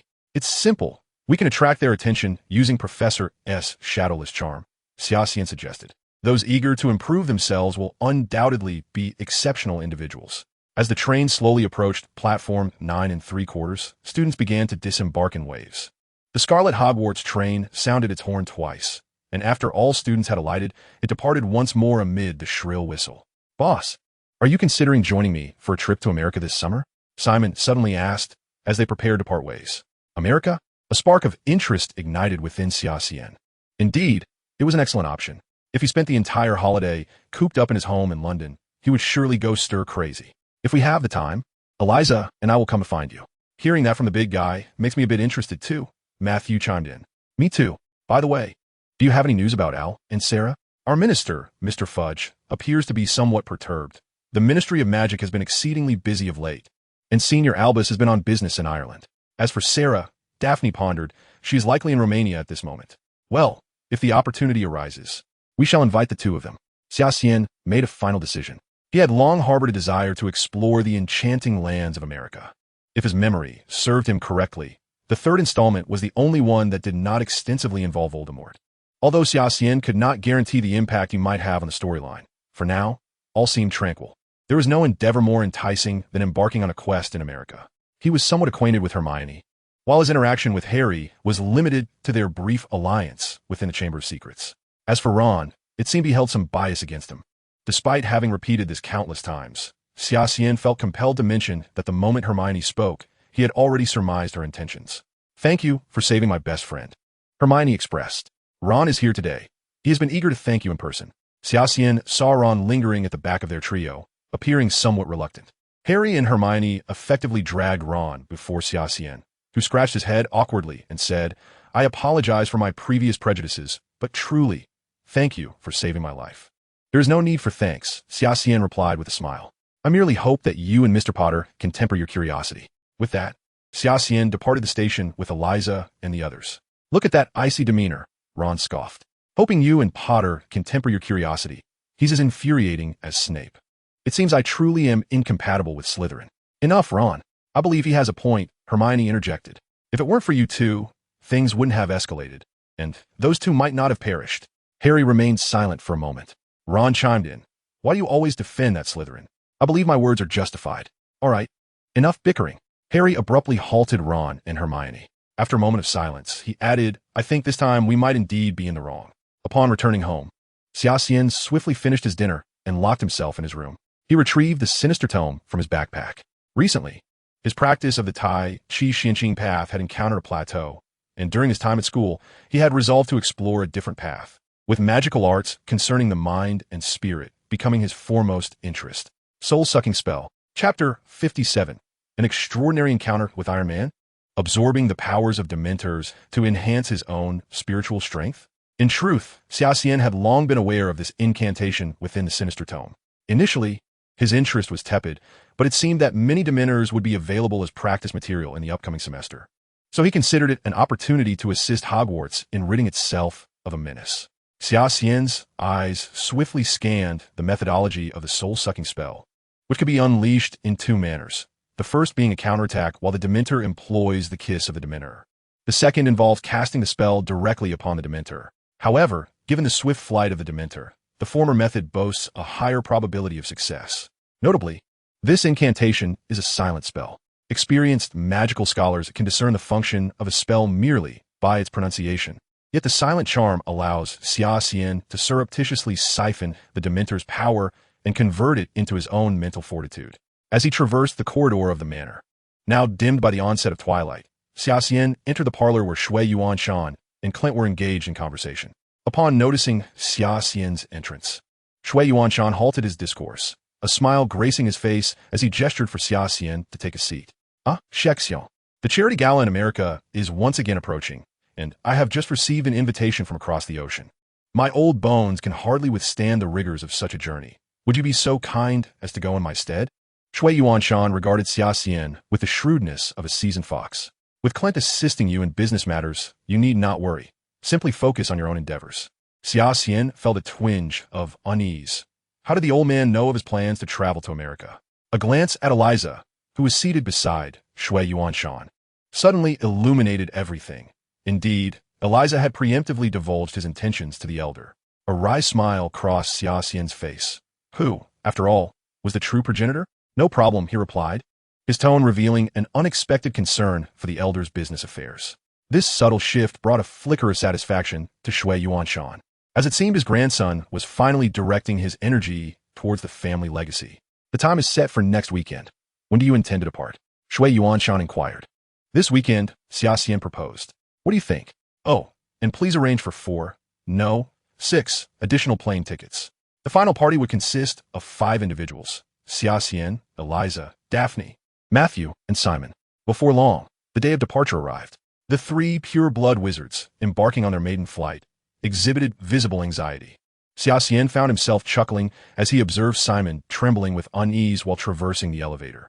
"Boss, the Muggle world is terrifying," Simon finally exclaimed once seated on the airplane, while Matthew and Daphne appeared equally rattled, with Daphne even shrieking during takeoff. Xia Xian found this perplexing.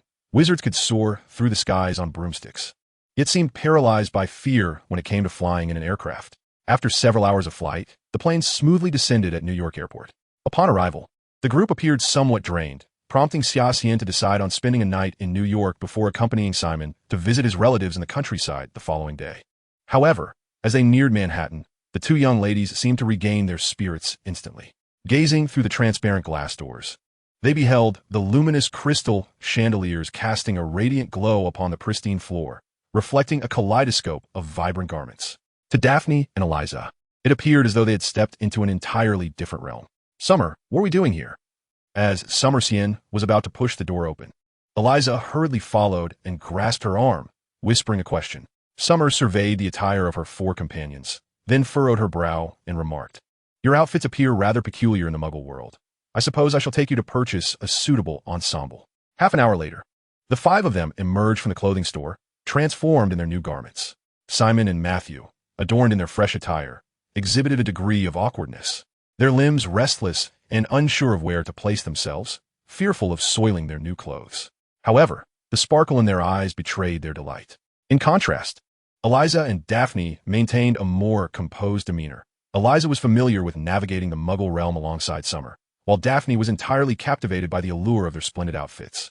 The quintet meandered through the bustling metropolis, absorbing the unique grandeur of human civilization. Suddenly, the air was pierced by the sound of gunfire, bang, bang, bang, followed by the screech of tires and the panicked cries of the crowd. A glance in that direction revealed a scene of chaos. New York, the most vibrant metropolis in the world, and its heart, the city center, was teeming with people, making it one of the most densely populated urban areas globally.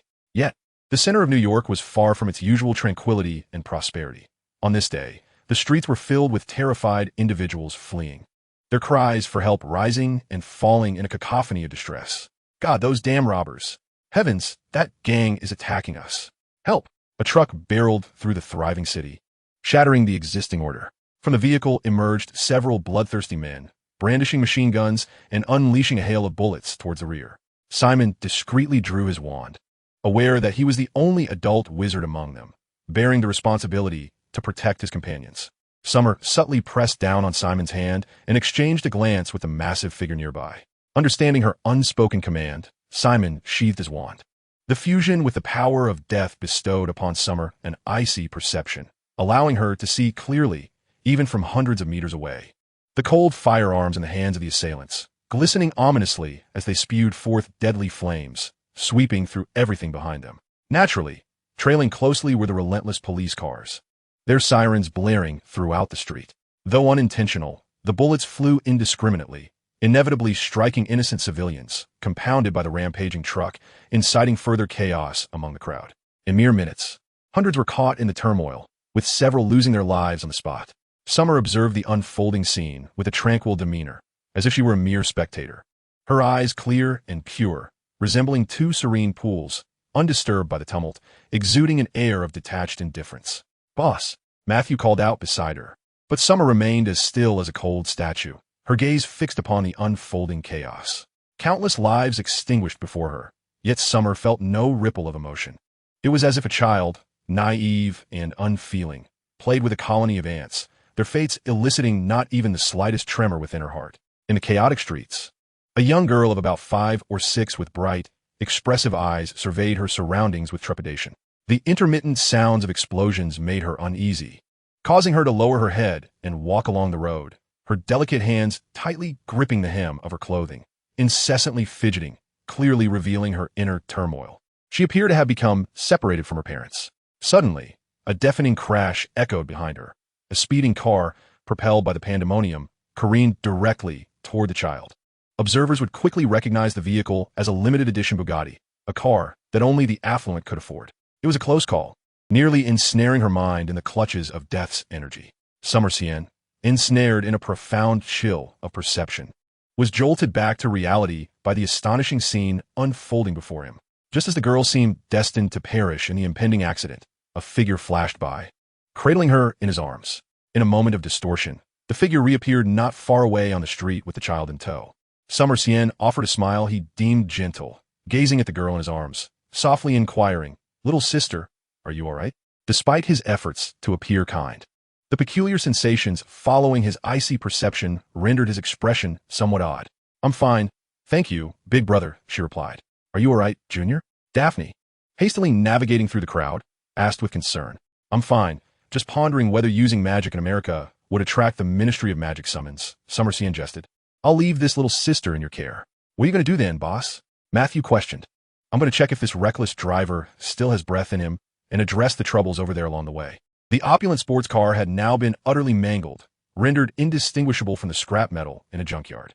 Summer Xian observed as the car's front end collided intimately with a fire hydrant, a true embodiment of life and death at high speed. The door was warped, wedged within the wreckage, its usability uncertain. Damn it, I must have forgotten to greet that old deity today. I must lodge a complaint. What a bunch of idiots these damn police are. Is taxpayer money really sustaining such incompetence? Gunfire in the city of New York, for heaven's sake. Is this a movie set? Summer Xian couldn't help but cover his ears. The reckless driver was quite the chatterbox.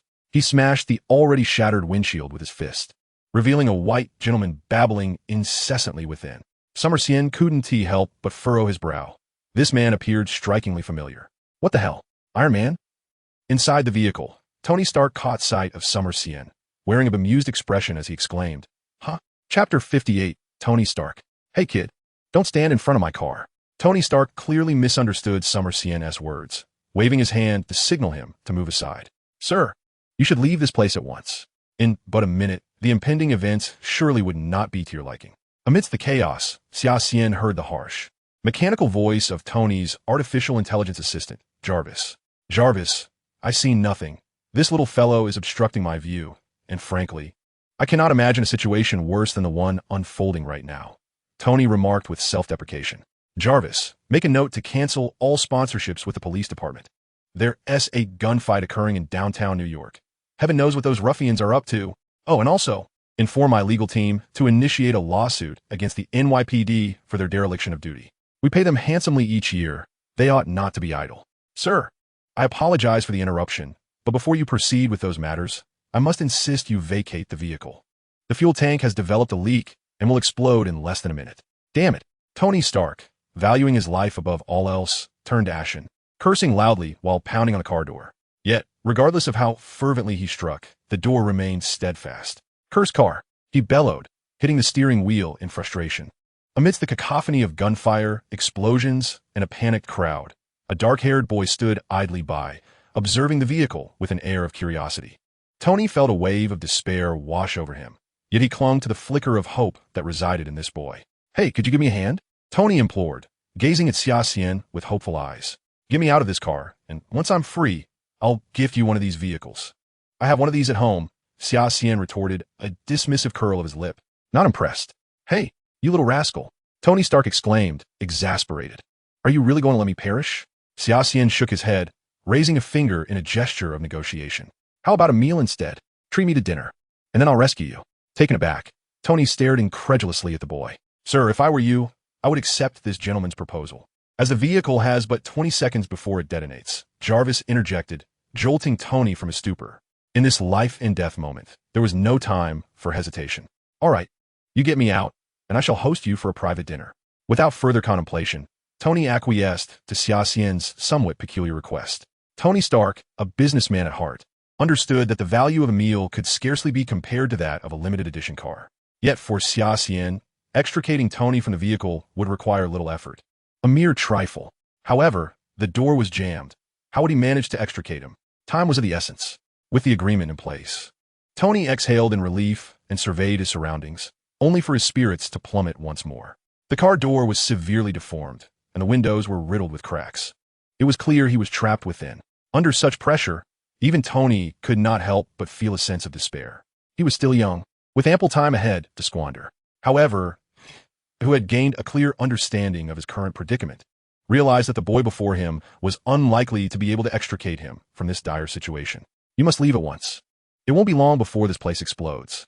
The longer you wait, Tony sighed, seemingly resigned to the fact that his life, which he had barely begun to enjoy, was about to come to an end. All right, Mr. Stark, I have no intention of abandoning our agreement. You see, I haven't eaten since I disembarked from the plane, and I am quite famished, Xia Xian interjected, interrupting Tony. I used to be as competitive as you in my youth, but it is not worth risking one's life. Tony lamented. Perhaps sensing his imminent demise, Mr. Stark began to ramble on about his age and experiences. Xia Xian disregarded Tony's incessant chatter, his gaze sweeping over the wrecked sports car, and he sighed, pondering whether the American wizarding organization would be as meddlesome as that of France. Tony looked at Xia Xian with a bewildered expression. The dark-haired boy was speaking in terms that were utterly incomprehensible to him, words like Iron Man and wizard. Xia Xian drew forth the wand he had obtained from the treasure of Louis XVI. Although the wand was unregistered with the Ministry of Magic and would not be detected while used off-campus, he was uncertain whether the American magical community would respond to such a violent shooting incident. Tony gazed at the boy with increasing peculiarity.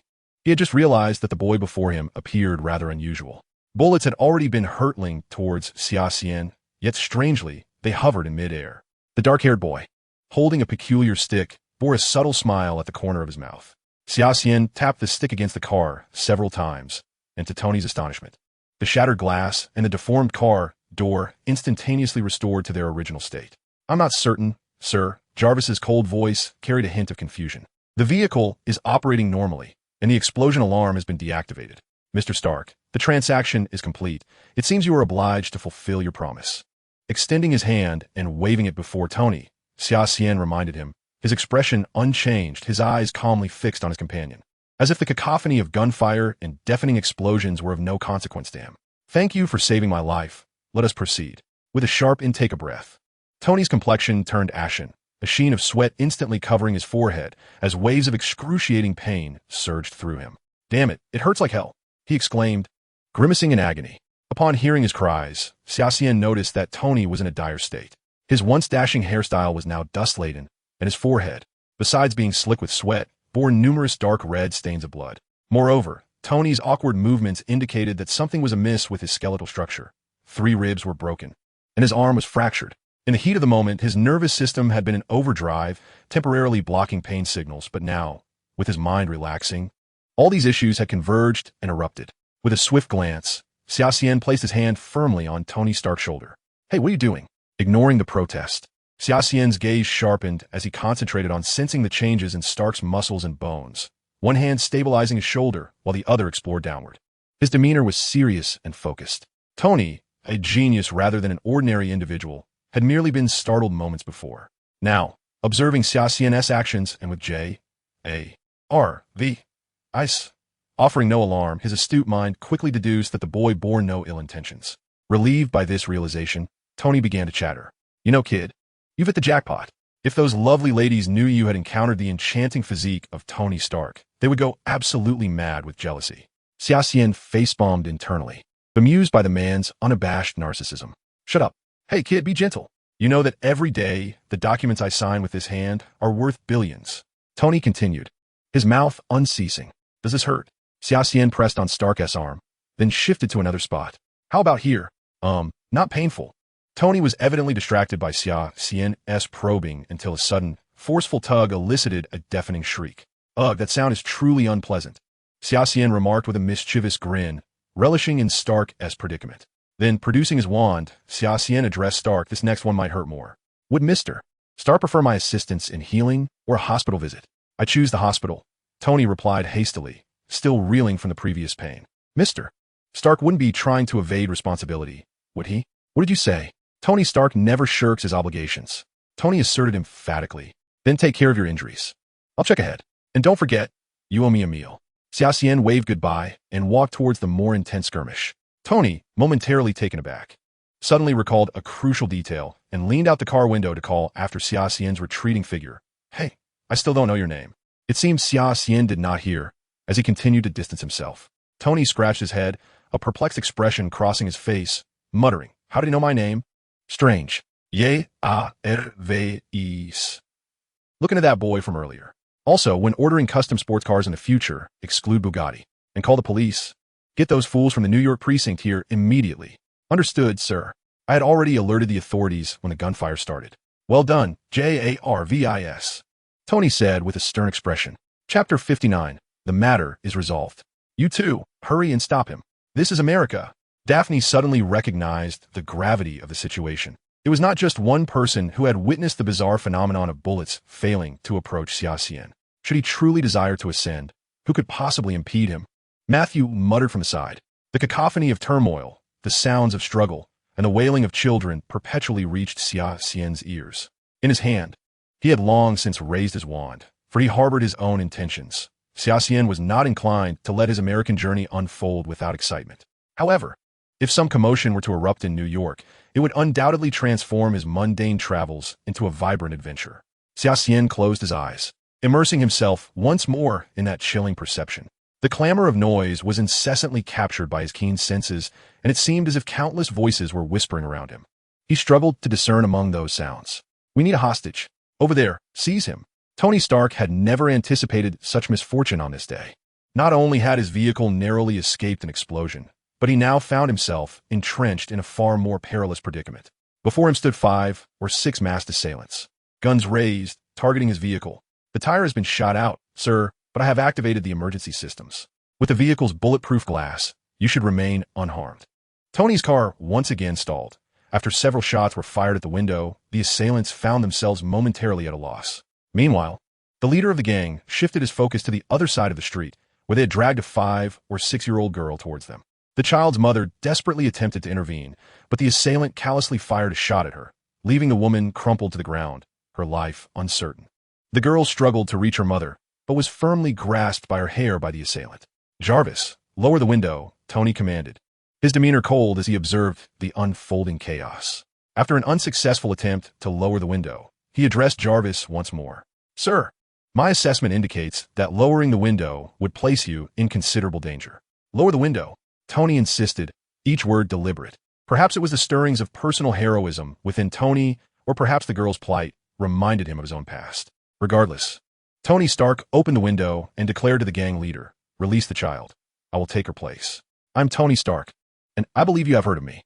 The gang leader paused, momentarily taken aback. While he recognized that the occupant of the vehicle was undoubtedly wealthy, he had not expected to confront someone of Tony Stark's caliber. "Get out," the leader commanded, aiming his gun at Tony. All right, Tony replied, opening the car door and stepping out. 2 assailants swiftly surrounded him, delivering a heavy blow to his abdomen with the butt of a gun. They held him down firmly. "Hey, what are you doing?" Tony protested, struggling against their grip, but the assailants showed no intention of releasing the girl. Instead, they pressed both Tony and the girl to the ground. Bang, bang, bang. The gunfire continued, a fierce exchange between the assailants and the police. The crowd had largely dispersed, and without the throngs of terrified onlookers, the once vibrant street now felt eerily desolate. The air was thick with the acrid scent of gunpowder and charred remnants. "Cease fire! Cease fire!" The commanding officer of the police force spotted Tony Stark and the young girl being held hostage by the assailants. "They have hostages. Do not fire." At that moment, a piercing sound of tires screeching filled the air as a rampaging fuel tanker suddenly barreled onto the scene from a side entrance. "Damn it! Get out of the way! Do not shoot!" The commanding officer quickly reacted, but appeared to be too late. An unknown officer fired the first shot, and then a barrage of gunfire erupted. The tanker screeched to a halt, blocking the roadway, its once pristine surface now riddled with countless bullet holes. "Get down!" The fuel-laden tanker ignited upon contact with fire, erupting into a towering inferno accompanied by a violent explosion, instantly engulfing several nearby officers in flames. "Get out of the vehicle!" A commanding shout rang out, followed by several armed men seizing the opportunity amidst the chaos to charge towards the police. Some moved with agility, brandishing automatic weapons while firing at the officers, each one burdened with a backpack. Additionally, 2 individuals dragged Tony and the innocent girl along with them. "Boss, we have no usable vehicles left," one of the assailants reported to the leader. "No matter, we still have the illustrious Mr. Tony Stark. Those officers won't dare touch us." "Hey, do you want money? How much do you need? I can afford it." Tony, having just recovered from a blow to the head and with recently fractured ribs, felt as if he were on the brink of death. "Shut your mouth." The assailant delivered another punch to Tony. 5 robbers, holding Tony and the young girl as hostages, were on high alert, their eyes darting around as they awaited the police to initiate negotiations while remaining vigilant for snipers. At that moment, a figure suddenly appeared on the desolate street. Xia Xian had just saved Stark's life, although he did not seek any form of repayment. Stark's witty and loquacious demeanor upon their first meeting had left Xia Xian with a relatively favorable impression of him. Tony Stark, the master of Stark Industries, had recently taken over the company from his deceased father, and the genius inventor had already begun to showcase his undeniable talent. having developed highly advanced artificial intelligence in the 1990s, was nothing short of astonishing. The Stark family held a status in America akin to that of the Weasley family in Britain. Having such an ally was undoubtedly advantageous. However, Tony Stark also possessed a notable characteristic. He treated those he truly recognized with absolute respect, were it not for the current extraordinary circumstances. Xia Xian doubted that Tony Stark would have much interaction with him. I bet the Ministry of Magic will send a letter to the boss tomorrow, Matthew said, rubbing his forehead. I suspect it will be from the American Magical Congress, Simon remarked, his expression one of disbelief as he stared ahead. Xia Xian's current actions were somewhat difficult for Simon to accept. Using apparition in front of a group of muggles, and as an underage wizard, no less. A group of nefarious individuals gazed at Xia Xian as if he were a creature of legend. The dark-haired boy had inexplicably positioned himself behind them from a distance of 10 paces. The scene before them was undeniably peculiar. The leader of the thugs found a wooden stick pressed against the back of his neck, compelling him to relinquish his firearm and raise his hands in surrender. The police officer across from them wore an expression of bewilderment, yet he was oblivious to the inner turmoil of the criminals, confronted by a formidable entity against whom bullets were utterly ineffective. Even a mere stick could evoke terror akin to that of a nuclear weapon, could it not? Thank you, buddy, Tony exclaimed, clutching his abdomen tightly. He felt as though his ribs had been displaced. You have earned the friendship of Tony Stark. You are now my comrade. Xia Xian rolled his eyes at this self-absorbed individual, who, despite appearing half-dead, remained unabashedly vain. All right, Mr. Stark, Xia Xian replied. It will be prudent to consult the Chinese almanac before venturing out next time. It tends to be quite accurate. And do not forget, you still owe me a meal. As Xia Xian walked away, Stark suddenly recalled a crucial question and hurriedly asked, Hey buddy, I still don't know your name. Boss, today's situation is quite troublesome. Simon said with a note of concern. Minors are prohibited from using magic off campus, and you just perform magic in front of muggles. Xia Xian waved his hand dismissively. It's fine. My use of magic was clearly in self-defense, and you all are witnesses. Let's find a place to stay first. Matthew suggested. We obtained the necessary permits from the Ministry of Magic to come to America. The Americans cannot interfere. Even if the ministry in Britain decides to investigate, we will ensure that the boss does not suffer any consequences. Clutching his abdomen, Tony Stark approached his sports car, muttering curses at the police officers as if he were ready to brawl with the chief of the New York City Police Department. The officers, aware of his influential status, could only smile nervously as they escorted Stark to his vehicle. Sir, we have gathered the information you requested, Jarvis announced. Tony Stark's interest peaked immediately as he urged. Do share. The boy's name is Xia Xian, aged 3, of British-Chinese descent. He is the sole heir of the Shui group and the grandson of Shui Yuanshan. Chapter 60, The Stark Group Charity Gala. Upon hearing Jarvis's analysis, Tony Stark fell back into his naturally suspicious demeanor. Rumor had it that the Shui family had been quite active lately, seemingly preparing to make an entrance onto Wall Street. Why would the sole heir of the Shui family coincidentally appear in his vicinity? Could it be that the Shui family had devised some elaborate scheme? While Tony was passionate about invention, he was fundamentally a businessman. The marketplace was akin to a battlefield, and Stark was no stranger to such machinations. Reflecting on the bizarre occurrences since meeting Xia Xian, Stark became increasingly convinced of his instincts.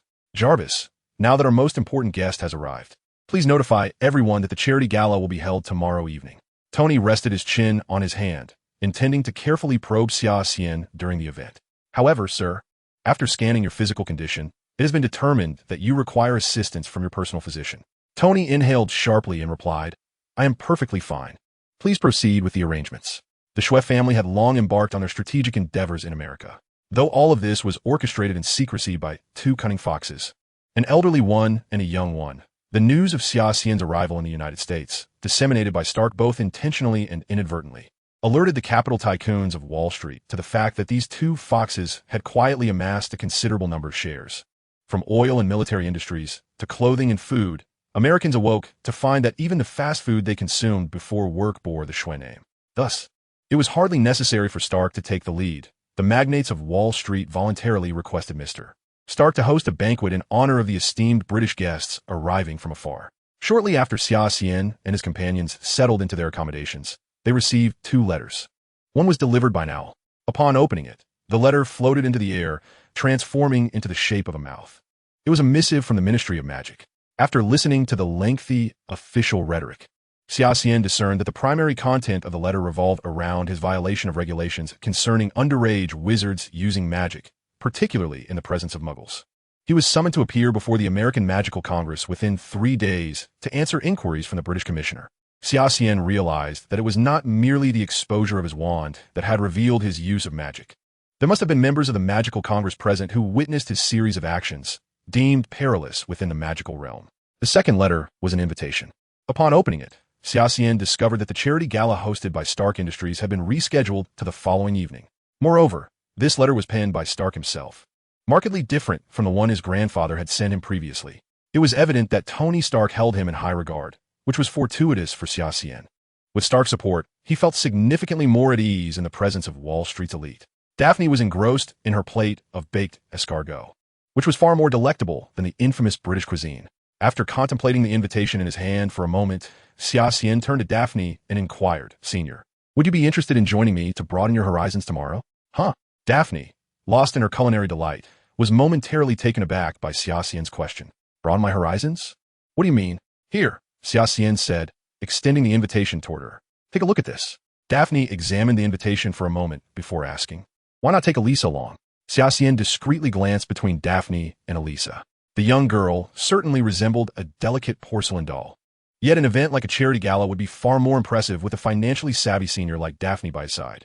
Elisa, clearly aware of Xia Xian's subtle actions, felt her cheeks flush and hastily offered an excuse, saying, "I need to study tomorrow. You and Senior Xia should go." The following afternoon, while Xia Xian was in his room merging two forces, a knock on the door interrupted his meditation. He needed no guesswork to ascertain that it was undoubtedly his impatient senior standing outside. "Hey, Senior, could you possibly refrain from being so overly excited?" murmured Xia Xian as she opened the door. The moment the door swung ajar, she was taken aback by the stunning figure before her. Daphne, adorned in a striking crimson gown, complemented by her burgundy tresses, left Xia Xian momentarily breathless.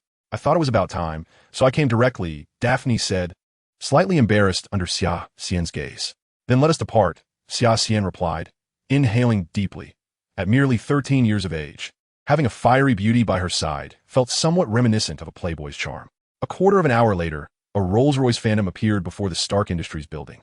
Disembarking from the majestic vehicle, Xia Xian cast a brief glance at the renowned skyscraper featured in films, offering a subtle smile before stepping inside. As this visit was personally arranged by Tony Stark, Xia Xian and Daphne promptly announced their identities and purpose at the reception. Before long, a familiar figure emerged into view. "Hello, Pepper," the vibrant Virginia Pepper Potts, known as Iron Man's devoted secretary, greeted Xia Xian. Xia Xian was surprised to find Pepper had become Tony Stark's personal secretary. She must have been by his side for quite some time. For many, Pepper represented the ideal girlfriend, unyielding in her support for Stark, willing to go to great lengths for him, regardless of the circumstances. Although Pepper and Stark often exchanged playful banter and sometimes showed a hint of annoyance towards each other, Xia Xian preferred not to delve into their flirtatious dynamic. In her eyes, if Pepper were merely a submissive girl devoid of personality, how could she have captivated the heart of such a notorious playboy as Tony Stark?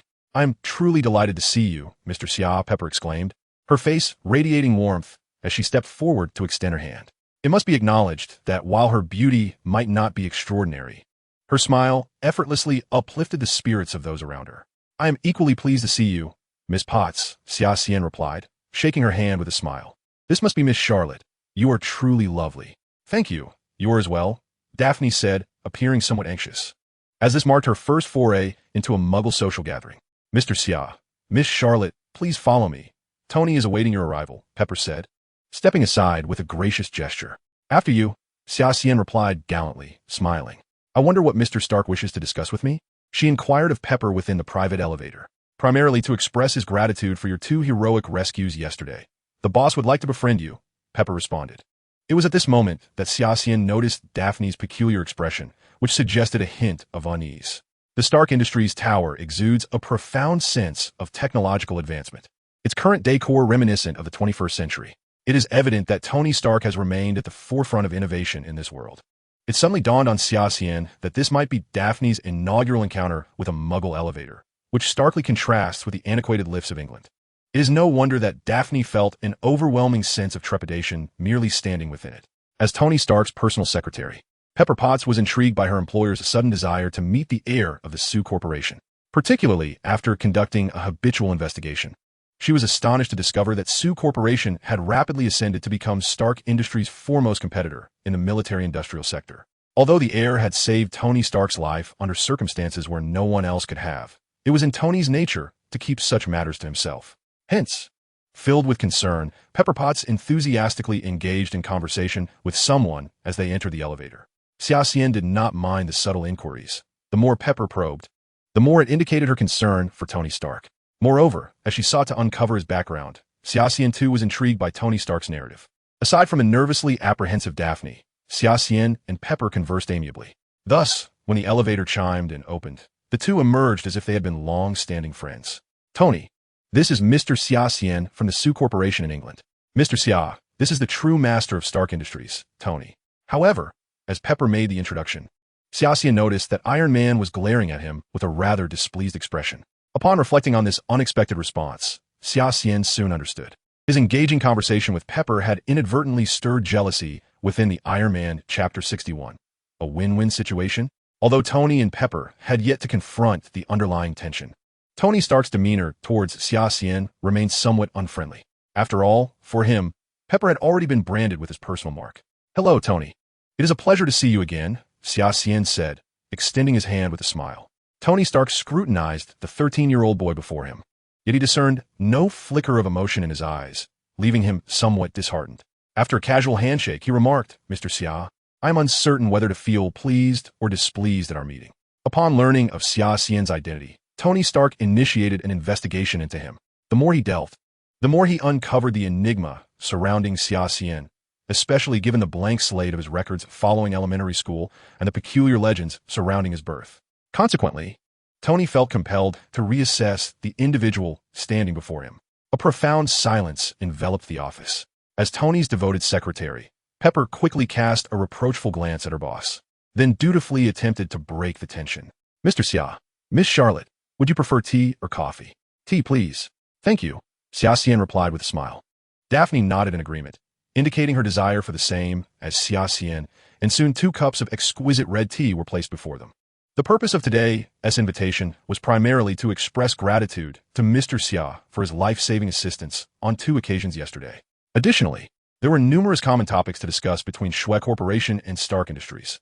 Thus, I wished to meet Mr. Xia privately before the dinner commenced. The previous day's actions were merely incidental.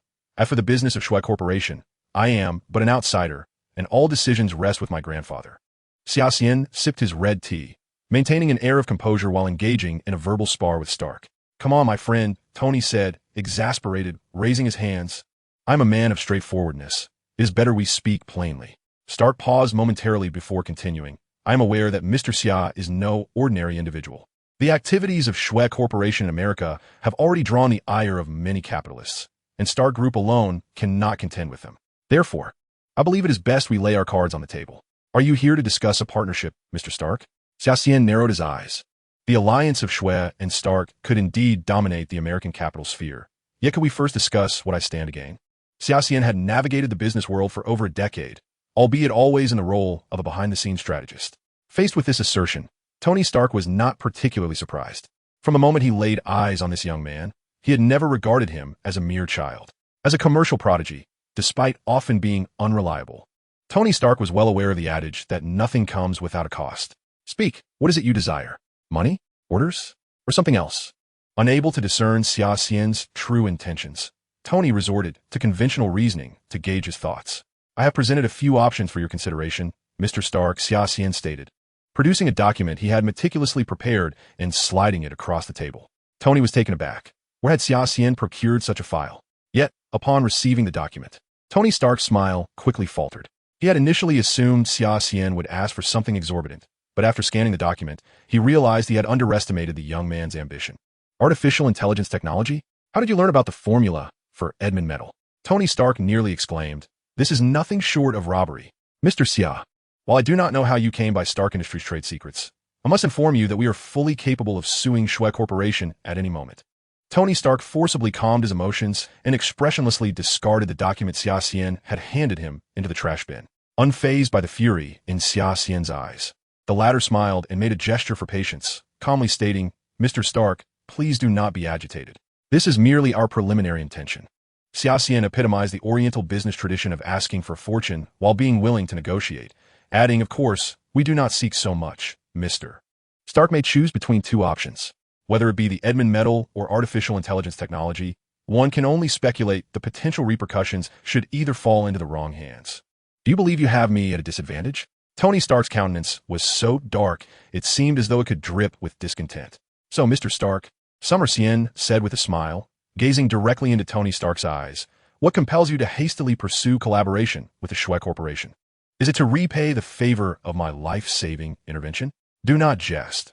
Would a notorious playboy truly concern himself with such matters? Summer Xian shifted the conversation, continuing, of course, without Stark's assistance, we would indeed struggle in the United States. However, you must understand that a decade ago, the Shui Corporation was merely a small enterprise with a handful of employees. Such hardships are not unfamiliar to us. Nevertheless, the collaboration of our two conglomerates could indeed foster a mutually beneficial scenario, allowing us both to attain our respective desires. It is quite equitable. I do not perceive any semblance of fairness in this matter. After uttering this vexed remark, Tony Stark was acutely aware of his disadvantage in the negotiation. Thus, he suppressed his anger and stated, I can make some concessions regarding artificial intelligence technology, but not in totality. Beyond that, do not expect anything else. Very well, Summer Xian replied with a smile. As long as it prompts Tony to relent, she harbored no concerns for what would follow. Under her influence, the collaboration between the two parties would only deepen. Might I inquire about Mr. Stark's demands? My request is quite straightforward, Tony Stark articulated. I still lack full control over Stark Industries. Although the venerable Obadiah Stane appears to stand by me in public, he secretly sways the board's decisions, thereby impacting the future of Stark Industries. So, you intend for me to assume the role of the villain? Summer Xian immediately grasped the implication within Tony's words. And it seemed this Mr. Stane was akin to the antagonist within Iron Man. What do you think of Gates? Stark in Kvilet. That fellow assisted me in crafting circuit boards during my youth. Summer Xian smirked, responding, suit yourself. Should we succeed, I would be willing to grant you another piece of Edmund metal, albeit without the formula. Summer Xian then leaned closer to Stark, commencing to unveil her plans. This private meeting with Stark was of paramount significance to Summer Xian. As for the so-called charity gala, at that ostensibly harmonious gathering, she perceived nothing but suspicion and distrust directed toward herself. Let us engage in a grand endeavor. Summer Xian chuckled nonchalantly. However, to her astonishment, Tony Stark had already harbored suspicions regarding Stane. Yet in the original narrative, Tony had not anticipated the lengths to which the other party would go. As to why Stark chose to ally with her, he must have observed something remarkable about Summer Xian at the scene of the heist yesterday. Surely, Stark recognized that for someone like Summer Xian, who transcended the ordinary, certain intriguing trinkets often held greater allure than mere monetary gain. Stark Industries evidently possessed such attributes.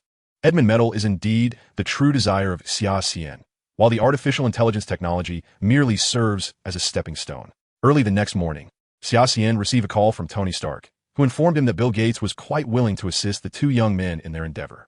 Meanwhile, within the Stark Industries building, Mr. Stan was hastily making his way out, assigning tasks to several subordinates he encountered along the way before departing in a rush. He was on his way to a meeting, as time was of the essence. A venture capitalist from Los Angeles had contacted him through a reliable intermediary the day prior, expressing a willingness to financially support Mr. Stan's plans to seize power within Stark Group. Initially, Mr. Stan had no intention of openly confronting Tony, largely due to the respect he held for the elder Stark.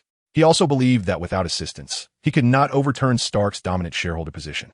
However, with the influx of capital, the entire situation would transform. Considering the intermediary's reputation, the realities of Stark Industries, and his own ambitions, Stan felt compelled to meet with the intermediary, who readily agreed to send a representative from New York to discuss matters at a cafe near Stark Industries. Upon entering the cafe, Stan promptly took his seat at the designated spot, and shortly thereafter, a tall, middle-aged man walked in. Chapter 62, Stan's Disappointment. After Joseph concluded his remarks, he took a sip of coffee and added, I must say, Mr. Stan, you stand to gain significantly from this transaction. Gain significantly? Mr. Stan scoffed quietly to himself. He was a shrewd businessman. Although the proposal presented by the other party was reasonable, devoid of any oppressive terms, demanding only 70% profit for 100% cost, such a proposition was inherently peculiar. Stan did not believe that anyone could be so benevolent. He was now a pure businessman, solely focused on profit. The other party was undoubtedly harboring ulterior motives, But what could they be? Stan fell into contemplation, his gaze fixed on the proposal while his mind raced, eliminating one suspicious target after another until he ultimately focused on a single name, Tony Stark. Well done, young Tony. Stan chuckled derisively, nearly falling into a trap. Young Tony, do you think I would be so indiscriminate? Stan abruptly tossed the proposal back to Joseph. I appreciate Mr. Gates' generosity, but I cannot accept this approach. Joseph looked at Stan in astonishment. He had not anticipated this bearded old fellow would refuse so decisively. Watching Mr. Stan storm out, Joseph dialed a number and, after a moment of silence, stated, "It has failed." Meanwhile, Xia Xian was seated with Tony Stark at the pinnacle of Stark Industries, enjoying a sumptuous lunch prepared for him by Stark while gazing down at the bustling streets of New York. At this moment, Xia Xian was attentively listening to Klaus's report on the progress of their plan, which aligned perfectly with Xia Xian's expectations. Stan had resolutely rejected the enticing proposal, without a hint of hesitation.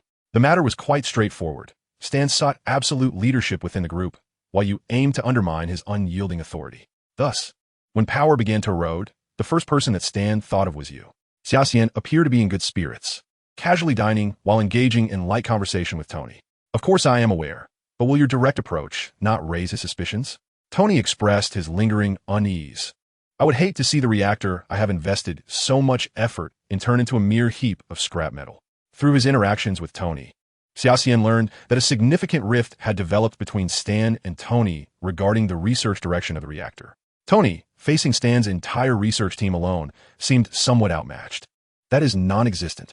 In the presence of power, few can muster the courage to act, Xia Xian remarked leisurely while sipping a glass of red wine, a faint smile gracing his lips. Meanwhile, Wall Street was already in turmoil, as an influx of unidentified funds significantly boosted Stark Industries stock. The stock price surged, painting a rosy picture, and continued to rise.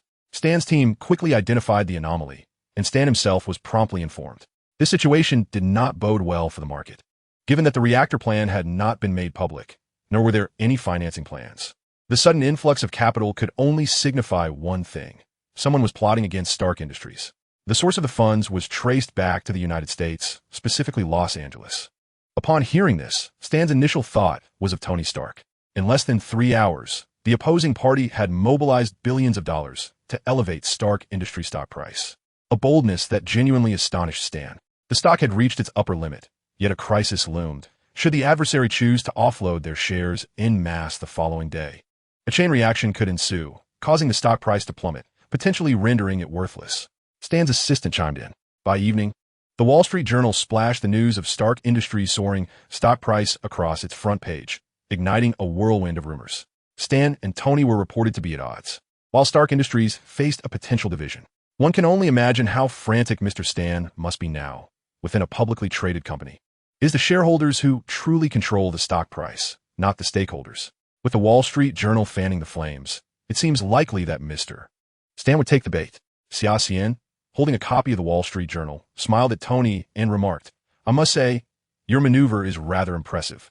Stan, indeed, found himself in a state of agitation. He did not wish to witness his hard-earned equity dissolve into nothing overnight. With a sense of helplessness, he dialed his assistant, instructing, tomorrow at market open, immediately sell off Stark shares. Do not question why, just execute. After hanging up, Stan let out a long, weary sigh, hoping to minimize his losses. Stan found himself utterly perplexed by the current situation. Little Tony had no need to drag himself into mutual destruction alongside him. Could it be that a third force had instigated the recent upheaval in Stark Industries stock prices? The following morning, New York appeared unchanged. The sun rose as usual, and people busied themselves with their daily work. Yet within the trading hall of Wall Street, an inexplicable atmosphere prevailed, with all eyes fixated on Stark Industries. Many retail investors holding this stock were prepared to sell at the slightest indication of a downturn. The market opened, and anxiety gripped numerous hearts. As anticipated, Stark Industries stock price exhibited volatility, surging briefly before embarking on a steady decline. Although the drop was modest, the trend was unmistakably evident. Sell. A chain reaction ensued as Stark Industries stock price continued to plummet within the hour. Meanwhile, Xia Xian, who held the reins of the Shui Group, had yet to make a move. Stan scrutinized the analyst reports with a furrowed brow. Alongside a multitude of retail investors, several major shareholders were beginning to divest their holdings. Gazing at the figures on the analysis sheet, a sense of helplessness enveloped Stan.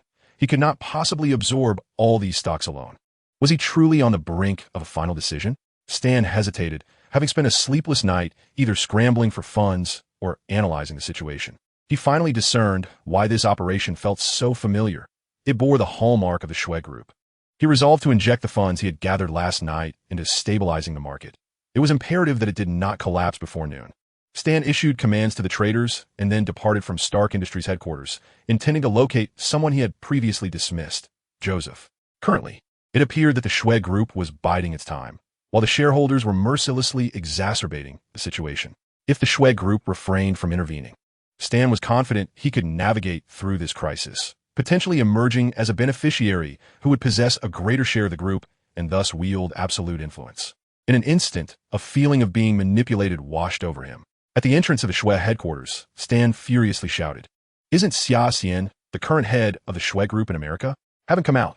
However, Mr. Stan's outcry was destined to go unheard. As Xia Xian stood on a golf course with little Tony, fully aware that the outcome was already determined. With a gentle swing of his golf club, Xia turned to Tony Stark with a mysterious smile, declaring, "Buddy, you owe me a life now." Chapter 63, The Accusation. Xia Xian bid farewell to Tony Stark. Tony's presence confirmed Xia's suspicions. This world was indeed chaotic, yet he remained unaware of what awaited him in the distant east. In the 1990s, Tony Stark had just inherited Stark Industries, while Peter Parker was merely an ordinary boy from Queens, New York. Meanwhile, the magical realm of 1990s America remained shrouded from the public eye, concealed in shadows. Having dealt with some minor matters, Xia Xian smiled nonchalantly. Yet, several pairs of eyes were fixed intently upon him, prompting Xia Xian to inquire, "What is the matter?" Today marks the final day for the Magical Parliament's deadline. If you don't attend today, my dear Junior, you may find yourself on the Orus wanted list, Daphne expressed with concern. "It's fine, there's still time," Xia Xian replied, pulling out the so-called summons. "You all should accompany me. After all, you are crucial witnesses. God knows why you remain so calm. They are prosecuting you for violating the International Confederation of Wizard Secrecy Act, openly using magic in front of muggles. In America, this could lead to a death sentence," Daphne said as she placed a copy of the New York Spectre on the table. The headline read, 13-year-old British prodigy or order disruptor. Beneath, it was a large photograph of Xia Xian using magic at the scene of a robbery. "I've already faced similar troubles in France," Xia Xian yawned. "The American Congress has no authority over a British wizard, unless they wish to incite a wizarding war between the two nations. I believe it would be wise to head there immediately," Matthew suggested from the side. "They have already come looking for you here at least 5 times in the past 2 days. By the way, where is this Woolworth building?" Xia Xian asked, tucking away the letter. "Look at the ground," Daphne pointed. There, a trail of shimmering powder extended into the hotel corridor. "Follow the trail of this glittering powder." "What is this stuff?" Xia Xian inquired as he walked. "It's said to be scales from a magical creature, something unique to America. If Sarah were here, she might recognize it." However, the muggles in the hotel seemed oblivious to the shimmering scales, bustling past them without a care. Has this been enchanted with a muggle confundus charm? It appeared that the scale powder possessed an inherent ability to confound muggles, remaining stubbornly intact. A popular method of direction in America. What an ancient way to guide, Xia Xian mused inwardly. Following the trail of scales, the group soon arrived before a building adorned with an owl emblem. High-ranking professionals passed through a revolving glass door, and the powder extended directly into the entrance. Standing at the door were 2 male guards clad in cloaks, clearly wizards, and Xia Xian sensed a subtle magical aura emanating from them. "What brings you here?" The 2 wizards dutifully inquired, blocking Xia Xian and his companions. With no other choice, Xia Xian presented the letter to them. The wizard on the left took the letter, examining it closely before comparing it with the photograph inside. Once he confirmed its authenticity, he nodded to his companion, and both wizards tapped the revolving door lightly with their wands. Then the letter was returned to Xia Xian. Accompanied by her companions, Xia Xian traversed through the door, and under the influence of magic, the entire foyer transformed from the Woolworth building into the majestic hall of the United States Magical Congress. The colossal letters Mousa loomed high above the entrance. They ascended a broad staircase, entering a grand and spacious chamber with an astonishingly high vaulted ceiling. At a height, a massive wheel was situated, adorned with numerous gears and dials, its colorful surface inscribed with the words, "Magical Exposure Threat Level." The green section indicated a threat level of 0, progressively transitioning through low, medium, high, and finally to the inexplicable dire situations and the utmost urgency. At that moment, The pointer of the wheel indicated a medium threat. Behind the wheel hung a formidable portrait of a distinguished wizard, Cyrier, the chairman of the Magical Congress. Owls swooped and circled within the hall, while witches and wizards donned attire reminiscent of the 1990s, bustling about in their duties. Xia Xian and her companions navigated through the chaotic crowd. A stylishly dressed wizard with curly hair rushed past her, brandishing his wand, muttering about needing to confirm the identities of over a dozen muggles. What a bother. Soon after, several wizards in matching black robes hurried over, discussing how to handle the muggles present on site. Surely, they would employ a forgetfulness charm to resolve the matter. But the issue remained that the identities of more than a dozen muggles were still unconfirmed. Was it 13 or 15? All would have to wait until the meeting between Minister Connolly and the chairman concluded. It was said that representatives from England had also arrived, but the parties involved had yet to make their appearance. Am I included in that? Upon hearing this, Xia Xian smiled and approached. The witches and wizards engaged in hushed conversation were momentarily taken aback by the sight of the dark-haired boy, before swiftly drawing their wands. It's that kid. Seize him. Relax, ladies and gentlemen. Xia Xian raised his hands in a gesture of peace. I am here to reason with you. Several wizards remained apprehensive, although they lowered their wands. They formed a semicircle around him. Mr. Xia, you are facing 5 charges. Please cooperate with our investigation. The leading witch stepped forward to state. Xia Xian walked among the group of witches and wizards, while Elisa and the others attempted to follow, only to be halted by the Congress' wizards. It's all right. Just wait for me here. If needed, I believe someone will come to summon you. Xia Xian turned and followed the wizards away. Before entering the elevator, Xia Xian noticed a few wizards lined up, waiting for a house elf to polish their wands using a complex feather apparatus. The elevator doors opened, and a fairy attendant greeted them. Ladies and gentlemen, to where shall we travel? The Department of Magical Enforcement, the leading witch replied, her tone devoid of any fluctuation. The fairy attendant prodded the elevator button above with a clawed stick, and the elevator began its descent. The elevator descended with remarkable speed, yet the shaft was exceedingly long. Thus, when they reached their designated floor, a measure of time had elapsed. As the elevator doors opened, a narrow, pitch-black corridor devoid of windows greeted them, creating a stark contrast to the upper levels. Xia Xian faintly discerned the sounds of an argument emanating from the depths of the corridor. The Hogwarts administration deemed Xia Xian's actions to be entirely in self-defense, rendering your accusations baseless. However, Xia Xian's actions have placed the American magical community at risk of exposure. Who shall bear this responsibility? This is your concern. It falls outside my jurisdiction. Enough, gentlemen, please cease your quarrel. At that moment, Xia Xian pushed open the door to the room and beheld an elderly gentleman clad in formal attire facing him. Upon seeing Xia Xian, the man's knowing smile surfaced, and he remarked, our defendant has arrived. The other 3 turned to face him, 2 wizards adorned with the emblem of the Magical Congress, clearly belonging to its upper echelons. Yet it was the 4th individual, youthful yet prematurely marked by wrinkles, with graying hair and tattered clothing, who captured Xia Xian's attention. Remus John Lupin? Xia Xian felt a touch of surprise. Xia Xian, I am Lupin. I shall be your professor for the defense against the Dark Arts course next semester. This is Mr. Barty Crouch, an official from a Ministry of Magic, and these gentlemen are Minister Connolly and Chairman of the Magical Congress. Old Barty? Xia Xian squinted. This man's son had become a pivotal element in Voldemort's resurrection, and old Barty might be contemplating how to deal with him at this very moment. Good day, gentlemen. Xia Xian smiled. You are Xia Xian? Minister Connolly rose, his expression somewhat unkind. I presume you are aware of the magnitude of the trouble you have caused. A hearing will be held tonight at the Magical Enforcement Department, where you will face 5 charges. Minister, I believe. Remus, since we are now in America, we must adhere to their regulations. Barty Crouch interjected. The 2 Americans nodded arrogantly and then exited the room. Lupin appeared somewhat anxious. He leaned in close to Barty Crouch and whispered through clenched teeth, do not think I'm unaware of your intentions, old Barty. Dumbledore will not allow you to achieve your goals. I work for the Ministry. Remus, Barty Crouch replied, maintaining his composure. After a cold snort, Lupin approached Xia Xian and patted his shoulder. Child, Professor Dumbledore has sent me to assist you in resolving this predicament. I know you are innocent. Do not admit to anything. Rest assured, Professor Lupin. They cannot do anything to me, Xia Xian replied with a smile. The last hearing was held in France, where the Gallic Roosters failed to notice their own chairman had been swapped. One could only wonder what folly the Americans would display this time. Xia Xian expressed a sense of anticipation. Chapter 64, The Hearing. Ding, ding, ding. Ladies and gentlemen, silence. Cyriel, seated at the podium, tapped a small wooden mallet. As rows of chairs radiated outward in a crescent shape, filled with male and female wizards clad in black robes. The hearing concerning Xia Xian's alleged unlawful use of magic in New York is now in session, Minister Connolly announced. Xia Xian, in accordance with the International Wizarding Federation's Confidentiality Act and 2 additional statutes, you are faced with 5 charges. Xia Xian stifled a yawn. The lengthy legal terminologies lulled him into a stupor. However, Minister Connolly appeared unfazed, as did old Batty seated beside him, whose lips curled into a faint, enigmatic smile. After hearing the litany of Xia Xian's alleged offenses, the assembly of wizards erupted in outrage, the atmosphere growing increasingly tumultuous. Execute him, a traitor among the purifiers.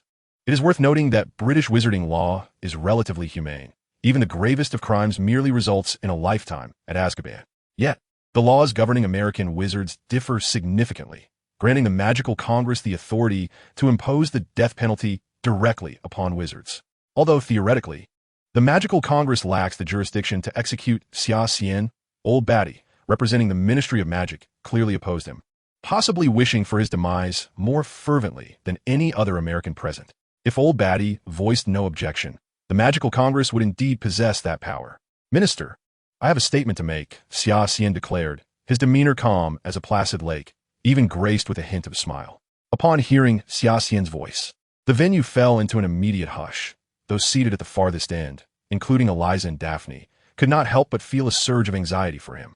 If I heard correctly, you claim that I used magic in front of what you refer to as a muggle. Is there any evidence to substantiate this? Xia Xian paused. My companions and I applied for wand permits and proof of restricted wand usage for minors before entering the United States. Surely, the Magical Congress must have records of our wand usage? Indeed, came the reply. Then why, Minister, did you not disclose this record prior to the trial? He continued. At least 3 wizards witnessed you perform apparition. Seeing is believing. There's no need for your subterfuge. Minister Connolly nearly slammed his hand on the table in protest. Serial suddenly interjected. Connolly, let us verify this to avoid any errors. A multitude of files soared like a flock of white swans to the podium. A middle-aged witch in black robes drew her wand, and a thin sheet of parchment floated forth from the documents. Chairman, there is indeed no evidence of spellcasting associated with Xia Xian's wand. Oh no, how can this be? Gasps echoed from the audience. Minister, Xia Xian proclaimed with a smile. Have you ever encountered a second-year student capable of casting apparition directly? Is there such a prodigy among students at Ilvermorny? The minister's face flushed crimson, his tongue faltering, struggling to conjure a retort. Even in the absence of irrefutable evidence of your spellcasting, your disruption of the order within the American magical community is a tangible reality. Minister Connolly shouted from the sidelines. Xia Xian fixed his gaze intently on Minister Connolly, sensing an unusual eagerness in the latter's handling of his situation. He glanced at the elder Barty beside him, pondering whether there might be some hidden agenda between the two. I do have a solution regarding this incident, Xia Xian stated. Oh, the chairman suddenly expressed interest. Surely you are aware that in this land, those possessing extraordinary abilities are not limited to wizards alone. During my research of ancient texts at Hogwarts, I discovered that a group of individuals with special powers have been exiled overseas. They are likely concealed within American society now. Are you suggesting that we lead the Muggles to believe this incident was orchestrated by that group? The chairman quickly grasped Xia Xian's intention. Precisely. We must steer public opinion among the Muggles. Xia Xian merely offered a rough outline of the concept, akin to the strategy of shifting blame elsewhere. However, he was acutely aware that the exposure of mutants to the American public was inevitable and should be addressed sooner rather than later. The acceptance of mutants might even catalyze a transformation within the wizarding community. Sirius soon organized his thoughts. Xia Xian's approach intrigued him, allowing the Aurors to cease their internal debate over how many Muggles remained unaffected by the Obliviate spell. And he himself would not have to resign in disgrace over this matter. The chairman, feeling elated, struck the small wooden hammer twice, declaring, due to insufficient evidence, Xia Xian is hereby acquitted. We shall adjourn. Minister Connolly stormed out in anger, his frustration palpable, while old Barty's expression darkened ominously. I shall await the outcome.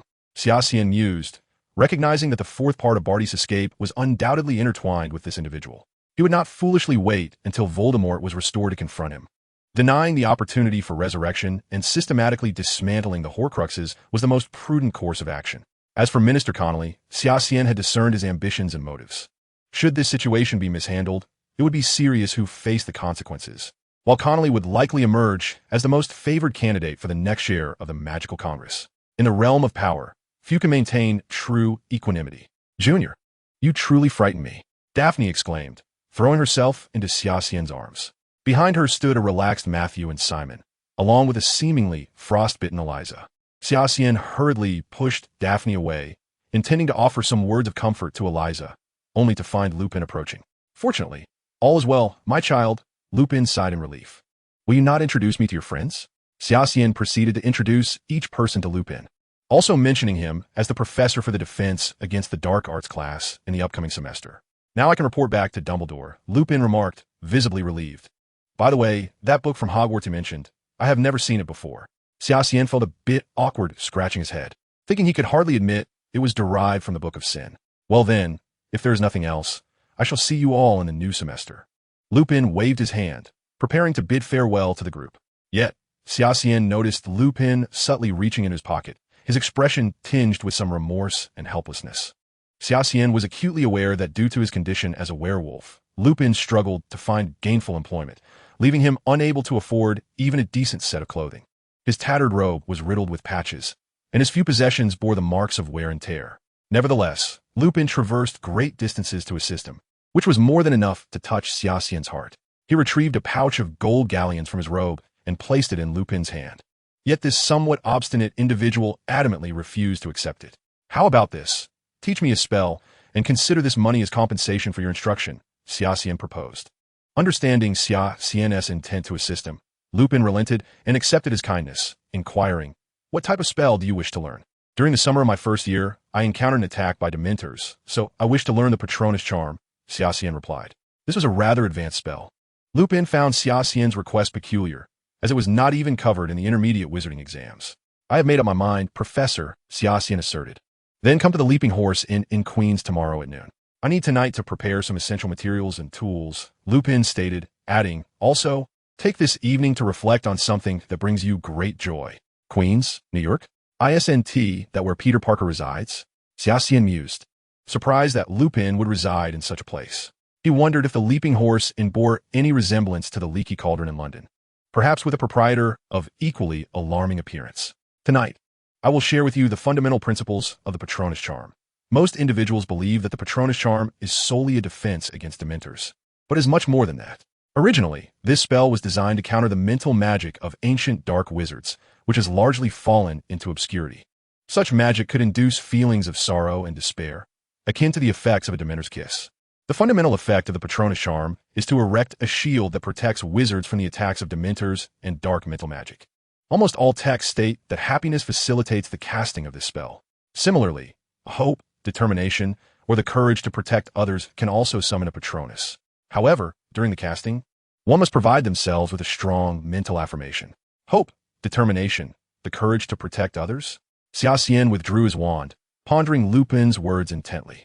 What was it that he wished to protect? He never considered himself a hero, nor did he feel any obligation to save the world. The only ones he yearned to safeguard were those who had consistently stood by his side and supported him. Suddenly, a ghostly blue light emanated from the tip of Xia Xian's wand. Yes, precisely like that, Lupin exclaimed, his face alight with excitement. Expelliarmus.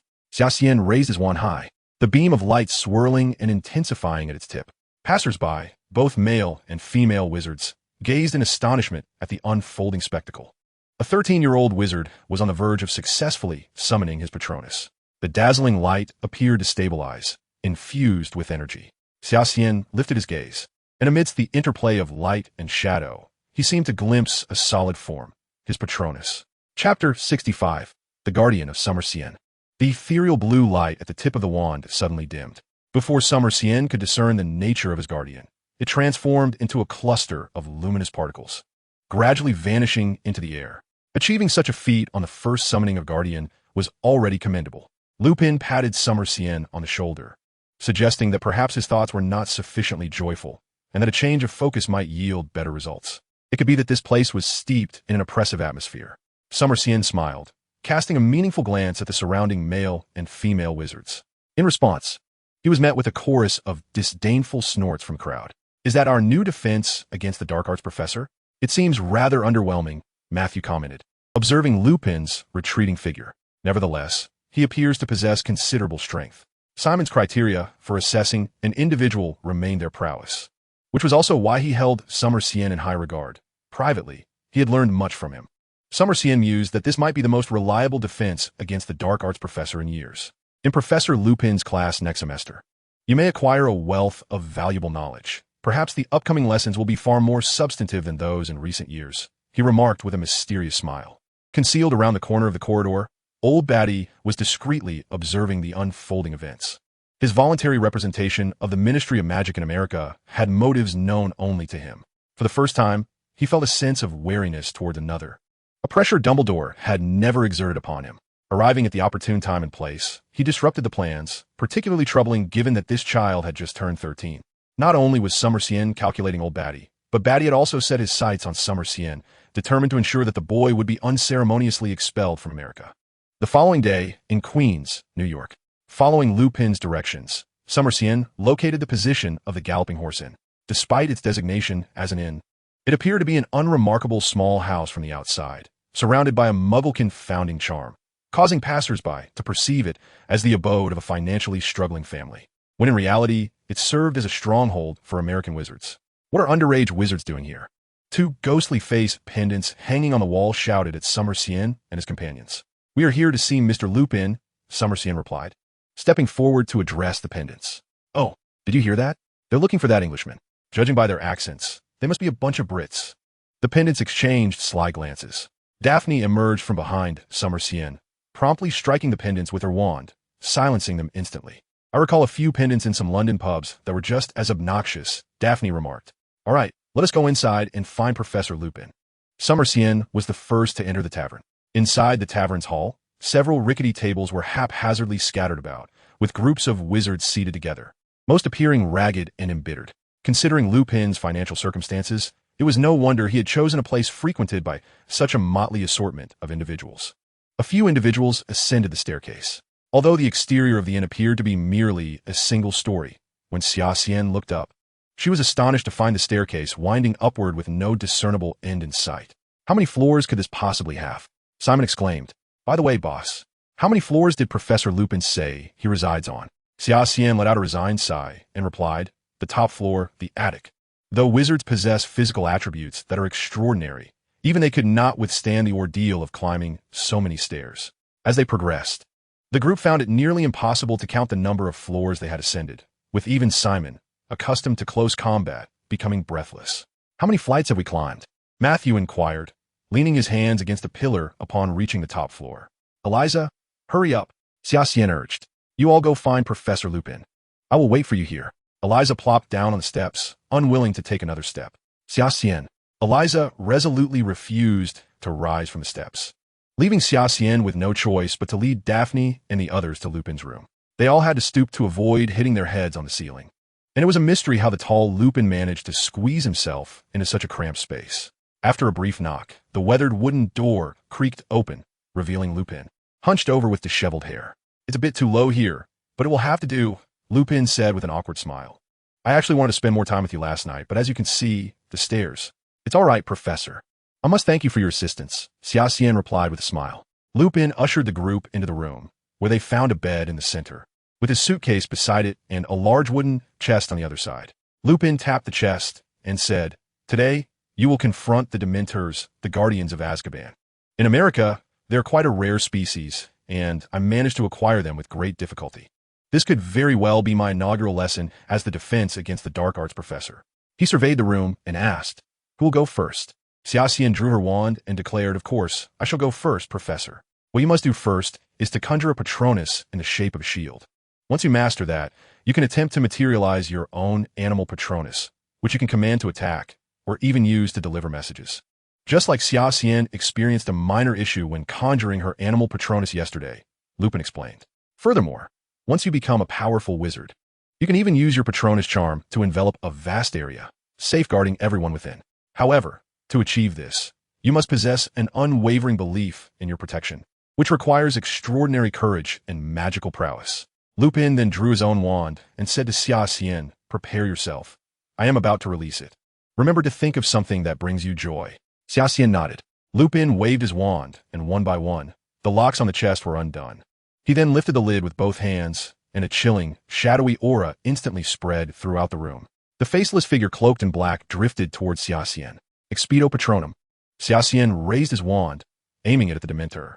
In that moment, he struggled to recall a profoundly joyous memory, so he concentrated his mind, gathering his mental energy. A spectral blue light appeared once more. An ethereal figure gradually emerged, becoming more substantial. What is this? Lupin regarded the apparition before Xia Xian with an expression of bewilderment. Xia Xian also gazed at the manifestation with curiosity. Antlers, goat hooves, scaled armor, a cow's tail. Is this a Qilin? Xia Xian performed admirably. Although he was unaware of what his Patronus was, it certainly looked impressive, didn't it? Lupin chuckled. Who's next? He surveyed the group. Professor, allow me. Simon stepped forward. As underage wizards, aside from their leader possessing 2 wands, only I can cast spells here. Lupin reopened the box. Simon did not retrieve a wand. Instead, he made a gesture in the air, and a gleaming long sword materialized in his hand. Think of something joyful, child. Lupin called from the sidelines. A subtle smile crept across Simon's lips as a blue light enveloped the sword. How does he get into the zone so quickly? Matthew muttered nearby. What could possibly make this hulking figure happy? I feel like I've seen that smile before, Daphne remarked thoughtfully.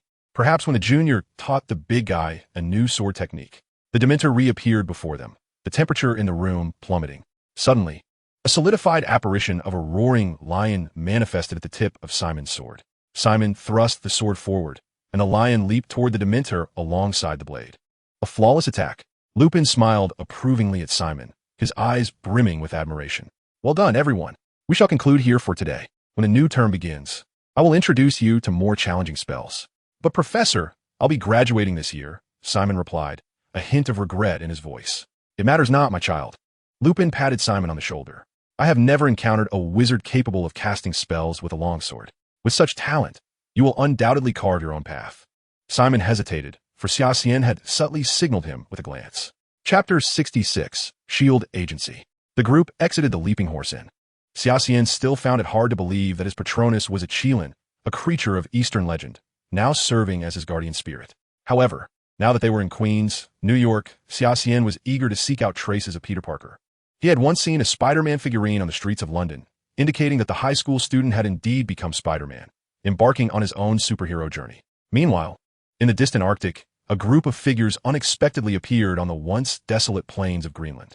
Greenland, the largest island in the world, spans an impressive area of 2,080,000 square kilometers, nestled between the Arctic and Atlantic Oceans in the northeastern region of North America. Stretching to 574 kilometers from the northern tip at Peary Land to the southernmost point at Cape Farewell. It boasts a maximum width of approximately 290 kilometers and a coastline that extends over 35,000 kilometers. Often referred to as the Ice Island, Greenland is perpetually cloaked in snow and ice, undeniably the largest icy landmass on Earth. Recently, a satellite captured an intriguing anomaly in the central part of this vast island, a fault line that, upon closer examination, suggests the presence of a spacecraft. Consequently, local authorities reached out to SHIELD to address the situation, as the agency specializes in such matters. It is indeed quite cold here, remarked Coulson to Fury. Fury, seemingly bereaved, gazed intently at Coulson before turning to his communications officer. What is the status on Hawkeye? Director, we've detected an unidentified object rapidly approaching from the west, traveling at a velocity of 24 kilometers per second, suspected to be an air-to-ground missile. The sudden alarm caused everyone to hold their breath. Assess the situation. Report. The target speed is too swift to track. Report. The target speed is continuously increasing, now exceeding 30 kilometers per second. Report. 160 kilometers from base. 130 kilometers. 100 kilometers. 70 kilometers. 40 kilometers. Director, the target has vanished. The alarm has been lifted. Switch to satellite imagery to determine if there are any lingering traces of the object. What could have caused its sudden disappearance? Are we facing another peculiar occurrence? Coulson quipped, prompting a bemused look from Fury. Feeling the weight of Fury's gaze, Coulson nervously chuckled. So, what should we do next? Coulson gestured toward the door behind him. She's on her way and will arrive shortly. Upon seeing Natasha, he smiled and said, Hey, you look beautiful as ever. If you don't hurry with the keys, our boss Fury is going to lose his temper. You wouldn't believe it. Our base was nearly bombarded just now. But curiously, it seems the assailant has powered down. Could it be that Greenland's chill has even frozen the missile's ignition? Fury, what exactly transpired? Or is there something you require my assistance with? Natasha chose to ignore Coulson, finding his comments rather out of place. Fury mirrored her demeanor as he addressed Natasha. All right, come take a look at this footage. What can you discern? Gazing at the images displayed on the computer screen, Natasha pondered aloud. It resembles a Soviet nuclear submarine. However, to my knowledge, the Soviet Union never dispatched any submarines to Greenland. Director, the analysis of the surrounding ice fault line has been completed. Based on the data, this is unlikely to be a Soviet nuclear submarine, unless, of course, the Soviet Union had existed 17,000 years ago, in which case it might be plausible. 17,000 years? Are you jesting? As the conversation unfolded, a figure clad in a purple bodysuit, adorned with military boots, a quiver full of arrows slung across his back, and a tool in hand, emerged behind the researchers. Here you go, he declared, tossing a jar toward the researcher. Upon receiving the jar, the researcher seemed to have stumbled upon a treasure and hurriedly dashed away. Hawkeye glanced at Black Widow, who nodded in acknowledgement. At that moment, Fury turned to Barton and inquired, "Can you elaborate on the situation over there?" After a brief assessment, Barton replied, "It appears to be encircled like a fortress, and the interior remains obscured. Even after descending 300 meters, I still cannot discern what lies within. I may need to prepare some longer ropes. Please grant me a moment." "Very well, I'll leave it to you," Fury responded. "Natasha, if you wish, you may accompany Hawkeye." He cast a glance at Natasha, respecting her decision. She nodded. "I'll go prepare. My room is still available, right? Always reserved for you." Coulson replied with a smile. Subsequently, Natasha turned and departed, accompanied by Hawkeye. Fury watched their retreating figures in silence before turning his attention to the screen, fixated on the ominous object buried beneath the ice. "I believe you should take a look at this first," Fury remarked, producing a document and placing it before several agents. Upon seeing the photograph of Xia Xian, Natasha smiled. "This young man is quite handsome, exactly my type." Fury shot her a disapproving look. "Knowing what he has done, you might not find him appealing." He continued, "All bullets are ineffective against him, and he appears to possess a form of teleportation. Another individual with extraordinary abilities?" Hawkeye remarked, somewhat disheartened as he scrutinized the document. "So, where should we address the trouble first?" "Certainly this side," Fury replied, his expression laden with concern as he gazed at the object beneath the glacier. "Heaven knows what that thing is." Suddenly, a violent tremor startled the S.H.I.E.L.D. personnel standing atop the glacier. They began to survey their surroundings, eager to uncover the source of the disturbance. To their astonishment, a spaceship emerged from a pit, hovering momentarily before streaking across the night sky and vanishing. "Director, look," Hawkeye said, exasperated as he regarded Fury. "Never mind. Let's dispatch agents worldwide to search for any trace of this entity, and we shall investigate further." Fury remained silent, turning to Natasha to seek her opinion. "I believe, Director, we received communication from local agents in New York," a report interrupted. "An incident has occurred on the Brooklyn Bridge involving a giant lizard battling a fellow clad in a blue bodysuit. After causing chaos, the giant lizard fled, while the one in the bodysuit rescued several individuals before departing. The city has dubbed him Spider-Man. However, it seems he is not favored by the NYPD, as they have officially issued a warrant for his arrest. Look, yet another anomaly has emerged. S.H.I.E.L.D. has its work cut out for it." Coulson remarked. "Clint, Natasha, I am assigning you to New York. It is imperative that you bring in this individual known as Spider-Man into S.H.I.E.L.D. Fury commanded. "And that mysterious dark-haired boy, I require his dossier as well." "Sir," Natasha replied, a hint of exasperation in her gaze. "How outdated is your intelligence network? That boy is none other than the recently acclaimed heir of the Xue family, Xia Xian." Upon receiving their orders, Natasha and Clint promptly boarded a helicopter, departing from their current location. Meanwhile, S.H.I.E.L.D. agents began to board the helicopters in waves, officially leaving the premises. However, this did not signify that S.H.I.E.L.D. had abandoned the inexplicably vanished spacecraft. Fury remained resolute in his belief that they would encounter it once more, along with its occupants. All of these elements posed a potential threat to humanity, and S.H.I.E.L.D.'s purpose was to ensure that all instability was transformed into stability. At that moment, Xia Xian was perusing a copy of the New York Times. The front page headline featuring none other than Spider-Man, alongside a large lizard. The setting was the New York Bridge. This American news seems far more exhilarating than the Muggles' times. Matthew remarked from aside. "Don't you find it peculiar?" Xia Xian set the newspaper down, pondering. Those American whites originated from Europe. So why are there so many mutants in America, yet none exist in their homeland? Xia had previously stated that Europeans had driven these mutants to America. Yet, the book Xia referenced was never encountered by Eliza in the library.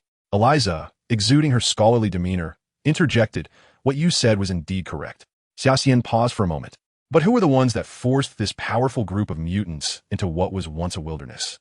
And where have those who chased them away gone now? The group, upon hearing Xia Xian's analysis, fell into deep contemplation. Chapter 67, A Favor for Spider-Man. Compared to the United States, Europe indeed possesses a tranquil and harmonious society, Daphne noted. Wizards only concern themselves with their own world. One wonders if this is a blessing or a curse. Remaining insular and distancing oneself from the world is undoubtedly detrimental. Xia Xian responded, folding the newspaper. Yet, altering this reality is no simple task. It seems the modern wizarding system has lost its lineage, Daphne mused. I have seen in my family's collection that as time progresses, it appears increasingly difficult for wizards to enhance their powers. Today's wizards may possess only a fraction of the strength that those from centuries past wielded. Xia Xian fell silent. Perhaps this is what they refer to as the age of decline. Only mutants, born of genes and mutations, possess stable abilities, while those who rely on study to enhance their powers are experiencing a downer. I wonder what the scene is like in the distant East. However, if this were a world where Harry Potter and Marvel converged, then surely they were not the only group of wizards.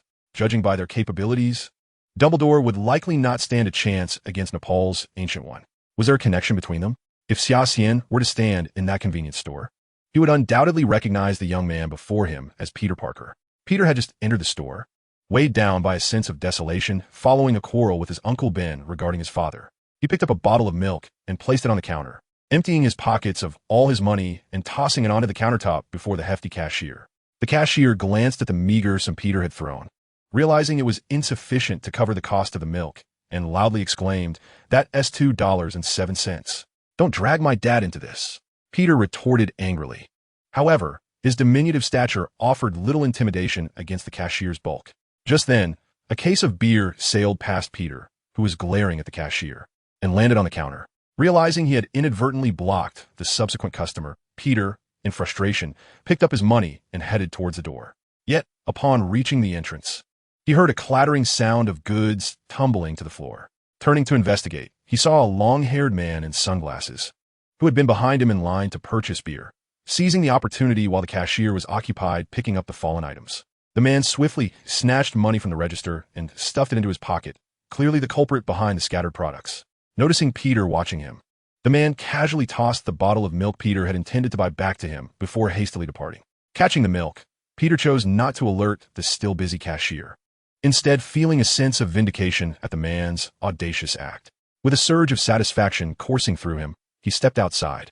Just as Peter, buoyed by a sense of glee, exited the store, the flustered cashier, having realized the theft, burst out of the shop and, spotting Peter, pointed frantically across the street at the retreating figure of the sunglasses-clad man, urging Peter, "Hey, kid, help me stop him." Peter merely shrugged, a smile playing on his lips, and replied, "What is it to me?" Left with no choice, the cashier chased after the thief, calling out in desperation.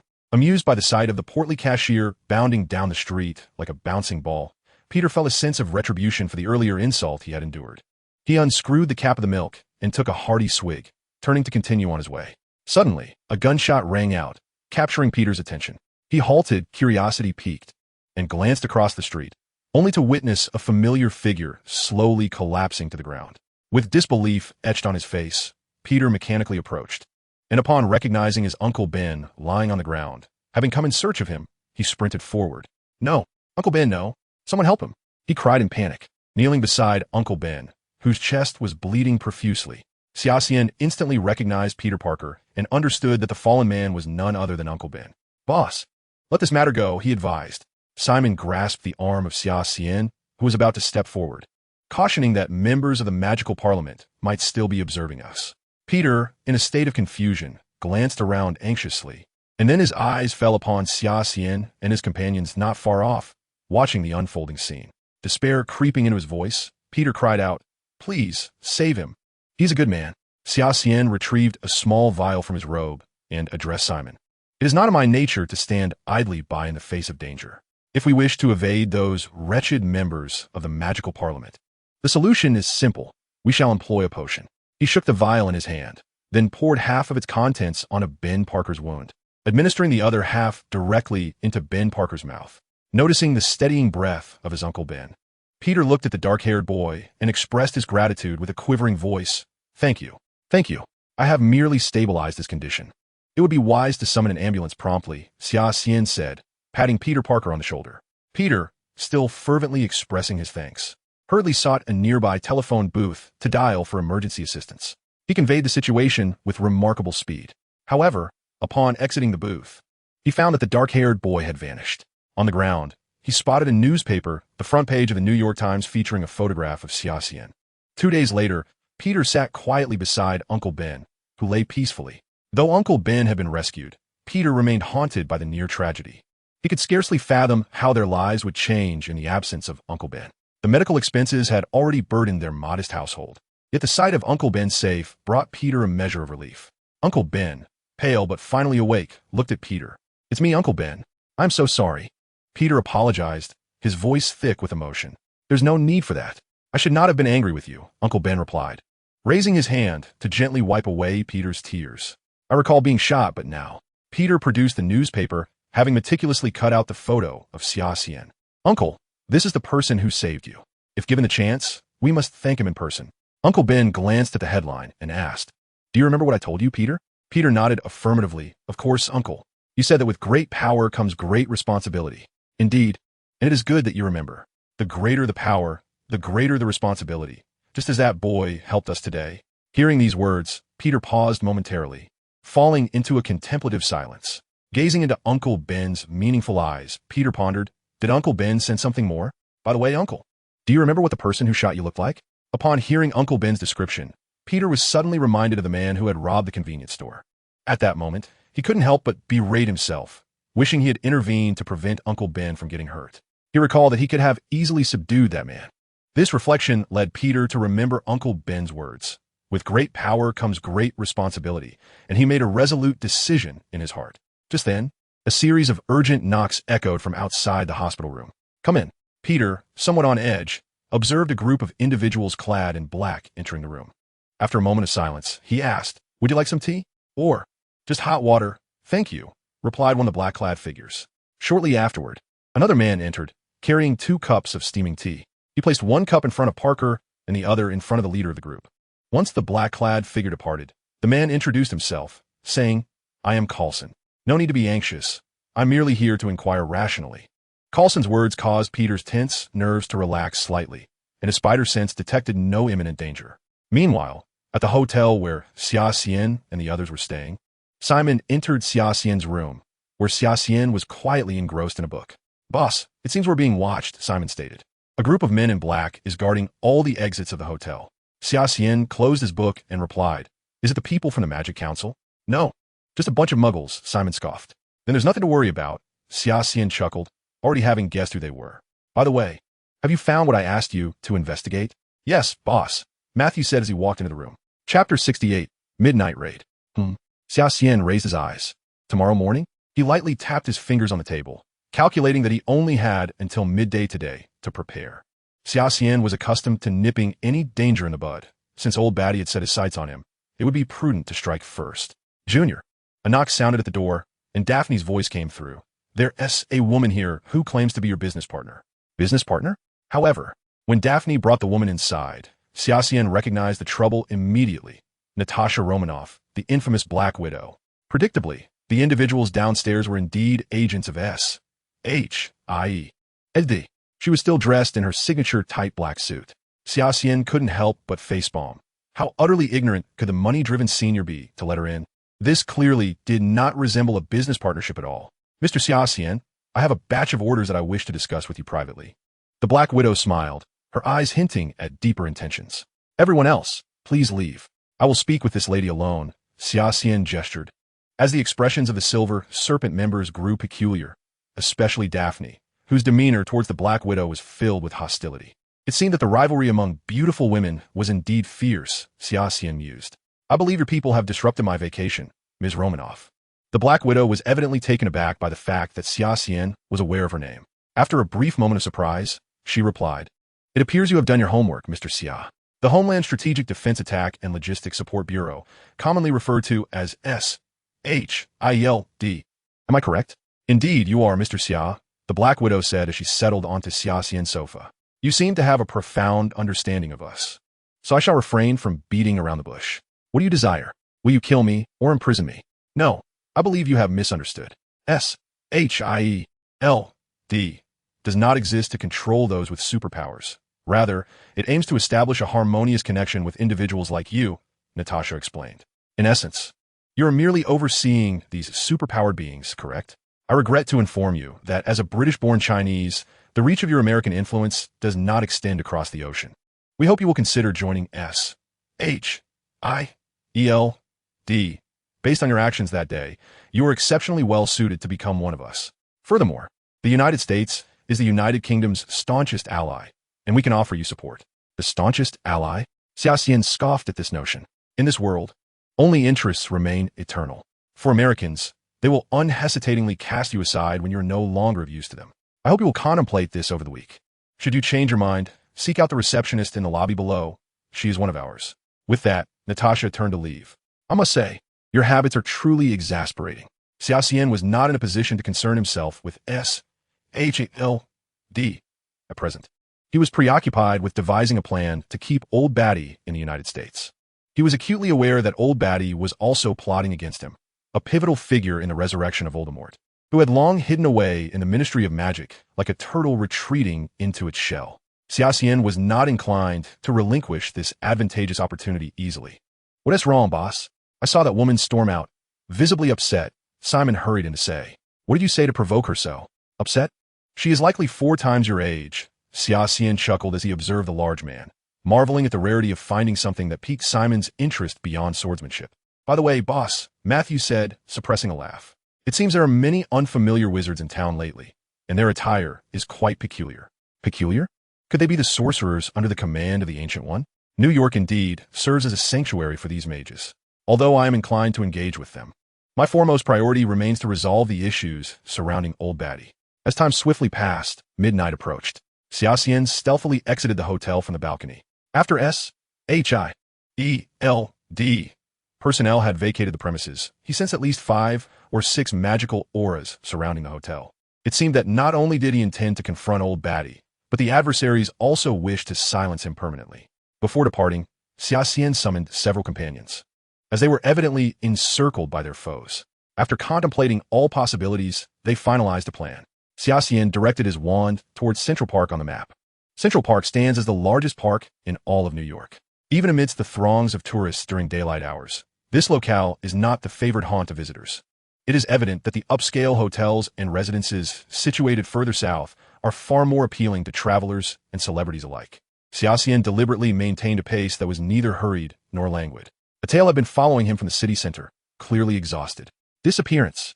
At that moment, Central Park had surpassed its opening hours. Entry would necessitate unconventional means. Accompanied by a bizarre distortion of space, Xia Xian's figure vanished before the park's railings. The nighttime Central Park serves as a haven for New York-esque criminals. However, most areas remain eerily deserted. This setting was undoubtedly suitable for Xia Xian. Old Batty believed himself to be in a position of assured victory. He summoned all the Death Eaters present in New York overnight, laying a meticulous trap around the hotel where Xia Xian was staying. Yet, Old Batty soon noticed that several of the little demons in the hotel were behaving quite oddly. First, Xia Xian leaped out of the hotel window, followed by several little demons exiting the hotel in succession. With no other choice, Old Batty divided his forces to track each individual. He himself trailed closely behind Xia Xian. Old Batty had always considered this a simple task. Otherwise, he would not have eagerly volunteered, despite the myriad legends surrounding this boy at Hogwarts. After all, he was merely a Muggle descendant, a 13-year-old child. On several occasions, he had nearly been tempted to strike early, yet he ultimately retained a semblance of reason. The days of the Death Eaters had not been easy, particularly on American soil, and he did not wish to invite trouble upon himself. He felt his patience was not in vain. Although he sensed he was nearly exhausting himself chasing this insufferable brat, the boy had foolishly wandered into such a desolate area. When the time came, he would surely savor tormenting this child. Old Batty sneered, envisioning Xia Xian pleading for mercy beneath his feet. Just then, Old Batty realized his target had suddenly vanished. Could a 13-year-old child truly perform the disapparition spell? Old Batty found it hard to believe such a ludicrous notion. Perhaps Dumbledore had bestowed some magical artifact upon this boy? Old Batty reassured himself. Once he eliminated this child, that treasure would belong to him. Without further thought, he followed suit, employing the disapparition spell alongside a few others. "Long time no see, Mr. Batty." The black-haired boy stood with his hands behind his back by the riverbank, regarding him with a playful expression. Avada Kedavra. Old Batty was infuriated. This wretched child had evidently realized he was being followed, and his seemingly aimless wandering through the streets had been deliberate. A green light flickered from Old Batty's wand, the killing curse. Xia Xian had no intention of enduring this spell head-on. His mind raced, and he instantly cast the disapparition spell to evade the seemingly inevitable attack. As Old Batty's initial attack proved futile, he unleashed several lethal curses towards Xia Xian in quick succession. Xia Xian raised his hand in counterattack, using the wand of the unseen blade to force Old Batty back several steps. "What are you waiting for?" Old Batty bellowed at his subordinates. After casting multiple death curses, he was slightly out of breath. An eerie silence enveloped the scene. Xia Xian glanced back, observing the serene surface of the lake behind him. Faced with the encirclement of over a dozen adversaries, he had no choice but to take the situation seriously. In the distance, a silvery light flickered in the woods, indicating that Simon and his companions were drawing closer. The wands of the opposing figures glowed, an ominous green once more, and several death curses coalesced into a beam of green light. The curse nearly brushed past Xia Xian's face. A flash of lightning illuminated the night sky far away. Old Batty gazed at the sky with a perplexed expression. How could the bright moon coexist with the tumultuous lightning?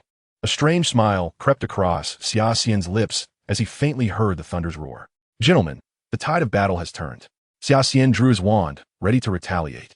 Chapter 69. The Battlefields of Each. The entire city of New York witnessed the bizarre scene in the sky. A crescent moon hung overhead while dark clouds gathered, accompanied by flashes of lightning, heralding an impending storm. The winds rose abruptly by the lakeside, swirling fallen leaves as a magnificent golden-winged bird soared through the air. Unlike any ordinary bird, this creature boasted 2 pairs of wings. Old Batty sensed that the situation was growing dire. Not only was there the strange bird in the sky, but the black-haired boy standing before him remained unperturbed, maintaining an air of calm even in the face of lethal curses. Old Batty, a man seasoned by experience, recognized that Xia Xian was confident and composed. Though unsure of the boy's strength, Old Batty's thoughts had shifted from eliminating Xia Xian to plotting his escape from this predicament. "Any last words, Mr. Batty?" Xia Xian flashed a dangerous smile. Old Batty waved his hand, and a throng of Death Eaters surged towards Xia Xian. This time, Xia Xian chose not to evade, but instead brandished his wand, casting the wand of the unseen blade in response. As the lightning spiraled in the sky, golden electricity began to radiate around its form. With Xia Xian engaging the enemy, the lightning launched its attack, targeting the retreating Old Batty. In another battlefield, Simon stood undaunted against the encirclement of multiple Death Eaters. His imposing figure was a unique presence among wizards.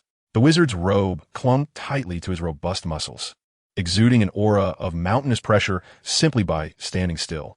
With silver glimmers in his eyes, Simon stood his ground, calmly confronting the Death Eaters before him. He seemed to sense something amiss, instinctively glancing deeper into the forest. In the darkness, pairs of blood-red eyes flickered to life. A chilling aura flowed through the air, a faint trace of dark magic rippling within. The Death Eaters recoiled, sensing a dreadful presence amidst the shadows. Emerging from the depths of the forest were a dozen enormous spiders. Simon furrowed his brow, but remained motionless, simply observing the unfolding scene. The Death Eaters were bewildered. Before them stood a figure who appeared to be in his 20s, his robust physique rivaling that of a giant, yet clad in an eerie wizard's robe. This peculiar image was disconcerting. Moreover, he did not draw his wand, but instead strode purposefully towards the swarm of spiders. The colossal arachnids surged forth from the darkness, charging toward Simon. There were at least 8 of these giant spiders, and the subtle air of dark magic indicated that they were no ordinary creatures. Their venomous fangs were as long as an adult's forearm, and with the black magic-laden poison they bore, entanglement with them would result in a dire fate. Nevertheless, Simon continued to advance towards the swarm, his longsword glinting ominously in the night. The spiders moved with astonishing speed, and in the blink of an eye, they were upon Simon. The first 3 lunged at him simultaneously, while the remaining 5 encircled him. For from the sides, and one trailing the initial trio, effectively blocking nearly all of Simon's escape routes. They bared their fangs, intending to overwhelm him with their numerical advantage. The Death Eaters raised their wands, never expecting that these giant spiders would suffice to vanquish Simon. Any typical Hogwarts graduate would know how to deal with such repulsive monsters. All they required was for the creatures to ensnare Simon, believing that once their spells were cast, victory would be assured. However, the ensuing spectacle nearly caused the Death Eaters to lose their grip on their wands. Unfazed by the onslaught of 8 monstrous spiders, Simon remained cool and composed, seemingly oblivious to their attack. As the spiders leapt towards him, he halted his advance, casually observing the revolting green slime and the lifeless bodies scattered about. With an air of nonchalance, he resumed his determined stride towards the Death Eaters. Tension gripped the Death Eaters as their hands trembled uncontrollably around their wands. This was no mere wizard. He was a warrior. As Simon approached within 10 meters, their expressions were a captivating blend of fear and disbelief. Several killing curses were mercilessly unleashed towards him. Yet the Death Eaters felt a sense of despair as they realized that despite Simon's seemingly leisurely pace, his awareness was alarmingly acute. Every curse was deftly evaded, leaving them to ponder the chilling truth. Your spells are simply too slow. The burly figure cast a disdainful glance at the Death Eater before him, feeling thoroughly irked. With a swift motion reminiscent of a tennis serve, he wielded his sword like a racket, sending a Death Eater crashing into the thicket, their fate uncertain. For Simon, who was usually at the mercy of Xia Xian's relentless attacks, this level of combat felt rather dull. He halted in his tracks, standing there in serene stillness, his eyes betraying the sentiment of utter boredom. Run quickly. Several Death Eaters glanced at their comrade who had just been flung away and turned to flee. Their leader had made it clear, no one must escape. It was then that Simon came to a sudden realization, vanishing from his spot with a disillusionment charm. Where do you think you're going, young ones?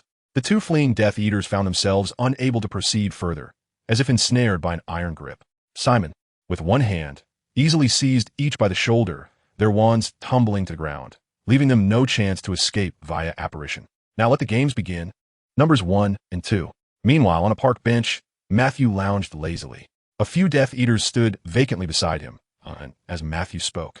2 of them positioned themselves on either side of the bench. Matthew lifted his gaze slightly, a mischievous smile gracing his lips as he declared, "Let the match commence." Both Death Eaters raised their wands simultaneously, and 2 crimson beams erupted from the tips, colliding mid-air like bolts of lightning, sending them both hurtling backward. "It appears there are no victors here," Matthew mused, a hint of regret in his eyes. A peculiar red glow flickered within them as he chuckled. "Let us move on to the next pair, numbers 3 and 4. Meanwhile, Daphne found herself embroiled in a chase with the Death Eaters. She spared no effort in her magic, continuously using apparition to shift her position. Though slightly winded from the frequent teleportation, she refrained from casting any offensive spells, her mind preoccupied with the thought of potential damages to the surrounding forest and the financial repercussions that might follow. In contrast to Daphne's inner turmoil, Eliza faced fewer choices. In a bid to protect her, the others allowed Eliza to be the last to exit the hotel. This strategy proved effective, as only one Death Eater followed her. Now, however, the Death Eater had cornered Eliza against an ancient tree, confronting her with a menacing glare and a wand raised threateningly. Summoning her resolve, Eliza decided it was time to unleash an offensive spell on a living target for the first time, despite the fact that her opponent was a Death Eater. Expelliarmus. The Death Eater stared in disbelief as the red lightning surged towards him, sending him flying. Eliza exhaled deeply, stowing her wand away, her mind racing not only with thoughts of survival, but also of Xia Xian's well-being. As the young girl was enveloped in worry, a dazzling beam of light suddenly illuminated the distance. The grass surrounding the lake had transformed into a scorched wasteland. Xia Xian gazed helplessly at the scene before her, acknowledging that the little rascal, Lightning, still lacked control over his powers. The rumbling thunder finally subsided, giving way to a torrential downpour. Xia Xian's eyes fell upon the feeble silver light encasing Old Buddy in the distance, pondering that indeed the Ministry of Magic possessed some advanced technology for life-saving in dire moments. However, it was evident that Old Buddy could not escape. The glowing orb grew fainter until it ultimately vanished. Old Buddy collapsed to the ground, succumbing to violent coughing. Chapter 70. The new semester begins. Harry's dream? The capture of Old Buddy sent shockwaves through the entire magical community in Britain, leading to renewed doubt and a crisis of trust directed at the Ministry of Magic. Headed by Fudge, Yet, this turmoil held little significance for Xia Xian. Time passed swiftly, and soon the day of a new school term arrived. On that morning, she awoke to the refreshing sense of dawn, opened the half-closed window, and was greeted by a fragrant blend of earthy aromas wafting in from the garden. Eliza's pure white owl flew onto the windowsill, preening its feathers with a sharp beak. The sweltering summer was on the horizon, and the air was already thick with a warm humidity. Xia Xian donned her black robe, exchanged greetings with Shui Yuanshan, and set off with Eliza towards Diagon Alley to procure the books needed for the upcoming term. Upon entering the rear courtyard of the Leaky Cauldron, she retrieved her wand and tapped the third brick from the left atop the rubbish bin, then stepped back to watch as the entrance to Diagon Alley swung open within the wall. Perhaps due to the impending start of term, Diagon Alley was particularly bustling that day, teeming with crowds as witches and wizards meandered about, selecting their desired items. The Quidditch specialty store was already overflowing with patrons, and on a newly erected pedestal sat a broomstick, its aerodynamic design and exquisite appearance drawing countless onlookers. A wizard with a square chin was enthusiastically informing his companions about the newly launched broom. "This is the fastest broom in the world, isn't it?" a boy exclaimed, swinging from his father's arm. "The Irish international team just ordered 7 of these beautiful brooms," the shopkeeper announced to the crowd, a favorite for the World Cup. As a tall witch moved away, Xia Xian seized the opportunity to read the description beside the broom. Firebolt. This type of flying broom represents the pinnacle of current craftsmanship. The handle meticulously crafted from white wood, exhibiting a streamlined form of exquisite beauty, treated with a diamond-like polish and bearing a hand-engraved registration number.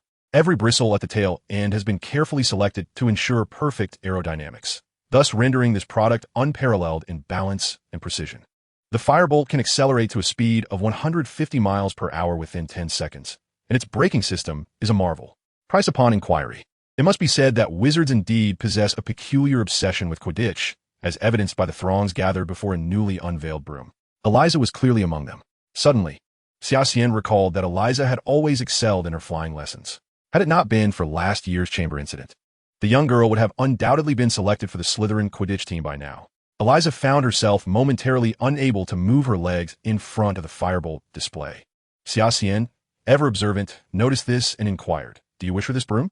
Eliza, feigning disinterest, shook her head and then tugged at Xia Xian's sleeve, saying, "Xia, it's time to buy our books." Xia Xian grasped Eliza's hand and smiled. "It's perfectly fine. Consider it a gift for the new term. Aside from new clothes for the first semester, I haven't truly gifted you anything worthwhile, while a sum of over 100 galleons might be a considerable expense for others." For Xia Xian, the joy of Eliza far outweighed the monetary value. However, upon receiving the coveted Firebolt, Eliza grew somewhat silent, though her flushed cheeks betrayed her excitement. As they approached the bookstore, a large iron cage came into view, containing approximately 100 copies of Monster's Monster Book. These books were entangled, fiercely engaged in a struggle, snapping and biting at each other, with torn pages fluttering about like confetti. How intriguing this book appeared! Xia Xian felt a wave of astonishment wash over him as he checked his list. Monster's Monster Book was listed as essential for the care of magical creatures class. Which professor had the audacity to include such a book as a textbook? It was truly a refreshing surprise. Moments latte. Xia Xian realized that this year's care of magical creatures professor was Hagrid, which made everything clearer. Xia Xian took the new book and opened it, only for the creature within to escape its confinement and lunge at him with its gaping maw. Xia Xian merely smiled and gently tapped the spine of the book, causing the once ferocious creature to behave as docile as a lamb. The manager stared in disbelief at the unusually tame book in Xia Xian's hands. "What other books do you require? And could you possibly share your secret for calming these wretched tomes? I've been bitten no less than 5 times just this morning," the bookstore manager asked, somewhat dazed. After completing the purchase of the remaining books on the list and sharing his method, Xia Xian and Eliza stepped out of the bookstore into the afternoon sunlight. The blazing sun beat down upon the earth, and the rising air shimmered like mist. As they strolled through the bustling Diagon Alley, their silhouettes danced in the brilliant sunlight. The remaining days of the holiday passed without incident, and soon, Xia Xian found himself embarking on his 3rd year at Hogwarts. He pondered whether this singular term, devoid of Voldemort's presence, would be altered by his mere existence. Upon entering platform 9 3/4, the Scarlet Train stood majestically at the platform. Xia Xian, with Eliza in tow, ambled into the carriage, searching for an available compartment amidst the throng of students. "Surely not. The Slytherin compartment is completely full," Xia Xian lamented as he gazed at the crowded Slytherin carriage. Turning to Eliza with a hint of regret, he said, "It seems we must seek elsewhere. Mr. Xia Xian, Miss Eliza, there are seats available here." As Xia Xian passed through a cabin, he distinctly recognized Hermione's iconic voice. Turning around, he discovered that Harry, Ron, and Hermione were gazing at him from the adjacent compartment. With a slight smile, he opened the door, placed his luggage in the rack, and settled into the seat by the door, with Hermione, beaming with joy, to his right. "During the holidays, I traveled to America with a few friends. I visited France during my first-year break, and it truly is a splendid place. By the way, Harry, I heard you inflated your aunt." Xia Xian inquired, amusement dancing in his eyes as he regarded the somewhat speechless Harry. "Well, to be honest, had she not verbally assaulted my parents, I would not have acted in such a manner. Her behavior was rather excessive, so I felt a minor reprimand was warranted. Fortunately, the Ministry of Magic is quite lenient in this regard and did not impose any severe punishment," Harry replied, awkwardly adjusting his glasses as he spoke. "By the way, what do you think of that person?" Ron suddenly pointed at an individual huddled in the corner and asked sharply. Xia Xian followed Ron's gaze and was surprised to see someone sleeping soundly in the corner. The cramped compartment felt a bit crowded with 5 occupants, although it was designed for 6. Had Ron not posed the question, he might not have noticed the sleeping figure. "How do you know?" Hermione interjected, pointing to the luggage rack above the person's head where a worn-out suitcase was tied with numerous ropes, each knot meticulously secured. Yacht. Lupin was inscribed on one corner of the suitcase, though the letters had begun to fade. "I wonder what he teaches," Ron mused, frowning at the silhouette of Professor Lupin. "Defense against the dark arts," Xia Xian replied, "and as for my acquaintance with Professor Lupin, that is a rather lengthy tale." "Well, I hope he proves competent," Ron said dubiously, as if casting a spell would result in his immediate downfall. "He doesn't look the part, does he? It is said that this subject is cursed. No one can hold the position for long. Have you noticed that each term, the teacher changes?" Hermione remarked mysteriously. Xia Xian nodded affirmatively, stating, "Indeed." Noticing that Harry seemed hesitant to speak, Xia Xian could not resist asking, "Do you have something on your mind?" After a moment of hesitation, Harry replied, "I dreamt of Voldemort. Moreover, recently, many people have shared strange words with me." "What dream did you have?" Xia Xian inquired. "I dreamt of the Chamber of Secrets again. This time, we were killed by Riddle," Harry said, furrowing his brow. "And have you seen the latest issue of the Daily Prophet?" "No, what is the matter?" Xia Xian asked. Harry, fixated on Xia Xian's eyes, spoke rapidly. "Sirius has escaped from Azkaban. He has come to find me and kill me. Just because I thwarted Voldemort a year ago, and he is Voldemort's most loyal servant." "Mr. Potter," Xia Xian said with a smile, "do not always take others' words at face value. You should cultivate your own judgment." Suddenly, Xia Xian recalled the question and turned her on. "Where has your pet rat gone?" "Mr. Weasley?" "Before boarding the train, it bit my hand and then scurried away," Ron said with a hint of frustration. "Bane has never bitten me before." Hermione exclaimed, "What on earth is happening?" The students in the surrounding compartments stood up in confusion, alertly scanning their surroundings, prepared to respond to any unforeseen circumstances. Xia Xian recalled that the Ministry of Magic had unilaterally sent Dementors to conduct a surprise inspection on the train, targeting Sirius Black, whom Harry had just mentioned. With a thunderous rumble, the Hogwarts Express shook violently and came to a halt on an overhead bridge, the screams of Hogwarts students echoing around. Ron suddenly pointed out the window, exclaiming, "I just saw something float by outside." Xia Xian replied coolly, "Stay calm." Ron immediately clamped his mouth shut, afraid to speak. Hermione and Eliza also wore expressions of terror. Facing a formidable enemy would not have unnerved them as much as this unknown fear. Hermione pointed outside and screamed, "It's frozen." Xia Xian sprang to his feet, aware of what they were about to confront, and cautioned, "No matter what you see, do not panic. I am still here." Drawing his wand, he stood in front of the others, who felt reassured by his presence. At that moment, Harry began to show signs of distress, clutching his head and convulsing as if he were under a spell. Why was his reaction so intense? Xia Xian squinted. Harry's condition was worse than he remembered, as he had only reacted like this when facing the Dementor that had entered before. Hermione rushed to check on Harry, but he seemed to have lost control over his body, convulsing wildly. "Creak! It was indeed a Dementor," Xia Xian said coldly. Before them stood a bizarre creature cloaked in a tattered robe, its body appearing as though it had been submerged in water for far too long. "Dementor!" Xia Xian heard several students scream from the adjacent compartment, clearly knowledgeable about these creatures. Seeing the Dementor glide into the opposite compartment, Hermione urged, "Use the Patronus Charm. The Patronus Charm can drive away Dementors." Several students hastily drew their wands, but the Patronus Charm was not something just anyone could master. It seemed that no one on the other side knew the incantation. No wonder Harry's reaction was more pronounced. It turned out that more than one Dementor had come. 3 faceless Dementors fixed their gaze on the convulsing Harry on the floor, as if he were a sumptuous feast. Where's the Patronus charm? Hermione anxiously looked toward the opposite compartment.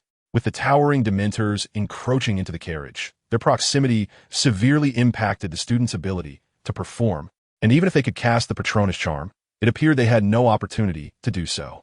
The 3 Dementors relentlessly approached Harry, and Xia Xian could even feel Hermione trembling in fear beside him. Xia Xian, Rupin, who had been sleeping under his cloak, suddenly opened his eyes wide and drew forth his wand. Xia Xian understood the cue, and together they conjured a sphere of blue light from their wands, one on the left and the other on the right. With a loud bang, 3 Dementors, seemingly grievously wounded, trembled violently and hastily fled towards the exit. As the Dementors retreated, the train's lights flickered back to life, and the ice encasing the windows began to slowly melt away. Xia Xian, supporting the pale-faced Eliza, smiled and inquired, "Were you frightened?" Eliza, still shaken, nodded and replied, "That sensation was identical to the last Dementor attack. It was utterly terrifying." Rupin then produced several pieces of chocolate from his pocket and offered them to everyone, saying, "Here, have some to calm your nerves." "Professor, we meet again," Xia Xian said with a smile, extending his hand to Rupin. "It's been a while. Your Patronus charm has certainly improved." Rupin returned the smile to those around him. "Xia Xian, Eliza, and I are already acquainted. I am your new defense against the dark arts professor, Remus Lupin." Hermione accepted the chocolate from Rupin with a gentle thank you. Harry, who had been convulsing on the floor, slowly regained consciousness and gazed at everyone with bewilderment. Ron helped Harry to his feet, asking, "Are you all right?" Harry, still dazed, replied, "I'm fine. Why are you all looking at me like that?" Hermione exclaimed, "But you were just convulsing."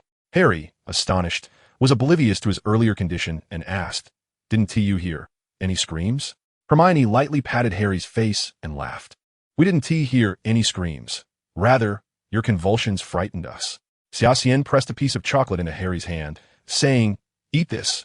It will do you good." Harry looked at Hermione in confusion, and she explained, "A Dementor came through here, and we were nearly attacked. It was Xia Xian and Professor Lupin who saved us." Rupin handed a piece of chocolate to Ron, saying calmly, "You should have some too. Don't dwell on this incident. After all, Dementors are creatures that guard Azkaban. It's natural to be caught off guard." Ron gratefully accepted the chocolate, remarking, "Professor, you are truly remarkable. How could you face a Dementor without fear? I dread such creatures from the depths of my being." Rupin smiled. "Dementors are peculiar beings.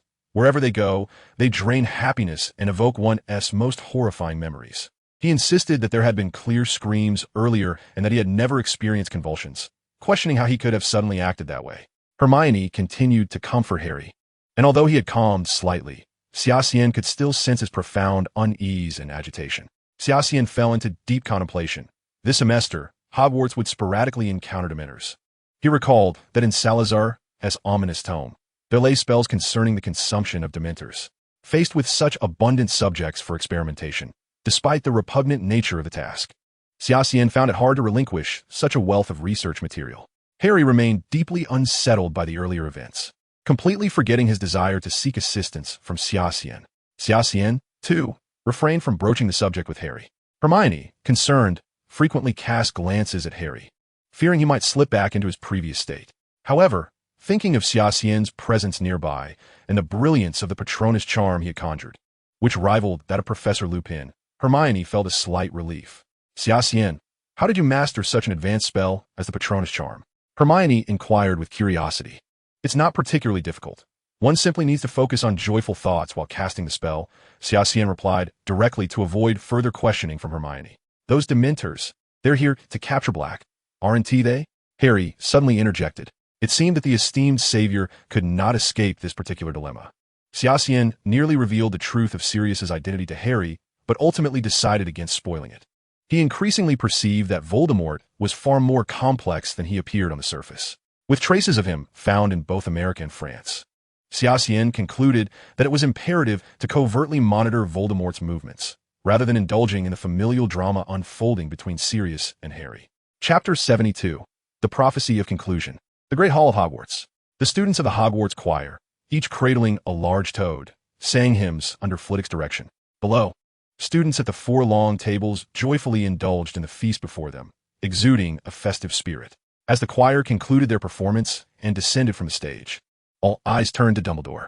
First, let's welcome Professor R. J. Lupin. He will take over the position of defense against the dark arts this semester. The hall erupted in enthusiastic applause as a rather disheveled, aged-looking, slender man stood up and gave a slight bow to the students. Xia Xian observed Lupin, who retained the same appearance he had during their first encounter in America. Yet who could have imagined that such a frail exterior concealed a tumultuous spirit? After Lupin took his seat, Dumbledore continued. Our Care of Magical Creatures professor has also honorably retired this year, and his position will be taken by Rubeus Hagrid.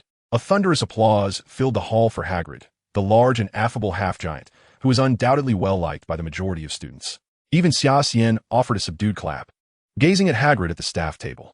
Hagrid nervously stood up, his massive frame inadvertently knocking some items off the table as he nodded to the students. Once the applause subsided, McGonagall gently guided Hagrid back to his seat, and Dumbledore's expression turned gravely serious. "There's another announcement," Dumbledore said slowly. "At the request of the Ministry of Magic, Dementors from Azkaban will be stationed at Hogwarts until Sirius Black is captured." The students in the auditorium began to whisper among themselves, as the recent encounter with the Dementors during the Hogwarts Express inspection had left an indelible impression on many. "I must remind you all," Dumbledore said, narrowing his eyes slightly, "that Dementors are exceedingly dangerous creatures. Therefore, I caution every student present, do not provoke them, for they struggle to distinguish between their prey and those who impede them." Dumbledore's emphasis on the word "do not" left the students exchanging apprehensive glances, their fear of the Dementors intensifying. Harry appeared especially pale, sitting motionless in his chair, unresponsive even when Ron called out to him several times. "What is wrong?"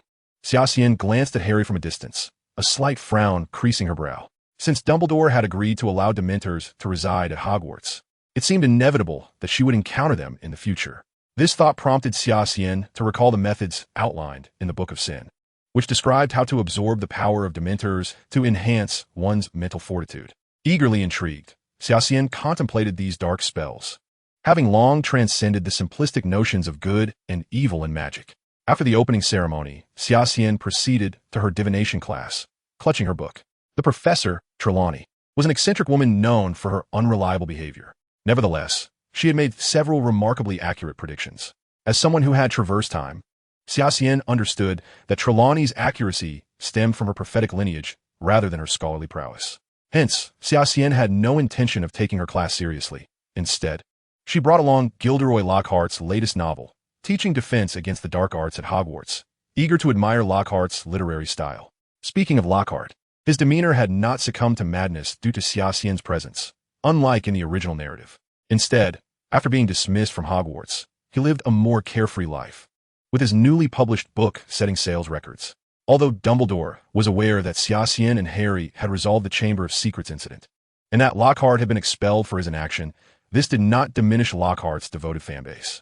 His time as a professor had only served to bolster his popularity, and with Dumbledore's endorsement as a prominent figure in the wizarding world, Lockhart found himself with ample material to boast about.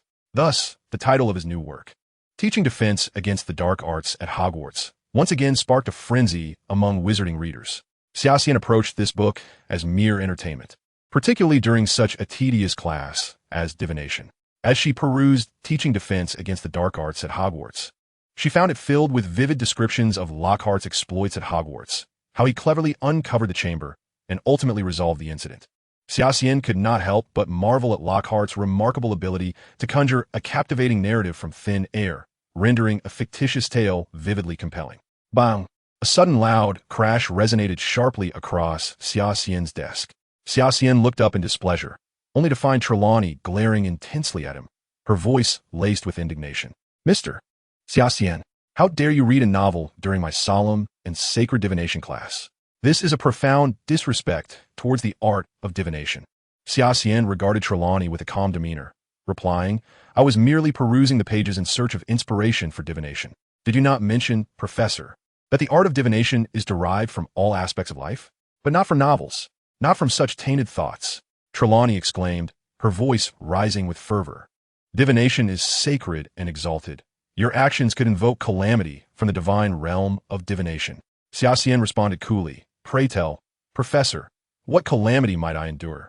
Seeing Xia Xian's noncompliance, Trelawney, in a fit of anger, seized the teacup from his desk and suddenly screamed, forcefully slamming it down, producing a resounding crash. Pointing an accusatory finger at him, she declared, "You will be engulfed by dark forces, you will succumb to the terror of death, and you shall face eternal damnation." Xia Xian gazed at Trelawney, who was dramatically gesticulating, and remarked, "Professor, do you not find it rather unethical to continually predict disasters and death for others?" Trelawney pounded her fist on the table and shouted, "Mr. Xia Xian, you are questioning the art of divination. You are protesting and rejecting the divine will of divination." The students present held their breath, watching Trelawney, whose emotions seemed to be spiraling out of control. Xia Xian, too, was not one to provoke lightly. It appeared a clash was imminent. Growing weary of being unjustly accused, Xia Xian regarded Trelawney coldly, poised to speak. Suddenly, Trelawney lowered her flailing arms, her eyes widening as she peered through her oversized spectacles at Xia Xian, as if she had transformed into another being. Xia Xian furrowed his brow slightly. Trelawney had become a prophet, not only due to her extensive knowledge of divination, but also because she genuinely possessed the gift of foresight. However, this ability manifested only in rare, heightened states. While in her usual state, she often rambled about others' misfortunes and deaths. At this moment, it was evident that her heightened emotions had plunged her back into that extraordinary state. A thought struck Xia Xian. Could a prophecy regarding himself be on the verge of unfolding? Trelawney stared at Xia Xian, her eyes vacant, lips slightly parted, her voice becoming an eerie rasp. The day of reckoning draws ever nearer. It is the one who will unlock the sealed history, and he shall be slain by another version of himself. Time seemed to stand still, as everyone present, including Xia Xian, was left in a state of shock. Gazing blankly at Trelawney, Xia Xian recognized that what had just transpired was Trelawney's true prophetic state, wherein her predictions would inevitably manifest into reality. Yet, Trelawney appeared oblivious to what had just occurred, taking a moment to regain her composure before resuming her admonishment of Xia Xian with renewed fervor. At this moment, Xia Xian found himself devoid of any desire to argue with Trelawney. Her words had subtly stirred him, and he was in the process of slowly digesting the implications of her prophecy. The cryptic nature of her utterance left him unable to discern precisely what Trelawney was foretelling. Surrounding students engaged in hushed, excited discussions, as it was the first time they had witnessed Trelawney in such an enigmatic state, particularly when the subject of her prophecy was the renowned Xia Xian. They speculated fervently about the meaning behind her words. After class, the prophecy spread like wildfire among the more curious students. The fact that the school's most illustrious seer had chosen to prophesy about a prominent figure like Xia Xian was undeniably sensational news. Countless individuals engaged in conjecture regarding its meaning, and even the professors had caught wind of the commotion. The day of reckoning drew ever closer. The phrase was easily interpreted as heralding an important day for the wizarding world, or perhaps the entire realm. Yet, what kind of culmination awaited? Was it the end of an individual, a matter, or the world itself? Though it sounded ominous, it bore the same intangible quality as apocalyptic predictions. It suggested the awakening of a long-buried history. The interpretations varied widely.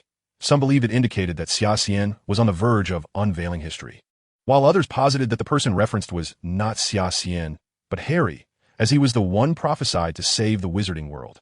There were even those who speculated it referred to Dumbledore, for only he possessed such extraordinary capabilities. Would he be undone by his own hand? This notion was the most nonsensical of all, leaving nearly everyone perplexed. Chapter 73, Buckbeak.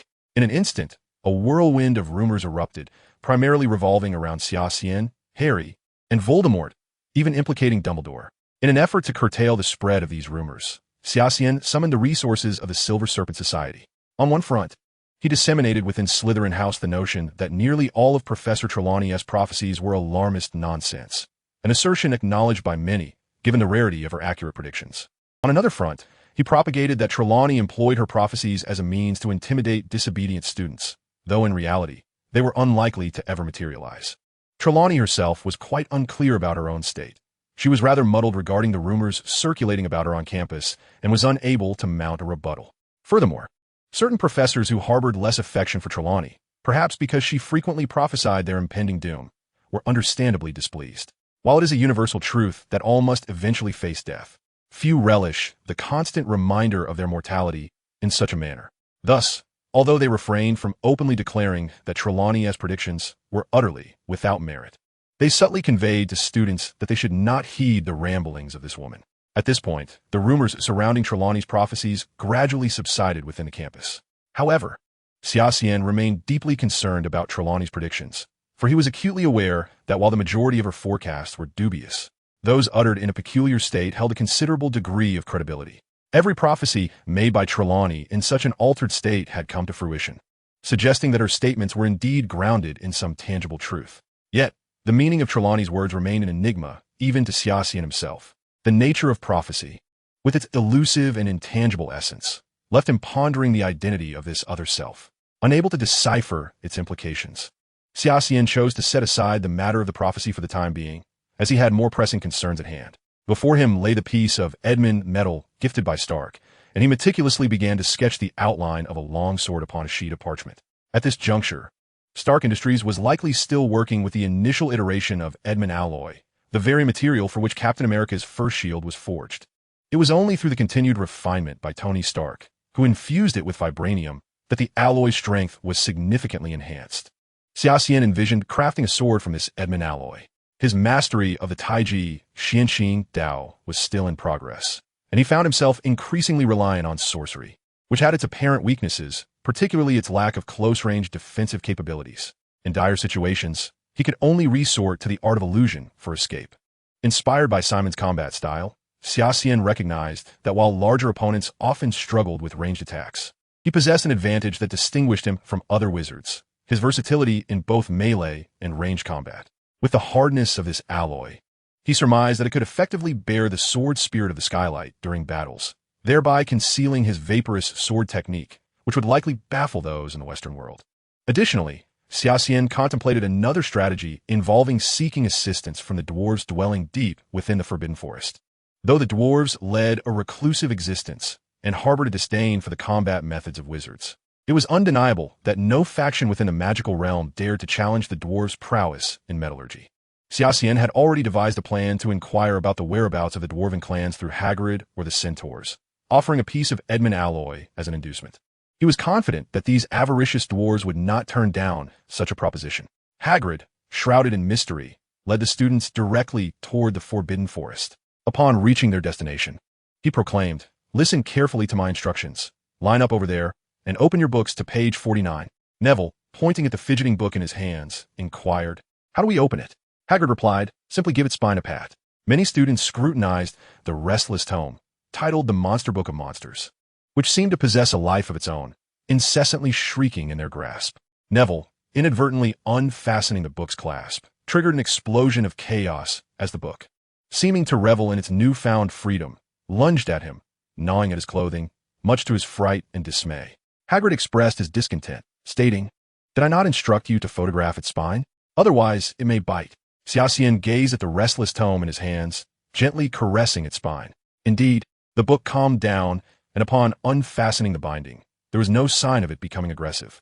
At that moment, Neville, looking quite disheveled, rose from the ground, his face a picture of regret for having embarrassed himself before everyone.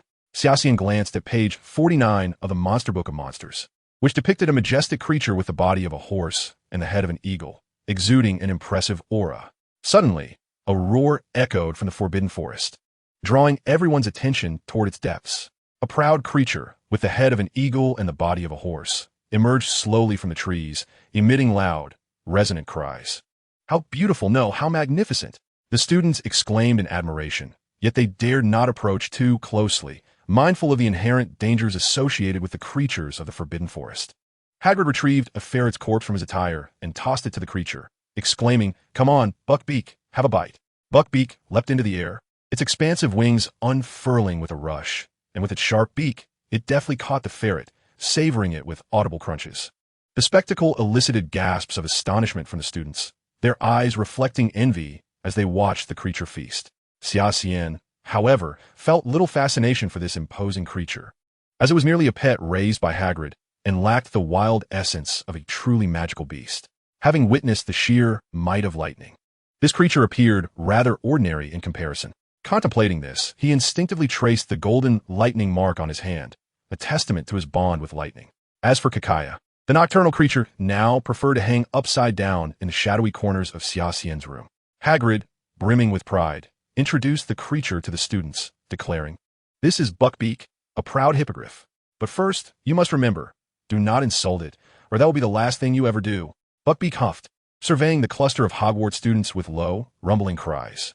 Many students instinctively took a step back, seeking distance from the magnificent beast. All right, Hagrid clapped his hands together. Who wishes to greet it? The quickest to fulfill today's lesson requirements will earn a reward from me. At the prospect of interacting with Buckbeak, several students retreated once more, while Xia Xian, feeling rather indifferent, perched on a large rock, idly flipping through the monstrous book in his hands. Only Harry remained curiously fixated on Buckbeak. Hagrid, noticing Harry at the forefront of the crowd, laughed heartily. Our very own Harry Potter. Excellent. Harry, you come forth?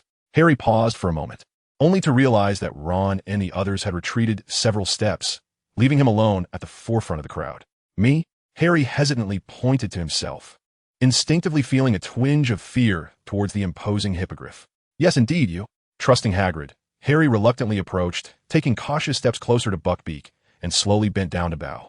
Buckbeak regarded Harry with a watchful eye, seemingly perplexed by his intentions, and emitted a loud screech that caused Harry to take a step back. Hagrid quickly whispered, Harry, do not be afraid, it will not harm you. Regaining his composure, Harry maintained his bowing posture. Observing Harry's continued reverence, Buckbeak gradually lowered its head in return. Bowing towards him, Xia Xian quietly watched the unfolding scene. Recalling how she had scoured nearly every book related to magical creatures at Hogwarts in search of clues about the species of lightning. Chapter 74, Xia Xian's Method. Hagrid clapped his hands excitedly, exclaiming, Harry, well done. Now, you should attempt to stroke Buckbeak. Encouraged by Buckbeak's gesture, Harry grew bolder, slowly approaching and gently placing his hand on Buckbeak's head, stroking it softly. In response, Buckbeak nuzzled Harry's palm affectionately. Hagrid laughed heartily. It seems that Harry and Buckbeak share an innate bond. Harry, you can ride on its back. Harry immediately shook his head. He felt comfortable stroking Buckbeak, but he was uncertain about what might happen if he actually sat upon it. Eager to showcase his classroom's allure, Hagrid stepped forward without hesitation, lifting Harry and placing him directly on a Buckbeak's back. The surrounding students gasped in awe, their eyes fixed on Buckbeak, fearful of any potential mishap. However, Buckbeak remained remarkably calm, showing no signs of resistance as Harry sat astride. Do not grasp its feathers. That will irritate it. Hold tightly to its neck, Hagrid shouted, and then gave Buckbeak a hearty pat on its hindquarters. With a powerful stomp of its strong legs, Buckbeak took to the sky, its broad wings extending majestically as it soared upward. How wonderful!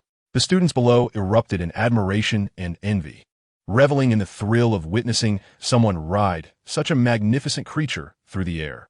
Xia Xian observed Buckbeak's flight with a measured gaze. Its speed was just barely comparable to that of a flying broomstick, and even some high-performance brooms surpassed it significantly. Hagrid, witnessing the joy and excitement of his students in his first class as a professor, felt a surge of exhilaration, hoping that his lessons would not only impart knowledge, but also instill a fondness for his teachings. Hagrid suddenly noticed Xia Xian sitting calmly on a large stone, displaying an air of indifference, as if utterly uninterested in his lesson. This sight reminded Hagrid of their first encounter years ago, when Xia Xian had mocked him. The thought of Xia Xian's derisive expression at that time ignited a wave of anger within Hagrid. Now, as a professor, how could Xia Xian still adopt such a demeanor? He gently placed Harry on the ground and remarked, Harry, you truly are impressive. Even Buckbeak has accepted you so swiftly, unlike certain individuals who can only sit on stones and daydream. The crowd paused in surprise, quickly realizing that Hagrid was indeed targeting Xia Xian. I have done nothing to provoke you, yet you seem to be seeking trouble once more, Xia Xian said, furrowing his brow slightly. Rubius Hagrid, are you referring to me? Hagrid retorted angrily. You ought to address me as Professor Hagrid. I am your teacher now. Is this how you choose to speak to me? Moreover, am I not speaking the truth that everyone can see? Xia Xian regarded Hagrid with a cold smile. It appears some believe that attaining a professorship grants them the right to elevate their status. Hagrid shouted, Xia Xian, to whom are you referring with that remark? Xia Xian mimicked Hagrid's earlier words. Is it not evident to everyone whom I am speaking about? Just as Hagrid prepared to reprimand Xia Xian, Harry firmly grasped his arm and cautioned. Hagrid, you are currently teaching. You cannot engage in conflict with a student. Hagrid paused, suddenly reminded of his role, and shot a fierce glare at Xia Xian, saying, You may be all talk, but if you were truly capable, you would have approached Buckbeak to interact with him just now. In that regard, Harry is far braver than you. Hagrid then offered Buckbeak a piece of ferret, which the creature eagerly began to gnaw on. Xia Xian smiled nonchalantly before leaping down from the stone and striding directly towards Buckbeak. Gasps of surprise rippled through the onlookers. Was Xia Xian intending to conquer Buckbeak, as Harry had done? Bow. Xia Xian, you must bow. Eliza suddenly called out from behind. Yet, contrary to Hagrid's instructions, Xia Xian did not bow to Buckbeak to gain his approval before approaching. Instead, he advanced directly and swiftly. Hagrid furrowed his brow but chose not to intervene, hoping Buckbeak would teach this individual a lesson. As Xia Xian reached Buckbeak, the creature grew increasingly restless, its sharp beak opening and closing, seemingly poised to strike. Xia Xian gazed calmly at Buckbeak, emanating a powerful aura as he attempted to communicate with the creature. However, due to the incomplete language system of the Griffin, Xia Xian appeared to say nothing, merely locking eyes with Buckbeak. The creature emitted low, agitated cries, expressing its discomfort, yet to onlookers, it seemed ready to attack. Suddenly, Buckbeak let out a loud shriek. Hagrid's expression shifted dramatically. Although he harbored a degree of animosity towards Xia Xian, he could not allow any harm to befall his student within his classroom. Furthermore, as someone who had been promoted by Dumbledore himself, he certainly could not create trouble for the esteemed headmaster. What do you intend to do to Xia? He inquired. Just as Hagrid prepared to rush forward to intervene with Buckbeak, Elisa and a group of Slytherin students had already drawn their wands, pointing them directly at Buckbeak. No Slytherin student wished to witness Xia Xian being harmed before their eyes. It was a dire situation. Upon seeing Elisa ready to cast a spell at any moment, Hagrid realized that trouble was indeed brewing. Suddenly, Xia Xian raised his hand, signaling everyone to refrain from reckless actions. As all eyes turned to him in confusion, Xia Xian swiftly mounted Buckbeak's back. Buckbeak showed no signs of resistance and took flight, with Xia Xian soaring into the air. Professor Hagrid, your methods seem rather less sophisticated compared to mine. Xia Xian's voice echoed from above, deliberately emphasizing the title of professor, leaving Hagrid and the students in a state of bewilderment. After a moment, the Slytherin students erupted into cheers. Truly, Mr. Xia Xian was remarkable. Even without adhering to the professor's instructions, he managed to ride Buckbeak. One could only reminisce about Harry's comical bowing and petting, which had proven to be such a hassle. Meanwhile, the Gryffindor students were utterly perplexed. Had Buckbeak not appeared aggressive moments before? Why was he now so willing to be ridden by Xia Xian? Hagrid, too, wore a puzzled expression, muttering, "This is impossible. Buckbeak never allows anyone to mount him so easily." For the remainder of the time, Hagrid remained in a daze. When the class ended, students gathered in the Great Hall to chat. Xia Xian was preparing for the upcoming lesson, disregarding the surrounding noise and commotion.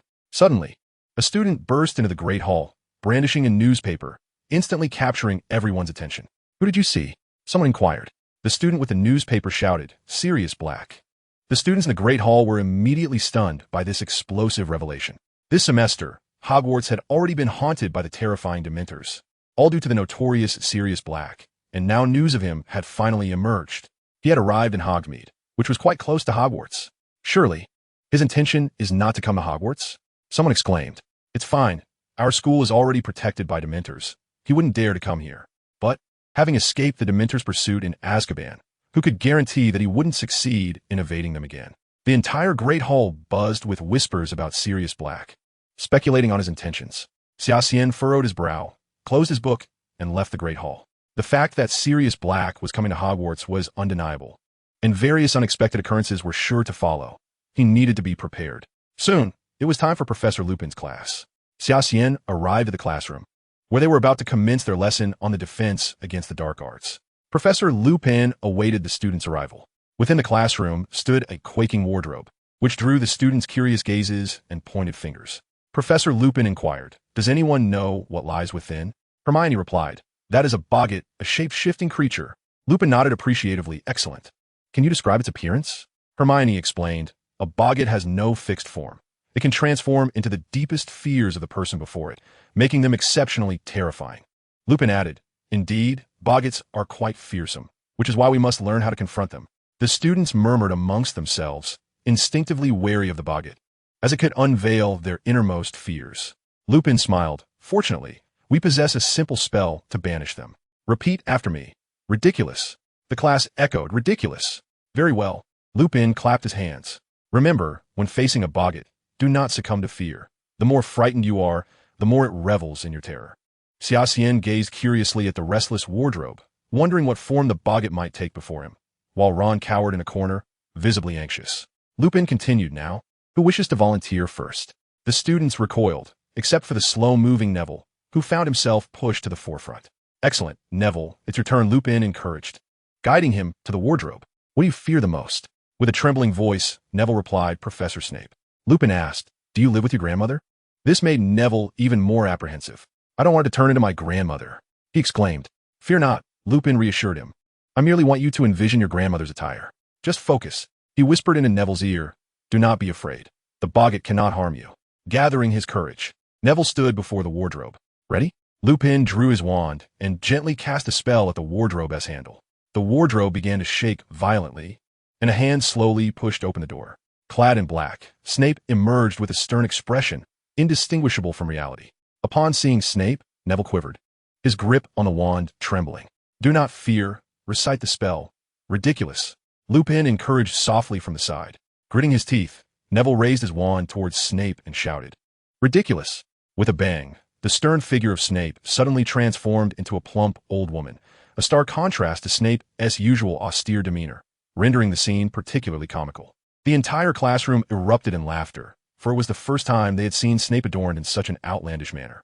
Even Lavender could not suppress a giggle, and one could only imagine how infuriated Snape would be to witness such a portrayal of himself. Neville, who had been anxious moments before, was now filled with merriment, standing in place and grinning foolishly. Well done, Neville. Next, Parvati. Lupin applauded. The subsequent students seemed far less intimidated, each completing their task with remarkable finesse, until it was Ron's turn. As Ron contemplated retreating, Lupin pointed at him, saying, Ron Weasley, it's your time. Trembling with fear, Ron stammered, Professor, is this really appropriate?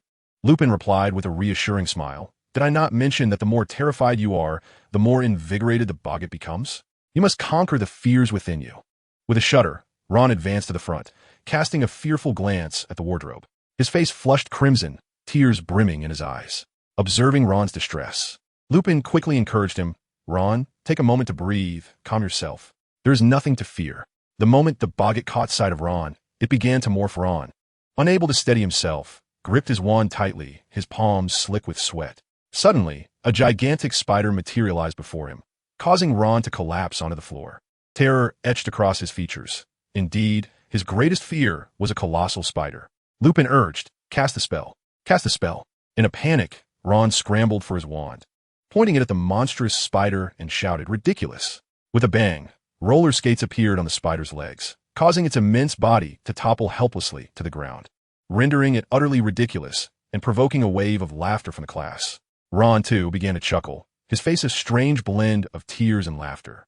Lupin helped Ron to his feet, encouraging him, Mr. Weasley, you possess extraordinary courage, do you not? Let us applaud Mr. Weasley. The students clapped and laughed, and Ron quickly wiped away his tears, declaring, That thing is not frightening at all, truly. Of course, the students would not forget the sight of Ron collapsing in fear, and a chorus of boos erupted from them. In defiance, Ron retorted, What is there to boo about? Did I not conquer the boggart? What right do you have to jeer at me? Next, Draco Malfoy. Malfoy stepped forward, and the boggart, upon seeing him, began to transform. In an instant, Lavender appeared before Malfoy.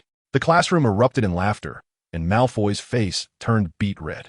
To everyone's surprise, Draco's greatest fear was none other than his classmate, Lavender. She looked on with an amused expression, adding to the hilarity of the moment. The boggart morphed into a scowling Lavender, and Malfoy trembled, unable to steady his wand. Amidst the mockery of his peers, Malfoy felt humiliated and quickly retorted, What is this nonsense? Am I truly afraid of Lavender? Do you all think the boggart is so easily vanquished? All eyes were drawn to Xia Xian, as none expected Malfoy to direct his ire towards him. The students certainly did not believe that Xia Xian would fail Bogart's test. Rather, they were intrigued to discover what could possibly instill fear in someone as prominent as him. Positioned at the back of the line, he had been eagerly anticipating the revelation of the students' deepest fears, yet he was taken aback when Malfoy targeted him directly, causing his expression to darken. After making his remarks, Malfoy swiftly departed the classroom with Crabbe and Goyle. Malfoy felt he had been particularly unfortunate in recent days, having been injured by Buckbeak while emulating Xia Xian in care of magical creatures, and now having embarrassed himself in defense against the dark arts. Xia Xian gradually stepped forward, inquiring, Do you mind if I go first? The Slytherin students promptly replied, We don't mind. Other students, driven by curiosity, did not object to Xia Xian's advance for the test. He turned to Professor Lupin and asked, May I proceed with the test? That would be acceptable, Lupin replied. Xia Xian casually maneuvered past the crowd and approached the Bogart. Upon sighting Xia Xian, the Bogart began to shift dramatically, prompting the onlookers to speculate what form it would take. The Bogart oscillated in midair, yet did not settle into a recognizable shape. The students murmured amongst themselves, puzzled as to why the Bogart had yet to transform into anything. Lupin furrowed his brow. Logically, a Bogart should manifest the deepest fears of whoever was present. The continued lack of transformation suggested only one explanation. The individual before the Bogart possessed such formidable mental strength that it was unable to penetrate their defenses, rendering it incapable of discerning their innermost fears. Xia Xian's mental fortitude was indeed impressive. Lupin had witnessed his magical talent, having summoned his Patronus after only 2 attempts, a feat enviable for a third-year student. Lupin slightly frowned, declaring, "Very well, the test is complete. I invite the next student." A wave of astonishment swept through the students. Despite the Bogart's unchanged state before Xia Xian, Lupin had pronounced the test finished. "Since I have stated that Xia Xian's test is concluded, it is so. Does anyone among you possess any unique insights regarding the Bogart?" All students fell silent. Having weathered Xia Xian's brief episode, the subsequent tests proceeded smoothly. Each student's innermost fears were accurately reflected by the Bogart, and fortunately, they managed to maintain their composure, successfully casting the Bogart-repelling charm, until it was Harry's turn. Harry approached the Bogart slowly, gripping his wand tightly. The Bogart began to whirl rapidly before him, on the verge of assuming a recognizable form. All eyes were fixed on the Bogart, eager to unveil what fears might haunt the savior, Harry. Boom! Suddenly, Bogart transformed into a Dementor, lunging directly at Harry. The temperature in the classroom plummeted, surprising Xia Xian, who noted that Bogart could even mimic the chilling ability of a Dementor. Harry stood frozen, bewildered, as the hideous creature advanced towards him. "Be careful," Lupin exclaimed, recognizing Harry's lack of resistance, and swiftly positioned himself in front of Harry as a shield. Upon seeing Lupin, the terrifying Dementor abruptly morphed again, this time depicting a scene of stormy night, with clouds gradually dispersing to reveal a full moon. How comical! Lupin drew his wand, pointing it at the Bogart, which transformed the full moon into a deflating balloon, floating about the classroom ceiling. All right, Lupin had already opened the classroom door, urging the students to exit. The bewildered students complied with Lupin's directive and began to leave the classroom slowly. As Xia Xian stepped out, he spotted Hagrid standing in the corridor, his towering figure conspicuous among the crowd. Hagrid wore an awkward expression as he glanced at Xia Xian. Their previous disagreement regarding Buckbeak lingered in the air, yet the new professor resolved to fulfill his promise. "I said I would reward you. Chapitre suivant ici, snap et surprise." Xia Xian nodded. "So, anything I desire is permissible? As long as it is within my capacity," Hagrid replied, frowning. "Then I request a map of the Forbidden Forest." Xia Xian stated directly, while Hagrid could be considered a living map of the forest. Such a map certainly existed and was an indispensable tool for Hogwarts' Keeper of Keys and Grounds. Hagrid hesitated for a moment. "Are you going to renege on your word, Professor Hagrid?" Xia Xian emphasized the title deliberately. Hagrid then retrieved an old parchment map from his coat and handed it to Xia Xian. "Thank you, Professor Hagrid." Xia Xian tucked the Forbidden Forest map away. "Xia Xian, what are you doing here with Hagrid?" Professor Lupin, having concluded his class, noticed Xia Xian and Hagrid in the corridor. "Oh, nothing much. We were just having a casual chat." Hagrid smiled before turning to leave. "Xia Xian, if you have time, I would like you to come to my office," Lupin said, his expression somewhat hesitant. "I heard you studied potion making with Snape for a year. I have a potion I would like your assistance with." He looked at Xia Xian earnestly. "Since Dumbledore trusts you, may I also choose to trust you?" "Of course, Professor." Xia Xian smiled. "You went to great lengths to help me in America and taught me the Patronus charm. If you need assistance, I will certainly oblige." Xia Xian had begun to discern Lupin's intentions. Given Lupin's lycanthropic condition, the potion he desired was becoming increasingly clear. "I have long been plagued by mental frailty," Lupin remarked. "Thus I seek your assistance in concocting some calming elixirs." It seemed that Lupin was still unwilling to divulge the full truth. Indeed, such elixirs could suppress his bloodthirsty instincts, but they merely addressed the symptoms rather than the root cause. "I suspect that ordinary potions may prove ineffectual for the professor's ailment," Xia Xian teased, then added, "What you truly require is a potion to inhibit your transformation, the Wolfsbane." At this moment, a tempest raged within Lupin's heart. Was it not a secret known only to those of Professor rank at Hogwarts that he was a werewolf? Xia Xian, too, had come to this realization. Lupin suddenly recalled the meaningful smile Xia Xian had worn upon their first meeting, which only heightened his unease. When had he become aware of it? Noticing Lupin's silence, Xia Xian smiled reassuringly, saying, "Professor, there is no need for alarm. I shall keep this matter confidential. But I hope we can establish a bond of trust." Lupin straightened his posture, gazing earnestly at Xia Xian. He now recognized that Xia Xian was entirely confident in his assertion of Lupin's lycanthropy. "Who informed you?" Lupin asked coldly. Xia Xian shook his head, replying, "No one told me. The moment the boggart transformed under the full moon, I knew, Professor Lupin." "Very well. I indeed require the wolfsbane," Lupin conceded. "But how could a third-year student possibly brew such a potion? It necessitates an advanced level of potion-making skill." "Do not worry about that, Professor," Xia Xian chuckled, arms crossed. Lupin furrowed his brow. He had witnessed Xia Xian's formidable mental prowess and pondered if perhaps entrusting this task to the boy might yield the desired potion. This would spare him an enormous expenditure during these trying times. Having resolved to assist Lupin in brewing the wolfsbane, Xia Xian set off at once to procure the necessary ingredients: 5-leaf grass, whipweed, soapwort spines, and snakebed. He scoured the school library for information on the potion, diligently collecting the required materials one by one. Fortunately, with the backing of the Shui family and the Silver Serpent Society, Xia Xian was undeterred by the high costs of the more elusive ingredients, acquiring them through the Society's network. After a week of diligent effort, Xia Xian finally gathered all the components for the wolfsbane and prepared to undertake the brewing process for the first time, dealing with such a complex potion. With a large assortment of potion materials in hand, he boldly knocked on Snape's office door. "Enter," came the reply.